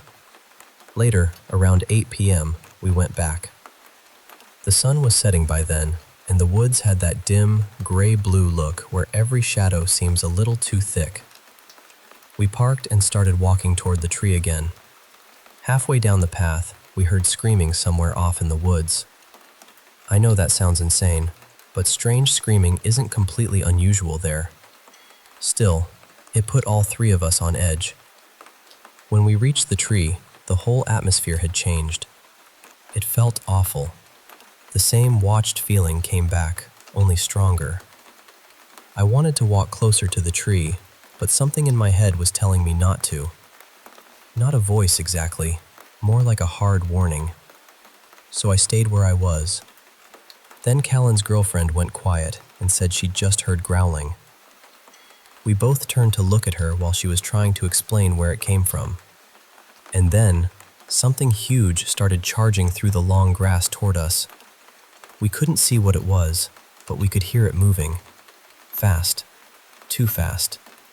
It didn't sound like a fox, or a deer, or a person. It sounded heavy, frantic, and directly aimed at us. So we ran. There was no discussion, no brave investigating. We just bolted back up the path. The whole way back, all three of us had the same feeling. Something was following us. Not just behind us in the woods, but keeping pace. When we finally got to Callan's car, his girlfriend got in the passenger seat, he drove, and I sat alone in the back. Except I didn't feel alone. The entire ride back, it felt like someone was sitting beside me. I kept glancing over, and of course there was nothing there. But the space next to me felt occupied. Heavy. Close. When we got back to the house and pulled over, I didn't say anything at first because I thought I'd sound ridiculous. Then Callan and his girlfriend both said they'd felt it too. They said it felt like something else had gotten into the car with us. I still don't know what followed us out of those woods that night. I don't know if it was tied to that old tree, or if we just walked into the wrong place at the wrong time. But I know what I heard, and I know what I felt. And whatever it was, it didn't feel like it wanted us there.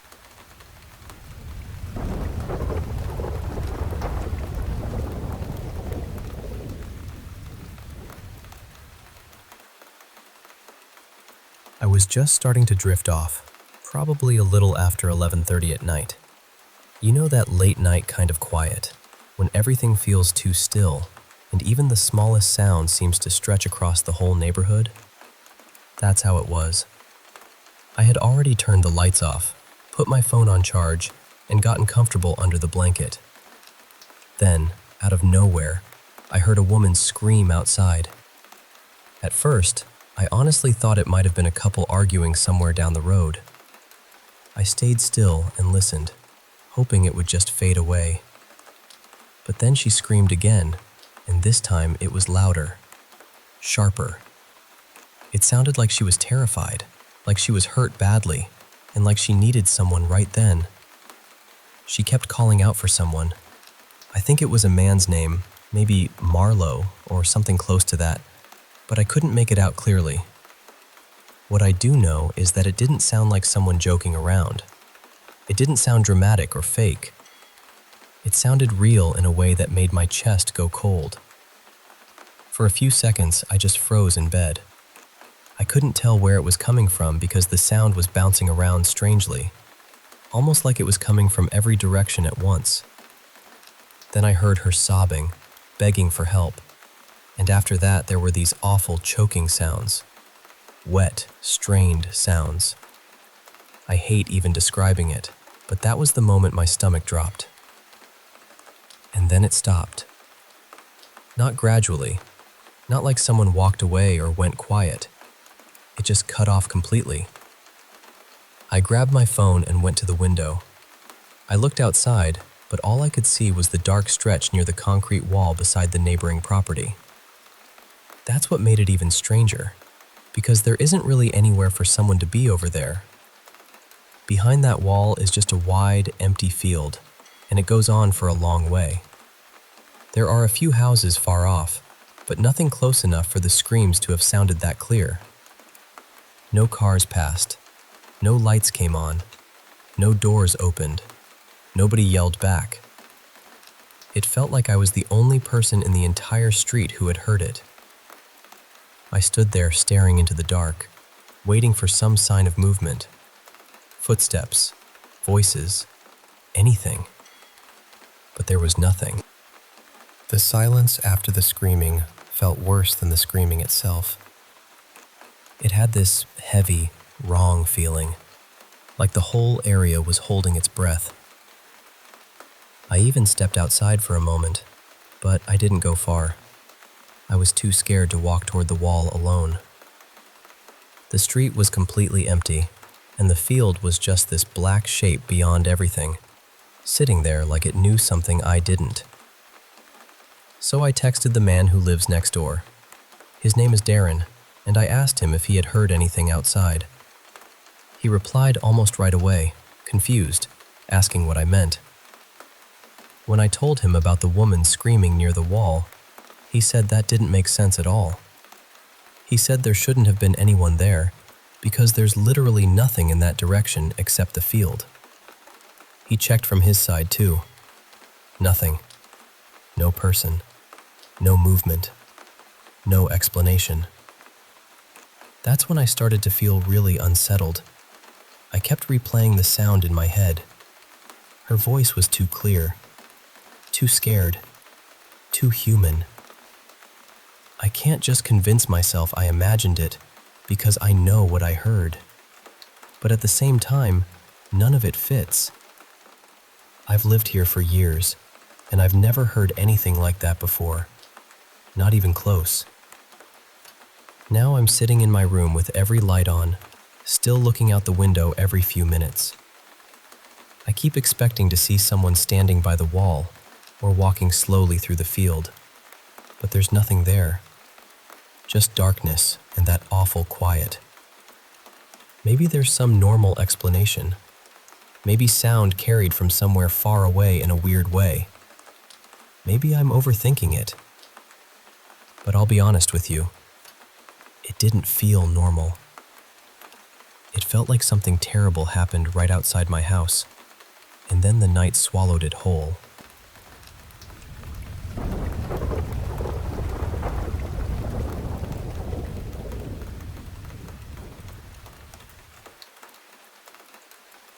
I guess I should start with the apartment. Me, my mom, and later my little sister moved into this concrete apartment block in one of the dullest parts of the city. Nothing charming, nothing dramatic, just gray buildings, thin walls, and the kind of quiet that feels more empty than peaceful. We moved there because it was affordable. It had 2 bedrooms, a tiny bathroom, a kitchen, a living room, and 2 balconies. Honestly, it was cozy enough. Not perfect, but it worked. Before we moved in, someone told us an elderly woman had died there. That did not really shock us. In Germany, that kind of thing is not exactly rare. Even in our old place, someone had passed away before. For the first couple of years, nothing really happened. Then, in the summer of 2023, everything changed. It was around midday. I was standing by my bedroom door, about to go to the kitchen because my mom had bought snacks, And right before I stepped out, I heard my dad call my full name. Not just any voice, his voice. He had passed away the year before, in Thailand, but this sounded exactly like him. The same gentle tone he used when I was younger, back when I would ask him random questions about the world, like why the earth spins and how gravity works. The voice came from the living room, which was the farthest room from mine. I froze. Then I backed away and distracted myself with cartoons because I did not know what else to do. A few days later, I heard his voice again. This time it was quieter, more like an echo. I could not make out the words, but I knew the sound of him. Then it stopped for a while. I told myself it was probably stress, maybe grief. Maybe I had watched too many ghost videos online and my brain was playing tricks on me. But then it happened again. Near the end of summer, I was in my mom's room, looking for something I had lost. My mom was out buying groceries, and my little sister was not home either. That was when I heard my mom's voice say my nickname. It sounded muffled, almost muddy, but it was her voice. I left the room immediately. I did not go back in there for the rest of the week. After that, something about the apartment felt different. In winter, I started hearing knocks at my window. Then I saw something outside. A shadow. Tall, maybe over 2.5 meters. Its head was oval-shaped, with no hair, and its arms were too long. The fingers looked stretched out. I saw it several times. By spring, my dad's voice came back. It called my name, my nickname, even the name of a friend he had never met. Sometimes it would say random things, like the name of a drink he used to like. Then I started hearing my mom's voice too. Hers sounded more distorted, speaking in Arabic sometimes, calling for me. I kept trying to explain it away. I kept telling myself, this is just my brain. This is just stress. This is nothing. But then the curtains in the living room began moving when there was no wind. No open window. No one walking past them. Nothing. In autumn, things got worse. Doors moved on their own. Things shifted places. The fridge started acting strange. My bedroom door moved more than once when nobody had touched it. Then came early 2025. That was when I first saw the black figure in my room. I sleep with a strong light on because I have always been afraid of the dark for other reasons. So my room was not shadowy. I could see clearly enough. The closet door was slightly open, and there was a dark figure standing there, watching me. This time, it had eyes. I tried to convince myself it was sleep paralysis, but I could move. I could speak. I could feel my body. I was not dreaming. I thought maybe it was my eyesight, but even with my glasses, I could still see it. It did not hurt me. It just watched. And the strangest part is, after a while, I got used to it. Not comfortable exactly, just used to being watched. For a while, life felt almost normal again. I met my girlfriend Nina, and things actually felt good. I thought maybe whatever had been happening was finally over. Then, the first night she came into my room, the figure came back. Only this time, it was closer. It did not touch me. I could not see its eyes anymore, but I knew it was there. A couple of weeks later, I got this horrible feeling that something was very wrong. It felt heavy, like the air had turned thick around me. I texted Nina and told her that if anything happened, I loved her. Nothing happened that night, but the feeling stayed with me for hours. After that, the figure returned a few times, but I started sleeping through it. Then, around December, my dad's voice came back again. But this time, it was not clear or warm. It was just mumbling. Nonsense. That scared me more than the voice itself, because my dad was not like that. He was educated, careful with words, and very precise when he spoke. And then this year, things changed again. I started seeing flashes of things that did not really happen. I would see my mom open my bedroom door, just for a few seconds, but when I checked, the door had not moved. I saw my pillow being pulled away, but it was still there. Then the dreams started. One dream was about my mother hurting me after finding knives hidden in my closet. The strange thing is, I had only recently found them myself, and I do not remember putting them there. Another dream was pitch black, except for a woman standing in front of me. She had racks on her back filled with masks. When I told Nina, she said maybe the masks represented how people see my mother one way, while I know another side of her. And honestly, that made too much sense. After that, I dreamed about being in a mental hospital. I dreamed about finding answers to why people exist. Dreams that felt heavier than normal dreams should feel. Then, about 2 months ago, the figure started touching me. At first, it was my hair, very lightly. Then my legs. Then my stomach. The most recent time, about a week ago, it tried to cover my eyes. That is the part I keep coming back to. Because hearing things is one thing, seeing things is another. But feeling something touch you when you are awake is different. Now, Nina and I are planning to try to talk to whatever is in the apartment. We are doing some research first, because I do not want to be careless. I do not know what is happening in that place. Maybe it is grief. Maybe it is fear. Maybe it is something in the apartment. But whatever it is has stopped feeling random. It feels aware. And lately, it feels like it is getting closer. Hey, I want to share a story with you. Something pretty intense that happened to me and my wife, Jenna. We got married in the fall of 2012 and moved into our first house together. It was in a quiet, friendly neighborhood, the kind where neighbors wave and kids play outside.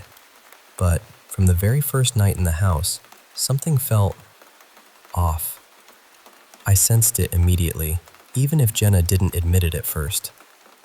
The house was an old two-story from the 1940s, with wooden floors that creaked and groaned like they had stories to tell. The air had this musty smell, kind of like an old museum or historic home, something that reminded me of a trip I took as a kid to an old battlefield site. Upstairs, we had 2 bedrooms separated by a bathroom. Jenna's space was a little storage and makeup room, and mine was the bedroom to the right at the top of the stairs. I remember the basement door in the kitchen corner. Just looking down those dark concrete steps was enough to send a chill through us. Jenna refused to go down there alone. I tried to brush off the weird noises, the bangs and creaks, as the house settling, but deep down, I knew it was something else. One night, I was up late watching a horror movie, and I heard light, quick footsteps pacing above the living room couch in Jenna's makeup room. It was strange because Jenna was already asleep, wrapped up in bed. When I told her, she just laughed it off, chalking it up to my imagination. But then, one evening, she called me from home, whispering that she could hear someone walking upstairs, and she was scared. I rushed home to find her standing in the kitchen, wide-eyed and terrified. We stood there, listening to footsteps pacing nervously around the room, circling. Not the usual back and forth. I grabbed the biggest kitchen knife I could find and cautiously went upstairs. Just as I reached the top, the footsteps stopped, and when I flipped on the light, the bulb flickered and went out. The room was pitch black. I shone my phone light around. Nothing.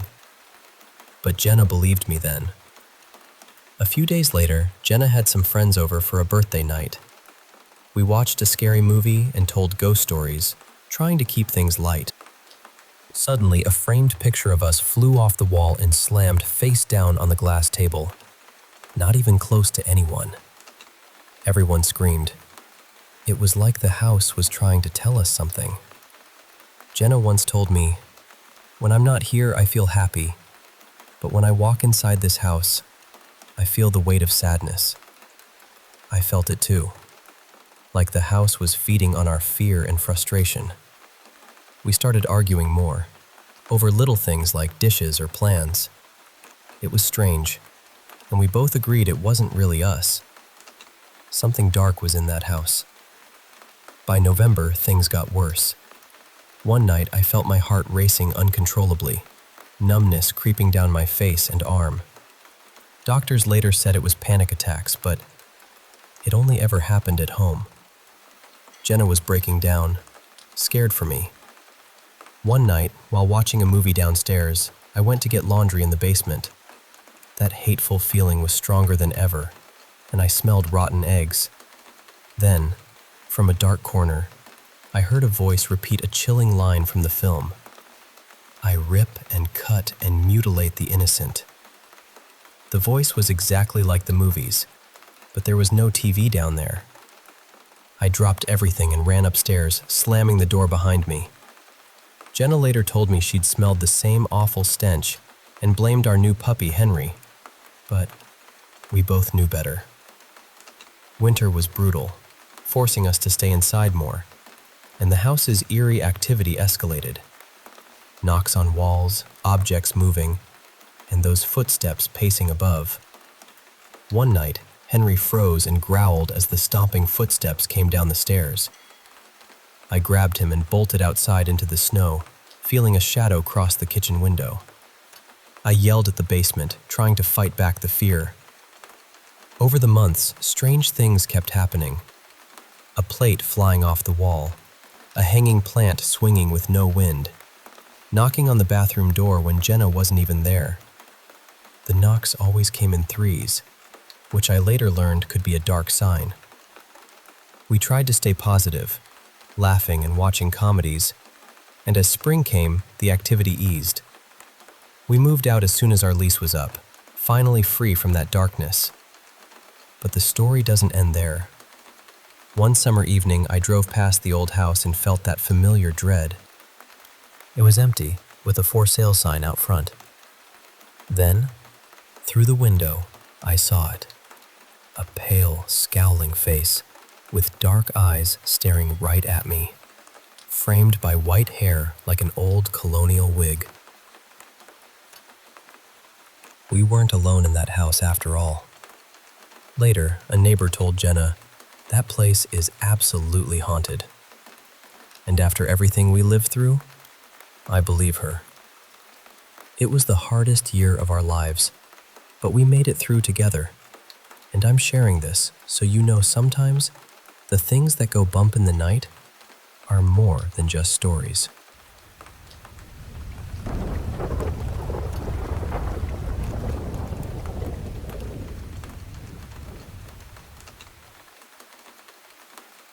Hey there, I want to share a story with you, something that stuck with me for years. When I was about 10, my dad passed away. It was back in '93, and honestly, it hit me hard. After he died, I kept having these dreams about him, not the comforting kind, more like eerie ones. At night, whenever I walked past the living room to grab a drink in the kitchen, this heavy feeling of dread would wash over me. One night, I was heading back from the kitchen and, out of the corner of my eye, I swear I saw him, my dad, sitting in his old recliner, just sitting there in the dark, staring right at me. It was only a blink, but it scared me so much I bolted to my room, locked the door, and hid under my covers. I had this buddy named Ben. My dad used to tease him a lot, mostly about how skinny he was. I'd come home from Ben's place, and Dad would ask me stuff like, "What color shirt was Ben wearing today?" He was a tough, no-nonsense kind of guy. Fast forward 3 years. Ben was over for a sleepover, and we were crashing in the living room with our sleeping bags. My sleeping bag was right at the foot of that same recliner. Yeah, it was mine now. Suddenly, in the middle of the night, I was shaken awake. It was Ben, whispering my name, sounding panicked and confused. I rubbed my eyes and asked, "What's wrong?" He looked terrified. The kitchen light above the oven was always on at night, so I could see his face clearly. "What did you want?" he kept asking, and I was totally confused. I told him I hadn't said anything. He looked even more scared and sat there silently for a moment. Then he said, "Dude, I thought it was you, but..." I interrupted, annoyed. "But what?" It was the middle of the night, and I just wanted to get back to sleep. He said, "I felt it. Someone whispered, 'Hey Ben,' right in my ear. I thought it was you." I told him it wasn't me, probably just a dream. But then he shook his head. "No, man, I was awake. I'd just come back from the kitchen, shut my eyes, and someone whispered that. Now that I think about it, it sounded just like your dad." That hit me like a lightning bolt. We looked at each other, both scared out of our minds. I'd never told Ben about seeing my dad in that chair, and I hadn't shared that just before he woke me. I dreamed my dad showed up on our front porch, like he hadn't really died. He'd just left and come back. Ben woke me up to tell me this. Ben has held on to this story for 25 years now. I honestly think it was my dad playing some kind of trick. Either way, neither of us got much sleep that night. At least, I didn't.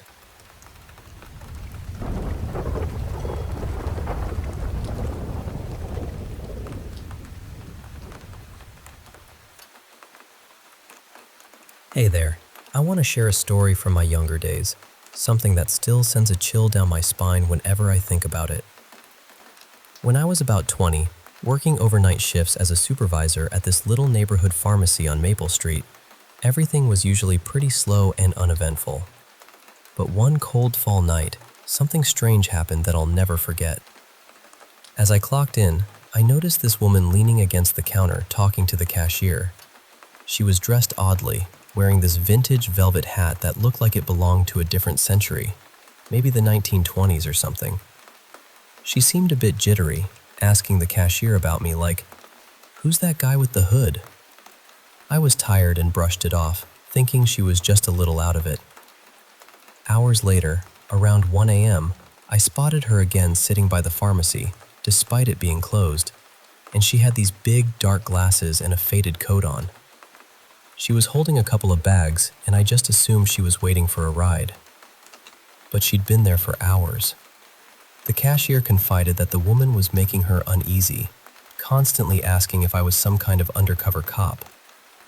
I figured she was probably lonely or maybe a bit paranoid, so I decided to chat with her to put her at ease. At first, she shared wild stories about her past, married to an oil magnate, owning fancy homes along the coast, traveling to Europe every year. But as she talked, I noticed her worn-out boots, the wild, patchy red hair fading to gray, and her weathered face. Nothing screamed wealthy socialite. Then she started talking about her neighbors trying to harm her, spying, and even how they'd killed all her cats. She whispered about the CIA watching her through giant TVs and asked if the girls up front were FBI agents. It was a lot to take in. I was about to call her a cab when she suddenly vanished. I looked everywhere, the aisles, bathrooms, even locked offices, but no sign of her. The only place left was the basement storage. Her bags and purse were spread out near some boxes, but she was gone. Heart pounding, I slowly descended into the basement, calling out. Then, from the shadows behind some shelves, I saw her crouched down, holding something long and slim.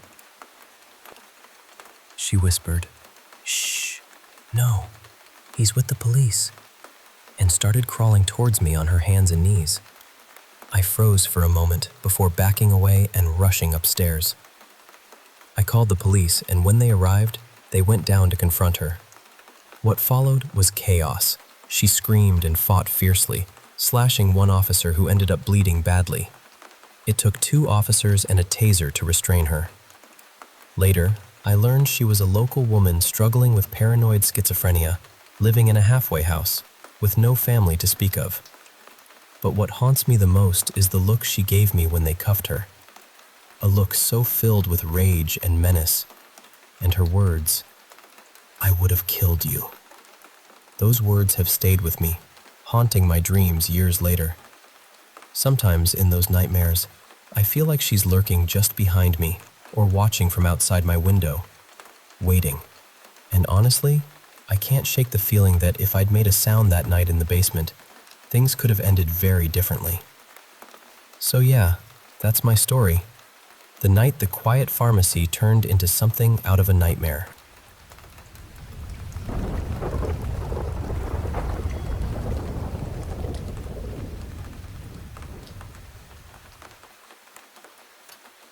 Hey there. I want to share a story very close to my heart about my little sister Annie. She was taken from us when I was just 8 years old, a little over 2 decades ago. We grew up in a small town called Leavenworth, Washington, nestled deep in the Cascade Mountains. It's a place full of old legends and stories, from native tribes to tales of mysterious creatures that haunt the forests. One legend talks about a strange beast with the head of a wolf, legs like a cougar, claws of a bear, and the eyes of an owl, appearing every couple of centuries enveloped in red fog. After that fog rolls in, children have been said to vanish, never to be found. Annie was 6 when she disappeared. Before then, we were inseparable. We'd often escape to Icicle Creek, a peaceful spot about a half-hour hike away, where we found a brief refuge from the chaos at home. Our dad struggled with anger, and our mom battled her own demons, so those moments by the creek, watching salmon swim upstream, were our little sanctuary. Annie would rest her head on my shoulder, and for a moment, the world was calm. School was tough for us both. We were scarred from abuse, hiding burns and marks under long sleeves, even in summer. The other kids called us names, like the Addams Family, and we stuck together because no one else did. Annie started running away before she disappeared. I'd wake up to find Dad dragging her from the woods, mud-covered and limp. He'd make me watch as he threatened her, and the sounds of those moments haunt my dreams. I often dream of a foggy forest and Annie calling my name, though she always said Feather instead of Heather. Hearing that name in her pain is something I carry with me every day. I never fully understood what happened, but I always suspected Dad was involved. The day she vanished, I remember Mom sitting at the kitchen table, drinking and smoking, while Dad hummed cheerfully as he moved around the house. Police came and went, but the case went cold. I left home at 17, moving to Chicago with my boyfriend. We had a daughter, Olivia, who looks just like Annie. I poured all my love into her, trying to fill the void Annie left. Just last week, after a family loss in California, I took Olivia back to Leavenworth. I wanted to show her where I grew up, maybe find some closure. Our old street looked the same, and the house was still there, though updated. I saw 2 little girls playing outside, and a man with a baby getting out of a car. I felt my heart warm. I introduced myself to the couple who now lived there, a kind Native American pair named Charles and Maya. They invited us in, and I shared stories of Annie and me, our trips to Icicle Creek, and then about her disappearance. Their reaction was different from what I expected. Charles seemed uneasy, and when I mentioned Annie running away, he paused. Then, he said something I couldn't quite process at first. Something so profound it sent me racing to the local hospital I'd known all my life. The same place I'd been driven to so many times before. Inside, I asked if there was an Annie Fredrickson there. The nurse looked at me with understanding. Soon, a gentle doctor came to speak with me. He told me about Annie, about the trauma she'd endured, how she'd been found feral, mute, and unresponsive. Over the years, she had slowly relearned basic human interaction, but remained like a child mentally, frozen in time since she disappeared. He warned me it would be a delicate process, that she might not recognize me, but all I wanted was to see her. After what felt like forever, I was led to her room. There she was, thin, fragile, clutching a pillow like a child with a teddy bear, her blonde hair partly hiding her face. My heart shattered and soared all at once. I knelt beside her, kissed the scars I remembered, and whispered, "Annie, I've missed you so much." At first, she held me loosely, but then her arms tightened around me. She shivered, and then, in a soft, clear whisper, she said the one word I've longed to hear for so many years. "Feather."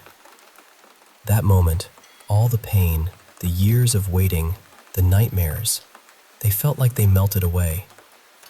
I found my little sister again.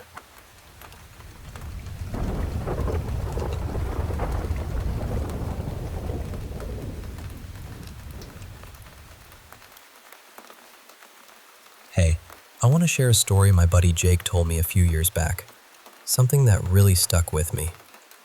So, Jake was a Marine, and this happened just a couple days before he was about to finish his tour. They got intel about some insurgents hiding out in a network of caves near Ad-Dar. Jake and his team split up in threes to search these deep, dark caverns. Every step they took was filled with this heavy tension, like you could almost feel the danger lurking. Stepping on an IED or getting trapped under rubble was a real fear. After they'd gone about 200 yards in, Jake's team leader got a message over the radio. Apparently, a man and woman with rifles were found inside the cave, but they weren't the insurgents they were hunting. Instead, these two were sitting by a small fire, deep inside the cave, with an ancient stone tablet carved in cuneiform. They were detained and taken back to base, but Jake ended up holding onto that tablet. Just as they were about to leave, they heard this terrifying screech echoing from deeper in the cave, like some wild animal, maybe worse. No one wanted to go after it. The tablet itself was strange. The front had writing Jake couldn't decipher, and the back had this unsettling drawing of a snake's head with horns, reptilian eyes, and a forked tongue. Even though the stone was worn down, the image was downright eerie. Jake kept the tablet as a kind of souvenir. Before the couple was loaded into the armored truck, the woman looked right at him and said, "You'd be wise to leave that behind." Creepy, right? In the nights that followed, Jake was plagued by horrible nightmares where he'd see himself harming his wife and daughter. When he woke up, he'd hear this voice cursing him, damning him to hell. He chalked it up to stress, though, weirdly, his sense of smell got super sharp. He could smell flowers from way across the yard. The nightmares didn't stop even after he got home. He showed the tablet to his wife, Lisa, who decided to keep it as a keepsake and placed it on a little shelf on their wall. But then things got worse. Just a couple days after returning, Jake kept waking up in the middle of the night to find Lisa sleepwalking, mumbling, and clearly disoriented. This went on for about 2 weeks, until one night, everything just snapped.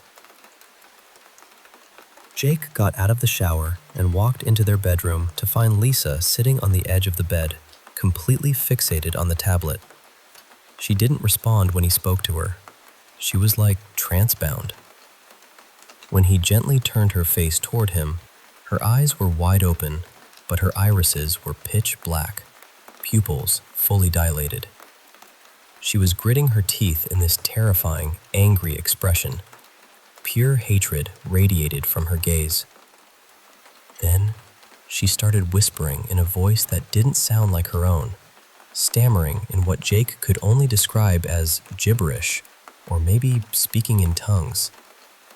Her voice sounded deep, almost like a man's, and the room filled with this awful stench, something like rotten trash in the summer heat. Every hair on Jake's body stood on end. He felt completely vulnerable, like some evil force had taken hold. She looked like she wanted to hurt him. The only thing Jake could think to do was grab her hand, close his eyes, and pray the rosary over and over. Her hands were ice cold and clenched so tight he wouldn't have been able to open them with a crowbar. After what felt like forever, she finally whispered, Jake? In her normal, sweet voice. Jake, what just happened? She asked. Oh, baby, are you okay? Tell me what's wrong. She said she didn't remember anything from when she got out of the tub until Jake walked in. Was I talking? She asked. No, you were just staring, he said. Then she said something that made Jake's blood run cold. Jake, please get rid of that tablet. Why, babe? He asked. Because ever since you brought it home, I've had this feeling like I want to hurt you and Emily. Something evil is in the house. Without hesitation, Jake grabbed the tablet and threw it in the trash outside. The next day, he took it to the river and tossed it in. Since then, everything slowly started to feel normal again. Lisa later told Jake she'd seen shadows moving around the house, both day and night. One time, she saw a black, shadowy mass hovering in the middle of their living room. She said, I could feel it watching me, and worse, I felt like it hated me. Jake believes that something took hold of Lisa that night, and that if he'd kept the tablet, things could have ended much worse. It's a chilling story, one that really makes you think about the things we bring home and the unseen forces that might come with them.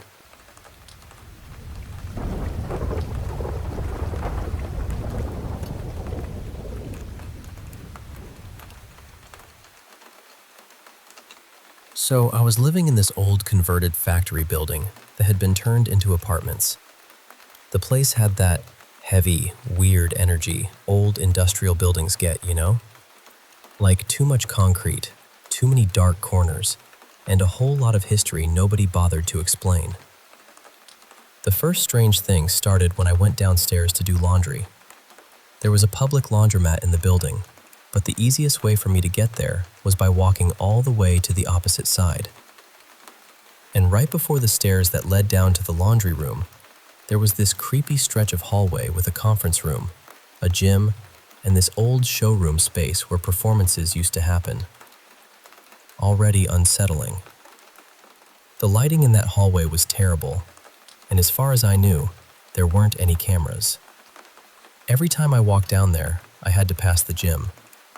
It had 2 doors close together. One was blocked off, like nobody wanted anyone using it, and the other was usually cracked open. And every time I got a few feet past that closed door, I'd hear this tapping. Not loud, not frantic, just this steady little tap, tap, tap on the glass. But the weird part was, whenever I got right next to the door, it stopped. At first, I didn't take it seriously. I'd just kind of laugh and say, "You know the other door is open, right?" Like I was talking to some awkward person hiding in there. Then one day, the tapping just stopped completely. I didn't even realize how much I'd gotten used to it until things started happening inside my apartment. The first thing was small, but it bothered me. I left for the weekend, and I know I turned off my kitchen light before I left. I'm not saying I think I did. I mean, I absolutely did. But when I came back, the kitchen light was on. At first, I tried to be reasonable. Maybe my landlord had shown the apartment to somebody. Maybe maintenance came in. Maybe there was some explanation that didn't involve me standing there with my overnight bag, feeling like my apartment had been awake while I was gone. So I let it go. About a month later, I got ready for bed like normal. I left the bathroom, climbed into bed, and tried to relax. I lived in a studio, so my bed was right outside the bathroom door.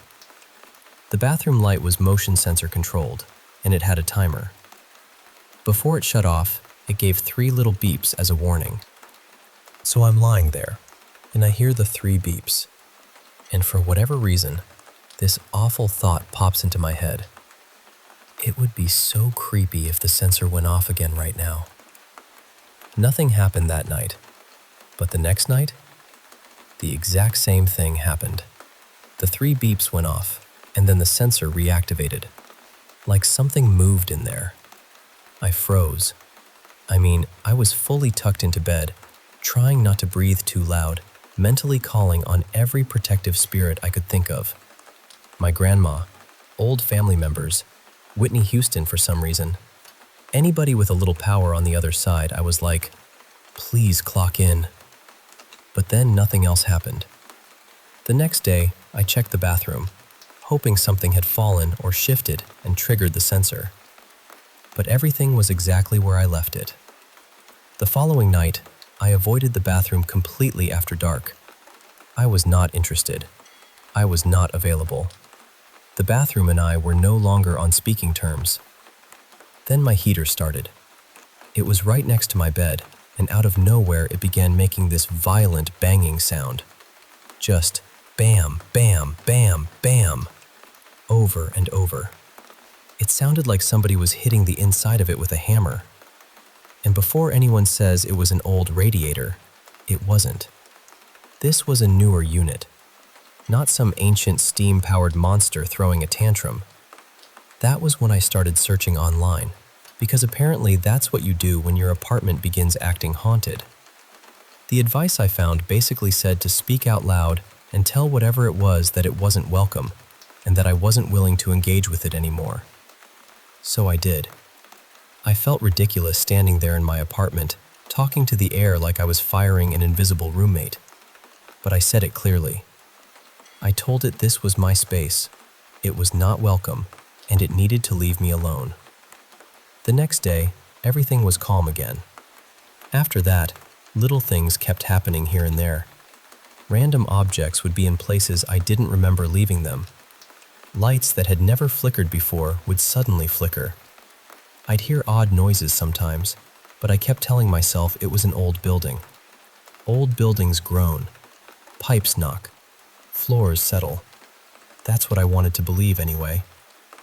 But the last thing that really got me was my shirt. I had this button-down hanging in my closet. I knew exactly where it was. I remembered seeing it there a few days before. Then one day, I went to grab it because I had an outfit planned and the shirt was gone. I tore through my closet, checked the hamper, checked random corners, laundry bags, everything. Nothing.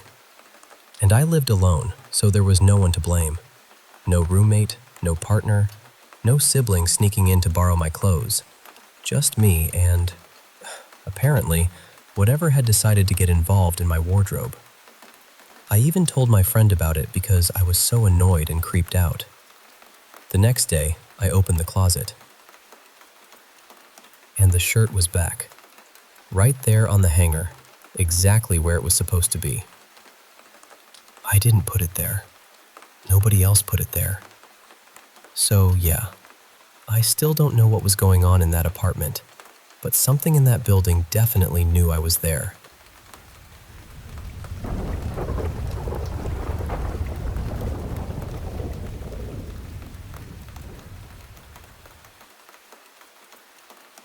So this happened one night around midnight, and I still think about it more than I probably should. I was with my friend Adrian, and he had taken shrooms earlier that evening. I was completely sober, just keeping an eye on him and making sure he was okay. At some point, he said he wanted to go somewhere quiet, somewhere outside, where he could sit in nature and just talk. I knew this little wooded spot with a creek, a place I had been to plenty of times before, so I figured it would be fine. We drove out there, parked, and walked down toward the water. It was dark, really dark, except for the weak little beam from my phone flashlight. We found this fallen tree near the shallow part of the creek and sat there for a while. And honestly, at first, everything felt peaceful.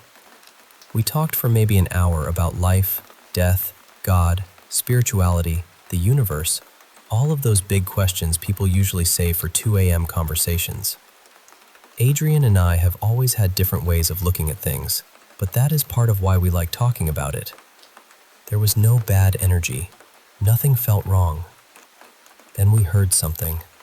It sounded almost like footsteps somewhere nearby. Not loud, but close enough that both of us went quiet. I remember feeling that little cold pinch in my chest, like my body noticed something before my mind did. I wanted to head back toward the car, but Adrian still wanted to walk and keep talking, so we started moving up the road a little. Eventually, we came to this small bridge that goes over the same creek we had been sitting beside. We were halfway across when we both stopped. Down below us, maybe 10 feet away, standing right in the creek, was this tall, white figure. I know how that sounds, I really do, but it was there. It had the shape of a person, sort of, but it was much taller than any person should have been, maybe 7 or 8 feet tall. It did not have a face, no eyes, no mouth, no details at all. It was just this bright white, almost glowing shape in the middle of the darkness. The strangest part was that it looked flat somehow, almost one-dimensional, but at the same time, it had this soft, flowing movement to it. The top of its head came to a point, almost like a pointed hood, which feels awful to describe, but that is the closest comparison I have. For a second, neither of us moved. Then the fear hit both of us at once. We ran. We sprinted back to the car like something had flipped a switch inside us. Adrian was panicking because he thought maybe the shrooms had made him see it, but I was sober. Completely sober. And before either of us could influence the other, we described the exact same thing. Same height, same glow, same pointed head, same place in the creek. As we drove away, we kept trying to explain it, but nothing made sense. It did not feel like a person. It did not feel like an animal. It felt like something we were not supposed to understand, something that did not fit neatly into the world we know. And then, after the adrenaline faded, something even stranger happened. We both felt calm. Not relieved exactly, just calm. Almost like whatever we had seen was not chasing us, not threatening us, just existing there. Adrian told me later that before the night started, he had wanted the trip to be spiritual. He had hoped to experience something meaningful, though he did not know what that meant at the time. And the fact that we had been talking about God, death, purpose, and the afterlife right before seeing that thing still gives me chills. We went back during the day more than once, trying to find anything that could explain it. A sign, a branch, a piece of fabric, anything reflective. There was nothing. So I still do not know what we saw that night. Maybe it was something spiritual. Maybe it was something tied to the land. Maybe it was some kind of folklore I have never heard of. All I know is that Adrian saw it, I saw it, and neither of us has ever been able to forget it.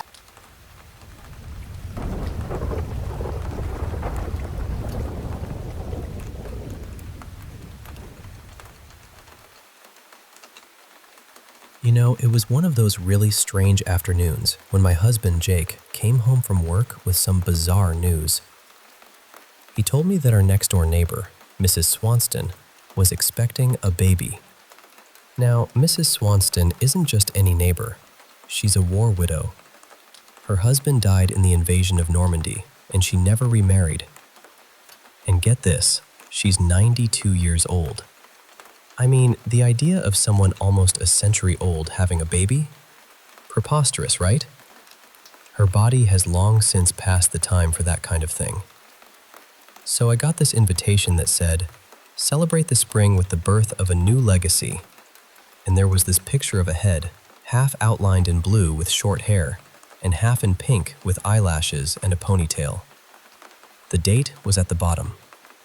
I was curious, but also a bit annoyed. When I arrived, I was the only one there besides Mrs. Swanston and her granddaughter, Isabella. Isabella explained, "Most of Grandma's friends and siblings have passed, and my parents don't really get along with her." I tried to sound polite.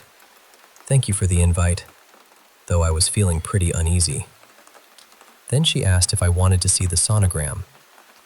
I hesitated but said yes. I kept texting Jake, "Where are you? You're late." But no reply. Isabella showed me the black and white image of a perfectly healthy fetus. "Where is your grandma?" I asked. She said, "Oh, she's just getting ready. She wants to look her best for this proud day." I tried to play it cool. Then Isabella asked, with this little sparkle in her eye, "Has your husband been coming home late from work lately?" I was caught off guard. "He has, but how would she know?" "Actually, yes," I said cautiously. "And why do you think you two haven't had children yet?" she pressed. I was stunned. My heart started pounding, and I felt sweat on my forehead. I tried to joke. "Well, jealousy is a sin, right? Especially when it comes to your neighbor's granddaughter. We're a pretty pious family, I'm sure you understand." Just then, I heard slow footsteps coming down the stairs, and my anxiety spiked. "You mean your grandmother?" I asked. Isabella smiled warmly and said, "Oh, sweetie, you're so mistaken. This is my gender reveal party. Do you really think Grandma could have a baby at 92? My breath caught, my mind racing. "What are you telling me?" She leaned in and said, "We've taken care of everything. Not just your divorce, but the life insurance too. And here she is. Over here, Grandma." My hands trembled as Mrs. Swanston appeared, stepping into the room in her orthopedic shoes. Then she turned to me, and I nearly fainted. Her eyes were behind the mask of my husband's carved-off face, the same face spread across hers, with a gray bun sticking out the back. In that moment, Isabella gently placed her hand over mine and whispered, "It's a boy."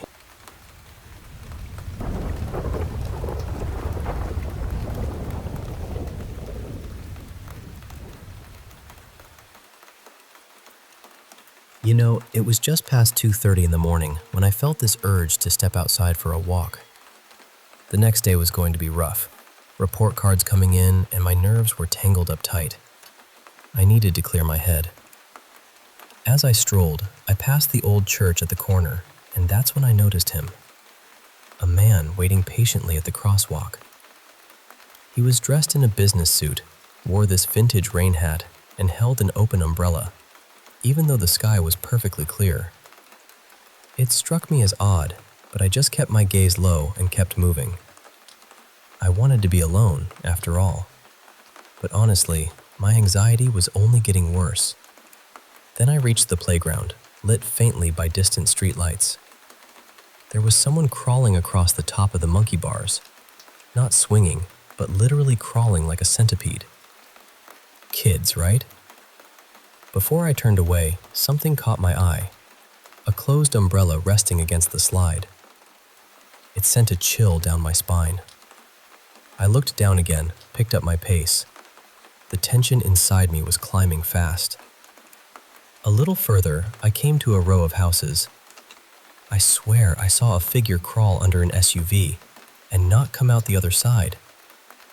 As I hurried past, there it was again, that same umbrella, now propped against the vehicle. My heart started pounding like a drum, and I couldn't take it anymore. I spun around and started sprinting back toward my apartment. After a few hundred yards, I thought I'd lost him. But how was this person always a step ahead of me? When I fumbled for my keys, I noticed a single car parked on the curb. And there, just a silhouette, a man in a rain hat, watching me. Then, just as I pulled open the apartment door, something dropped onto my foot. An umbrella. I slammed the door shut and locked it tight, rushing into my room. I felt the panic bubbling up, like it was about to consume me. My psychiatrist always warned me about this, the panic attacks that could take over if I wasn't careful. And then, just as I was trying to catch my breath, the door across the hall creaked open. It was Liana, my neighbor. "Hey, can you help me? My smoke detector won't stop beeping," she said. You can't imagine what a relief that was. I've always liked her, quietly admired her. I smiled, trying to seem calm, and followed her inside. She was just about to go to bed. I wanted to stay longer, but I'm not that bold. We exchanged numbers and I headed back to my place. my heart lifting a little as I stared at her name saved in my phone. Liana. But then, flipping on the light, it hit me. I'd left my door unlocked the entire time. The anxiety came crashing back harder than ever. I wasn't sure how much longer I could hold on. And then, in that split second, I saw it. The umbrella leaning casually against my couch. A deep, grumbling voice whispered right in my ear, "It's not your fault. I was always a step ahead of you." The lights flickered out behind me, and I felt something cold and sharp press into my back. I don't know if I should pull it out or just let go. Maybe, in some strange way, I'm better off this way. People always said I was delusional. Maybe they were right.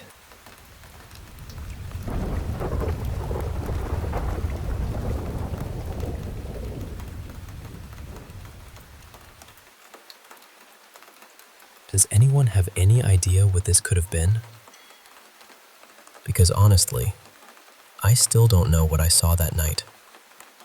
For a little context, I live near this desert mountain range, and I've been walking those trails for years. I usually go at night because during the day it gets brutally hot, almost unsafe if you're out there too long. So I know the sounds out there pretty well. Coyotes, wild pigs, birds, wind moving through brush, rocks shifting, all of it.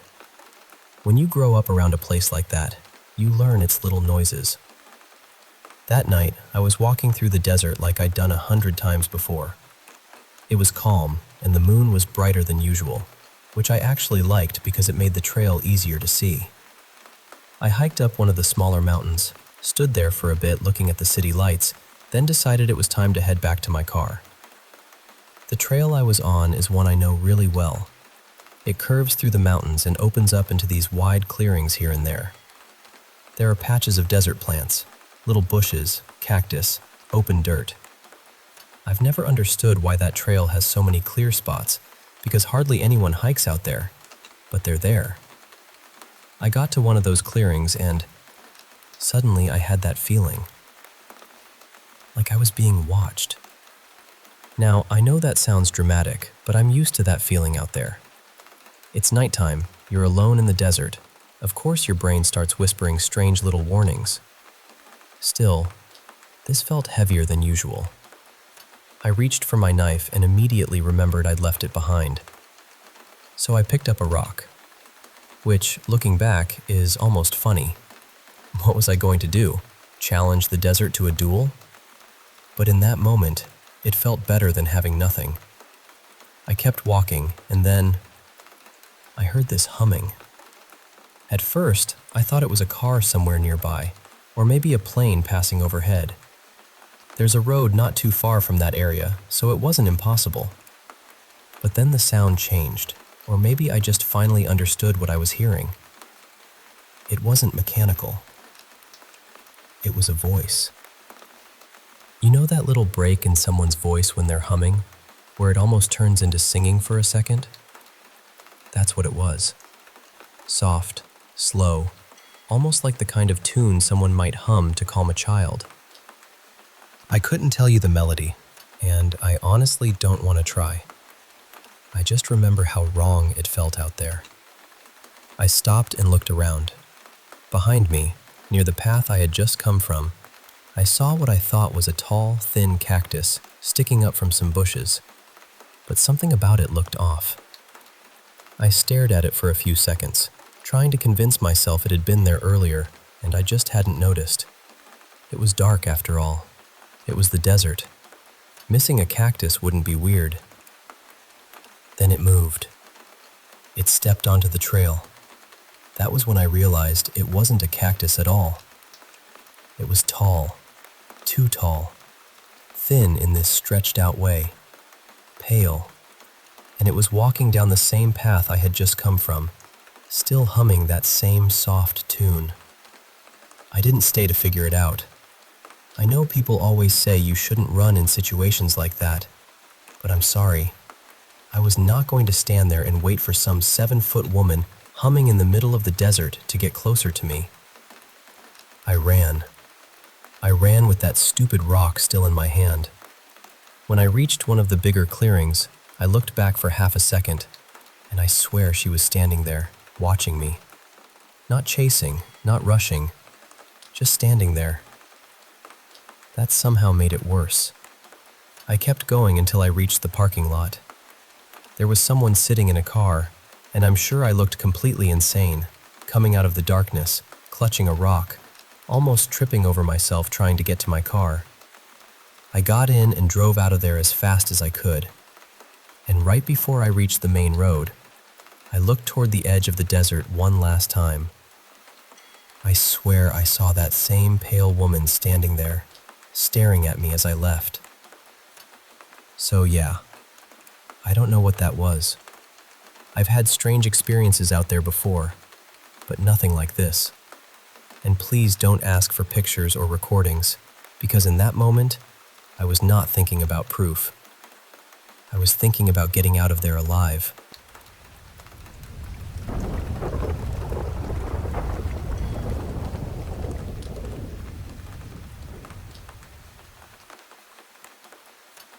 I'm bringing this up because it's been sitting with me for a long time, and I've never really known what to do with it. I know a bit about discernment of spirits, and when I was younger, I got involved in things I really shouldn't have. So I'll just say this plainly. I know what evil feels like. I don't mean being spooked or letting my imagination run wild. I mean that heavy, wrong feeling that settles on you before your mind has even caught up. And I'm not someone who scares easily. I've worked security.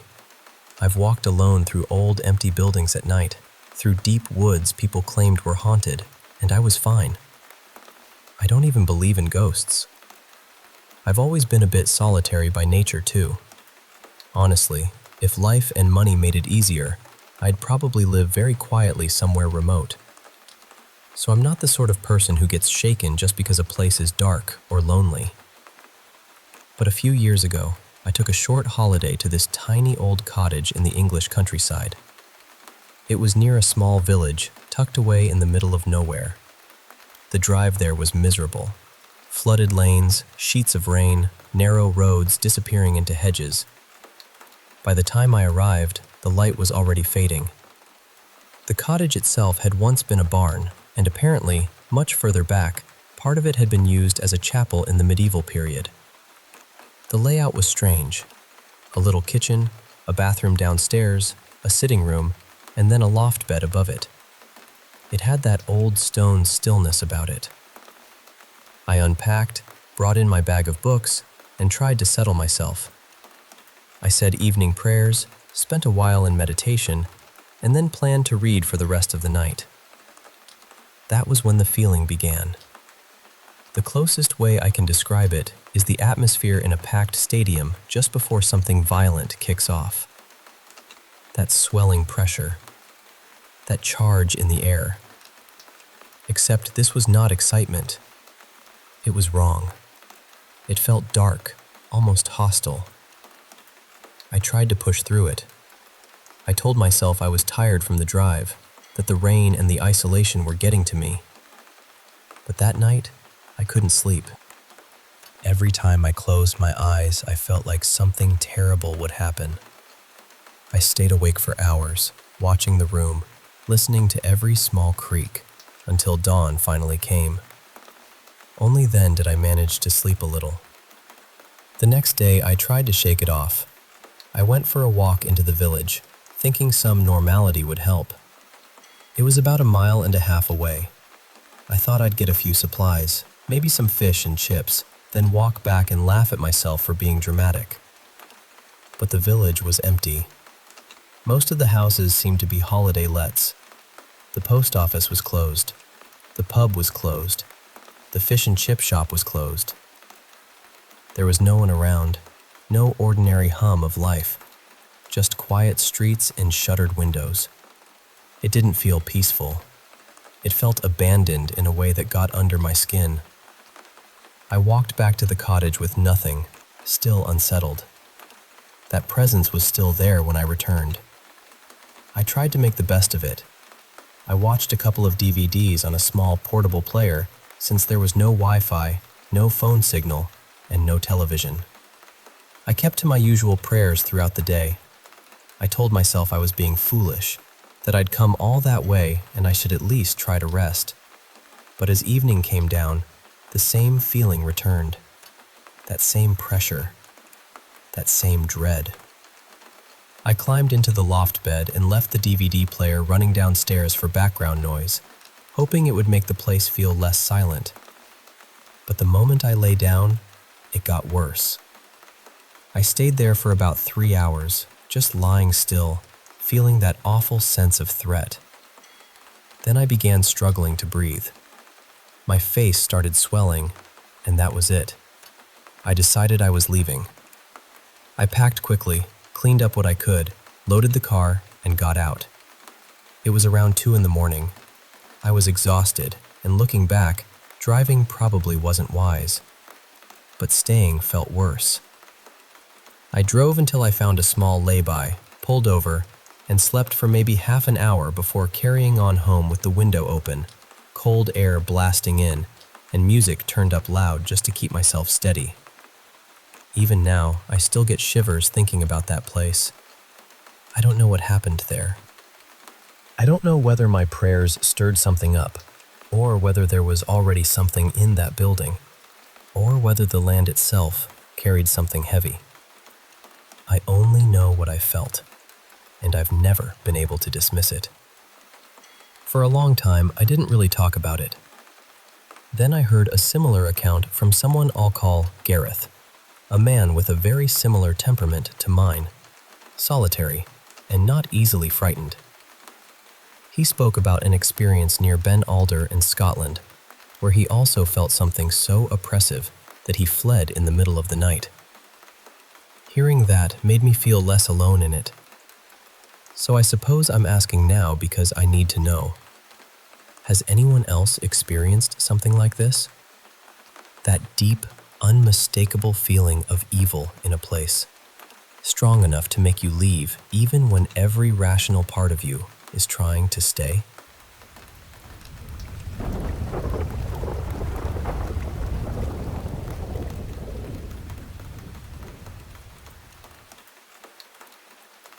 You know, my wife and I decided to take a trip to New Zealand, and we picked this spot near Lake Taupo to camp for a night. Lake Taupo is this incredible place sitting right in a volcanic caldera, which kind of sets the scene for all sorts of eerie local legends. One of the tour guides warned us about this entity called Natoroa, a name so tricky I still can't say it right after all these years. He told us it was some kind of demon that roams the cliffs at night. He gave us a compass with a mischievous smile, as if to say, "Good luck." We chose the northwest side of the lake, where the cliffs rise sharply and ancient giant faces are carved into the granite, said to keep the volcano calm. It was midwinter there, so the beach was mostly empty, adding to the lonely vibe. Those towering carved faces, about 20 feet tall, seemed to stare right into your soul, really unsettling once night fell. We fell asleep peacefully, but then this blood-curdling screech shattered the silence, coming from all around us, from the woods, from the water, everywhere. My wife whispered, "Is that an owl?" But it wasn't any owl I've heard. The sound just kept getting louder and more frantic. Then the branches behind us started cracking, and voices approached. Flashing my light, I caught sight of 3 teenagers, 2 boys and a girl, who looked just as scared as we were. They told us they'd been running when something chased them from the woods. Before we could process that, this horrific, high-pitched shriek echoed just yards away, and a mist started rising from the water. Then, breaking the surface, something dark and massive appeared.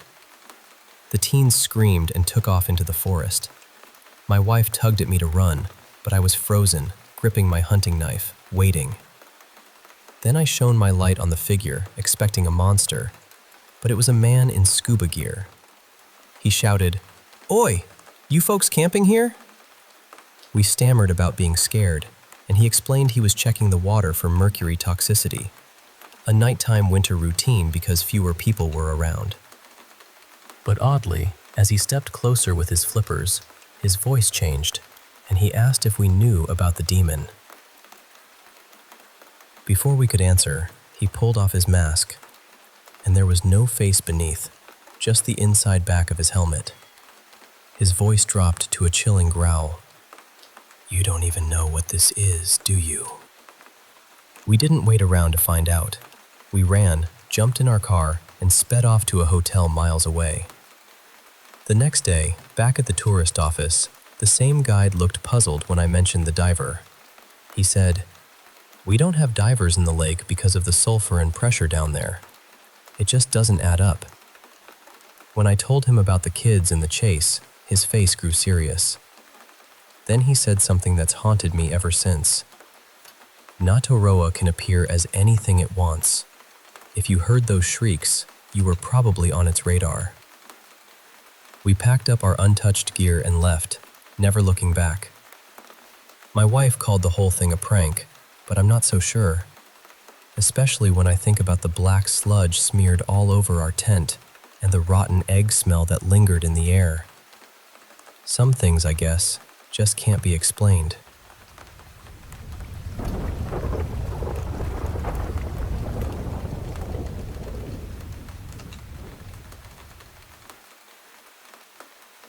I realized something really strange, and honestly, I still don't know what to do with it. Back in May of 2019, I'm almost certain it was Sunday, May 26th. I left the house to clear my head between study sessions. Exams were getting close, and I needed a break. Just a simple walk around the neighborhood.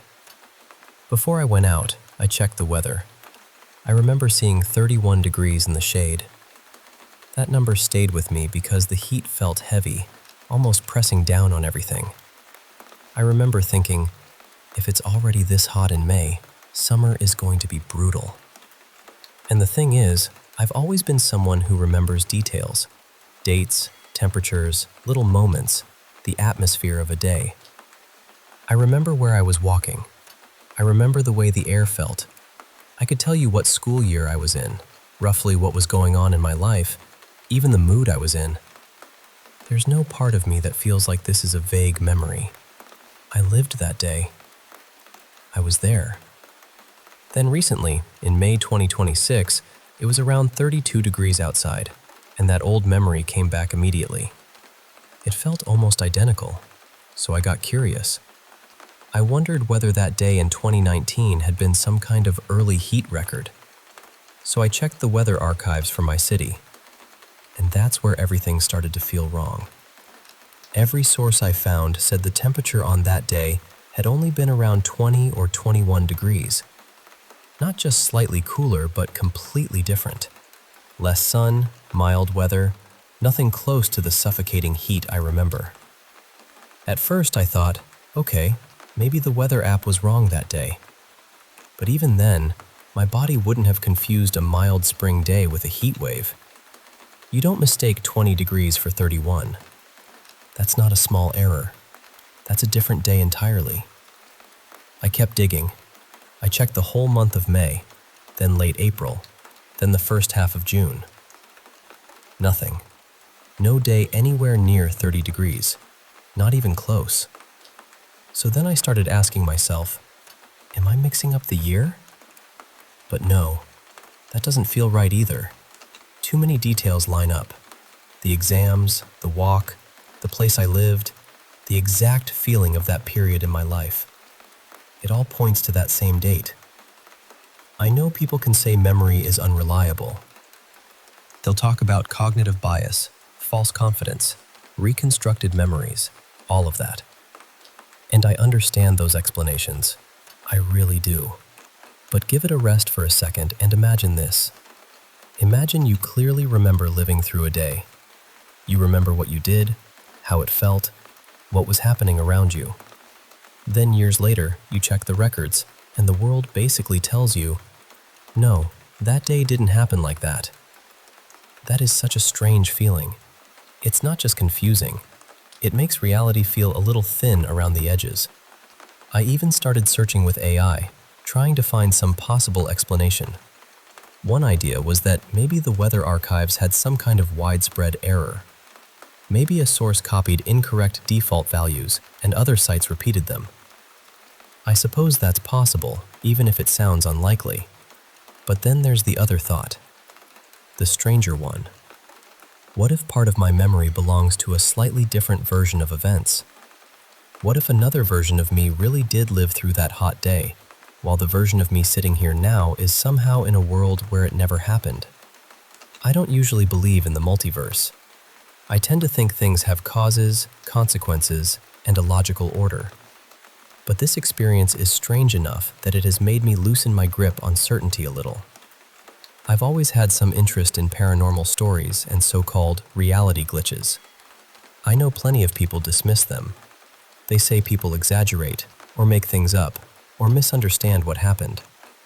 And sure, sometimes that's true. But I also think some people genuinely experience things that don't fit neatly anywhere. Things that feel incoherent, almost out of place, like a loose thread in the fabric of ordinary life. And when you try to explain it, people often don't trust you. They assume you're confused, dramatic, or looking for attention. But I'm not trying to impress anyone with this. I'm not claiming I have proof of anything. I'm just trying to understand why I remember something so clearly when the records say it shouldn't be true. Maybe there's a simple explanation. Maybe my mind stitched together pieces from different days and turned them into one memory. Maybe there was some local weather anomaly that never made it into the data. Maybe the archives are wrong. Or maybe, just maybe, memory is stranger than we think. Maybe we sometimes carry echoes from paths we didn't take. Maybe some part of us remembers a version of life that branched away somewhere. I'm not saying I believe that. I'm only thinking out loud. And if worlds do shift, when would that even happen? With major decisions? With tiny choices? Every second? Every breath? It's impossible to know. In the end, I don't think this mystery can really be solved. Maybe the healthiest thing is to keep living, love the people close to us, enjoy the present, move forward with our plans, and not let these questions swallow us whole. Still, I can't deny that the feeling stayed with me. That sense that reality flickered for a moment. That somewhere, somehow, another version of me may still remember that impossible hot day in May. Anyway, I won't stretch this out forever. I just wanted to share it and see whether anyone else has ever felt something similar. Take care of yourselves.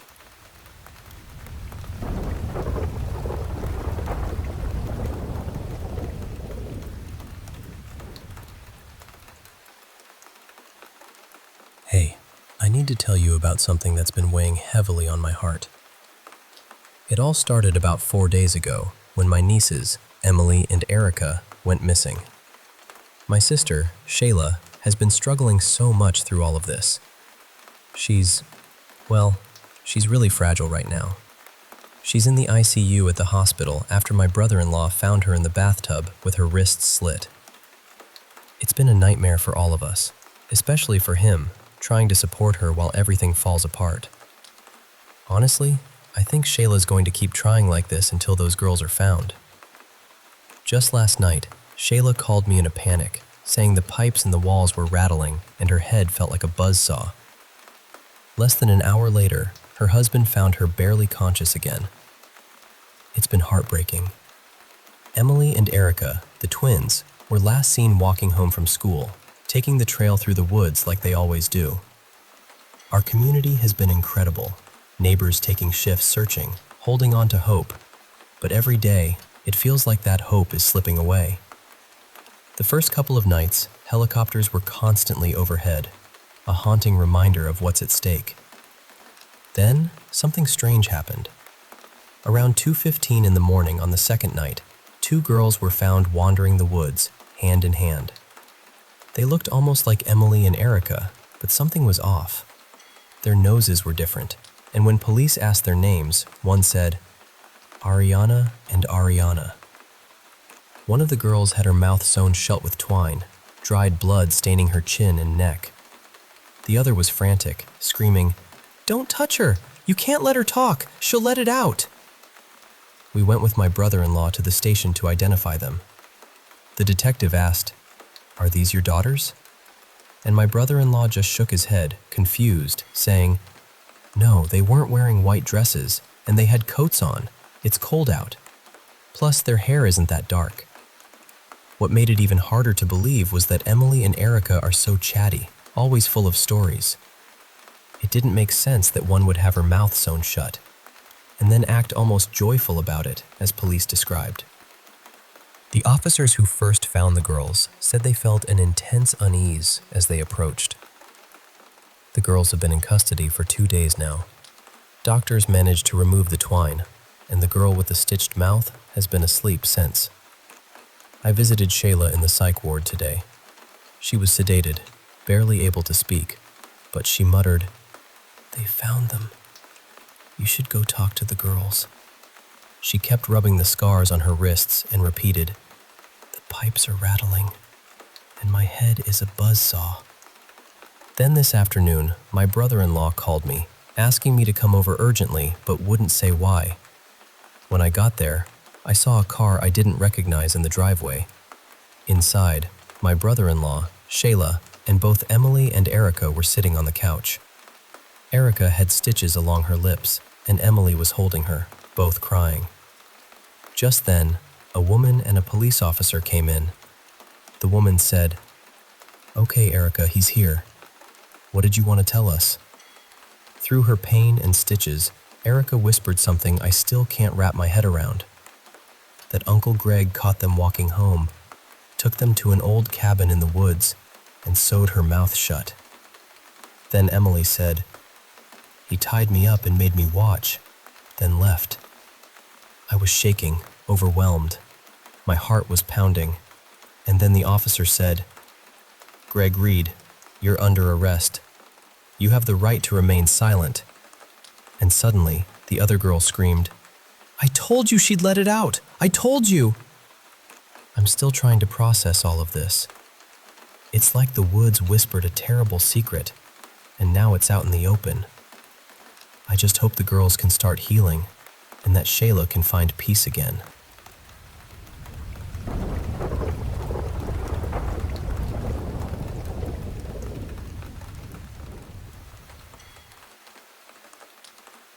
You know, there's something about watching raindrops race down a window that really sets the mood. That night, as we hit a small bump in the road, I glanced up front and realized we were almost home. My dad, always steady, was focused on navigating us safely through this fierce storm. I turned to him and asked, "What did you think of the movie, Dad?" He paused for a moment, then said, "It was pretty good, though I wish there had been a few more scares." I agreed, adding, "Yeah, and that ending? Totally predictable. I mean, who didn't see it coming?" We kept chatting about the horror flick as we pulled into the driveway. Finally, we were home. Dad took the keys and switched off the car. The only sound now was the rain drumming on the SUV's roof. Before stepping out, I pulled my hood up to stay dry, then made a quick dash inside. As I hurried through the rain, I noticed the kitchen light was on. Mom must be cooking. Dad opened the front door and went in, and I followed right behind, closing the door softly. I heard Mom doing dishes, and Dad looked at me saying, "Son, I'm going to change into something dry. You should too, and maybe check if your mom needs a hand." I nodded, kicked off my wet shoes by the door, and dashed down the hallway. Passing the kitchen, I called out, "Hey Mom, I'll help in a minute." No answer, just the sound of running water and plates clinking in the sink. In my room, I quickly changed into pajamas, hoping to get some rest after we ate. The sound of the shower told me Dad was freshening up. Not paying much attention, I left my room, passed the bathroom, and stepped into the kitchen. "Mom, what's for dinner tonight?" I asked. She kept washing dishes, her back to me, no reply. I rummaged through the fridge and then heard her call out, "Ron, Jesse, are you home?" I chuckled. "Mom, I'm right here. We've been home a while." Suddenly, a scream cut through the kitchen noises. I froze, closed the fridge, and looked toward the sound. "Mom?" I called. No answer, but I could hear gagging near the sink. Cautiously, I moved closer and saw a small speaker connected to her phone playing a recording. It was her voice, strained and screaming for help. I paused it. The sink water was running, but there were no dishes. Standing there, I looked up. My heart stopped. The figure in front of the sink wasn't Mom. Not really. It wore her clothes, but the fit was off. Too tall, too strange. Its face was covered with what looked like my mom's skin, but blood dripped down onto the sink. Thunder boomed outside, pulling my gaze to the window for a split second. When I looked back, the figure's head turned slowly toward me. Those black holes where eyes should be, a twisted smile beneath the skin mask. I was frozen, every detail etched in my mind. Questions flooded me. Why here? Why Mom? Where is she? And Dad? "Jesse!" Dad's voice called from the hallway. Relief rushed through me as I ran toward him, only to find him on the floor, bleeding, crawling toward me. He tried to speak, struggling. "Run, Jesse!" I stepped back but bumped into something. Turning around, it was that thing looming over me, hiding behind Mom's face. Panic rose, but I turned back to Dad, ready to help. "No, stay back," he warned, still crawling. Suddenly, I saw movement in the bathroom. Another figure, dressed all in black, faceless, sitting on the floor, waving at me. Overwhelmed, I blacked out. When I came to, I was in my room, tucked under the covers. "Mom! Dad!" I called, hoping for an answer. The door creaked open, and in the dim light, I saw Dad's silhouette. "Son, are you okay?" he asked, coming closer. "Yeah, I'm fine. Just a bad dream, I guess. That movie was scarier than I thought," I said. He looked puzzled. "What movie?" I sat up, clicked on my lamp, and began, "You forgot already? The scary movie about..." And then, my eyes caught the faint shadow of that same figure lurking behind Dad's face.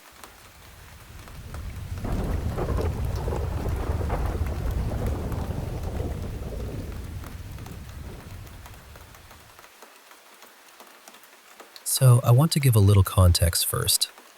About 9 years ago, my older half-sister died by suicide. And I don't think there's any softer way to say this. It was the worst day of my life. Nothing else has even come close. After that, everything in my family started to unravel. My parents' marriage had already been strained, but losing her felt like the crack that split the whole thing open. My mom left my dad the following year, and during the divorce, I learned things I hadn't fully understood before.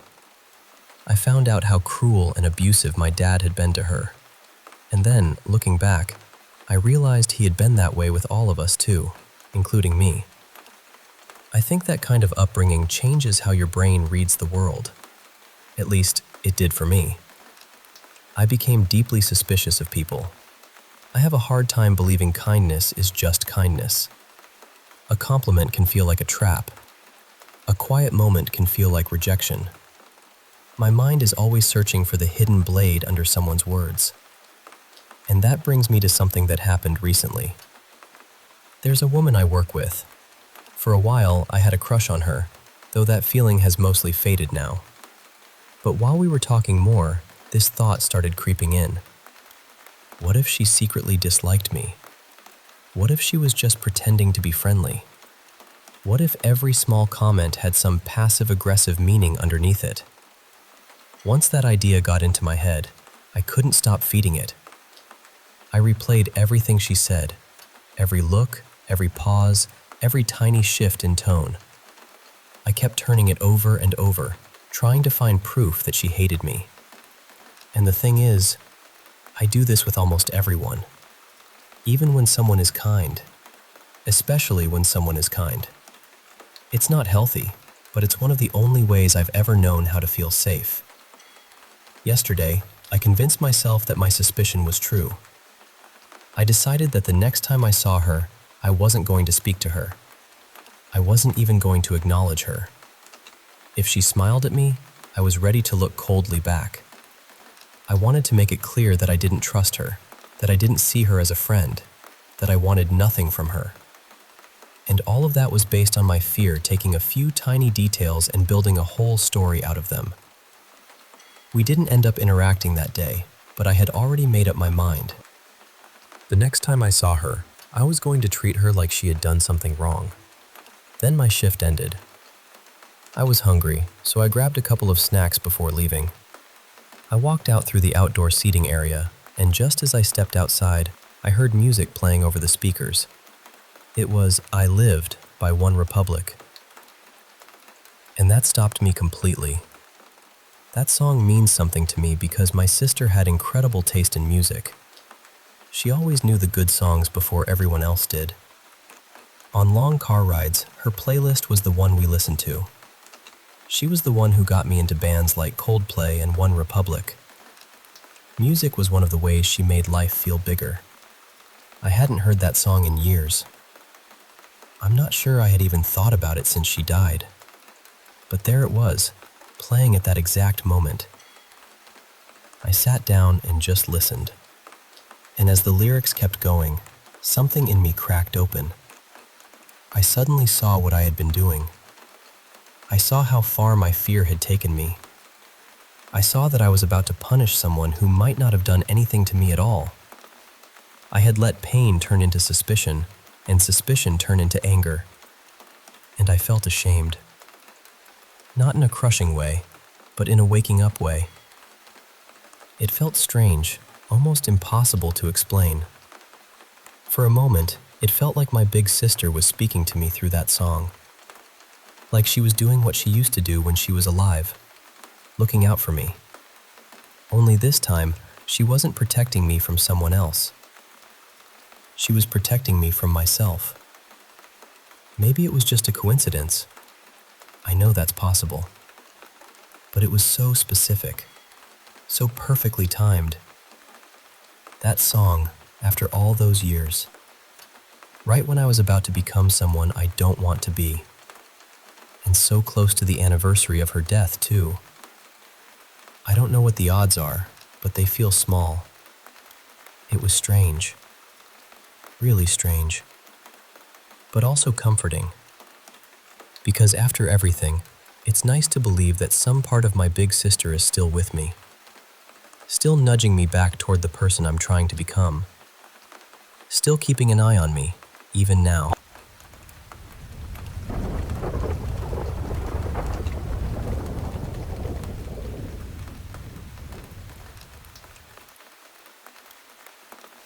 I'm not sharing this because I'm trying to convince anyone that something supernatural happened. That's really not where my mind is with it. I'm trying to understand it. I've spent years looking for possible explanations, similar accounts, research, anything that might give this experience some kind of framework. A long time ago, my husband and I walked into a house that should have felt completely familiar. It was basically the reverse layout of our own home, almost like a mirror version of it. And there were other people who saw us go inside. We were both sober. We hadn't taken anything. Neither of us had any psychiatric history that would explain what happened. We were just two adults entering a place we thought we understood. But once we were inside, the house was wrong. Not slightly wrong. Completely wrong. Right near the entrance, there was a staircase that shouldn't have been there, turning off to the left. The wood was a pale golden color, almost honey yellow. Along the stairs were brass posts with ropes, the kind you might see in an old theater or museum. Above us was a stained glass ceiling light with butterfly designs in it. The walls had dark wooden paneling, and there were hallways and doors that simply could not have existed in that building. There were even extra staircases, and there were people inside. That's the part that still catches in my throat a little when I say it. It wasn't empty. It wasn't vague. It felt occupied. After we left, my husband, whose name I'll call Martin here, suggested we not talk about the details right away. Instead, he said we should each write down and sketch everything we remembered separately before either of us influenced the other. So we did. And when we compared our notes, they matched in a way I still find difficult to explain. We both described the same staircase placement, the same rope barriers, the same stained glass lamp, the same pale wood and dark wall panels, the same hallways, the same doors, the same general positions of the people inside. Even little architectural details lined up. The only real difference was that we remembered the butterfly colors in the lamp differently. The next day, the house was back to normal. The staircase was gone. The brass posts were gone. The strange hallways, the extra doors, the dark paneling, the people, all of it was gone. The layout matched what we knew the building should have been all along, but the moment that unsettled me most involved the child inside the house. At first, the child seemed ordinary. Nothing about them immediately frightened me. But then something changed. Their whole expression shifted. The smile became very slow, very deliberate, and deeply uncomfortable. Their eyes looked cold somehow, not angry exactly, but empty of anything childlike. The behavior suddenly didn't feel age-appropriate. It felt performed. I remember my body reacting before my mind could explain it. I just knew I wanted out. So I left. Immediately. Martin came with me. What I'm trying to find now are reports or studies that might overlap with this. I'm interested in cases of shared immersive environmental anomalies or situations where two people independently reported the same highly detailed false environment afterward. I'd like to know whether there's research on shared misperception, altered perception of familiar spaces, immersive false environments, or even what people sometimes call time slip experiences. Again, I'm not asking anyone to tell me it was paranormal. I'm asking how two people could experience the same detailed alternate version of a real place, then independently document matching memories afterward. I'd genuinely be interested in psychological explanations, anomalous case literature, or any framework that might help make sense of it.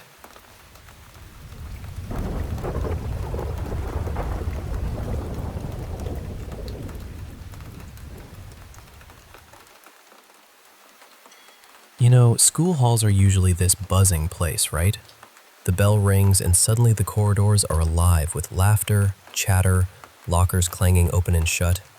But I tend to drift through quietly, kind of on the sidelines. One morning, my buddy Benny, we only really catch up before class.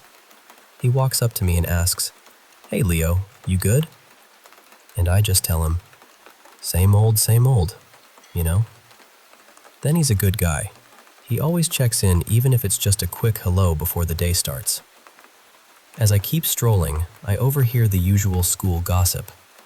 Apparently, 3 teachers are mysteriously absent today, which is why the halls are filled with substitutes instead. It's a bit odd, but I shrug it off. Then, the bell rings again. Just like that, the noise fades and everyone scatters to their classrooms, leaving the halls silent. I head over to the gym, remembering the announcement about a water balloon fight the gym teachers planned. A little break from the usual routine. The place buzzes with excitement as everyone gathers, waiting to start. A big cart loaded with balloons rolls into the center. But before the teachers can even say go, balloons start flying everywhere. Laughter, shouts, water splashing all over. I watch from the sidelines, wishing I could join in. But then, something strange catches my eye. Not all balloons just have water. Some burst with something else, something red. At first, I can't believe it, but as the balloons pop, this red liquid splatters over the kids. It's blood. The chaos keeps going, the water mixing with blood as it spreads across the gym floor. Then the teachers blow the whistle, but by then, the kids notice. Screams erupt when a drop of blood falls from above, and then, something horrific. The missing teachers, they're hanging from the ceiling. Control is lost. Kids run out, leaving a trail of terror and blood staining the halls. But me? I don't run. I stay back, watching it all unfold as alarms blare. I step closer to the pool of blood, crouch down, and see my reflection in the wet floor. My hands touch the sticky mixture. It's warm, oddly comforting. I slick my hair back with the red fluid. As the cops and other teachers storm in, they find me right there. One officer asks, "Sir, why are you still here?" I just say, "I'm the janitor." Holding my mop, I glance down at my reflection again, a small smirk tugging at my lips as I start cleaning. Photos are taken, questions thrown my way, but my answers don't add up. They check the security tapes from the night before, but the cameras haven't worked in years. Being a janitor can get dull. Sometimes there just isn't enough mess to keep things interesting. So, I thought, why not create my own chaos? After all, if I make the mess, I get to clean it up too. And that's a game I can play all day.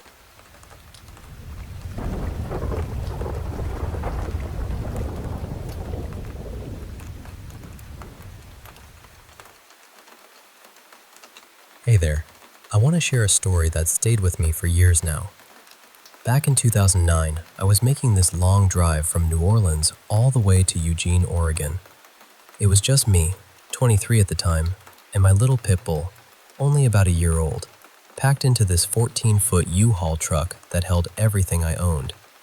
No fancy gadgets, just an old flip phone and a printout of MapQuest directions. Smartphones were just starting to pop up, but I didn't have one, and service was spotty at best, especially through stretches of desert where I didn't get a single bar for miles and miles. One day, I was cruising down this lonely highway in central Texas when I realized I hadn't passed a town or an exit for what felt like forever, and my gas gauge was dangerously low. I started to panic a little, thinking I might run out completely. Just as I was about to lose it, I spotted a tiny town up ahead. It was so small, maybe 6 streets in total, and honestly, I didn't even catch the name. I pulled in, filled up my gas tank, ready to hit the road again. But then came the weird part. I couldn't find my way back to the highway. I drove around that tiny town at least 4 times, growing more frustrated by the minute. I could literally see the highway from the town, but every road I took seemed to lead me away from it. So, feeling stuck, I went back to the gas station to ask for directions. Inside, there was this skinny guy with black hair hanging over his eyes, looking like he hadn't washed it in a while. He wasn't creepy exactly, just kind of rude and distracted, eyes glued to a magazine. When I asked for directions back to the highway, he told me to take a road that would get me there in about 17 miles. I was confused and told him I hadn't driven that far from the highway to get into town, so why would it take so long to get back? He shrugged, barely looked up, and gave me a vague explanation about the road curving around. He acted like I was just an annoyance and waved me off. I left feeling uneasy. My heart was pounding, my hands shaking. I got back into my truck and just started crying, overwhelmed by this gut feeling that something wasn't right with that guy. I knew I couldn't follow his directions. The town had just that one store, so I thought, no way am I knocking on doors here. I decided I'd just keep driving around until I figured it out myself, even if it took all night. Then, out of nowhere, this big, rusty red pickup truck pulled up. Out climbed this huge Texan guy, wearing flannel and work boots. The kind of man who looks like he's spent most of his life outside. Without thinking twice, I jumped out and asked him if he could help me find my way back to the highway. I told him how I was feeling stuck and anxious. He looked genuinely concerned and even cracked a joke that made me laugh, which helped calm me down. He gave me clear directions to take a hairpin turn right after a small concrete tunnel I had already passed several times but hadn't noticed was the key. He said that turn often confused travelers because there were no signs. I asked him how far back the highway was, expecting a long stretch. He laughed and said it was less than a quarter mile and that you could see the highway from the town. Curious, I told him about the directions the gas station guy had given me and asked what was out that way. The Texan, who I'll call Tex, looked at me seriously and asked how I knew about that route. Then he told me that road led away from the interstate and ended in what was basically a junkyard of old cars and trailers owned by a family known locally for trouble, meth, alcohol, you name it. The gas station guy was part of that family. Tex warned me to trust my instincts and be careful out there. I'm so grateful I did. I don't know what that man wanted, but I'm thankful I never had to find out. Sometimes, the kindest angels show up in flannel shirts, scruffy faces, and rusty pickups. Thank you, Tex, for saving me that day. I never caught your real name, but you'll always be Tex to me. And to anyone listening, trust your gut. It's usually right.